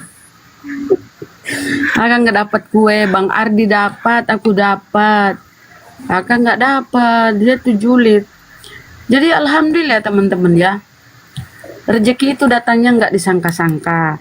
Ada yang ngirimin aku basreng. Apa itu basreng ya? Kerupuk ternyata aku tengok ya, aku cari tahu apa itu basreng. Oh, kerupuk. Salah. Basreng itu bas yang cempreng. Bukan kerupuk. Speaker itu loh, ada speaker gede itu, basnya cempreng, itu namanya basreng. Bukan Bang Hadi. Benar amat. Coba tanya netizen, benar kan netizen di bawah? Basreng itu artinya itu ada speaker gede pecah, bunyinya prek. Nah, itu. Basreng itu dari ini Pak, dari sal. Ini kecipring. Itu netizen di bawah membenarkan saya loh, bener. Basreng itu bas yang cempreng. Bakso goreng tuh basreng. Pakai cimpring. Alhamdulillah kan. Jadi banyak rezeki ya kita dapati, Masya Allah. Alhamdulillah. Tapi nggak dipungkiri juga ada ya, begitulah tadi ya. Iya, buat teman-teman yang di YouTube, Waalaikumsalam warahmatullahi wabarakatuh. Sehat selalu ya, yang di YouTube Gurunda Juma, Julkipli Abbas Official, Panglima Apologet Islam, Ala Alip Channel, Akang Santang Official, Bang Handi Calebes Official, Handi Calebes Channel, Tahta Channel, Masya Allah. Kalian juara, kalian the best, selalu mendukung channel-channel YouTube ya. Masya Allah, luar biasa perjuangan kalian ya. Tepuk tangan dulu buat kalian semuanya. Yang di TikTok juga, Masya Allah, syukran jazakallah khairan kasiron, selalu mendukung komal-komal muslim ya. Jangan ke Komal Oten. Ngapain ke Komal Oten juga ya? Nggak usah, mending di Komal Muslim aja. Kami sudah sahur ya, di tempatku udah sahur. Tinggal nunggu sholat subuh. Udah sahur kami. Akang Siap, itu Mbak nggak Pita. sahur. Sahur Akang. Mudah Rahmat sholat sono biar nggak berisik ah. Sholat sono sholat. Belum azan. Nggak apa-apa, belum azan juga, sholat aja udah.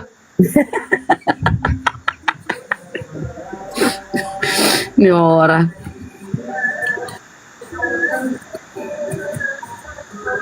Sahur. Udah tadi saya sahur Indomie. Aduh, Akang. Kok tiap hari Indomie? Ya Ya mau masak Allah. apa lagi? Malas masak nasi, nggak ada apa-apa, udah Indomie aja Enggak cukup. loh, nanti. Nauzubillah min zalik ya. Itu berpengaruh ke aduh. Yang penting tidak mengurangi kegantengan. Enggak lah, jangan terus sering Indomie. Indomie itu paling sekali sebulan. Ustadz Tata yang diomongin mah jangan makan mie terus tiap hari dia. Mie-nya mie telur lagi, bukan Indomie.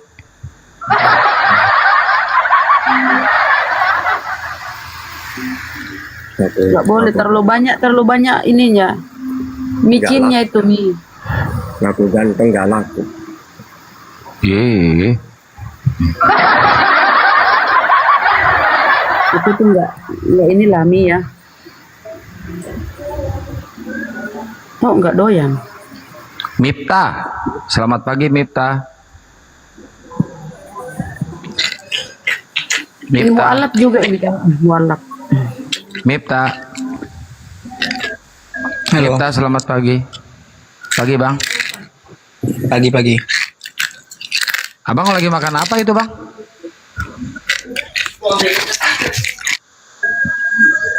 Nggak jelas ah. Naik kok, nggak sopan.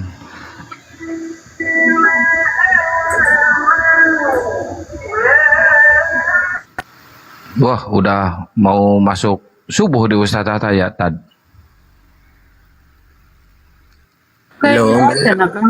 Belum imsak. Enggak, dia turun Ustadz, sendiri. bagaimana kabarnya Mbak Melody Ustadz? Ini Bang Erik ini udah mulai ini, Tad, cuma masih susah ya, emang belum tersentuh hidayah dari Allah mungkin ya Tad ya. Iya, mantap ya, bagus. Biar banyak tetap konten kami. ya. Aduh, Ustadz. Rick. Rick. Ya bang. Lu Bisa tanya warung ke tadi. Ustadz Tata, satu pertanyaan aja lu tanya. Tanya apa? Apa aja terserah lu, bebas. Kotak sepatu ke apa ke, batu hitam ke apa, terserah lu. Nanya kenapa Ustadz belum menikah? Tanya Bang Erik. Ayo, Erik, tanya Erik, mumpung masih live di YouTube juga. Tanya aja tentang keislaman, tentang kekristenan, bebas. Terserah Bang Erik.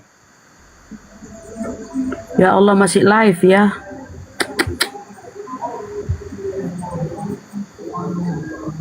Erik. Atau mau ditanya loh?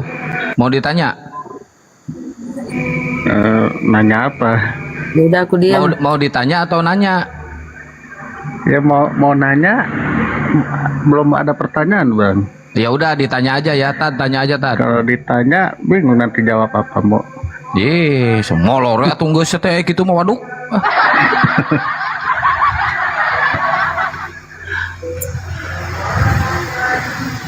Ntar coba dipikir dulu yang mau ditanya apa ya, bentar ya. Gini, kenapa Islam tuh hanya satu, kalau Kristen 3? Cuma pertanyaan umum bang.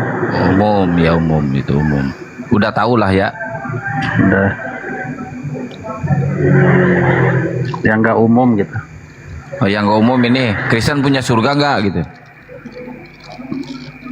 Itu Umum. Umum. Tuhan Kristen menciptakan surga nggak? Itu semua orang udah pada tahu. Apa coba menciptakan surga nggak? Kalau kata saya mah menciptakan, Bang.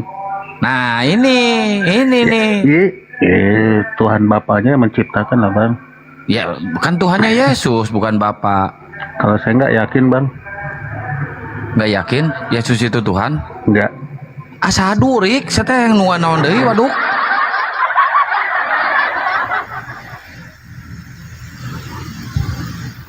Dia udah nggak yakin Tad kalau Tuhannya itu Yesus itu Tad.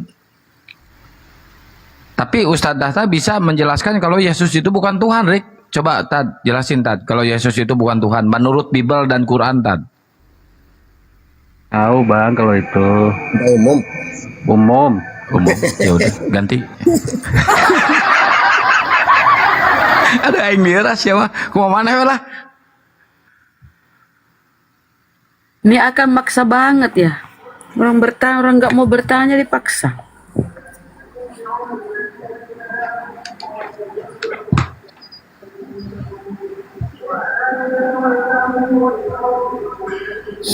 Jadi beliau itu insya Allah ya kayak Bang Arom kan pada akhirnya akan bersyahadat. Jadi sabar ya teman-teman, sabar netizen, semoga beliau secepatnya dapat hidayah. Amin.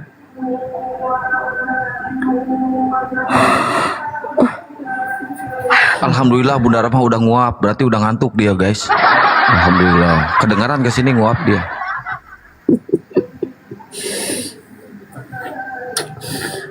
Kalau aku diam aku menonton Dracin sambil nunggu sholat subuh.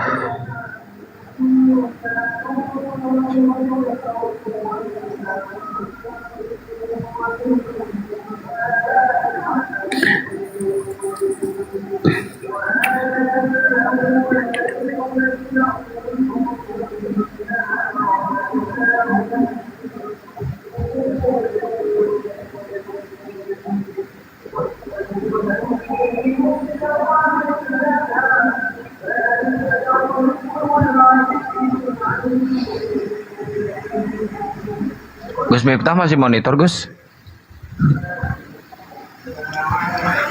Ini oten-oten sahur. Oh baru beres. Alhamdulillah saya juga tadi udah.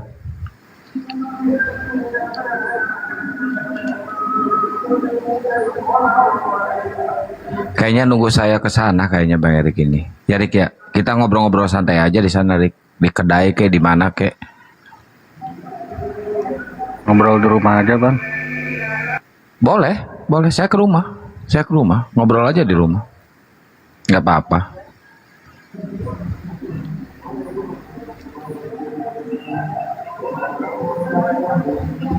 Bilang ke bapaknya temen gitu. Sherlock aja, ntar saya ke sana. Insya Allah saya ke sana. Berarti ntar asadunya di depan bapak saya Bang. Boleh. Tapi kalau misalkan Bapak Bang Eri kena stroke ya jangan salahin kita.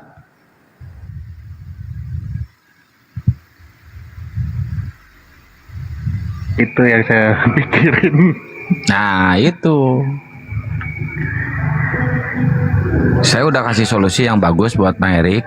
Kita rahasiakan dulu aja kemualapan Bang Erik. Nggak apa-apa itu, nggak masalah. Ya Nino. Halo Nino, musim apa Kristen Nino? Gak ada suara, saya turunin. Makanya kita ngobrol di luar aja, santai. Tapi kalau Bang Erik enggak sibuk, itu juga kalau sibuk ya jangan.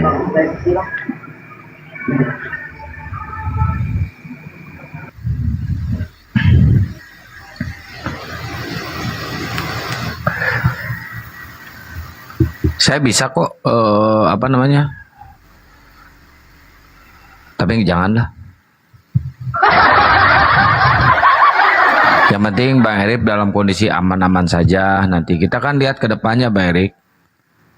Nggak boleh kita barbar, nggak boleh kita seenaknya gitu kan. Nggak boleh Bang Erik. kita itu udah hilang rasa takut, Bang Erik. Betul nggak, Gus? Iya. Ada pepatah yang sederhana, simple, tapi sangat berpengaruh pada kehidupan kita, baik itu dalam dunia keagamaan, masyarakat, bersosial, dalam segala hal. Ada dua kata, Bang Erik, dua kata yang bisa mempengaruhi tinggal sikap kita, yaitu faktor niat dan kesempatan. Sekarang Bang Erik, kalau misalkan sudah ada niat, yang pertama orang itu segala sesuatu dengan niat. Dalam segala hal harus didasari dengan niat yang kuat. Jadi kalau misalkan niatnya sudah kuat, no way, kenapa tidak? Why not? Kenapa tidak? Kalau memang niatnya sudah bulat. Segala sesuatu harus dengan niat tekad yang bulat. Kemudian yang kedua, kesempatan. Nah, kesempatan sudah terpampang di depan mata, luas dan lebar. Fasilitas dan sarana sudah tersedia, terpenuhi. Ketika kesempatan itu ada, orang yang berakal sehat, waras, pasti akan menggunakan kesempatan tersebut. Namun, dari dua kata tersebut, segala sesuatu yang paling penting adalah niat. Karena apa? Kesempatan, kalau tidak ada niat, maka bisa terbuang kesempatan itu.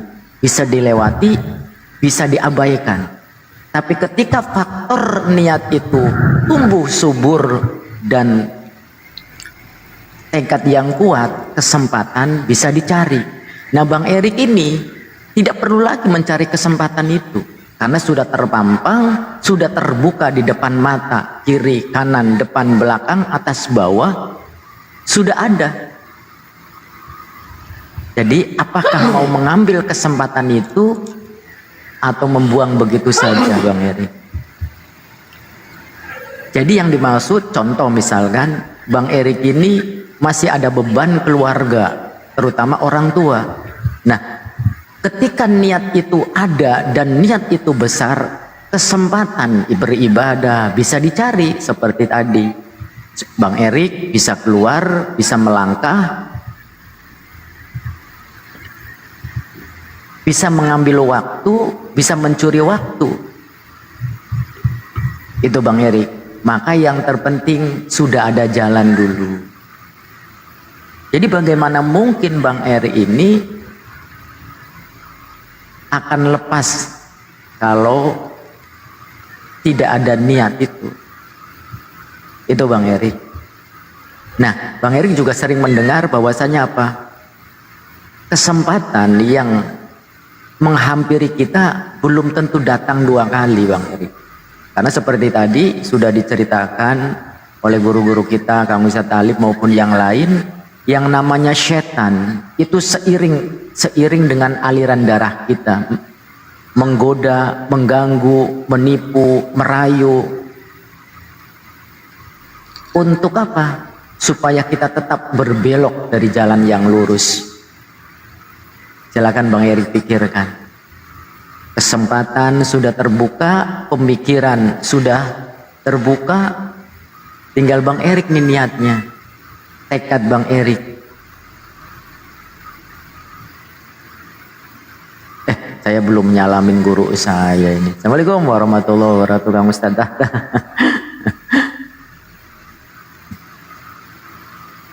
Mau lagi salat subuh kayaknya. Itu Bang Erik, silakan Bang Erik. Sarana prasarana sudah terbuka di depan mata, kesempatan gampang dicari.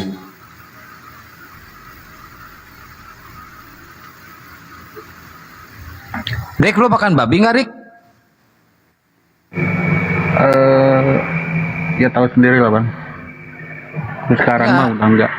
Sekarang udah enggak. Kalau bapak masih makan babi? Ya kalau dia lagi ingat kali. Kalau lagi ingat makan babi? Oh, anjing Dianya. makan nggak anjing? Enggak. Oh, anjing enggak. Babi makan ya? Lu jangan makan babi, Rik. Haram, Rik. Udah lama, Bang. Kenapa coba babi jalannya nunduk? Karena malu dia babi. Malu dia mamanya babi ya. Oke.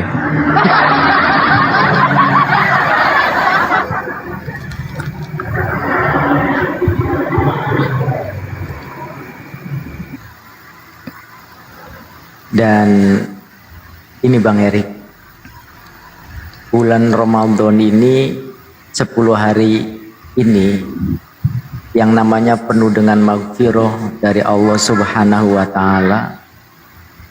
Maka ini juga kesempatan yang sangat lebar dan luas dan besar ketika Bang Erik itu dalam kondisi bersih, dalam kondisi suci, kemudian bersujud, setelah itu menengadahkan tangan kepada Sang Maha Pencipta untuk memohon solusi.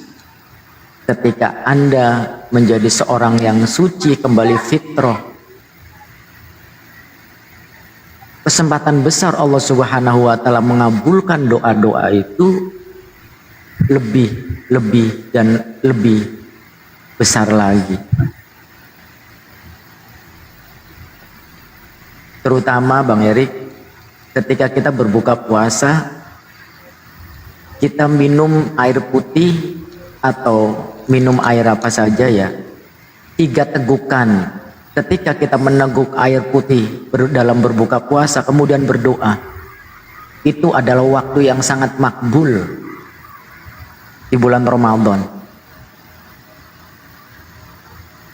Izin guys bentar, itu jangan spam dong teman-teman, jangan spam. Yang lain juga kan pengen komen. Terus kalau spam itu kena PL. Kalau spam itu, cobalah kalau muslim saling melindungi room lah ya.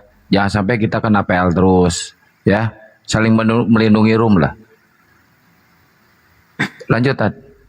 Iya, mungkin ini juga barangkali spam. Ya, mungkin ini juga barangkali bisa diamalkan buat teman-teman yang di bawah ya. Silakan berdoalah setelah kita berbuka puasa 3 tegukan ya. Datang waktu berbuka puasa, Allahumma lakasumtu wa bika amantu wa ala rizkika aftartu zahabaddoma'u birahmatika ya arhamar rahimin. Kemudian 3 tegukan berdoa dulu sebelum memakan yang lain.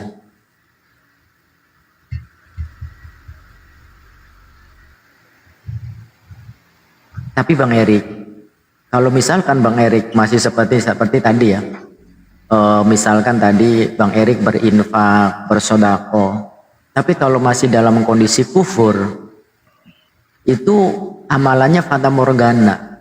Kalaupun Allah membalas itu hanya nilai di dunia.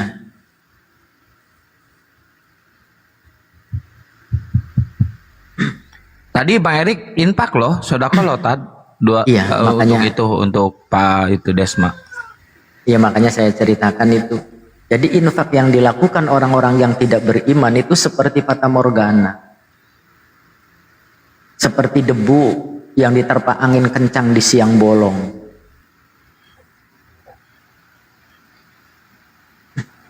Ya, kita sih hanya sekedar memberikan ini, lagi-lagi la ikraha fiddin ya, Bang Eri. Kalau nanti mu'alaf itu kebaikannya kan tercatat ya Ustadznya.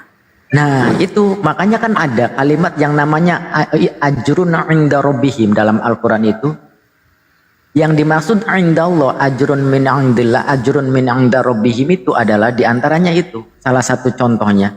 Jadi ketika orang kafir, orang musyrik kemudian dia bertobat, kemudian mengucapkan kalimat 2 kalimat syahadat, maka seluruh dosa-dosanya dibersihkan oleh Allah, fitrah kembali seperti orang yang terlahir, kullu mauludin yuladu alal fitrah, kembali lagi suci. Nah, bukan hanya itu, masih ada bonus door prize, yaitu apa?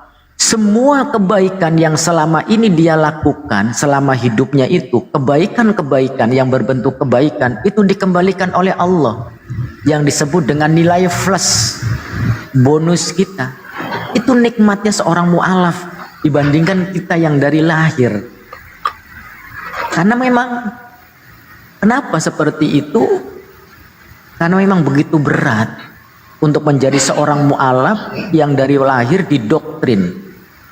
Pokoknya Yesus Tuhan, pokoknya Yesus Tuhan, pokoknya Yesus Tuhan, siang, malam, pagi, sore.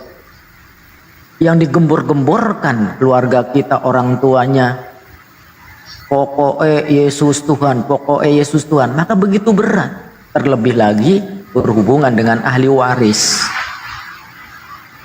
Itu Bang Erik. Maka silakan kesempatan bulan suci Ramadan dalam kondisi suci, doa-doa pintu langit terbuka lebar, Allah memberikan kesempatan berlipat ganda. Silakan kesempatan itu. Apakah mau diniatkan atau justru mau diabaikan? Wallahu a'lam bishawab. Yesus belum utang. Silakan Bang Erik. Saya yakin Bang Erik tahulah ketika menggunakan kesempatan dalam usaha, wah kalau ada kesempatan, ketika kesempatan itu lolos, lepas dari tangan genggaman, gimana kecewanya? Ketika Bang Erik punya tender, orang konsumen nasabah sudah berpesan, Pak Erik ada mobil Pajero, ada, harganya sekian, oke deal. Giliran dateng ternyata nggak jadi. Gimana rasanya? Pikirkan dengan jernih, silakan. Sedangkan kesempatan-kesempatan seperti itu yang tiada tara, dari sekian banyak kesempatan di alam raya ini, hanya kesempatan iman dan Islam yang paling besar dalam hidup.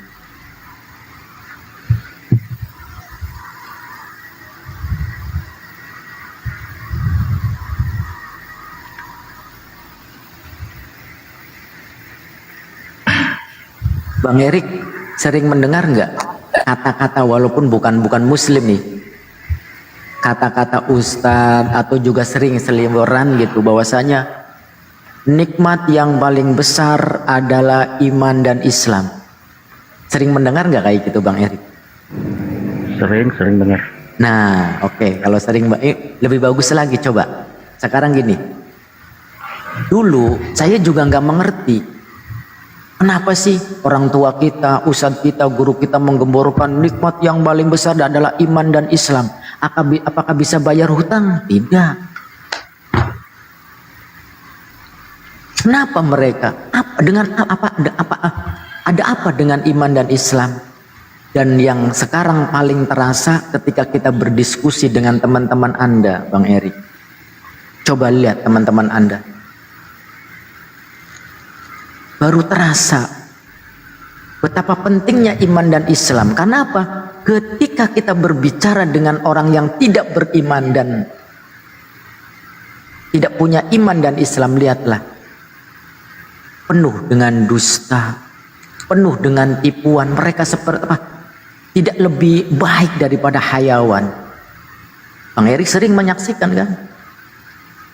Mereka tidak punya rasa malu, bahkan mungkin tidak punya kemaluan.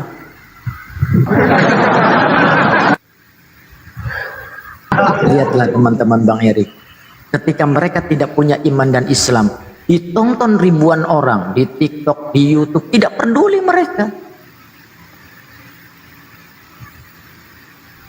Itulah pentingnya iman dan Islam. Silakan Bang Erik, mumpung tersadarkan, hati sudah terarah, nurani sudah terketuk, jiwa sudah terbuka. Ayo, pikiran Anda coba.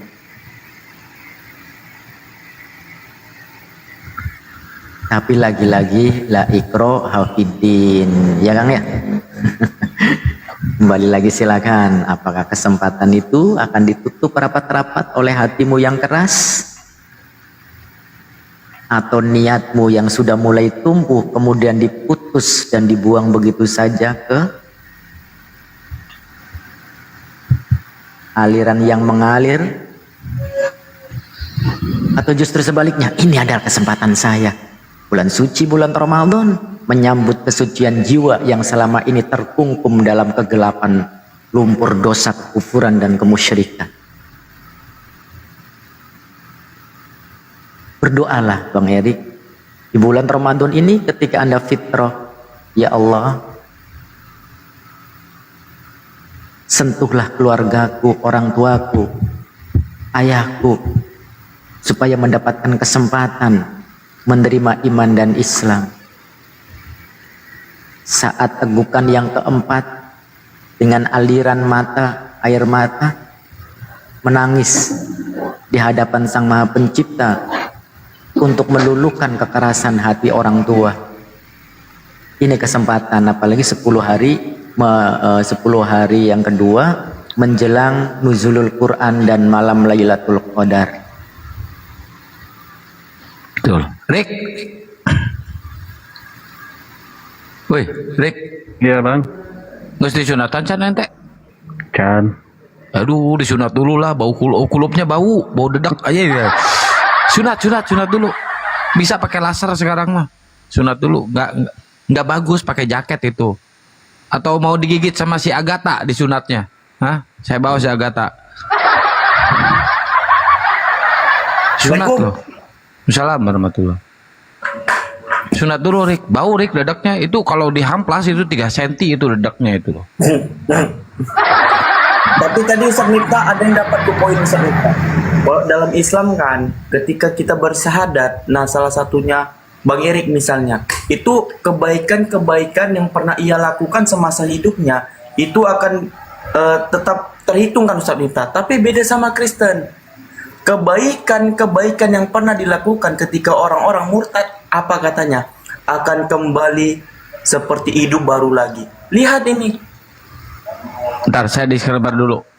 Erik ini bisa dikatakan orang Sunda, tapi bapaknya orang Ambon, ibunya orang Medan. Dia lahir dan besar itu di Sukabumi.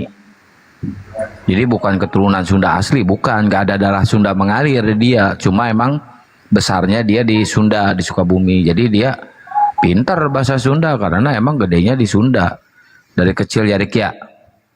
Betul nggak Rik? Dari kecil sih enggak Bang, saya lahirnya di Jakarta tuh. Lahir Jakarta. Di Sukabumi dari umur? Sukabumi dari tahun 98 97. Oh ya udah lama lah. Udah berapa tahun berarti 29 tahun, hampir 30 tahun ya udah lama lah. Di Sukabumi ya? Iya. Kalau saya suka janda sih. Ya jadi paseh ya, pintar bahasa Sundanya Bang Erik ini. Udah Rik di sunat Rik. Sunat Rik. Beneran serius Rik. Bau Rik. Coba sama Bang Erik gituin, terus colek sedikit angsean gitu. Bau tarasi sih ya. Bener sumpah. Bau. Ya nanti rencana saya juga gitu Bang. Tunggu waktu luang dulu, kalau nggak ada kegiatan bisa saya diam-diam pergi kan ke klinik. Kalau mau diantar sama saya nggak apa-apa, di laser bisa Bang Erik. Kalau di laser kan cepat kering tuh, langsung kering tuh. Kalau di laser jangan sunat biasa Bang Erik, nanti ketahuan. Bau dedok sih. Betul, iya betul ya. Ya makanya kan makanya tadi Kang Kian Santang, kesempatan sudah terbuka, tinggal niatnya saja kan. Semua bisa kesempatan itu bisa dicari-cari, yang penting niatnya kan. Ini yang ketawa di bawah blokir dong, yang ketawa di bawah moderator blokir. Kok ketawain sih? Kecuali ketawanya bareng-bareng ya. Makanya tadi, apalagi Bang Erik kan udah dewasa. Jadi yang penting niat, kesempatan itu bisa dicari, gitu. Bisa dibentuk kesempatan itu. Yang penting ada niat. Tapi kalau cuman faktornya kesempatan, tapi kalau nggak ada niat, contoh, saya ada dompet isinya penuh, duitnya segepok, tidak ada orang yang melihat, ada kesempatan. Tapi kalau nggak ada faktor niat, wah, ya nggak mungkin. Tetapi kalau misalkan ada faktor niat, kesempatan bisa dicari. Kadang-kadang orangnya ada dompetnya di ini, bagaimana caranya? Mencari-cari celah. Itu Bang Ed. Ntar saya temenin aja, Rik. Kalau misalkan Erik belum tahu, saya temenin. Insya Allah saya temenin Mbak Erik. Gini caranya, saya bayarin Mbak Erik ongkosnya dari rumah ke rumah sakit, biaya disunatnya saya bayarin. Mbak Erik titipin dompet aja ke saya sama ATM, nanti saya bayarin semuanya itu Mbak Erik. Tenang Mbak Erik. Tenang, saya orangnya baik Mbak Erik. Bang Erik, kan Bang Erik itu teman-teman. Iya. Iya kan? Lingkungannya muslim kan, Bang Erik? Bang Erik. Ya, iya. Nah, ini pasti tongkrongan Abang kan muslim. Pernah nggak minder Abang tentang misalnya perihal tentang agama gitu, Bang? Minder ya karena mungkin misalkan saya bergabung sama kawan banyak kan mayoritas kan muslim. Nah, saya yang non muslim sendiri kan memang rada minder. Nah, itu sejatinya hati Abang sejati itu bukan Kristen itu. Rik, kan di Cibadak kemarin aya imah, ada rumah yang dijadiin gereja, terus digeruduk sama warga. Bang Erik kan dekat tuh di situ tuh paling berapa kilo? Menurut Bang Erik gimana? Itu di Cidahu. Iya, di Cidahu. Oh, kan dekat lumayan, Cidahu mah dekat lah. Dekat dari tempat saya mah. Iya, menurut Bang Erik gimana tuh? Itu kan pila, Bang. Iya, pila. Menurut Bang Erik yang salah ini yang punya pilanya dijadiin gereja atau warganya yang ngegeruduk? Kalau yang saya tahu beritanya katanya dia tempat retreat. Tempat retreat gitu, jadi kayak bukan gereja, Bang.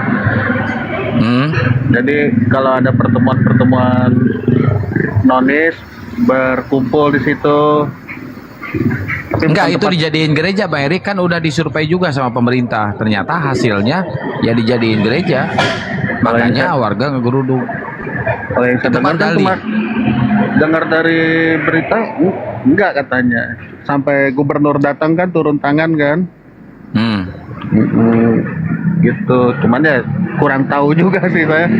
Nggak terlalu mastiin, nggak pernah kesana. Tapi Bang Erik nggak pernah ke situ? Nggak pernah. Cuman lewat-lewat sih sering numpang lewat mah. Bagus lah Bang Erik. Bang Erik kalau disunat sama saya nanti ya diantar sama saya tuh. Saya bawa ke dokter. Bang Erik tinggal pilih aja pengen bentuknya kayak gimana, bergerigi atau kayak gimana, gampang bisa request Bang Erik. Yang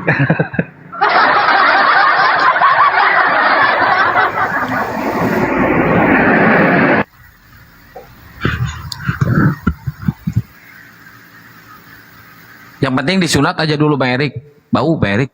Serius saya mau bau. Udah ada niat sih, tinggal atur waktu aja Bang. Ya udah gampang, atur waktu, mau sendiri nggak apa-apa, mau diantar sama saya nggak apa-apa. Coba spill dulu lihat, bener nggak?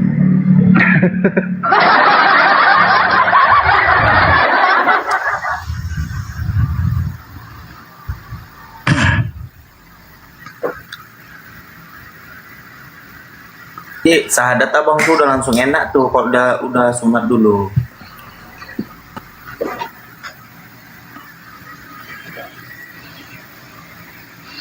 Saya mau minta kulupnya buat jadiin cincin, bikin cincin. Nanti gue tanya Bang Erik, kenapa kamu sunat? Alasan bilang kebersihan, bilang gitu aja. Awal utama kebersihan. Masa nih ya bekarat di sininya, di samping-sampingnya ada tritipnya, bilang gitu. Masalah sunat sebenarnya sih nggak ada larangan, nggak terlalu ngelarang orang tua mah Bang. Ya, kesehatan aja bilang. Nggak terlalu biar bagus aja pakai helm gitu ya, Bang Erik. Biar keren. Kalau mandi suka dibersihin nggak? Dibelatongkeun gitu, dibersihan. Dikeluarin gitu ya. Dicelekin. Itu bagus Bang Erik. Dikeluarin terus pakai minyak ini zaitun, dioles pakai minyak zaitun Bang Erik. Aduh, herang saya boleh nang. Itu momen di ini Pak, di ini dulu, di off dulu, typingnya di off dulu.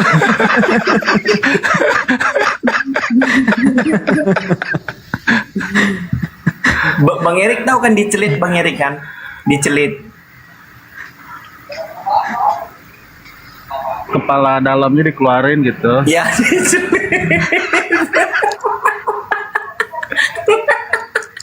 Astagfirullah. Jadi bisa noong gitu kan. Wow.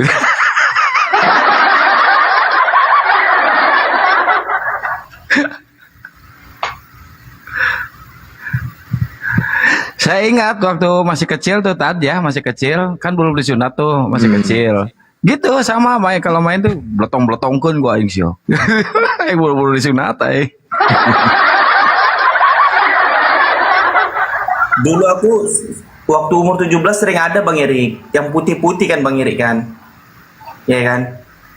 Nah, itu selalu dibersihin memang. Kalau enggak bau ini, bau apa? Bau garda. Kalau enggak bau garden. Waalaikumsalam warahmatullahi. Waalaikumsalam warahmatullahi wabarakatuh. Sama berarti kita Bang Erik. Dulu ya. Pasar ibunya udah login juga. Aku ngalamin apa yang abang alami itu udah aku alamin duluan.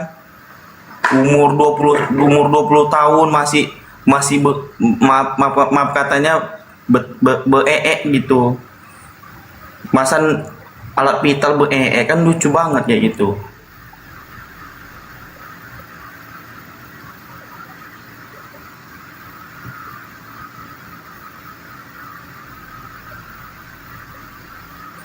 Tapi setelah sunat nanti abang enak kali itu rasanya. Ngerasa kayak bersih. Memang bersih, bukan kayak selalu bersih gitu. Karena setiap kita buang air kecil pun kan pasti kita cuci gitu kan.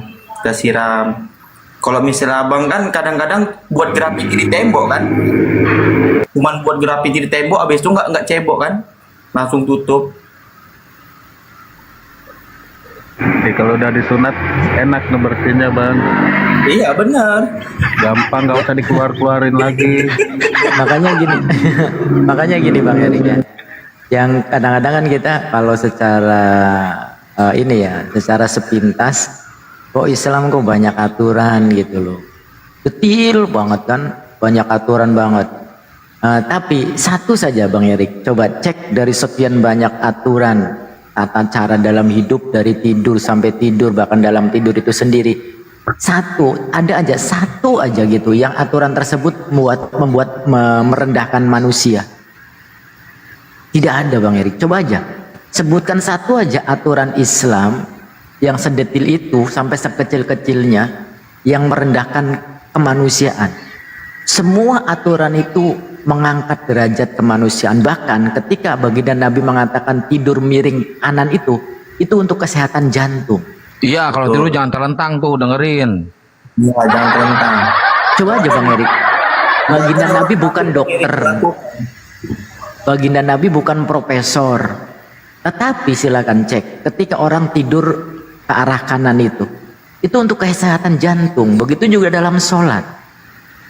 Semuanya itu mengangkat derajat baik secara fisik maupun secara psikologis. Contoh ketika sujud, yang namanya darah biasanya mengalir ke bawah. Dalam kesehatan bahkan di dalam di dalam unsur kungfu aja itu yang namanya darah itu kalau misalkan ke bawah maka kurang sehat. Tetapi sesekali misalkan darah itu ke bagian otak mengalir lancar, itu pemikiran jernih. Semuanya menyangkut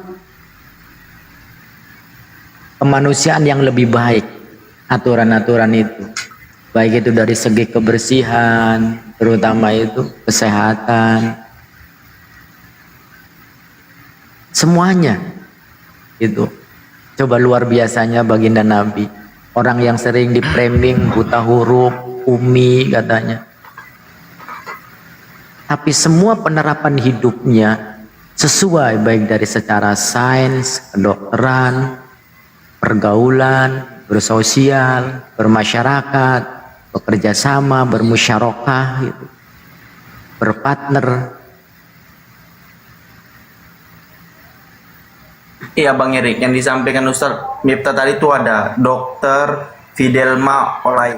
Nah itu asli profesor, dia meneliti ketika orang sujud itu aliran darahnya sampai ke otak. Nah di situ dia melihat menakjubkan bahwasannya ajaran Islam ini tentang kesehatan gitu. Maka beliau syahadat begitu kan. Teman-teman pasti tahu dokter itu. Nah, buktinya gini Bang Erik, banyak orang-orang di luar dari Islam melakukan hal tersebut. Contohnya bangun sebelum subuh mereka, waktu subuh.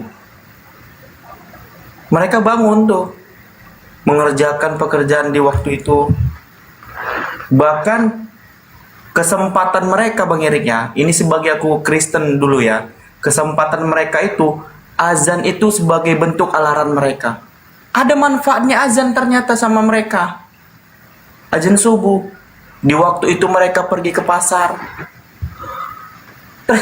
Ternyata ini luar biasa. Azan aja tuh yang sering dikomentarkan mereka, yang sering dikomentari orang-orang Kristen. Azan pakai toa. Tetapi itu bentuk alarm mereka. Di waktu subuh nanti mereka waktunya ke pasar. Oh, udah pagi nih ya, udah azan. Apalagi dulu belum ada jam kan, belum ada digital. Kalau umat Islam kan udah pasti itu waktunya masuk waktu subuh kan, sholat ibadah mereka gitu. Nah, Kristen itu bentuk alarm mereka untuk melakukan aktivitas. Lihat itu, luar biasa nggak tuh Islam Bang? Satu sisi mereka menghinakan, satu sisi mereka mencemooh, satu sisi lain mereka mengambil manfaat dari situ. Benar nggak tuh Bang Erik? Sebagai Kristen sejati lah, mengakui nggak hal itu Bang Erik?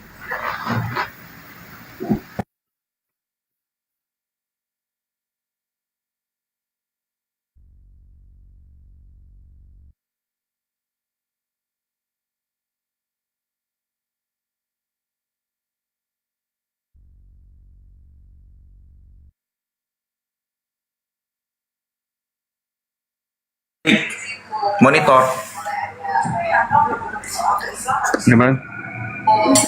Gimana tanggapan Bang Erik? Benar nggak Bang Erik? Ketika azan yang sering di framing dikatakan pakai toa, salah satu itu mereka ambil kesempatan untuk dalam kegiatan mereka. Itu dalam pandangan Bang Erik sebagai Kristen sejati, benar nggak itu menurut Bang Erik? Ada mereka di waktu itu menggunakan azan sebagai tolak ukur mereka untuk melakukan aktivitas.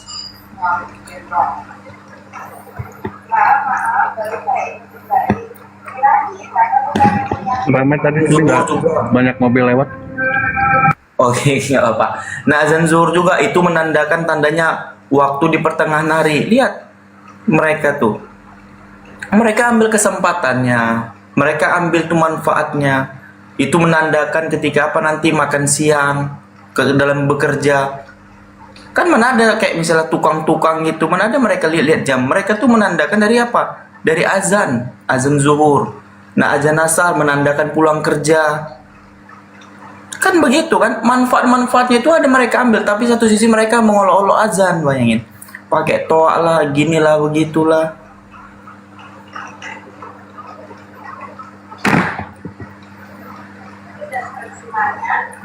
Jadi semua yang diperintahkan oleh Rasulullah, yang diajarkan oleh Rasulullah, itu rata-rata seluruh manusia mengerjakannya Bang Erik.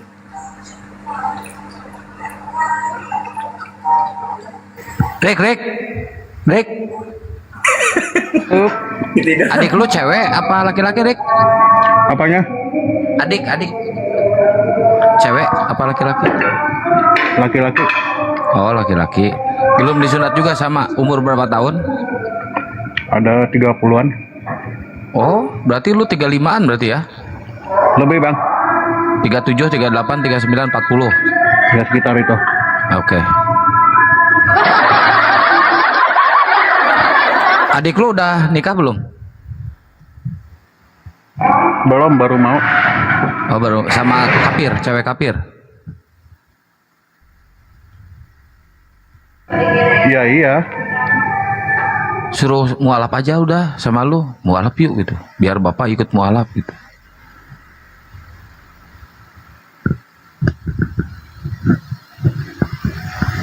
Dia masih suka ke gereja adik lu? Belentang-belentong juga kayaknya itu. Sama berarti ya. Ya bilangin aja Yesus bukan Tuhan bro gitu ke adik lu. Nanti kita nggak selamat loh di akhirat.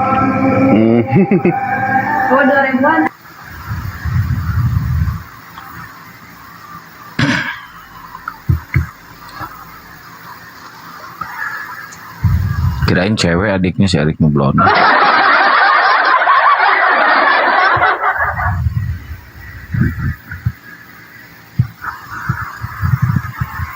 Ajak mualaf, Rik. Dicerahin dikit-dikit, pelan-pelan, biar ada temannya Erik. Nanti bapak juga bisa keajak tuh. Itu, Rik. Nah, kalau dia curiga-curiga kayaknya udah, Bang. Oh, curiga ke lo? Ada, iya. Curiga-curiga kayaknya udah. Terus? Dia nggak berani nanya kali. Oh. Kira-kira menurut lu adik lu bisa disadarkan nggak? Kurang tahu tuh, Bang. Nggak terlalu dekat juga. Nggak terlalu. Kita kan punya kesibukan masing-masing. Oh, emang kerjaannya beda? Dia kan, kalau saya kan tergantung di mana ini. Kadang-kadang dia ditaruh di restoran, dia kan. Oh, gantian. Gantian. Oke. Korupsiin aja duitnya, Rik. Terus pakai ngebangun masjid sama lu. Enggak dosa. Ngajarin terbalik ya mah.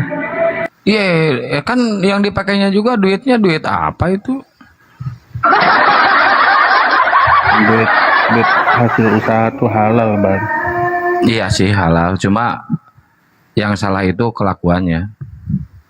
Kelakuan bapak lu masih nyembah anak manusia itu, Rik.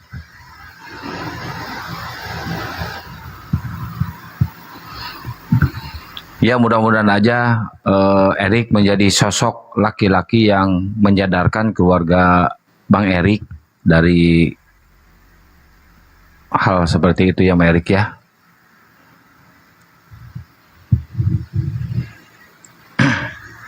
Bang Erik banyak nabung, siapa tahu nanti berguna buat kalau Bang Erik udah muslim, berguna untuk agama, berguna buat Bang Erik juga, bisa bekal buat nanti di akhirat sana, Bang Erik ya.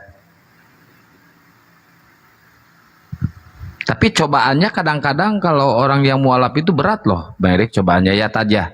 Betul nggak Tad? Cobaannya berat.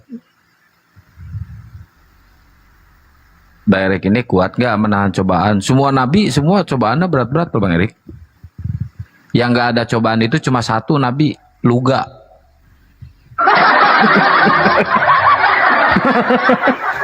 Suri sia kehead.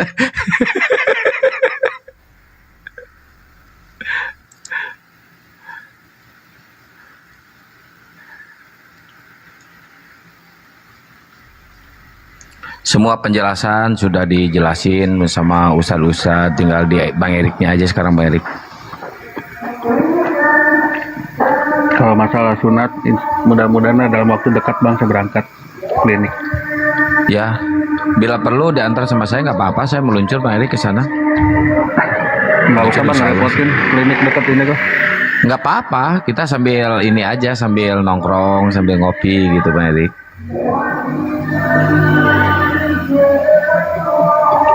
Nggak apa-apa, kita silaturahmi aja, menjalin kekeluargaan. Siapa tahu nanti saya kebagian saham di sana gitu kan ya.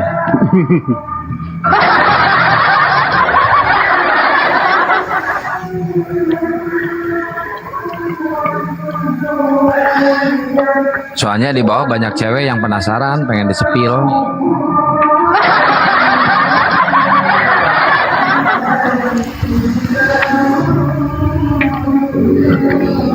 Rik coba belajar sekali aja, sehari aja puasa Rik, bisa nggak Rik belajar? Belajar setengah hari Bang. Nggak apa-apa, yang penting belajar aja, belajar. Paling nanti udah jam 1. Nah, itu kan biasa di kita mah biasa. Iya tahu saya. Hari ini misalkan sampai jam 1 siang nih. Nah besok mulainya dari jam 1 siang sampai maghrib Rik. Tuh lurus sehari tuh Rik.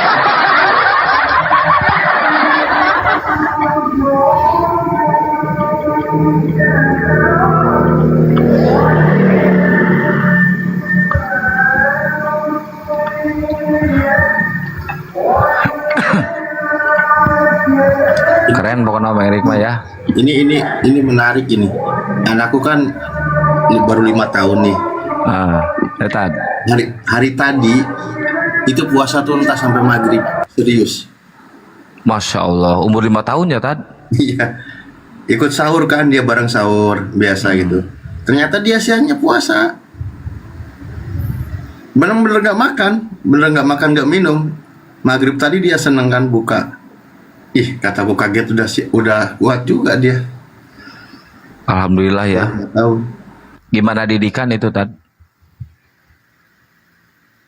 Seharian mulutnya dilakban, tangannya diikat. Tuh, coba Erik, anak kecil aja umur 5 tahun bisa Rik kuat sampai maghrib.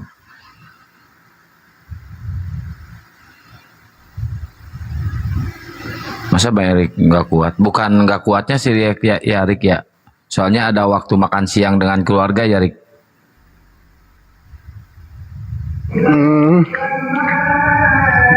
Ya mungkin. Kok mungkin? Bisa jadi kan Bang. Kalau ngikut kebiasaan kan kayak gitu. Iya. Kalau ngikut kebiasaan Pak. Nanti kalau Bang Erik mualaf nih, Bang Erik mualaf syahadat nanti ya. Nah Bang Erik ini wajib mengeluarkan zakat ke saya Bang Erik. Wajib. Kebalik ya. Bang Erik wajib menerima zakat, maksud saya gitu. Saya salah ngomong Bang Erik.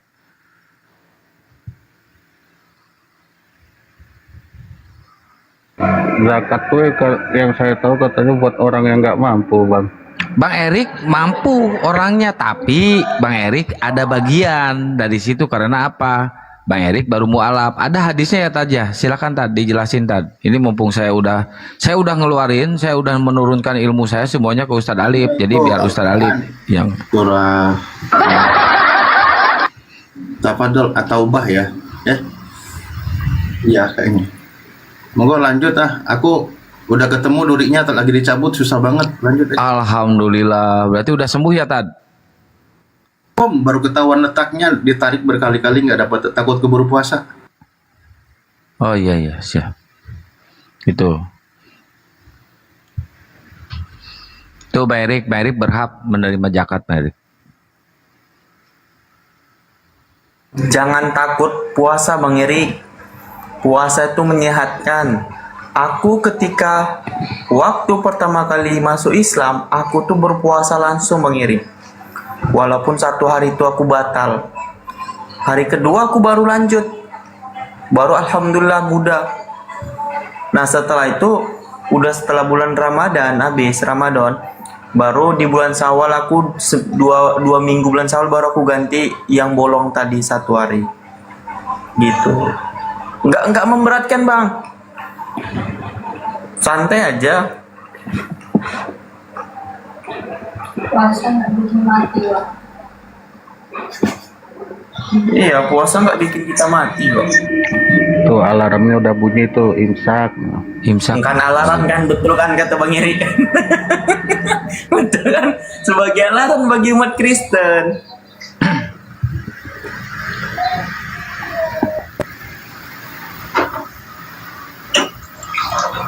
Kalau saya acuannya bukan imsak Bang Erik, azan.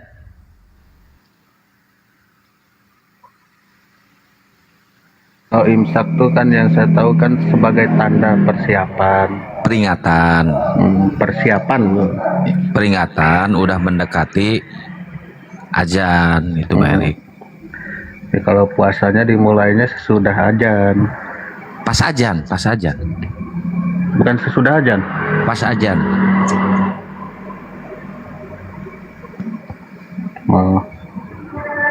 Kira sesudah azan. Pas azan. Pelan-pelan aja Bang Erik, pelan-pelan, gak usah gurung-gusuh ya, gak usah susurudukan, santai aja. Yang penting indah pada waktunya. Cie-cie. Kata indah pada waktunya. Cie-cie.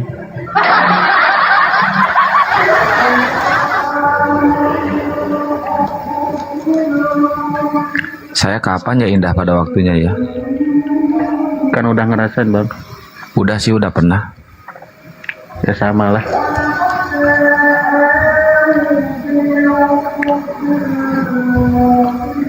Dulu mah saya hampir tiap hari ganti spray, Bang Erik.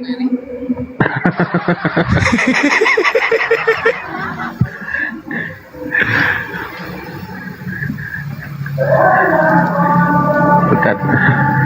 Parah. Cari muslimah loba di Sukabumi, Rik.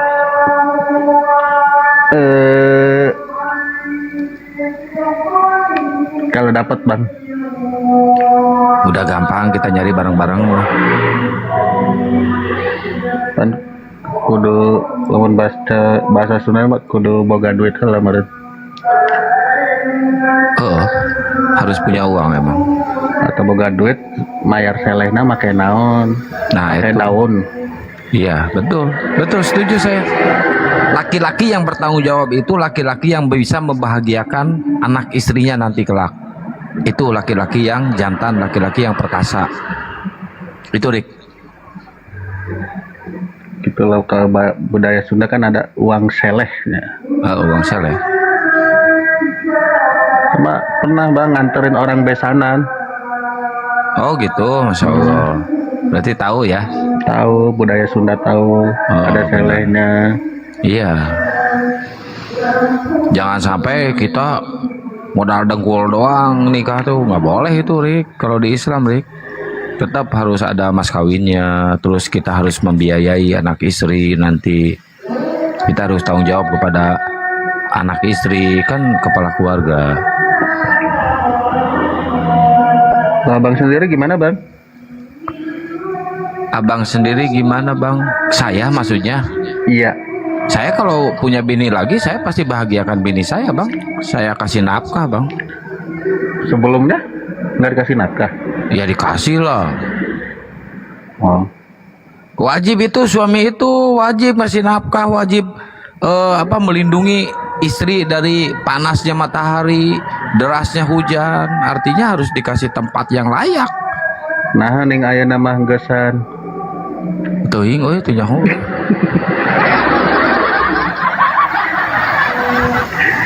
Geus salah sarua lah nasib nama. Oh, kitu nya pokona mah Rik lah. Sarua Rik nasib kita, Rik. Cuma bedana Erik mah nyembah jelema, saya mah nyembah Allah. Bang, teu nyembah jelema, Bang.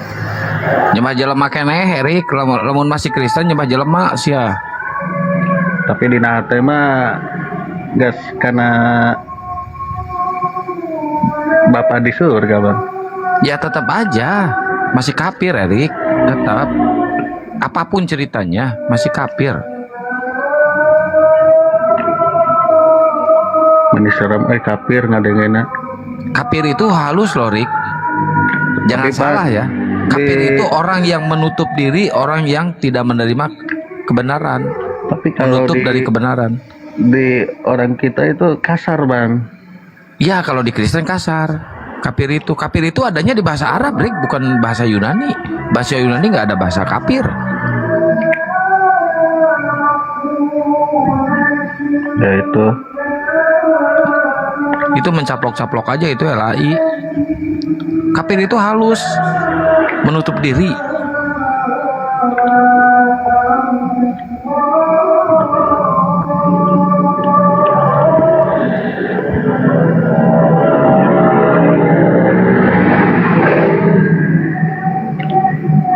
Ingat masalah sunat mah tigana kepikiran keneh ya. Ya. Apa tuh? Kudu diburu-buru kan tiga nama. Oh, buru-buru, Rik. Yang penting buat kebersihan aja dulu, Rik, kesehatan, Rik. Bau sih anjing, dadakna bau sih. Dan pernah ngambuan. Coba ambuan, colek ambuan. Lamun eta nama serbuk bodasna heueuh. Nah eta nu matak bau teh, Rik. Dadak anjing na kulo bisa bau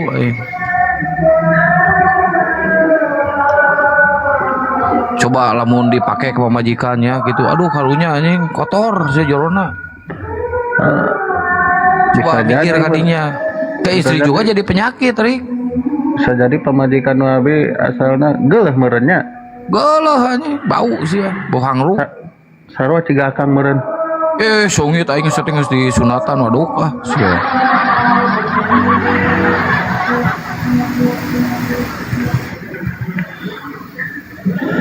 Aduh. Kepikirannya saya mah bari heureuy tapi asup kanu hate Rik, beunang Rik, insyaallah. Da zaman anon ya teh wali oge tidak semua kita harus mendakwakan dengan sesuatu yang benar-benar sakral. Satu nah akan jadi pendeta. Baheula saya guru pendeta Rik, cuma saya dipecat jadi gereja, disangka dipitnah menghamili 100 biarawati.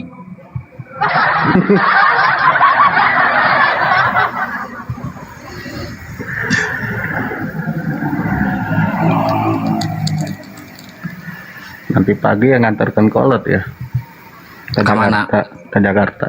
Ya mampir atuh ka dia Rik. Yuk panggil. Ayo ketemu. Seselumputan. Iya. Di mana Jakarta kan? Saya mah di Bekasi we. Bekasi di daerah mana? Bekasi kota. Saya dulu pernah lama di Bekasi, Bang. Bekasi mana? Di Wisma Asri. Oh, Wisma Asri deket. Tahu saya apal. Dulu pernah sana. Waktu zaman SMP.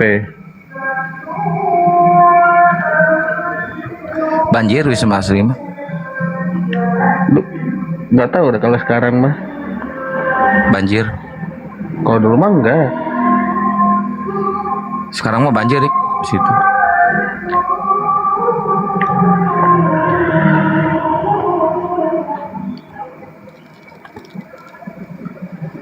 Rik kalau makan suka baca doa apa Rik?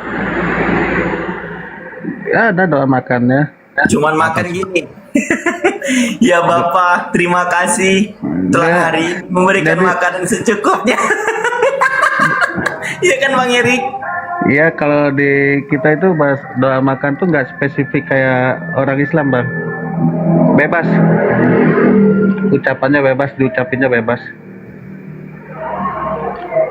Seingat kita aja ucapannya, doanya. Yang penting kan syukur. Di tempat saya ada, dia baca doa makan gini bahasanya. Kini-kini kuang-kuang sorgentok pependeyan. Ini nih palai tuang dibekok pependeyan. Eta mah bas. Doa makan orang leuweung meureun Bang. Heeh. Kalau di kita doa makan tuh nggak kayak orang Islam Bang. Kalau orang Islam kan ada doanya spesifik khusus gitu kan, doa makan ini. Yang saya tahu kan kalau di kita bebas. Tapi Bang Erik, pernah kepikiran nggak sesuatu yang sederhana tapi sangat penting itu? Bang Erik manggil orang tua apa? Manggil orang tua? Papa. Papa kan ya? Ada yang bapak kan gitu ya? Nah, namanya siapa? Nama orang tua saya. Iya kan dipanggil bapak kan, orang tua itu kan? Iya. Ada namanya kan? Ada. Nah sekarang coba, yang katanya Tuhannya Bang Erik bapak, namanya siapa? Kalau di Alkitab ya Allah Bapa. Namanya? Nama orang tua. Berarti kalau nama manggil Tuhan. Berarti kalau manggil ya misalkan bapaknya namanya Tukimin, berarti Tukimin bapak gitu, begitu manggilnya.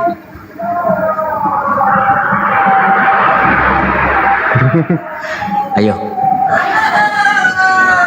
Ini bapak orang tua apa? Iya, bapak itu kan bahasa Indonesia kan? Iya, kalau bapak itu bahasa Indonesia, Erik. Kalau bahasa Yunaninya hahe. Iya, bapak itu kan bahasa Indonesia itu kan. Ya Bang Erik ya, manggilnya tuh Habba itu. Habba itu kan bapak. Nah itu kalau abang baca Habba aja, gak ada bedanya ketika orang di Bani Israil itu mengatakan kepada Abraham, ya haba.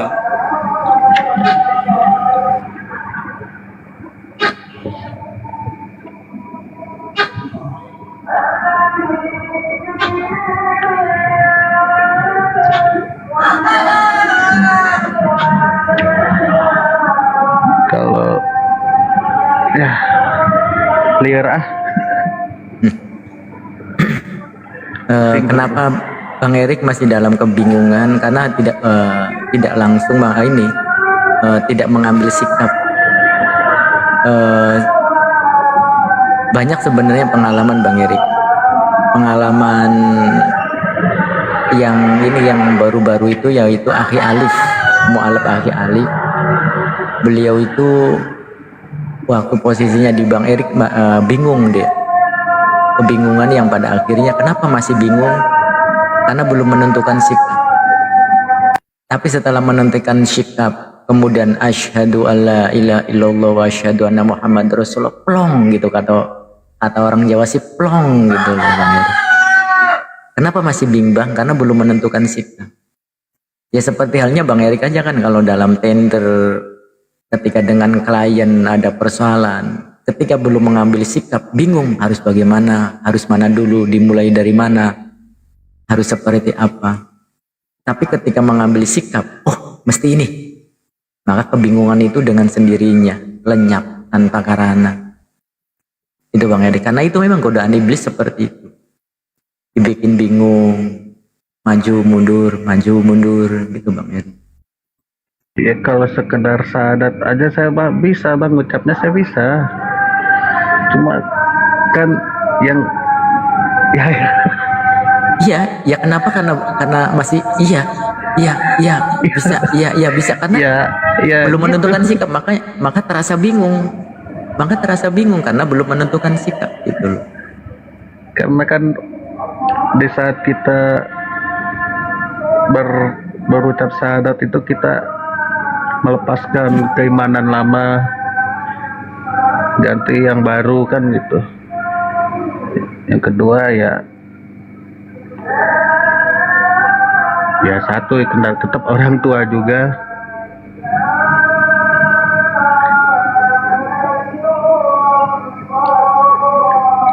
Saya cerita di Komal nih, bahkan saya nggak berani buka kamera, takutnya ada yang kenal atau gimana gitu kan bang. Iya tahu. Taruh laporan dihantam kan sama orang tua, repot saya nanti kan. Makanya saya nggak pernah buka kamera, nggak pernah saya bikin yang aneh-aneh gitu, jadi nggak terlalu curiga gitu keluarga.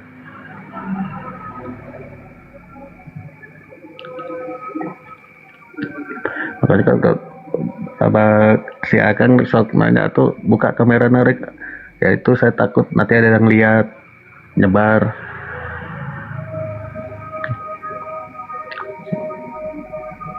Gitu.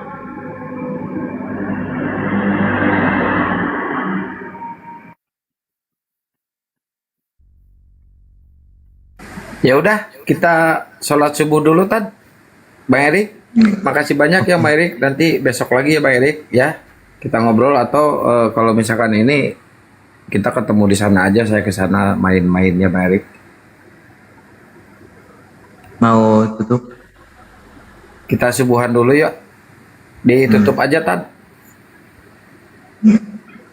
Oke teman-teman semuanya,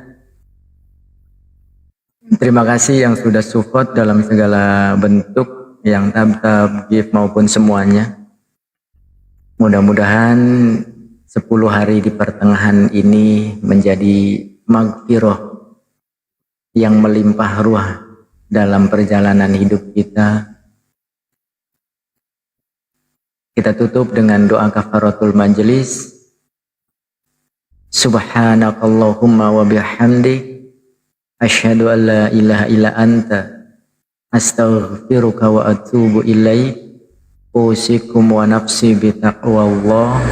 Wassalamualaikum warahmatullahi wabarakatuh.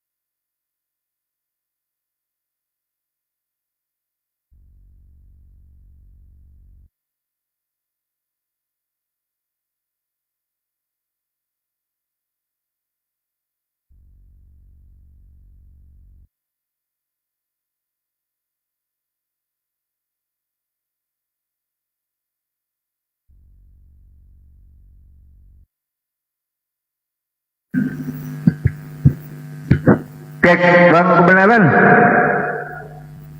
Yo.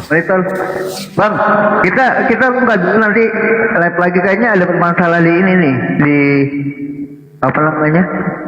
Di ini matiin dulu live lagi, matiin gitu. Ya Nanti udah. kesini lagi ya. Oke, Ya siap, ini kayaknya jadi banyak yang nggak ngeliat katanya ya kan? Ya udah. Matiin dulu bentar. Yuk, assalamualaikum warahmatullahi wabarakatuh. Waalaikumsalam. Teman-teman di bawah nanti balik lagi ya.